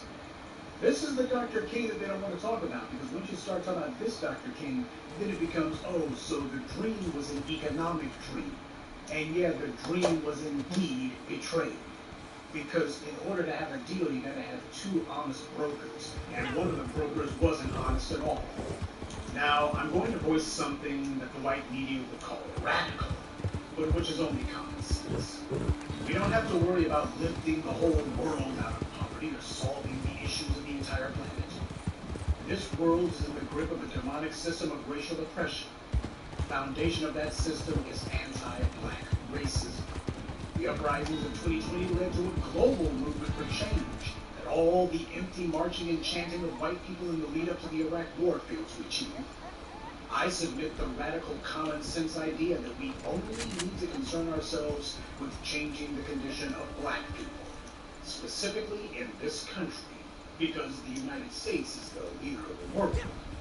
Change the condition of black people here, and you will by default change the world. Improve the economic condition of black people here, and you will have improved the economic condition of the entire world. Trying to do it any other way is a complete waste of time. That's the lesson of the last 100 years or so. White supremacists love to get their opponents to waste their time. Running in circles, doing sitting all over the Amazon, that's meaningless. The entire world has fallen under the satanic sway of an evil system. A system that rests comfortably on the backs of black people in the U.S. So long as we remain underneath this evil, the best of the world can hope for are minor cosmetic changes. Black celebrity here, or the occasional black president there, but these are distinctions without a difference, because it doesn't change the balance of power, and the balance of power is based on resources. We don't need different optics, we need a different status quo. If you destabilize the foundation of this evil system of racial hierarchy, then the entire system will fall, because there will be nothing to hold it up. I'm glad you're not afraid the problem is that too many people, including a lot of non-white ones, have been eating very well off of this system of anti-black racism. Anti-black racism has given them a comfortable lifestyle, so they're invested in perpetuating it. They see their interests as being aligned with the white powers that be. So when you talk about toppling white supremacy, these supporters for white supremacy will feel threatened because they understand that they depend on massa for every crumb of their daily bread. Massa feeds them now. Sure, he doesn't feed them as well as he does those classified as white, but at least he throws them the occasional crumb, and for them, that's enough. Pets don't ask for much. That's not justice, that's cronyism and nepotism. They know that if black people bring down this system and institute a system of justice, we're not going to beat them. They will have to actually earn their daily bread. Take a look at the bootlicks who have tried to reinvent themselves without the largesse they received from the dominant society. They've shriveled up and blown away. Make no mistake, white supremacists understand that they have to cultivate and sustain a multitude of agents and operatives with white supremacy different from you or me. Practically the same. Give them rhetorical cover by claiming white supremacy either doesn't exist, this is what the black conservative claims, or if it does is not I as bet bad as that. this was a This is what the feisty black little critter. liberal comments. Both the black liberal and the black conservative agree on the lie that things are Small, better but now than they often were very fast. before. So no matter which I bootleg you can't choose wait to to get these believe, the one scales on under a NASA's left microscope. hand or the one on his right, it's still the same Poor puppet thing. show spouting Hope the it doesn't same miss lies. this. And some of the biggest lies they've told have been about black people's icons, trying to derange and distort and pervert our symbols. Because symbols are a unifying For the principle. risk you took in getting this. You can have people Will add following greatly the to my teachings studies. and following the philosophy of Dr. King decades after the man's assassination. The man's not here anymore, but you got people who are still trying to follow it. But the problem is they're attempting to follow a false, counterfeit distortion of Dr. King. One that's the exact opposite of the real man. One presented to them by their oppressors. Now, the things that we say here doesn't tickle people's ears and it doesn't please everyone, but it's This not is the meant next to. step in your journey. The demands of power are not meant to make you smile, they're meant to make you strong. Controlling your own destiny is not necessarily meant to give you pleasure. What it's supposed to give you is power. A new pack has been A spotted. lot of people have Poachers, disagreed hunters, mightily with doesn't things matter we what the said law over the calls last them. 15 These years. killers are conquering Especially when every it came living time thing to you talk can sell about for the $1. 2016 Try to convince 2020 them, election. and the nerve they People didn't have. want to We're believe just that trying to Donald make a Trump could living, win. ma'am. He This told is them our he could and that livelihood, he miss. would. Savages. People didn't want to Listen, believe in I 2020 that understand once that Joe news can be a Biden struggle won to the come election by. that he was But going to there are immediately turn ways his to back earn on a black living people. that do And not you'd be involve surprised how much bloodshed the or Biden cruelty. administration would closely I resemble think the they need Trump to learn that administration. their barbarism People didn't costs want to more believe than that. they realize. They wanted to believe that you Much could actually more. get something without making a Don't you? demand. That you could trust a man whose entire life has been spent spitting in black people's faces. People didn't want to hear that, so a large number of them ignored it. Well, who has history borne out? You cannot be childish and capricious and think that you will also have power. You cannot decide that you're going to put your ears to anything that you don't like hearing and think that you're going to be in control. It doesn't work that way. Nor can we decide that we're going to water down the message or dilute it or try to amalgamate it so that it appeals to every Tom, Dick, and Harry, James, Sue, and Mary. That's not what black empowerment is about. Too many times black people have found themselves confronted with a choice of what do you do to make sure that you take a step closer to power. And when that decision involves being unpopular or saying something that doesn't tickle people's ears, black people tend to shy away. Well, that's not what we're about. The new voices of black media, we know better, so we're doing better.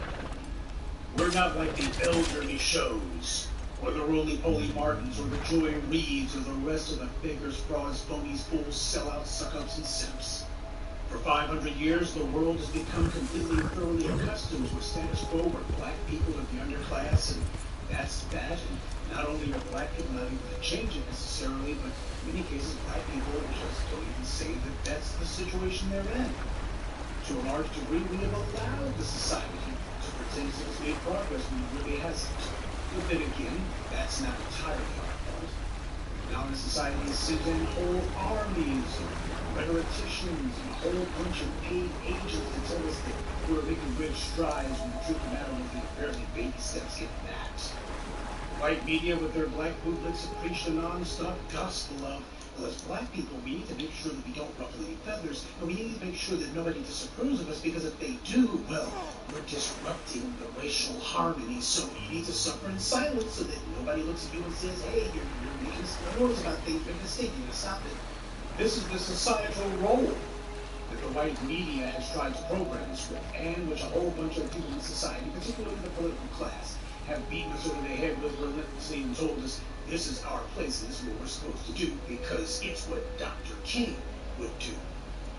Well, we're not going to listen to any lies. We're going to tell the truth as he would want us to. And we're going to tell the truth the way that he did, no matter who doesn't like it. Howard has asked the question, is it safe? Expediency asks the question, is it politic? Vanity asks the question, is it popular? But conscience asks the question, is it right? And on some positions, it is necessary for the moral individual to take a stand that is neither safe, nor politic, nor popular, but he must do it because it is right.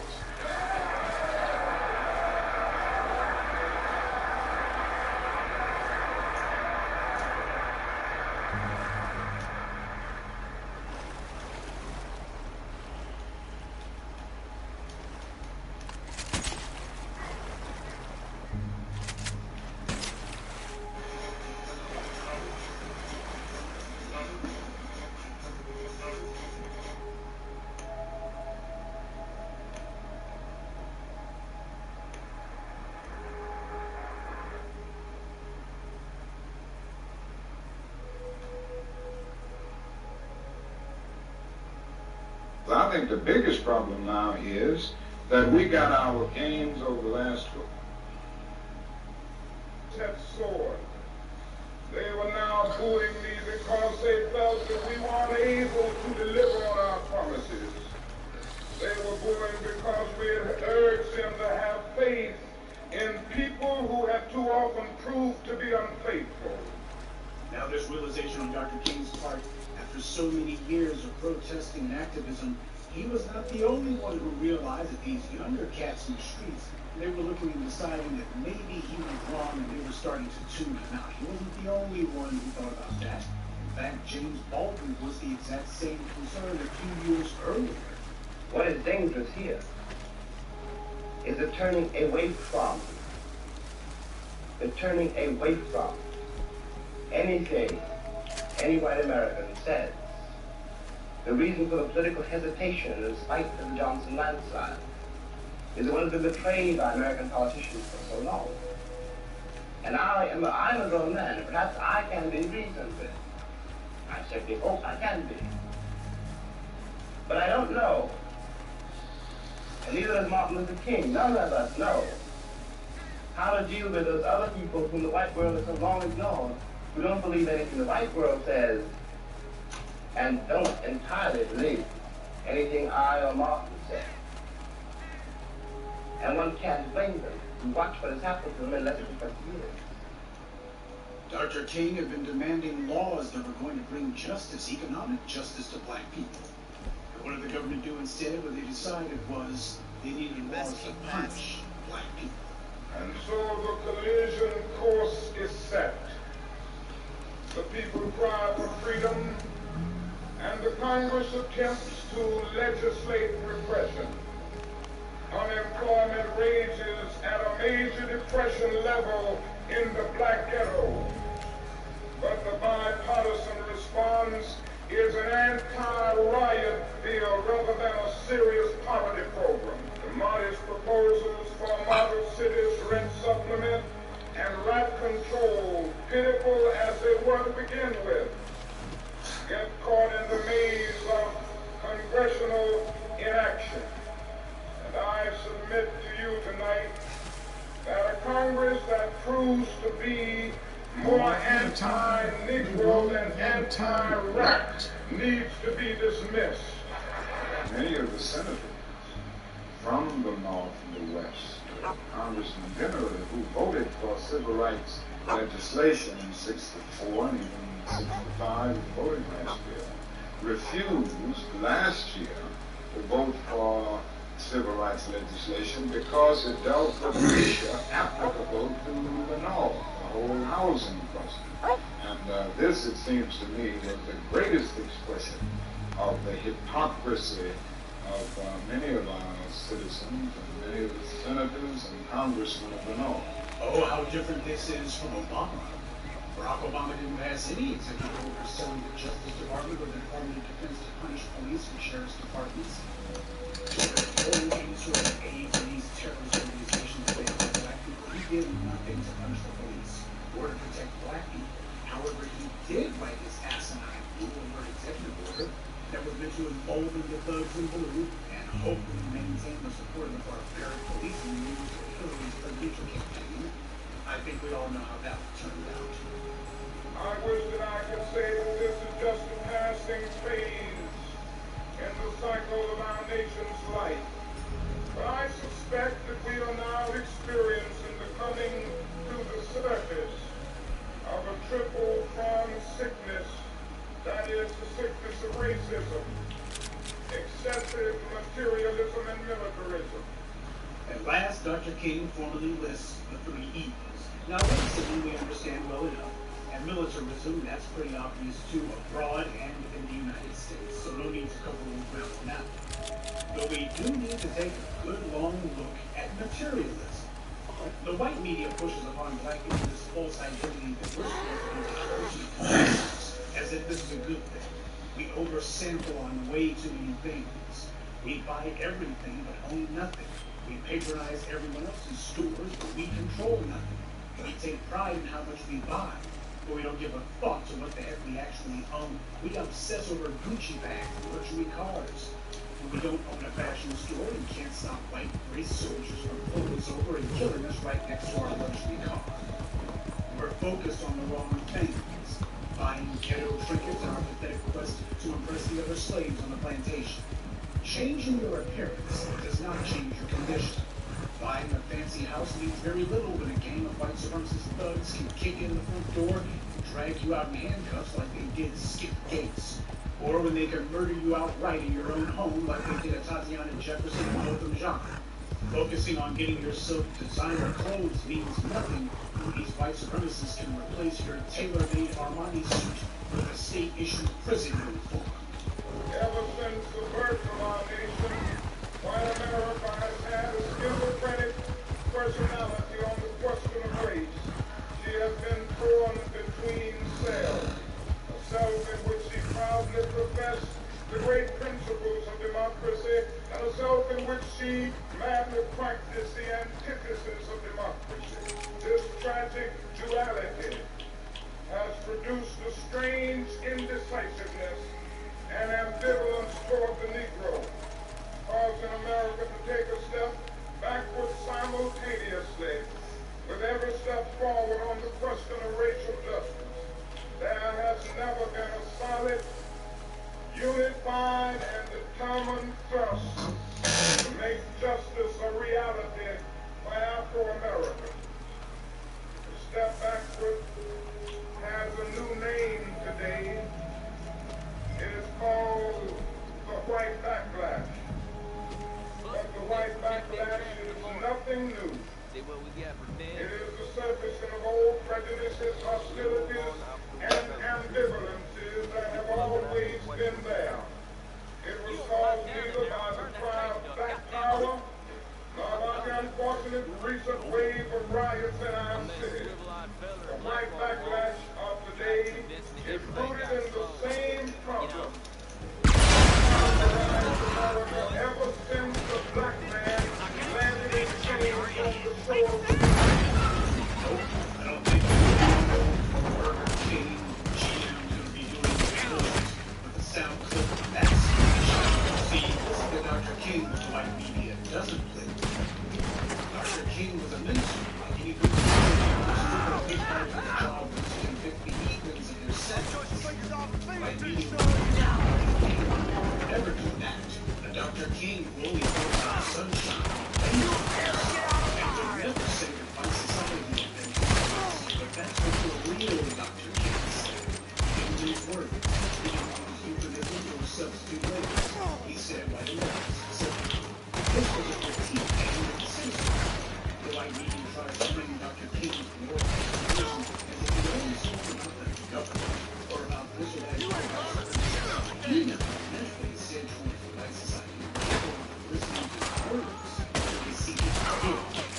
Now here Dr. King was doing mistakes of Dr. King was trying to be more direct. The problem though wasn't the decision.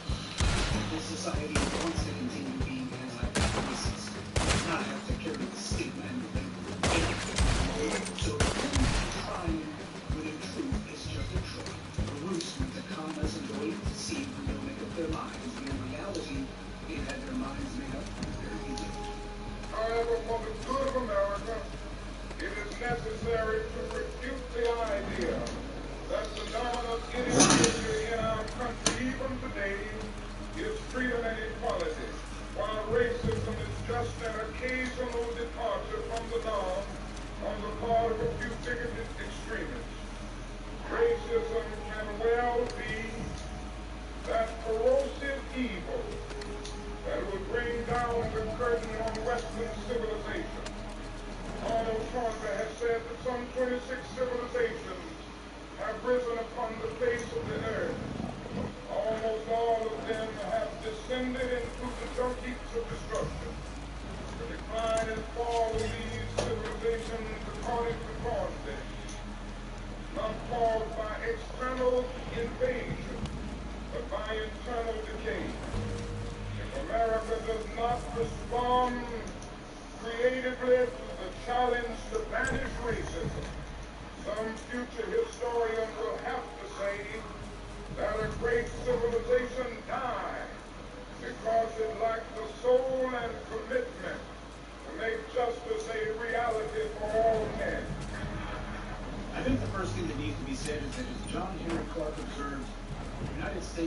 be called a civilization because the root word of civilization is civil.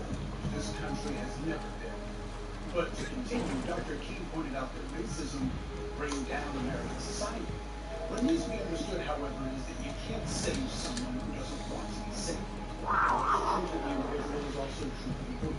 You can't save a society that doesn't want to be saved. Anti-black racism is the opiate of the masses. This nation is addicted to harming black people. It is addicted to anti-black racism. And their behavior is no different than all these meth addicts that you see overdosing all across the country. In fact, the opioid epidemic is the perfect metaphor for this country and racism.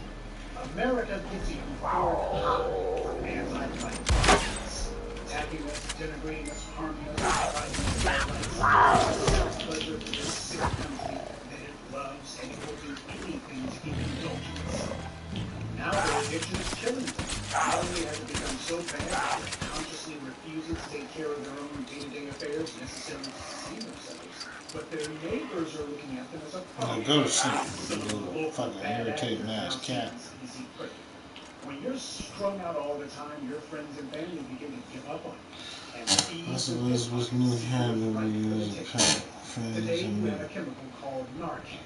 Narcan is used as a means to instantly neutralize the opioid content in the addict's veins and keep them from dying. The racial political equivalent of Narcan would be racial justice policies. Punish those who practice anti-black racism and stop impeding black economic, social, and political progress. Whenever this nation has instituted these types of reforms, it has given itself a new lease on life. It has restored its image in the eyes of the world and prevented itself from collapsing. The only problem is that, as with opioids, it wasn't long before the addicts figured out that if they got their hands on some Narcan, they could overdose on purpose, literally commit suicide, and so long as someone was standing by with the Narcan at the ready, they could gratify themselves with a high so deep that it nearly kills them, but not have to die from it. This is what we see from America today, what we've seen for the last 50 years, hell, the last 150 years. Ever since the end of chattel slavery, this country has presented a false image to the world and to itself that it was dealing with its addiction to anti-black racism, all the while putting policies in place to intensify that very same racism. It could manufacture good optics for itself by having a Colin Powell as head of the Joint Chiefs of Staff, or letting Eddie Murphy become the biggest movie star on the planet, and then pass the 1986 Anti-Drug Abuse Act, which created the 100-to-1 sentencing disparity between rock cocaine and powder cocaine. And then in 1994 passed the 94 Crime Bill, which turbocharged the prison industrial complex. The government funnels military-grade equipment to police departments and lets them kill black people with impunity and helps gentrify black neighborhoods out of existence. Damn. Indulgence allowing the undeservedly richest people in the country to confiscate the nation's wealth. And just when the country was on the verge of a revolution in 2008, they pretend to deal with the nation's cardinal sin by putting a mulatto in the White House. People forgot all about that kill Wall Street stuff and instead bask in the empty glow of thinking that they'd never have to hear about racism from black people ever again. That's why you had so many of those suburbanites who were celebrating Obama's victory.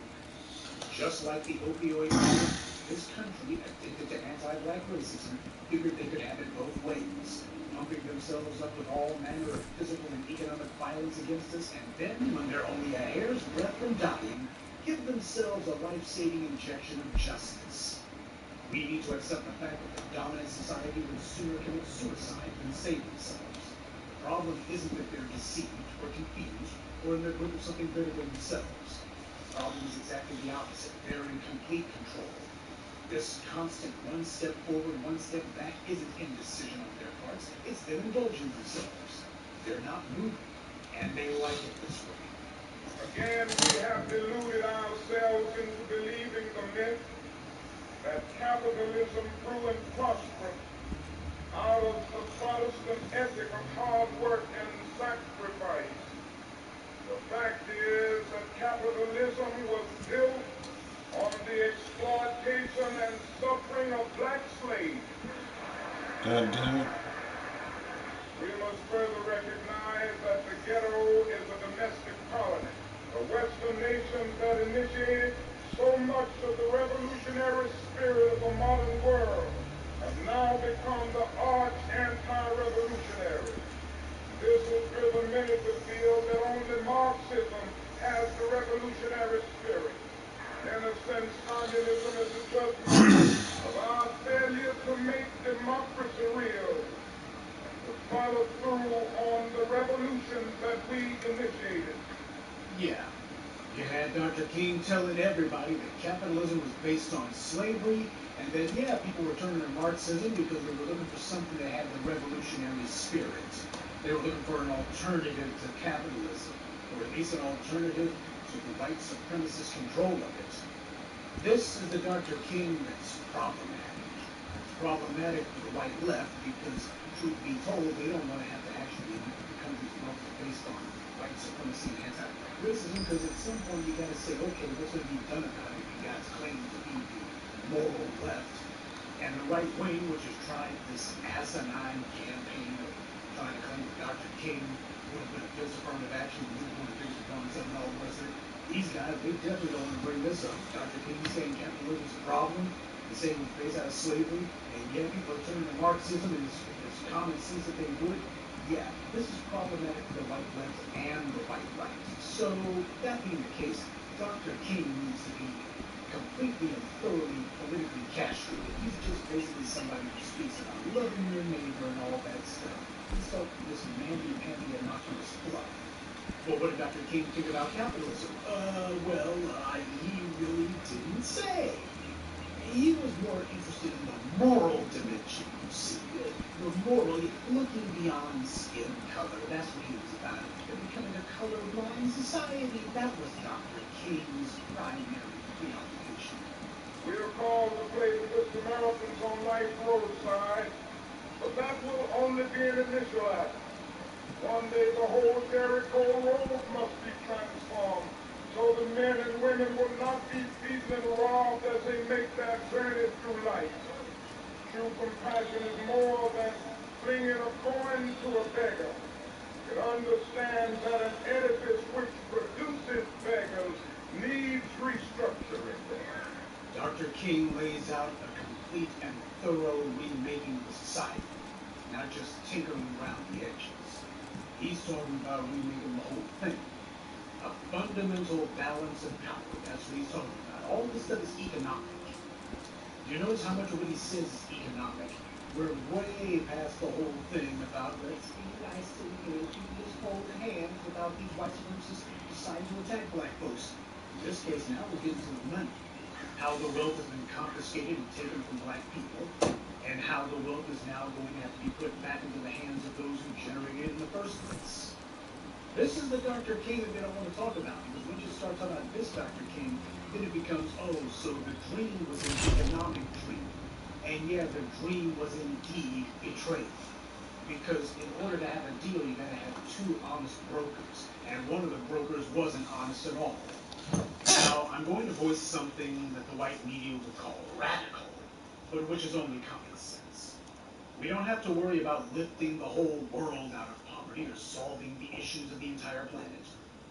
This world is in the grip of a demonic system of racial oppression. The foundation of that system is anti-black racism. The uprisings of 2020 led to a global movement for change that all the empty marching and chanting of white people in the lead up to the Iraq War failed to achieve. Hello. Broadcasting. YouTube. Broadcasting. What?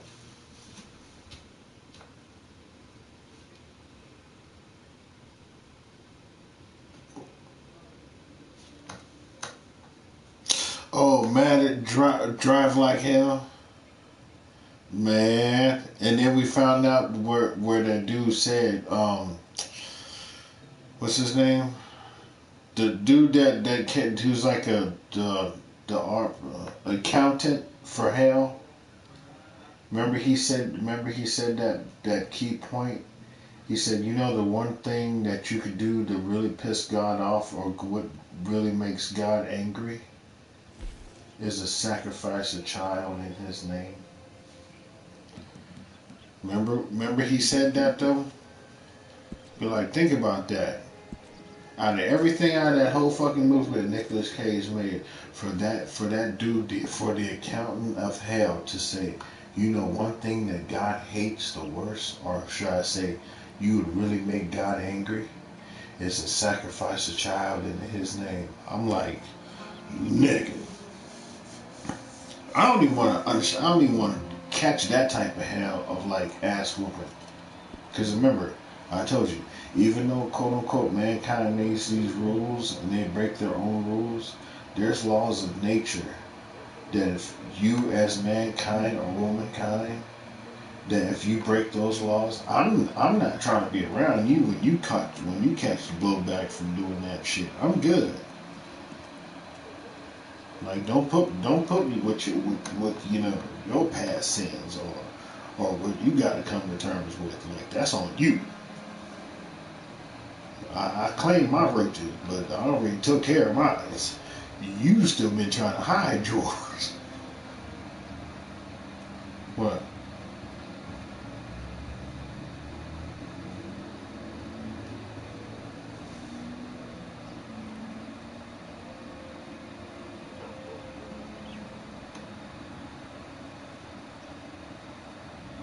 You said what?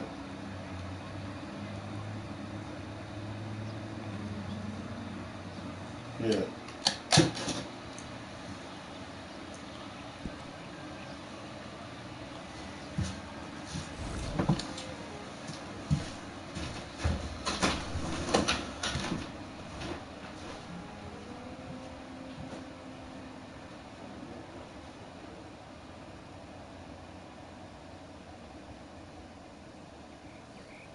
Now, if I'm right, we should be all set.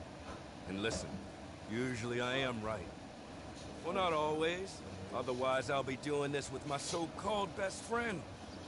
Instead of thinking about what he did to me, and the fact that we killed him. Only banks don't rob themselves, so let's get ready. You can go get changed behind the gallows there. And by the way, Horley came by. I said you was acquitting yourself. Well, well, well. You certainly look the part. Bank manager will see you pull up in the stage dressed like that, and he'll think you're from the express company. Let you right into the vault. Then it's happening. You blow the safes, or crack them if you don't want to make a noise. Empty the bonds out of them, and run to meet me back there in the cemetery. Oh, and one more thing. The manager keeps some more bonds in his desk. We'll need them too. God willing, I'll see you all shortly. Yeah, watch what he does with the baseball cap.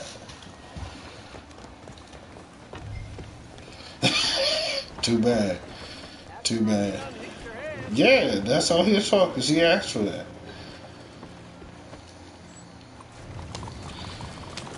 Driving much motherfucking daisy. I'm driving Angry Man Day. What I just seen. No, I'm playing Red Dead Redemption on YouTube. Yeah, I'm broadcasting on YouTube. $16,073. 39 pounds, 78 ounces. No silver. They only go back to gold.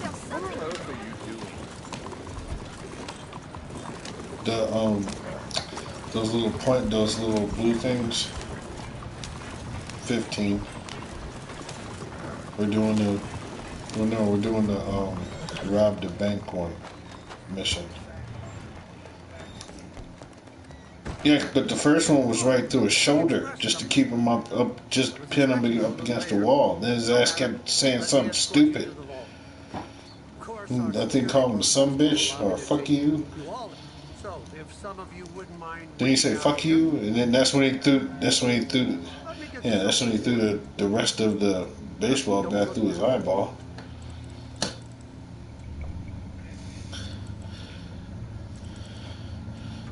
Dumbass. Did he just flip the coin on him? And the FBI badge, and they just looking at him like, nah. He's like, yeah. Yeah.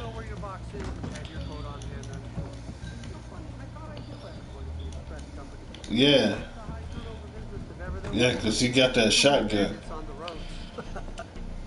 What's happening here? Who are you? Yeah.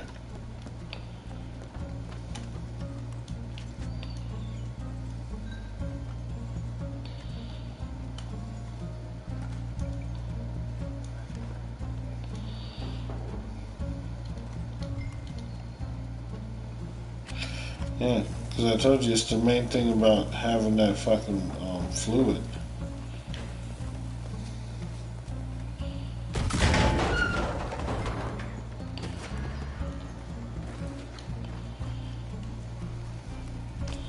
Porter's house, yeah, the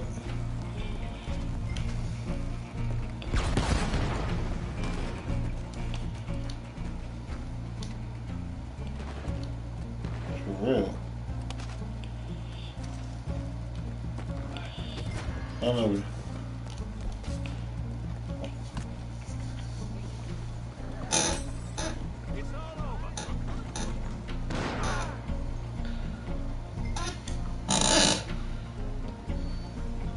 I submit the radical common sense idea that we only need to concern ourselves with changing the specifically in the United States is the leader of the world.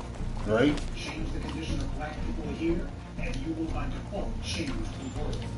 Improve the economic condition of black people here, and you will improve the economic condition of black people. Trying to do it any other way is a complete waste of time. That's the lesson of the last 100 years or so. White supremacists Alright, let's go. Go. I know it's gonna blow up anyway.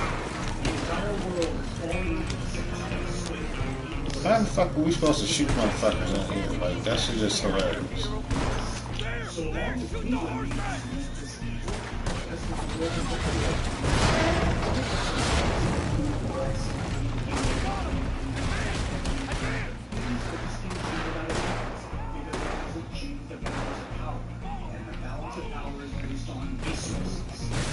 We don't need different optics. We need a different status quo.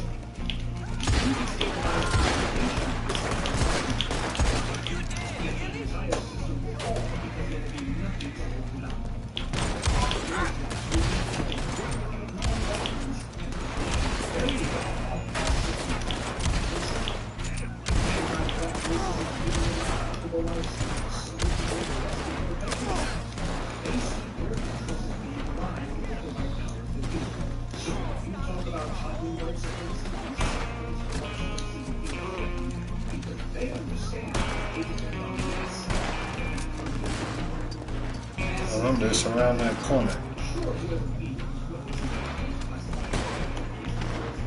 Yeah, I'll be careful because I'm about to blow these motherfuckers' assholes away.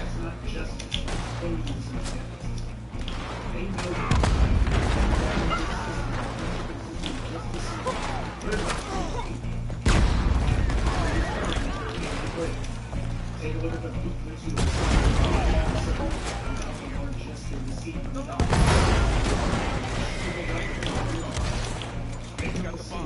Alignment, bastard. Behind the shit. Come here. Give me your head, motherfucker. Where you at? Thank you. This motherfucker trying to shoot me in the back of my head.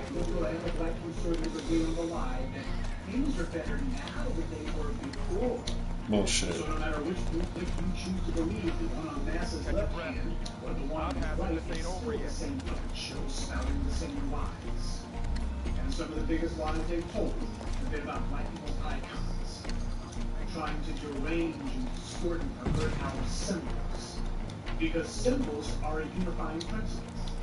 You can have people following the teachings and following the philosophy of Dr. King decades after the man's assassination.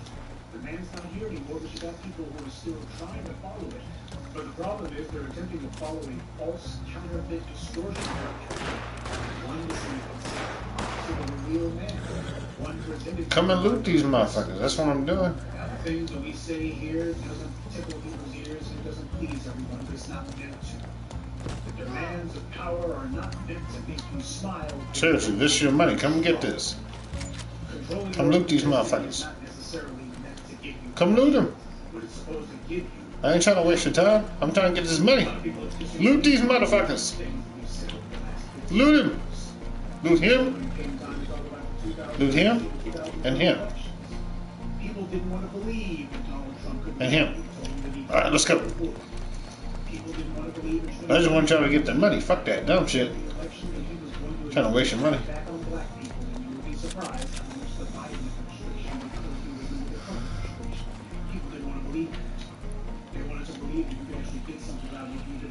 You can trust a man whose entire life has been spent sitting in black people's faces. People didn't want to hear that, so a large number ignored it. Well, who has history borne out? You cannot be childish and capricious and think that you will also have power. You cannot decide that you're going to plug your ears to anything that you don't like hearing and think that you're going to be in control. It doesn't work that way. Nor can we decide that we're going one coming this, two coming these this way, and two coming this way, and one coming through the damn gate you just walked through.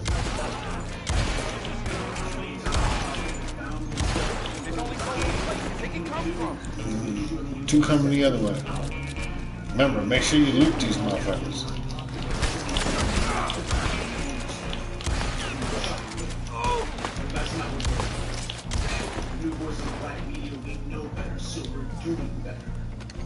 We're not like the elderly shows, or the roly-poly Martins, or the Jordan. Make sure you loot that. Loot his ass.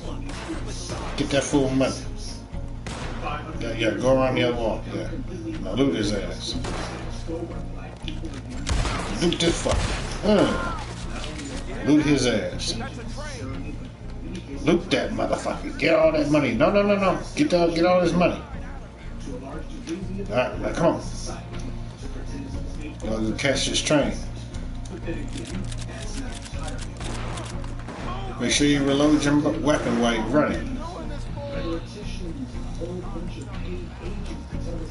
Make sure you loot every motherfucker you shoot. You loot their bitch ass. Every motherfucker you shoot, you loot.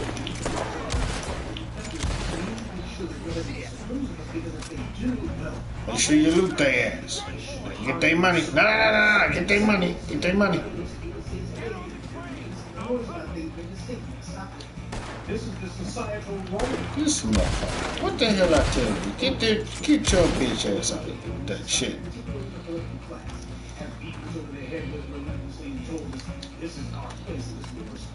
Come on, you little punk. Well, we're not going to listen to any lies. We're going to tell the truth, as he would want us to. We're going to tell the truth the way that he did. No matter who. Alright, let's get the fuck out of here. Stop.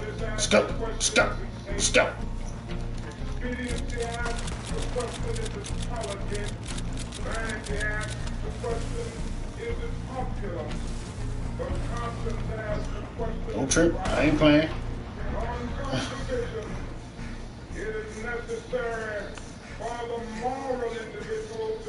Just gotta haul ass. But he must do it because it is right. Oh, freak. Here's where I stab you all in the back. I'm joking. Here's where we go our separate ways and remember each other fondly. You stick to your code and kill any bastards who don't.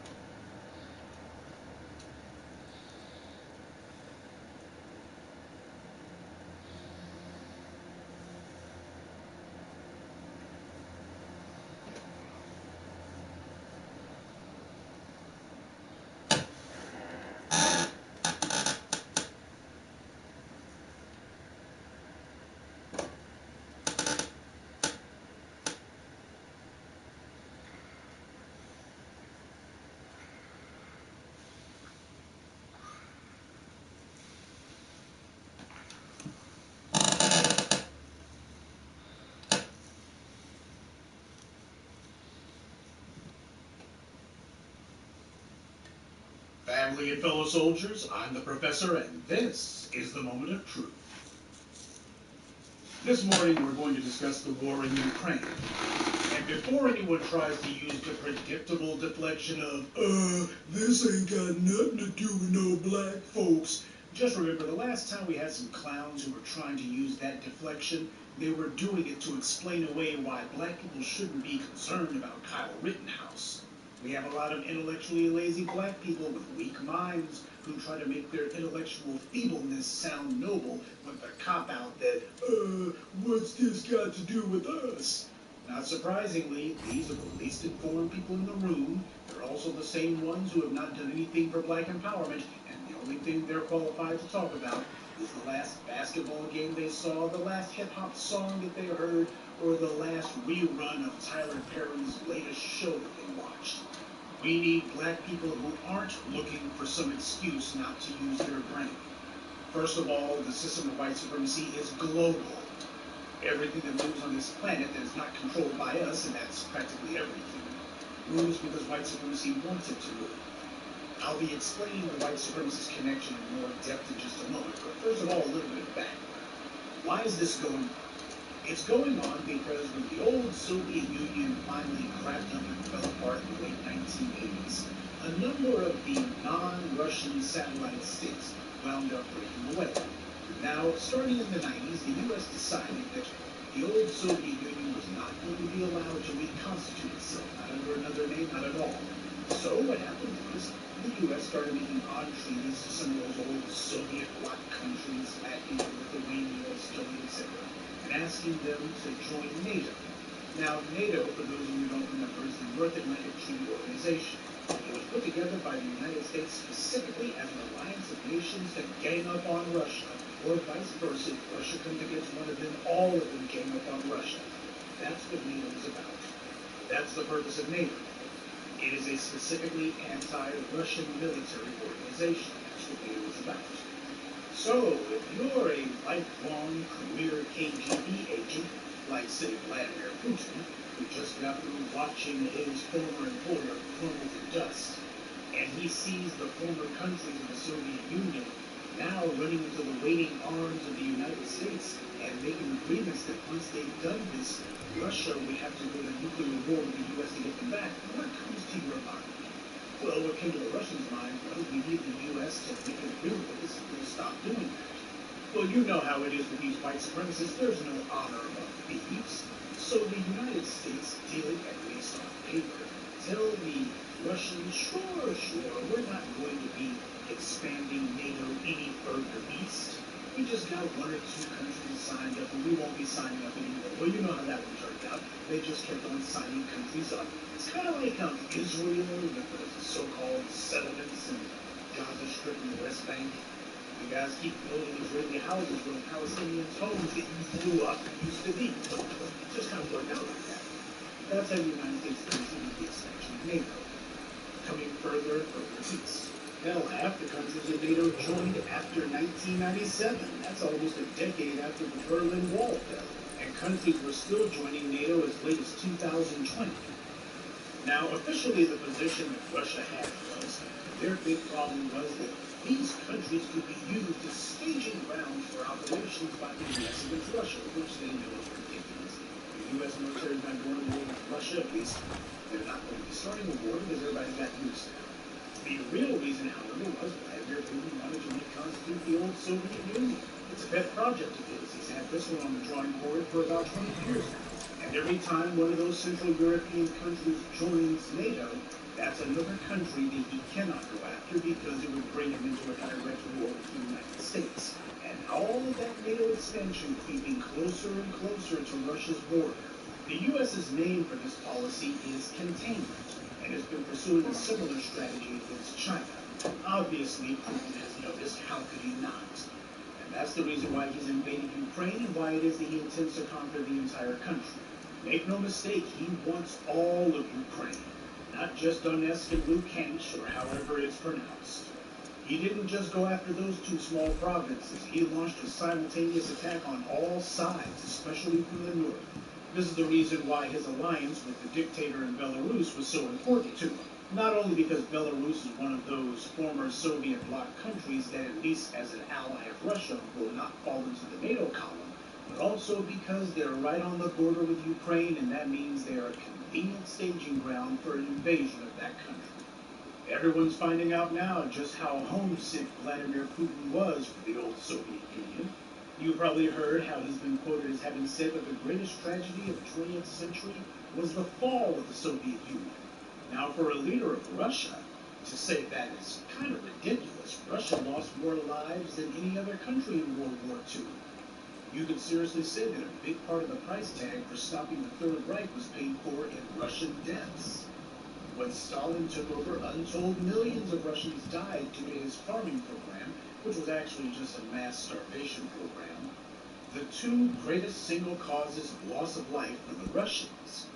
And Vladimir Putin ignores both of those and says that those weren't the greatest tragedies of the 20th century. The greatest one was the end of the political system that was supposed to give me a pension.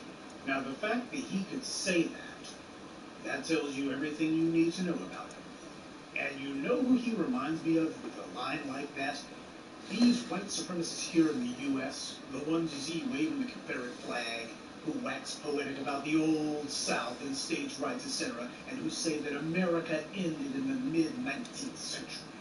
You know the types who I'm talking about. Whenever they give a timeline of when the U.S. stopped being the United States, it always goes back to that period.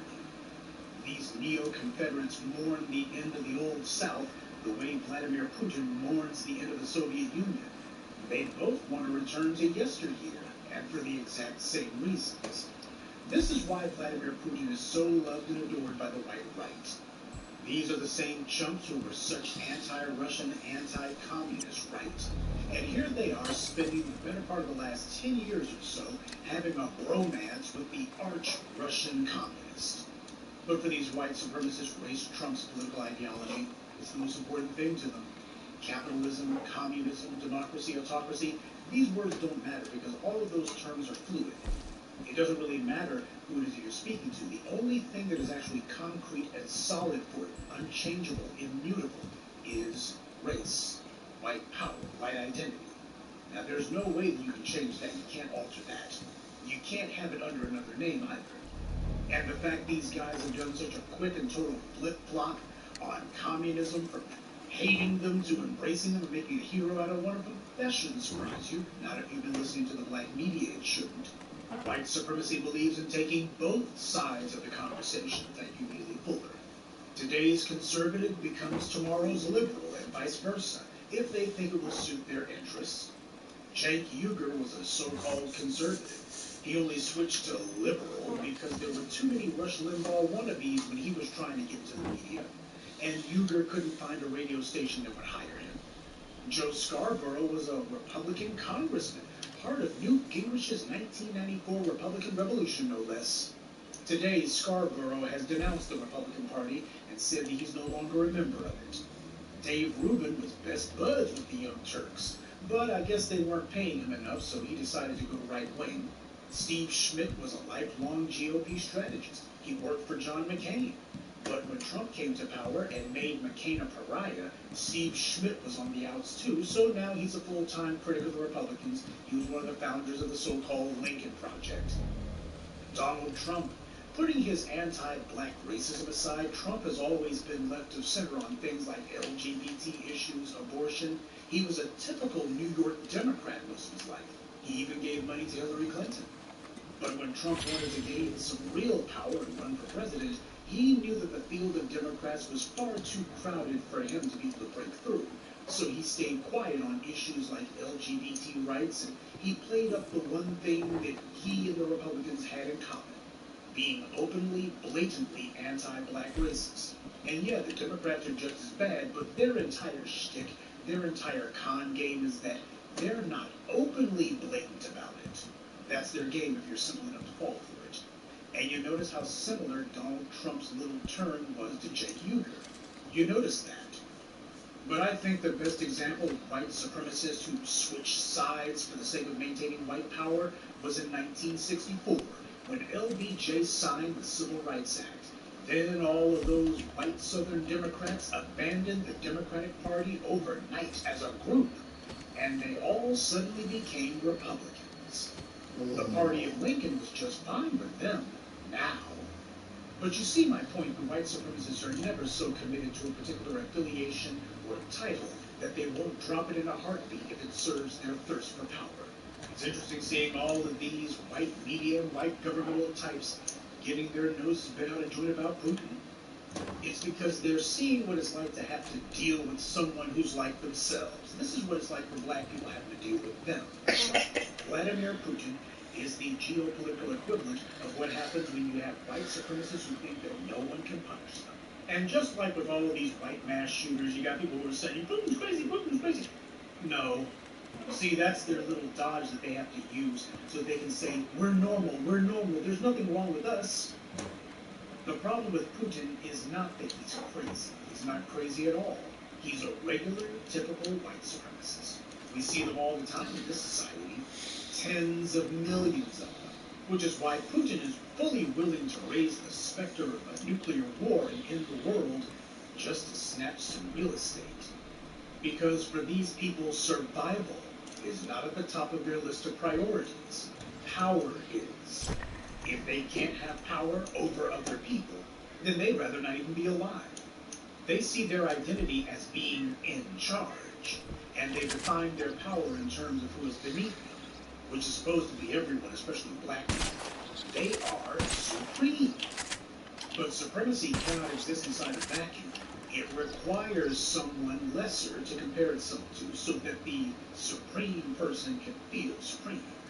Like those old Confederates like Strom Thurmond and Jesse Helms who said that if the white race is not in charge of America, then the U.S. should fall to dust, never to rise again.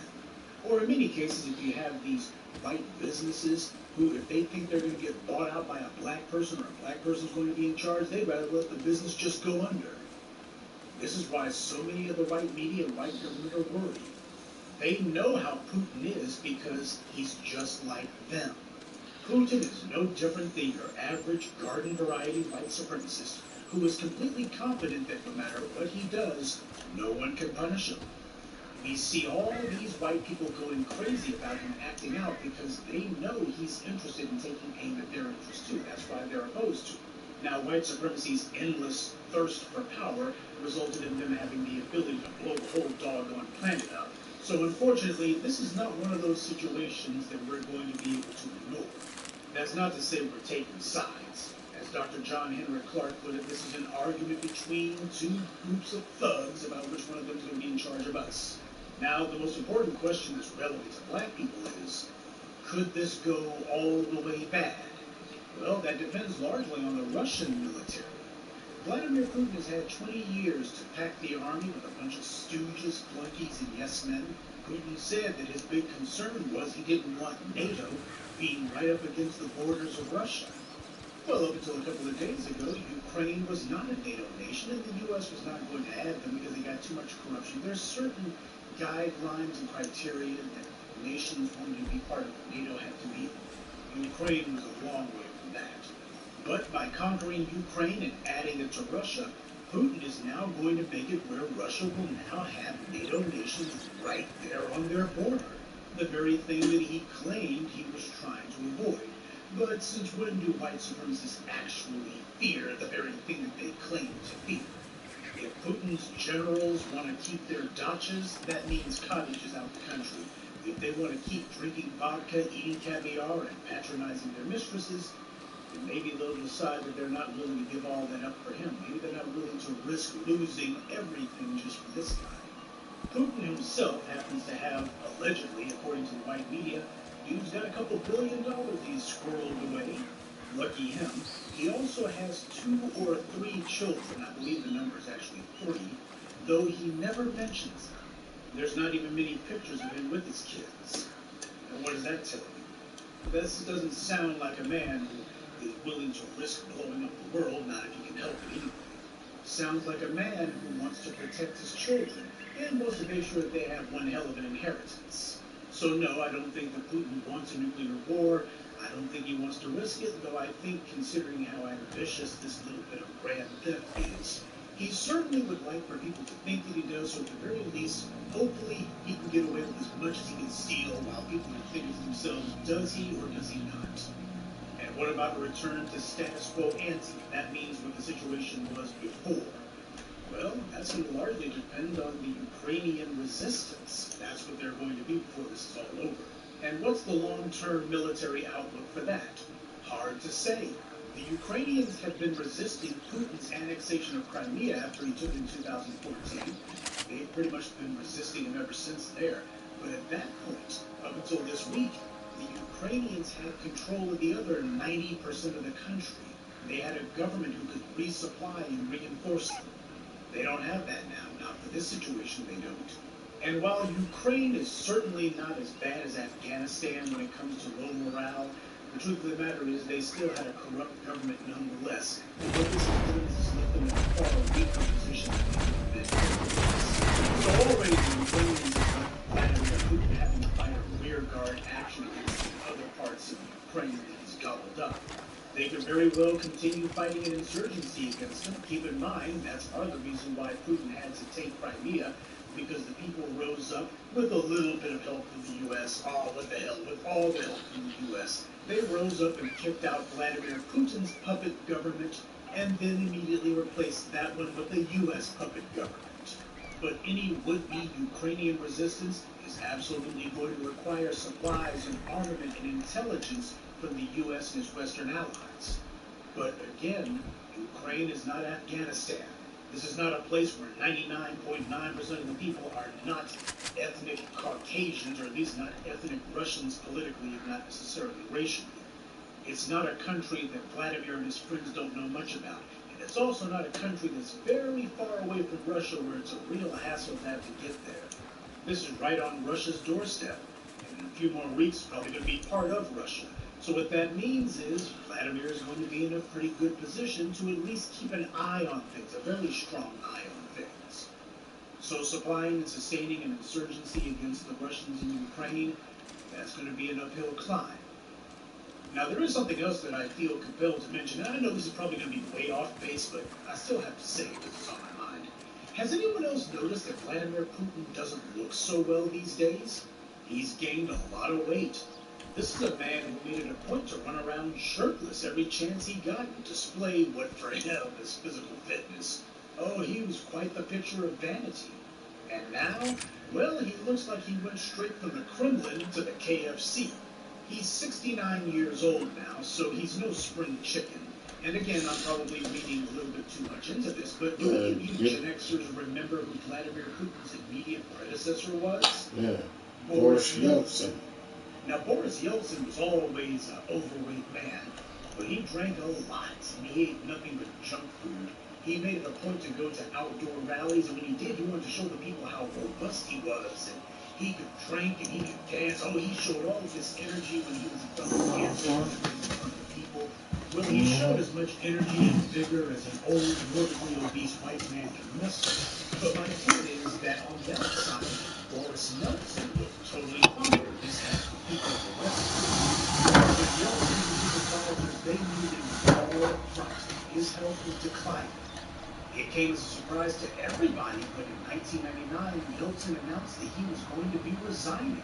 And when he made that televised address to his nation, he looked tired, like he was on his last legs. He looked like an old hog who knew that he was on his way to the slaughterhouse. Of course, his chosen successor was the then Prime Minister Vladimir Putin.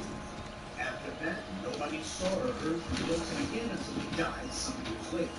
Now, like a lot of you, I saw the video of Putin grilling his intelligence chief or one of his senior advisors the other day, and it looked like Putin had half a mustache. What I mean here is he was on camera and he looked like he hadn't completely shaved. Keep in mind, this man is a career KGB agent. This is a man who believes in having control of his entire environment. That kind of thing is not exactly like him. And especially considering that this man already knew that he was about to start a war. He knew exactly what kind of crap storm was going to rain down on him because of this. And here he is packing on all that weight. Now, maybe I'm just reading too much into things, but from where I stand, looking at Putin and judging by his behavior, he looks to me like he may be in poor health. At least least by my reading, he seems to be acting like it. I wouldn't be surprised if something is going on. That doesn't mean, by the way, that Vladimir Putin's going to drop dead next week. Even as poor as Boris Johnson's health was, he still didn't actually die until 7 years after he abdicated the presidency to Putin. And a guy like Putin, he's not just going to saunter off to some cottage somewhere. Nah, he's going to hold on to the presidency until his dying breath, or at least until he's one leg in the grave and the other leg dangling. Like all old men who still have power, Putin starts looking for shortcuts to get done all the things that he should have done earlier in life. He knows he'll never be able to reconstitute the old Soviet Union. NATO has checkmated him on that one. So instead, he's picking off some of the non-NATO aligned border nations as his consolation prizes. But the main lesson that I hope that we take away from this is the reason why we don't want these white supremacists to be in power. Every white empire has fallen to dust, leaving nothing to follow it. The problem is the white supremacists now control the world. They have a global anti-black empire. So when these fools inevitably fall, they now have the ability to take the world with them. Hell, a lot of them would prefer it. Too many black people follow that everyone's holding hands colorblind nonsense, and this is why that's suicide. We can't pretend that these white supremacists think like we do, or that they're motivated by the same things that we are. We're talking about a culture that is totally defined by warfare. Dr. John Henry Clark put it, everything that moves under these white supremacists moves for the sake of war. In Africa, the history of the people is typically defined by the life of the king. Now, in our culture here in the U.S., those of us who came out of slavery in this country, our history has been defined by our freedom fighters, by our artists and thinkers, even by our athletes and entertainers. But our history is not defined by who we have gone to war with or attempted to subjugate. The history of Europe, on the other hand, is a history of war. If a king or a leader didn't fight a war, then they're completely and thoroughly ignored. When the European talks about doing something to ensure that they're remembered forever, you can bet whatever it is they got on their mind is going to be some act of ghastly violence. This is why we get all of these white mass shootings. Their main reason for doing this is because they want people to remember. Unfortunately, we're not in a position to guide events, and that's really a shame, because even without the prospect of total global annihilation, as black people, we should be able to shape the fate of the world we live in. That's just called being a human being. But until we get our Black Empowerment Act together, we're going to be relegated to mere observers. This is not the kind of situation that you necessarily want to be just a passive witness to. Let this be a lesson to us. You don't like the idea of wondering if today is the day that these suicidal white supremacists finally destroy the world? Well, you're going to need power if you're going to change that. Good day. And be one. I'd like to take a moment to mention some of our contributors: Earth Angel, Eve, Gingervine, Gwendolyn Langston, and Roxanne Allen. Salute to them, and thank you to everyone for listening, liking, and sharing this message. Black empowerment only exists because of you.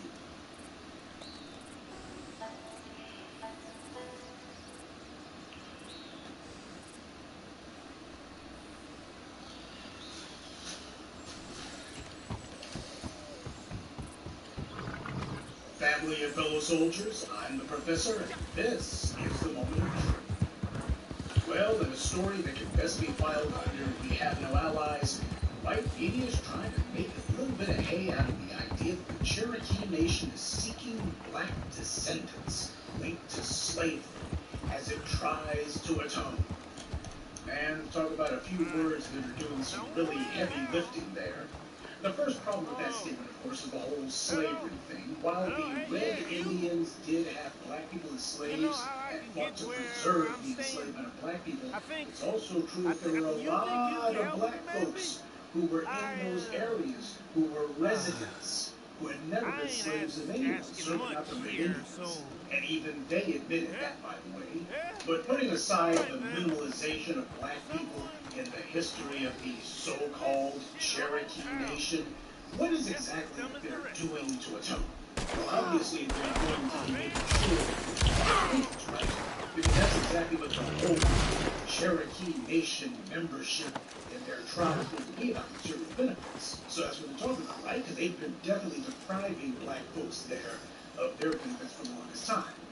No, nothing about that. No tangibles at all. Instead, what the tribal officials are talking about, and tell me if this sounds familiar, they're talking about they want to seek stories, photographs, and memorabilia from families in Oklahoma and California as part of a project to develop a deeper meaning of the freedom experience. The goal is to eventually house an exhibit at the Cherokee National History Museum. That's their idea of atonement. Sounds just like what all these good white liberals always do, what the white media always does whenever it comes time to talk about punishing the thugs in blue. Oh, well, let's not talk about punishment. Instead, let's talk about taking them to the African American History Museum. They need some cultural sensitivity.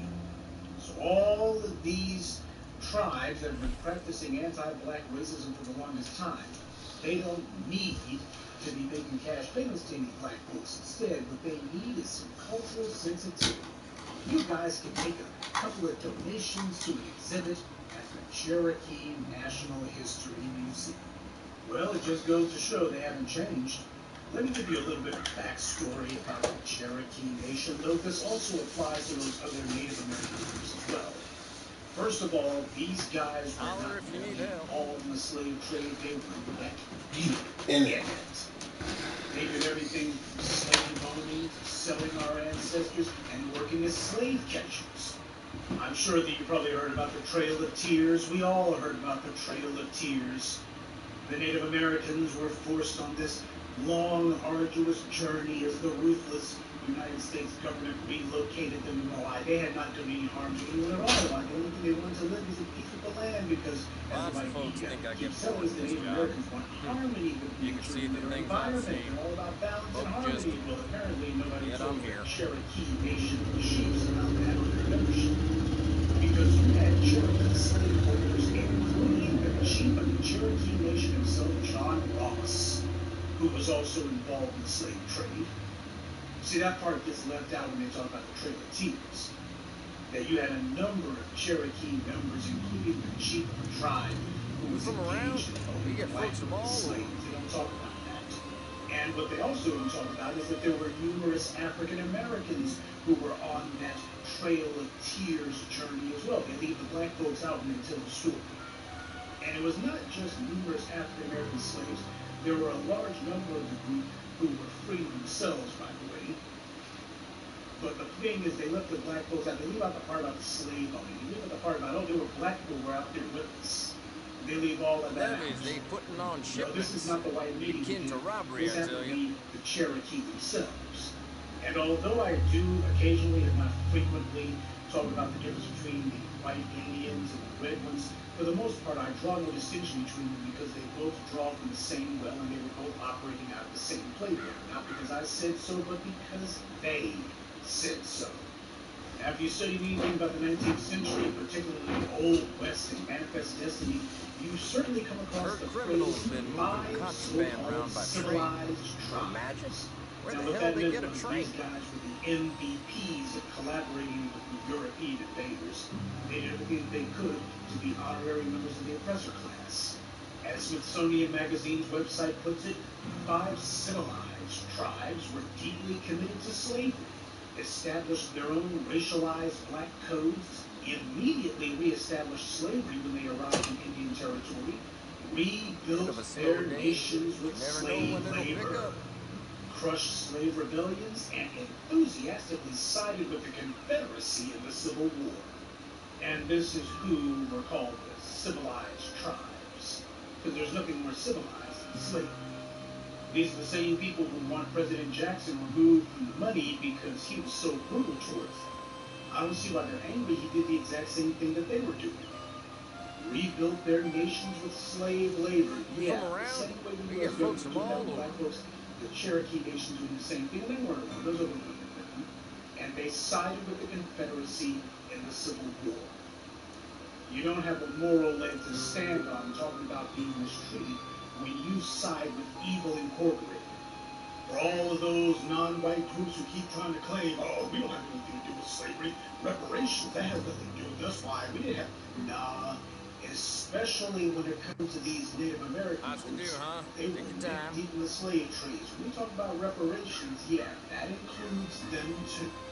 And you'll have a lot of them online who'll get angry whenever you point out, hey, Claude Anderson was also one of the people who emphasized that the Native Americans were neck deep in the slave trade. Oh, why are you saying those things? Oh, that's terrible. The reason people are saying it is because it's true. That's the historical record. Nobody made it up.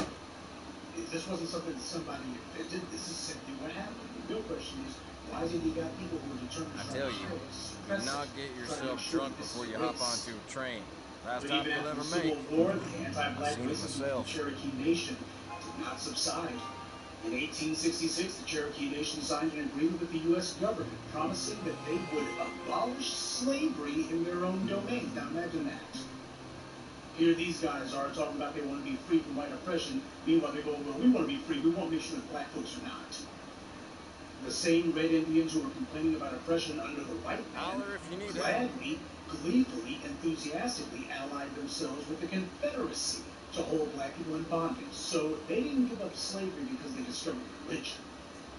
Apparently, nothing in Native American culture drove them to the idea that slavery was wrong. They only did it because the U.S. government compelled them to. And the 1866 treaty further declared that the freedmen, the black people who they had enslaved, were citizens of the tribe, as well as all free colored persons who were in the country. Criminals been moving contraband around by train. Now, this treaty that the Cherokee Nation had helped to write and agreed to, by the way, it declared that the freedmen were residents of the Cherokee Nation and that they had all of the rights of tribal membership, such as running for office, etc., etc. But of course, the Red Indians never accepted the Cherokee, and that's why I consider the Black Cherokee, and even they agreed with it later on, by the way. They never accepted the Cherokee in their midst. And it wasn't just because of the white $5 Indians akin to robbery, I tell you. This is an anti-black attitude that they had had all along. The Native American tribes practiced much of the same anti-black racial barriers and exclusion and even violence that black people face outside of the reservations. You call yourself saying that there were black people who happen to be members of this or that tribe, or you have some black person represented as a member of these tribes, they would be the first ones to say, oh, this is wrong, this is exclusionary, how can you put this in there, this is revisionist, this is crazy. That's what they would be doing. They'd be the first ones to do it. I've seen. Fast forward to 1992, the Cherokee Nation Council passed an act declaring that only those who were, quote, Cherokee by blood were members of the tribe, and that this blood could only be certified based on the, wait for it, the Dawes Rolls. That's right. The same Dawes Rolls that the white people paid $5 to get themselves artificially listed on is now being used by the Cherokee Nation as the litmus test for who was Cherokee by blood. You can't make this stuff up. That's when the Cherokee Nation Council really began going in on the Cherokee, the black ones, after that, openly practicing their anti-black racism and hostility, formally declaring that black Cherokee didn't have the right to run for office, or anything else in their domains. No rush. Yet they went from surly to openly hostile real fast. Notice how they don't talk about this part. This led to a series of lawsuits, but the racists in the Cherokee Nation didn't back down, they doubled down. Especially when the subject of federal money came up. They were so bold, so egregious, just so absolutely over the top with their anti-black vitriol. They wanted to make sure that everybody knew we can't stand these niggers around here. They videotaped themselves voting black people out of their tribes, expelling all black people. They were racially cleansing their little tribes. They wanted to make sure people saw them do it. They were videoing themselves doing this mess. Here they are racially purging black people. They're practicing open ethnic cleansing. And apparently, as far as they're concerned, let everybody see it. They're trying to declare exactly where they stand with the subject of black people concerned. They didn't have any problems with all the white $5 Indians running around or anybody else. But black people, that's too much. Now, this is very important to note, because for about the last 25 or so years at least, you've had a lot of black people in this country who have been putting on the cape for red Indians, especially when it comes to sports teams. You've had black actors, black comedians, black commentators, all decrying how disrespectful it is to have a sports team called the Redskins, or this or that team with the tomahawk chop or whatever. And while these Negroes who are desperately trying to prove to their white buddies how progressive they are, well, these Negroes were taking offense at how red Indians felt about a sports team's name, or a logo, or a particular gesture that crowds do at a sporting event, these same high-minded Negroes totally missed how those exact same red Indians were banding together and systematically expelling black people out of their own tribal nations. Oh yeah, racism against red Indians is bad, but when they practice it against black people, putting on shipments. Is it really wrong? Akin to robbery, I tell you. And worse than that, you didn't have any of these Native Americans in any part of the society calling this stuff out. Do you think of any Native Americans, be they actors, politicians, writers, or whomever, who pointed out, wait a minute here, what about all this racially purging black people from tribes and such? Isn't that wrong? Nah, they didn't seem to recognize the perverted irony there either. 2011, the U.S. District Court finally ruled that the freedmen are members of the Cherokee and have all the rights that tribal citizens have, including the right to run for office, vote in elections, receive benefits, including access to tribal health care and housing. Keep in mind, the Cherokee Nation went to court trying to stop that. It was the U.S. court that made them do it, that made it clear this is what it's got to be. So you see that whole 1866 thing wasn't some fluke. And the Cherokee Nation wasn't through fighting at that point. They were still going back to court going, oh, well, we don't care what this white man's court says. We have declared that we are ethnically cleansing all these niggers, and that's all there is to it. Finally, in 2018, a U.S. District Court finally said, look, this is the end of it. These freedmen, they're part of the tribe. You're stuck with them whether you like it or not, and that's the end of it. Besides, you signed an agreement saying so. You gotta honor your word. Or is your word worth nothing? That was 2018, folks, just 4 years ago. By the way, that's the same year that the white leader of the so-called Cherokee Nation, this guy who was called Principal Chief Bill John Baker, a far cry from Sitting Bull or Running Wolf, don't you think? But old Tribal Chief Baker, he was declaring that we're going to recognize MLK Day as a holiday here. Now think about that. These Native Americans, this Cherokee group, they didn't even recognize criminals been moving contraband around by train.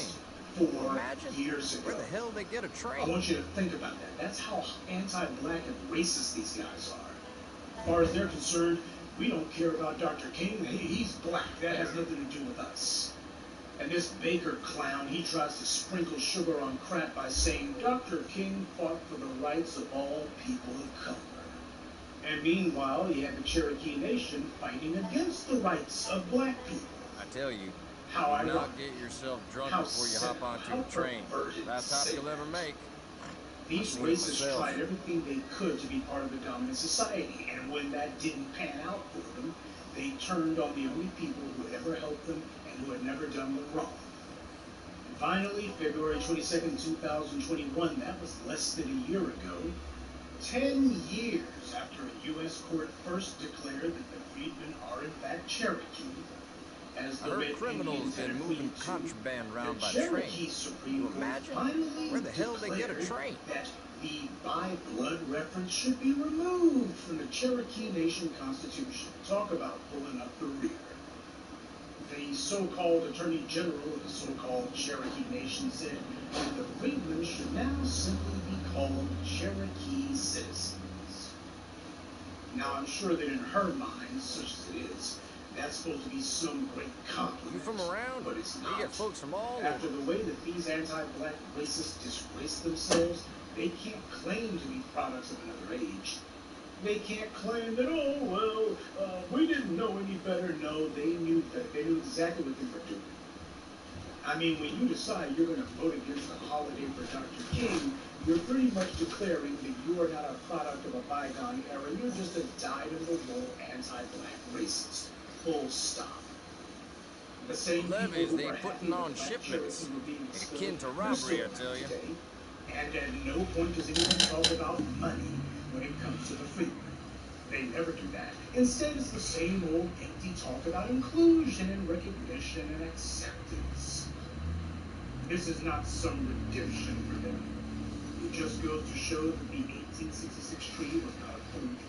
These guys were going to hold anti-black racism in a death grip, and were not for the U.S. government. This I tell you, meaningless ruling do not get yourself drunk before you hop onto a train. Last hop you'll ever make. I've seen it myself. So their opinion doesn't really matter, though it is instructive as to what their attitude toward black people is. Well, as far as I'm concerned, they can say the empty gestures for the white media's campus. We only deal in substance here. Their actions have spoken far louder than their words. This is why these alliances are dead on arrival, family. We got these other groups no who rush. have had dozens and hundreds of years to ally themselves with us, and we never have. The problem isn't that they don't know. It's not that we haven't made a persuasive enough argument or we haven't used the right words. The problem is they're not buying what you're saying. They're holding out for a comfortable place under white supremacy, and they are fully willing to fight to enforce it. The same way that you see these dyed-in-the-wool racists, like racist Tom DeSantis in Florida, End of a slow day. You never know when it'll pick up. The historical record and erase the racism against black people. You got groups of the Cherokee Nation who just decide, well, we're not going to leave that stuff altogether. We're just going to leave that out. We're way ahead of the white supremacists on this one, or so they think.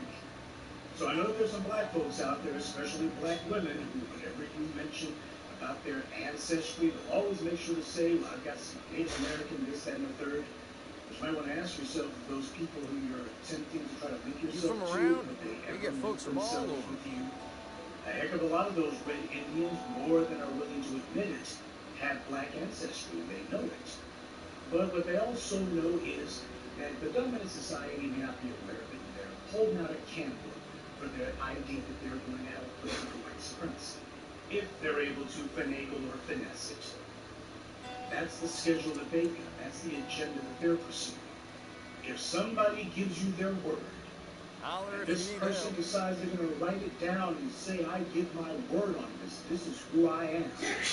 And when that person immediately turns around and breaks their word and spends the next 150 years making it very clear, we're going to do everything that we can to break our word and to slap the people in the face who helped us, that's not some misunderstanding. That is the reality. This is what the Cherokee Nation leadership and a dang majority of its membership have done to black people. You never know when it'll pick up. And it wasn't a misunderstanding. It wasn't an oversight. It was deliberate. And I am not so naive as to pretend as if somehow this attitude has magically evaporated just because it's 2022. There's no way that giving a couple of artifacts and memorabilia to any museum is going to atone for that. The only thing that would atone for it is to make sure that you put money in these people's pockets. There's been real damage to these black people, folks from all Cherokee Nation, and these other Native American groups. Real damages require real restitution.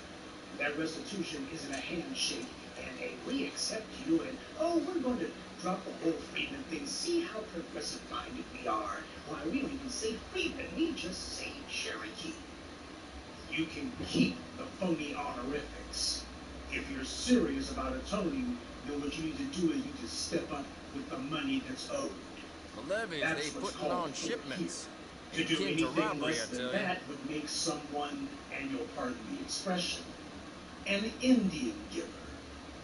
Good day, and be one. I'd like to take a moment to mention some of our contributors. Elbert Sanders, Ginger Vine, Love Feast, Mandisa, and George Franklin. Salute to them and thank you to everyone for listening, liking, and sharing this message. Black empowerment only exists because of you.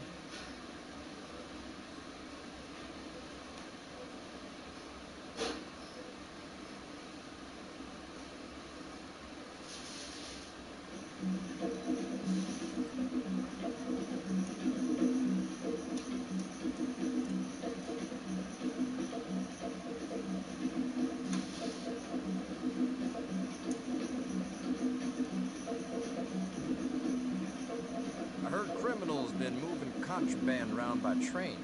Can you imagine? Where the hell they get a train? Welcome to Black Leaders 73. This program has been pre-recorded, and you will not be able at this time to phone in any questions. The questions that you hear were directed in some instances to specific panelists, and in other instances they were not. Some of the panelists had not been advertised, and we did not have a number of questions for them. However, they have been encouraged to answer any questions. Lots of folks think I get bored in this job. For the next 90 minutes, You can see the things I've seen. Folks just, yet I'm here. Our Congress of Black folks. We will be using television as an instrument of positive social reform, allowing Black America to question members of her leadership and make herself heard collectively. Our guests are Judge William Booth, President, American Committee on Africa; Avery Burns, National Director, National Conference of Black Lawyers. Bit of a slow day. Berkeley You never Burrell, know when it'll President, pick up. National Business League. Stokely Carmichael, All African People's Revolutionary Party. Angela Davis, National United Committee to Free All Political Prisoners. Fannie Lou Hamer, Director, Mississippi Freedom Farm Corporation. Nelson Johnson, National Chairman, Youth Organization for Black Unity. William Lucy, I tell you, do not get yourself drunk before you hop onto a train. Last stop you'll ever make. I've seen it myself. Of the steering committee of the Coalition of Black Trade Unions. The Honorable Percy Sutton, President of the Borough of Manhattan. The Honorable Louis Stokes, Democrat of Ohio and Chairman of the Congressional Black Caucus. Sidney J. Williams, Jr., President, National Association of Black Social Workers. And James D. Williams. I heard criminals been moving contraband around by train. Can you imagine? Where the hell they get a train? Following telegrams from Mr. Stanley Scott, Special Assistant to the President of the United States. I will now read this telegram. Deeply regret that I must cancel my appearance on your show.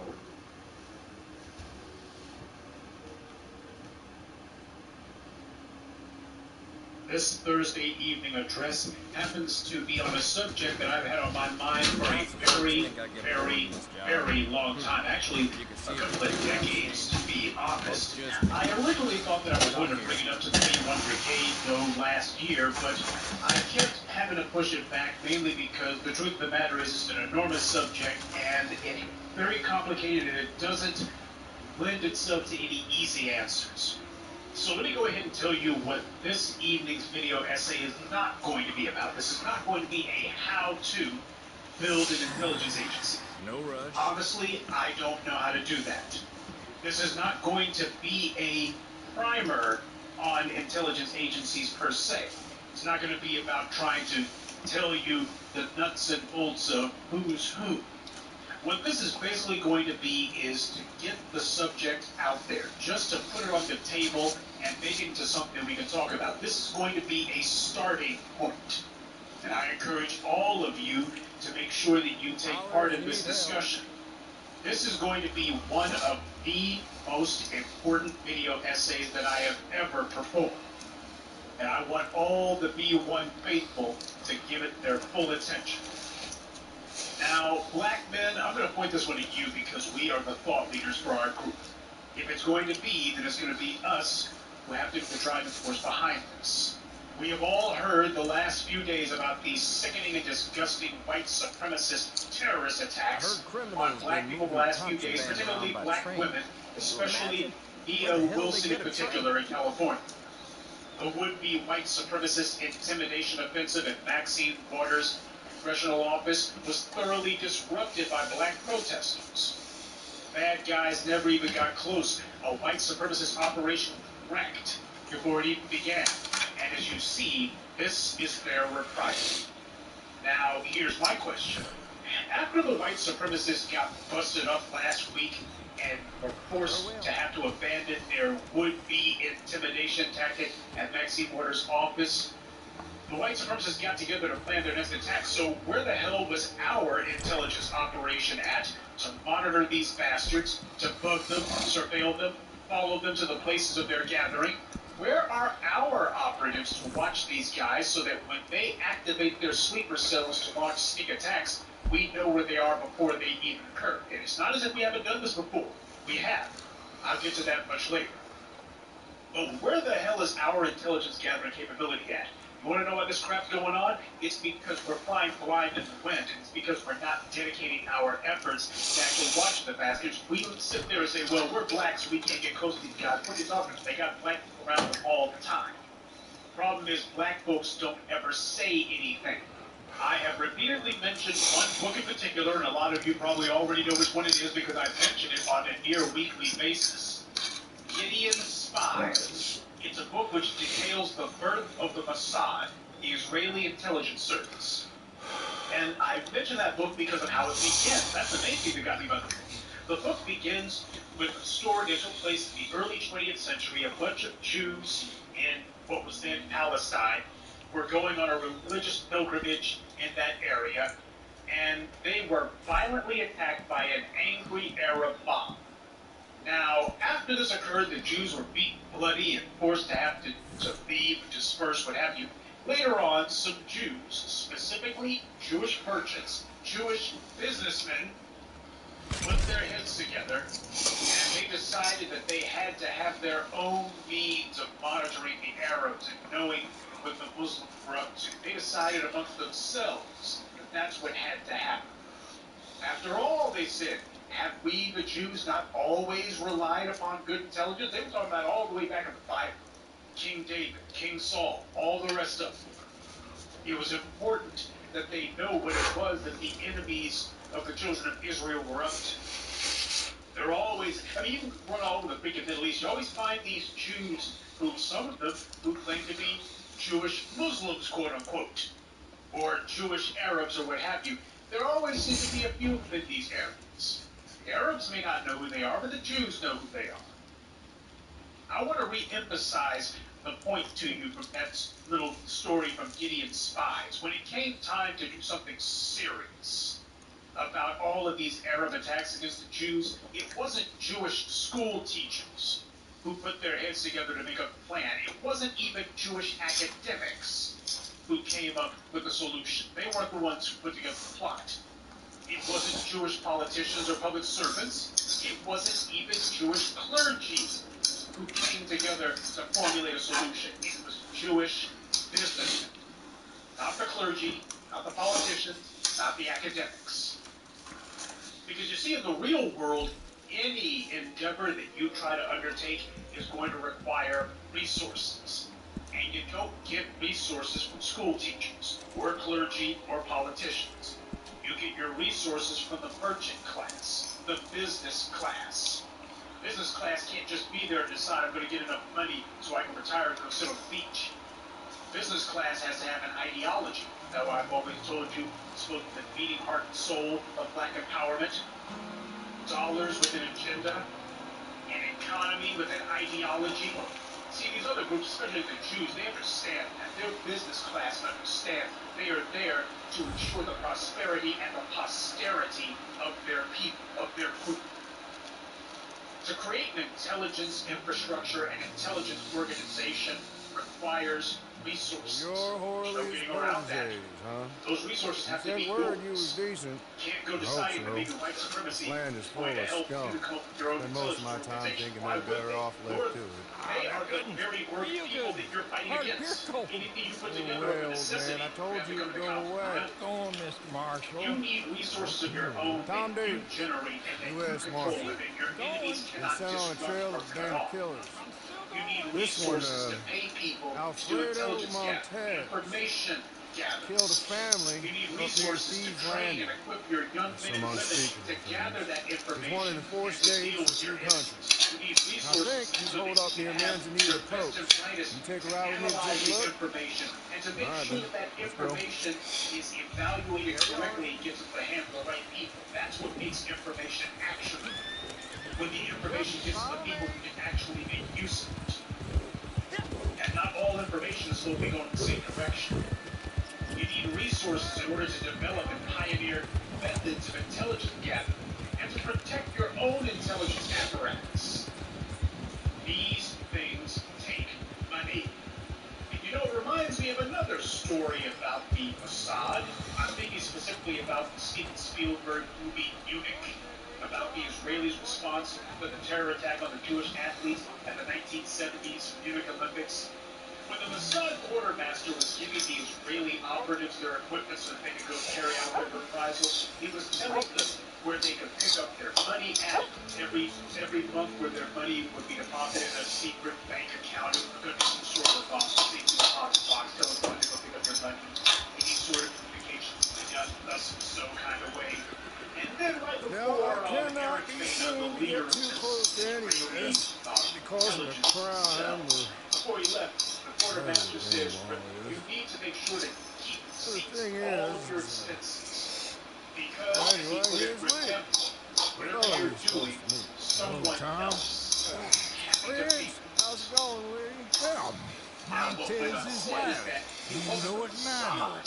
He knows we're coming, Tom. He's holed up and they're waiting for us. Place is crawling with guards, patrols, everything. It's gonna be tough, you know? Well, that's what I pay you all for. Paying us to do your job. Well, I can't go and kill a man in cold blood, dude. Now, well, I don't have the evidence I need. But I can turn a good old-fashioned blind eye to an unfortunate dispute that I did not see and results in the death of some undesirable causes unknown to me and other authorities. Is that clear? Nope. Not only were they able to do it, they were willing to do it. They offer excuses about how the Arabs and the Brits had been vastly outnumbered. The Arabs had the Jews outnumbered, but the Jews had the Arabs outclassed. The Jews learned a long time ago that superior numbers become worthless when your opponent has superior organization. And hasn't that been the story of every Israeli-Arab conflict since 1948? Doesn't matter if it was the Six-Day War, the Yom Kippur War, or all the other little incursions that the Arabs tried. Some frankly, the little nation of Israel, which put an emphasis on making sure that every man and woman of a certain age went to the Israeli military and got that training. For some strange reason, getting on a war footing and staying there and making that their emphasis, that seemed to always be enough to turn the Arabs back. See, after the Jews suffered a violent attack at the hands of the Arabs, they decided they were going to do something about it. They turned to one another. They didn't turn on each other and start accusing each other and form a circular fire squad. They came to one another and said, look, we got to put our heads together. We got to start agreeing on some basics. Otherwise, these Arabs are going to wipe us out. They began talking about who their enemies were, compiling an enemies list, figuring out exactly who it is who's causing them all these problems, and how to put together groups of young Jewish men to deal with young Jewish men and young Jewish women. Let's not forget that. Israelis were determined that basically the Arabs couldn't just say, well, you know, we can go ahead and ignore these Jewish women, but you can't ignore all. Black people, on the other hand, are busy decrying how wrong it is that we suffer yet another white terrorist attack, and we're wondering when are these good white liberals going to help us out. But no one is even asking, how do we find out what attack these animals are planning next? Nobody's asking that. Nobody's asking, gee, where are these bastards at now? What are they saying right now? What are they doing right now? Black people all day will say, oh, we understand that these guys are a bunch of terrorists. Really, we sure as hell can't tell by the way that black people are reacting to all of this. We're not talking about it like terrorism. We're not regarding it like terrorism. We're not using the vocabulary of terrorism. We are not framing this in the discussion of terrorism. We're framing it as just, oh, look, some white person did us wrong. I guess the reason that we don't loot his ass. Infrastructure is that too many black people are thoroughly and completely lacking in intelligence. This animal who attacked Thea Wilson, he wasn't some anomaly. You know that he was part of a white terrorist cell, but don't know who else is in his unit. You don't know where the hell they are or where they're going to attack next. Dylan Root openly bragged about how he was part of an online terrorist cell. Black people idiotically demanded that the government investigate. Now, who in the world do you think was supporting Dylan Root? As black people, we are the ones who should have been finding out any and everyone Dylan Root has ever been associated with. We were the ones who should have been looking at this bastard's background and unraveling all of his little buddies, anyone we ever had contact with, tracking his online activity, whether it's computer hacking or what have you, putting together a list of those in his white terrorist cells. That's what we should have been doing. Hey, Plate, make sure you rob these motherfuckers. Loot their ass, right? Plate, what are you doing? Rob their motherfucking ass. Plate, come over here. Plate! You're missing money. Rather than break up the rally, it was the white terrorists who got broken up. Young black men surrounded the terrorists and beat the brakes off them and forced those animals to flee for their lives. Bloody, humiliating, and hurt. And these white supremacist animals never even saw the counter-terrorist operation that was called. That's what it was. It was a counter-terrorism operation that took place. They had no idea what those black street soldiers were about to do, but they found out the hard way. Now, how did those young black people in Minneapolis turn the tables on the bad guys? Because it turns out some of those young black people were monitoring the white supremacists online. There were also the black kids who were in those forums watching these guys, listening to what they were saying. Come loot these motherfuckers, man. They know where these guys hang out at, places like 4chan. Serena Williams must think that they're cool, but nobody else does. Reddit, there's another one. And even without these guys identifying themselves, these black youth figured out who they were. And when these guys came, the young black youth, they were prepared to deal with these bastards. They had the welcome wagon ready to roll out, and roll it did right over. Now, as we know, Minneapolis police and the sheriff's department in that area, they in fact helped to coordinate that white terrorist attack. We know because the guys who were carried out that would-be foiled attack, these bastards were talking about their friends in law enforcement. The white people even talked to some sheriff's deputies. This wasn't some group of online white supremacist groups operating alone. This was the police carrying this out.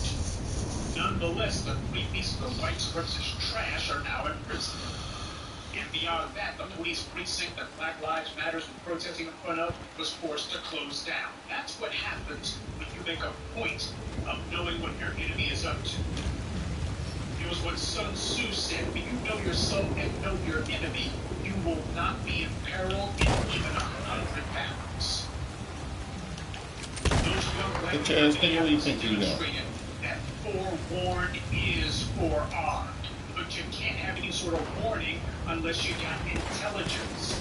And brothers, that's why intelligence matters, because it works. You didn't see them saying, oh, how are we going to find out what these people, white supremacists, up to? We black, they'll see us from 100 miles out. They were like, look, we're just going to do the best eye we can on the bastards, and it turned out that that was sufficient. The problem isn't that we can't gather the information. The problem is black folks got something better to do with their time than to ensure their survival.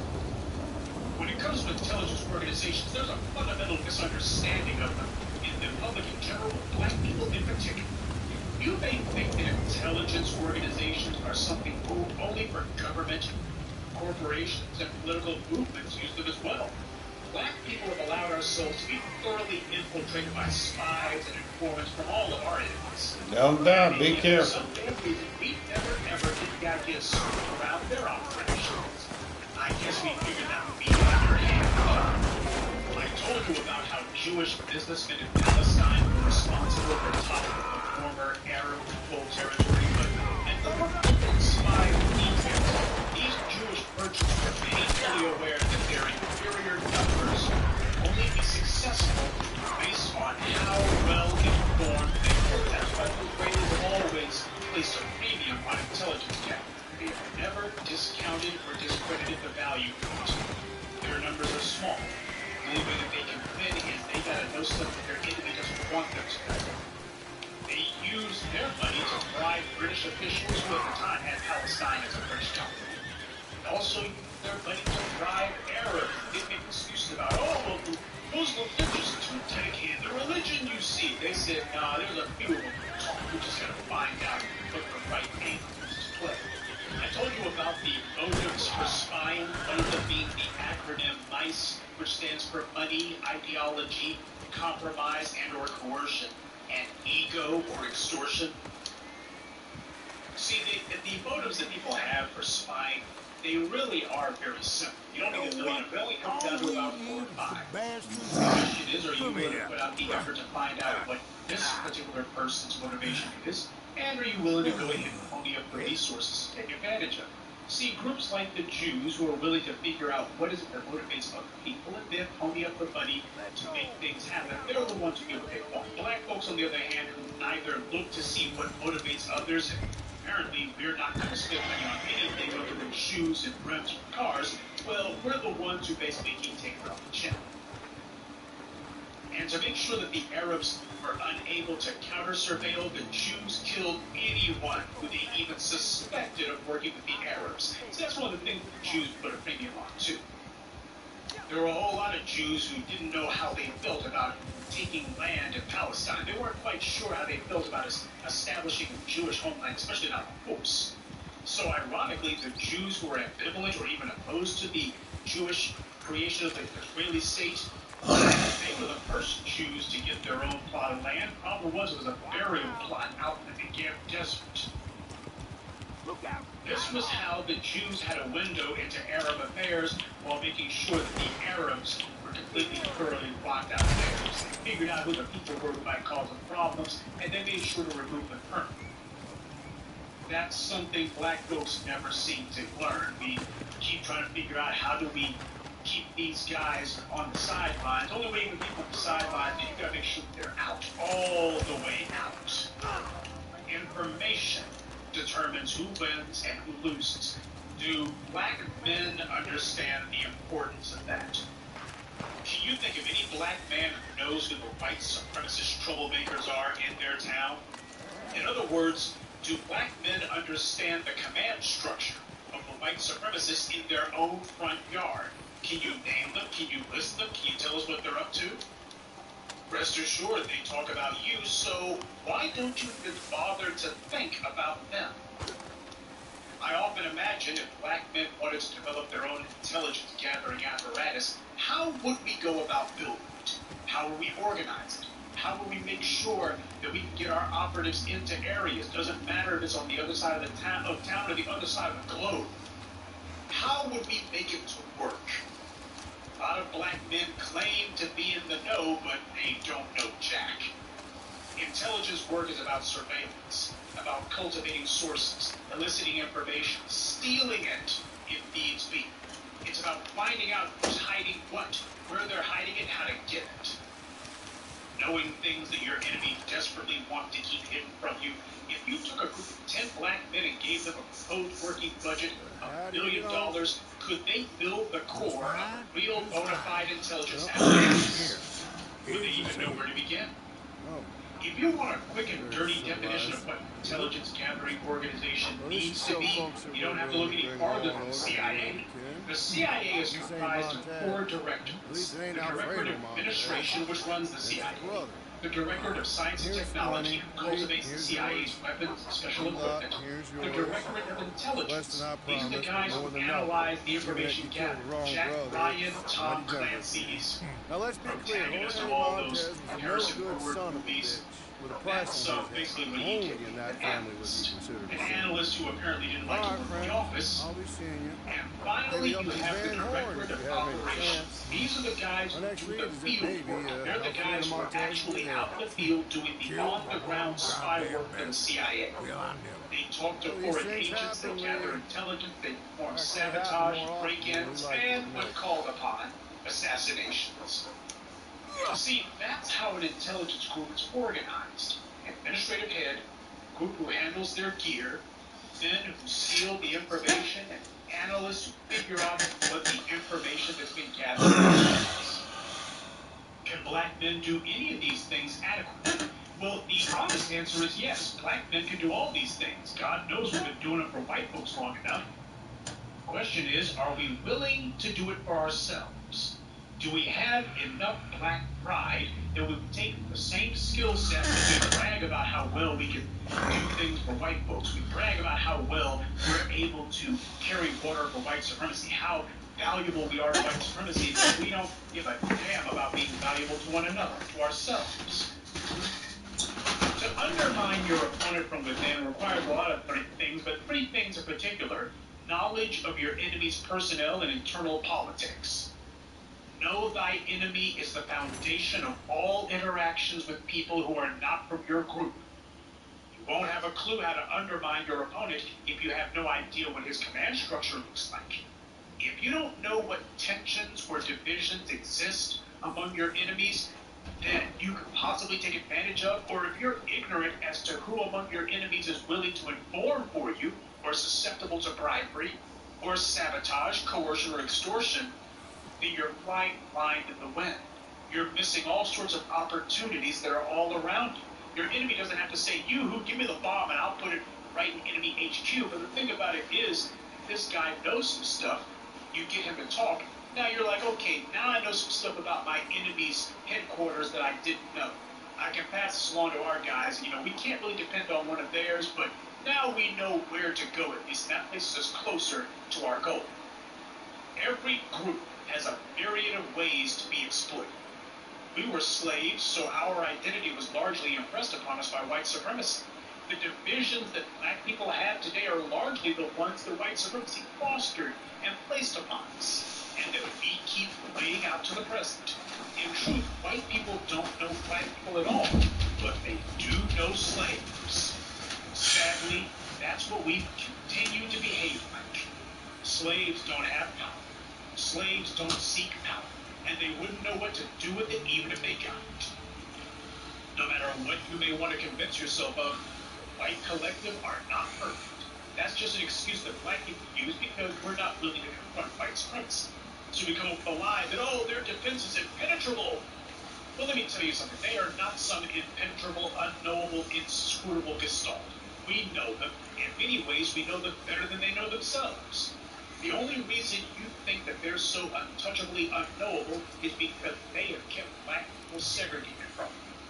They feel like strangers largely because they are strangers to us. They want it that way, but this isn't to say that we have no knowledge of it. Undermining an organization is never done at the group level. It's done at the individual level. Why would anyone turn traitor? Well, white power has that one down to a science, though its principles black people are already familiar with. I've already touched on it for you. Money, ideology, compromise, and evil. Now, in the CIA, by the way, they have a similar acronym, which stands for revenge, ideology, cash, and evil. The point that I'm making is when it comes to why people would inform for you or spy for you, they do it normally for only a handful of nations. The trick is figuring out which one or ones that it would take to make them do what you want. Now, secondly, one of the bases of an intelligence organization is control of resources for yourself, because you're not going to be influencing anyone through enticement or coercion without some tangibles that you can control and can use to make this other party do what you want. The reason that we've been so unable to get white people to turn on one another is because people don't turn on each other unless they think they're going to get something out of it. Black people want something for nothing. Now, it is true that the white supremacists do have great cohesion. They're certainly not as anxious to sell one another out as black people prove to be. Though it's also true that there's no honor among thieves. Black people are looking for excuses to not have to use resources for something other than goofing off. We work for what we want, but beg for what we need. That's hustling backwards, folks. Best way to neutralize one of your opponent's mouthpieces is to pay one of his own to shout him down. Better yet, pay a few of his own to shout him down. Without much effort, you can pay people for these other groups to actually shout one another down. You can pay them to put up white noise, but you want to know what the best strategy of all is? When you pay someone not to shout other white mouthpieces down, but when you pay someone for this other group to be the mouthpiece of white people. Oh, this guy over here, he's saying what white people think. Yeah, because we told them what to say. This is a different way of looking at power.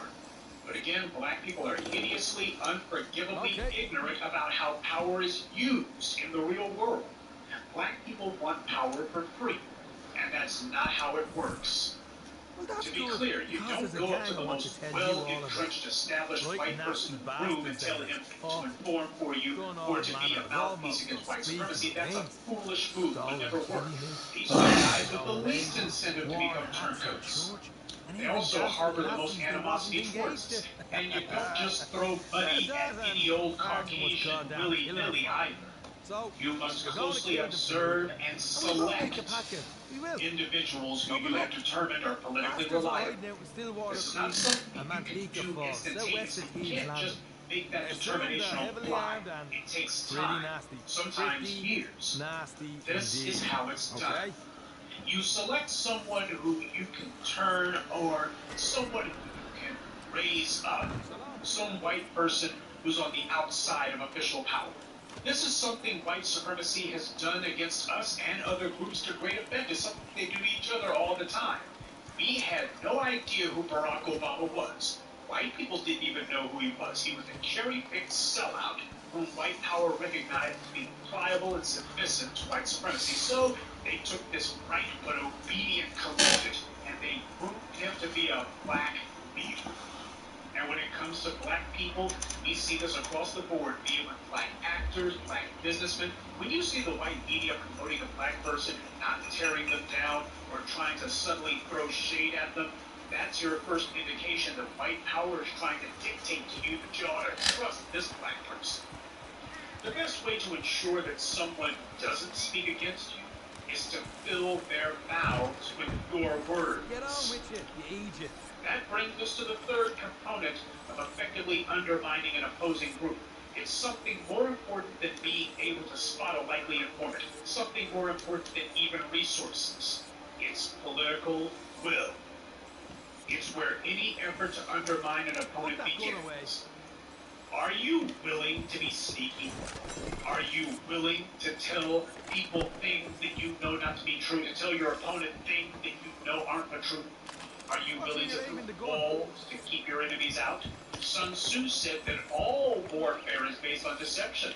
And getting back to the Israelis, I've told you that the Israeli Mossad has their own take on Proverbs 24:6.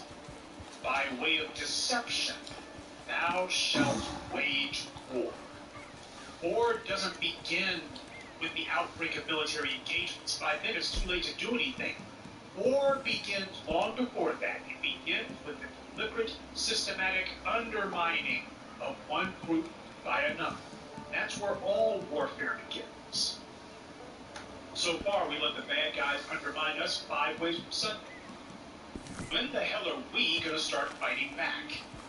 Because you see, the most important aspect of will is focus. When will undermining the organizations and institutions of white supremacy become our focus? Hell, when are we going to look at white supremacy and say, this is an enemy that we must take down? And I'm not talking about in some general sense. When are we going to look and say, you know what, it's time to start plotting on these bastards. These white supremacists, we have to start plotting. For over a decade, I've told you that the mission of real black media is to take control of the social discourse within the black community. This is because our people are not focused. And focus won't be imposed from outside. This is why waiting for some rich Negroes to organize us hasn't worked and never will work. Black people don't really want to face up to our problems. We don't really want to confront our enemies. We want to hide from them. We want to pretend that they don't exist. We'll offer up our neighbors, even our own children, that we can hope that white supremacy will leave us alone, and it never does. And we keep doing that until white supremacy eventually, inevitably comes for us, because it always does. People actually have the nerve to come on my channel and whine like babies because I don't tell them about any black successes. Now, idiots who talk like that get blocked on this channel. And you can tell the black people who do nothing but smoke weed, watch TV, and listen to garbage music all day, and I don't want vermin like that festering here.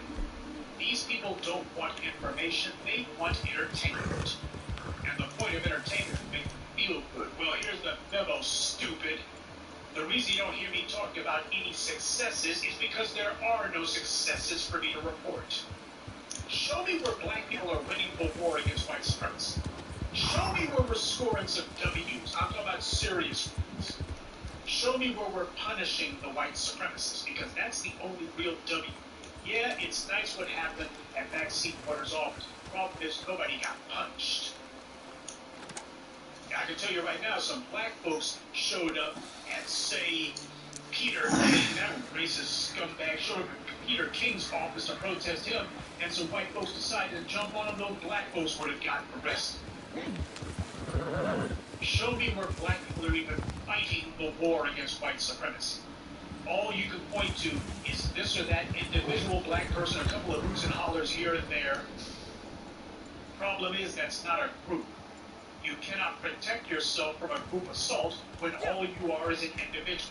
So don't come in here with that stupid talk. I don't do politically oriented entertainment. Our people are at the lowest point since slavery. We're up against a newly belligerent white supremacist offensive, and we have no resources to fight it with, no agenda, nor even willpower with which to face it. That is the stark reality. And no, I'm not going to sugarcoat it. I won't try to make you feel better about the fact that we are facing genocide and we're barehanded. So you can save that give me some good news crap for Reverend Bacon Bits, or whatever pulpit pimp you like to listen to, because clearly that's what your sensibilities, such as they are, have been informed by. You would never see any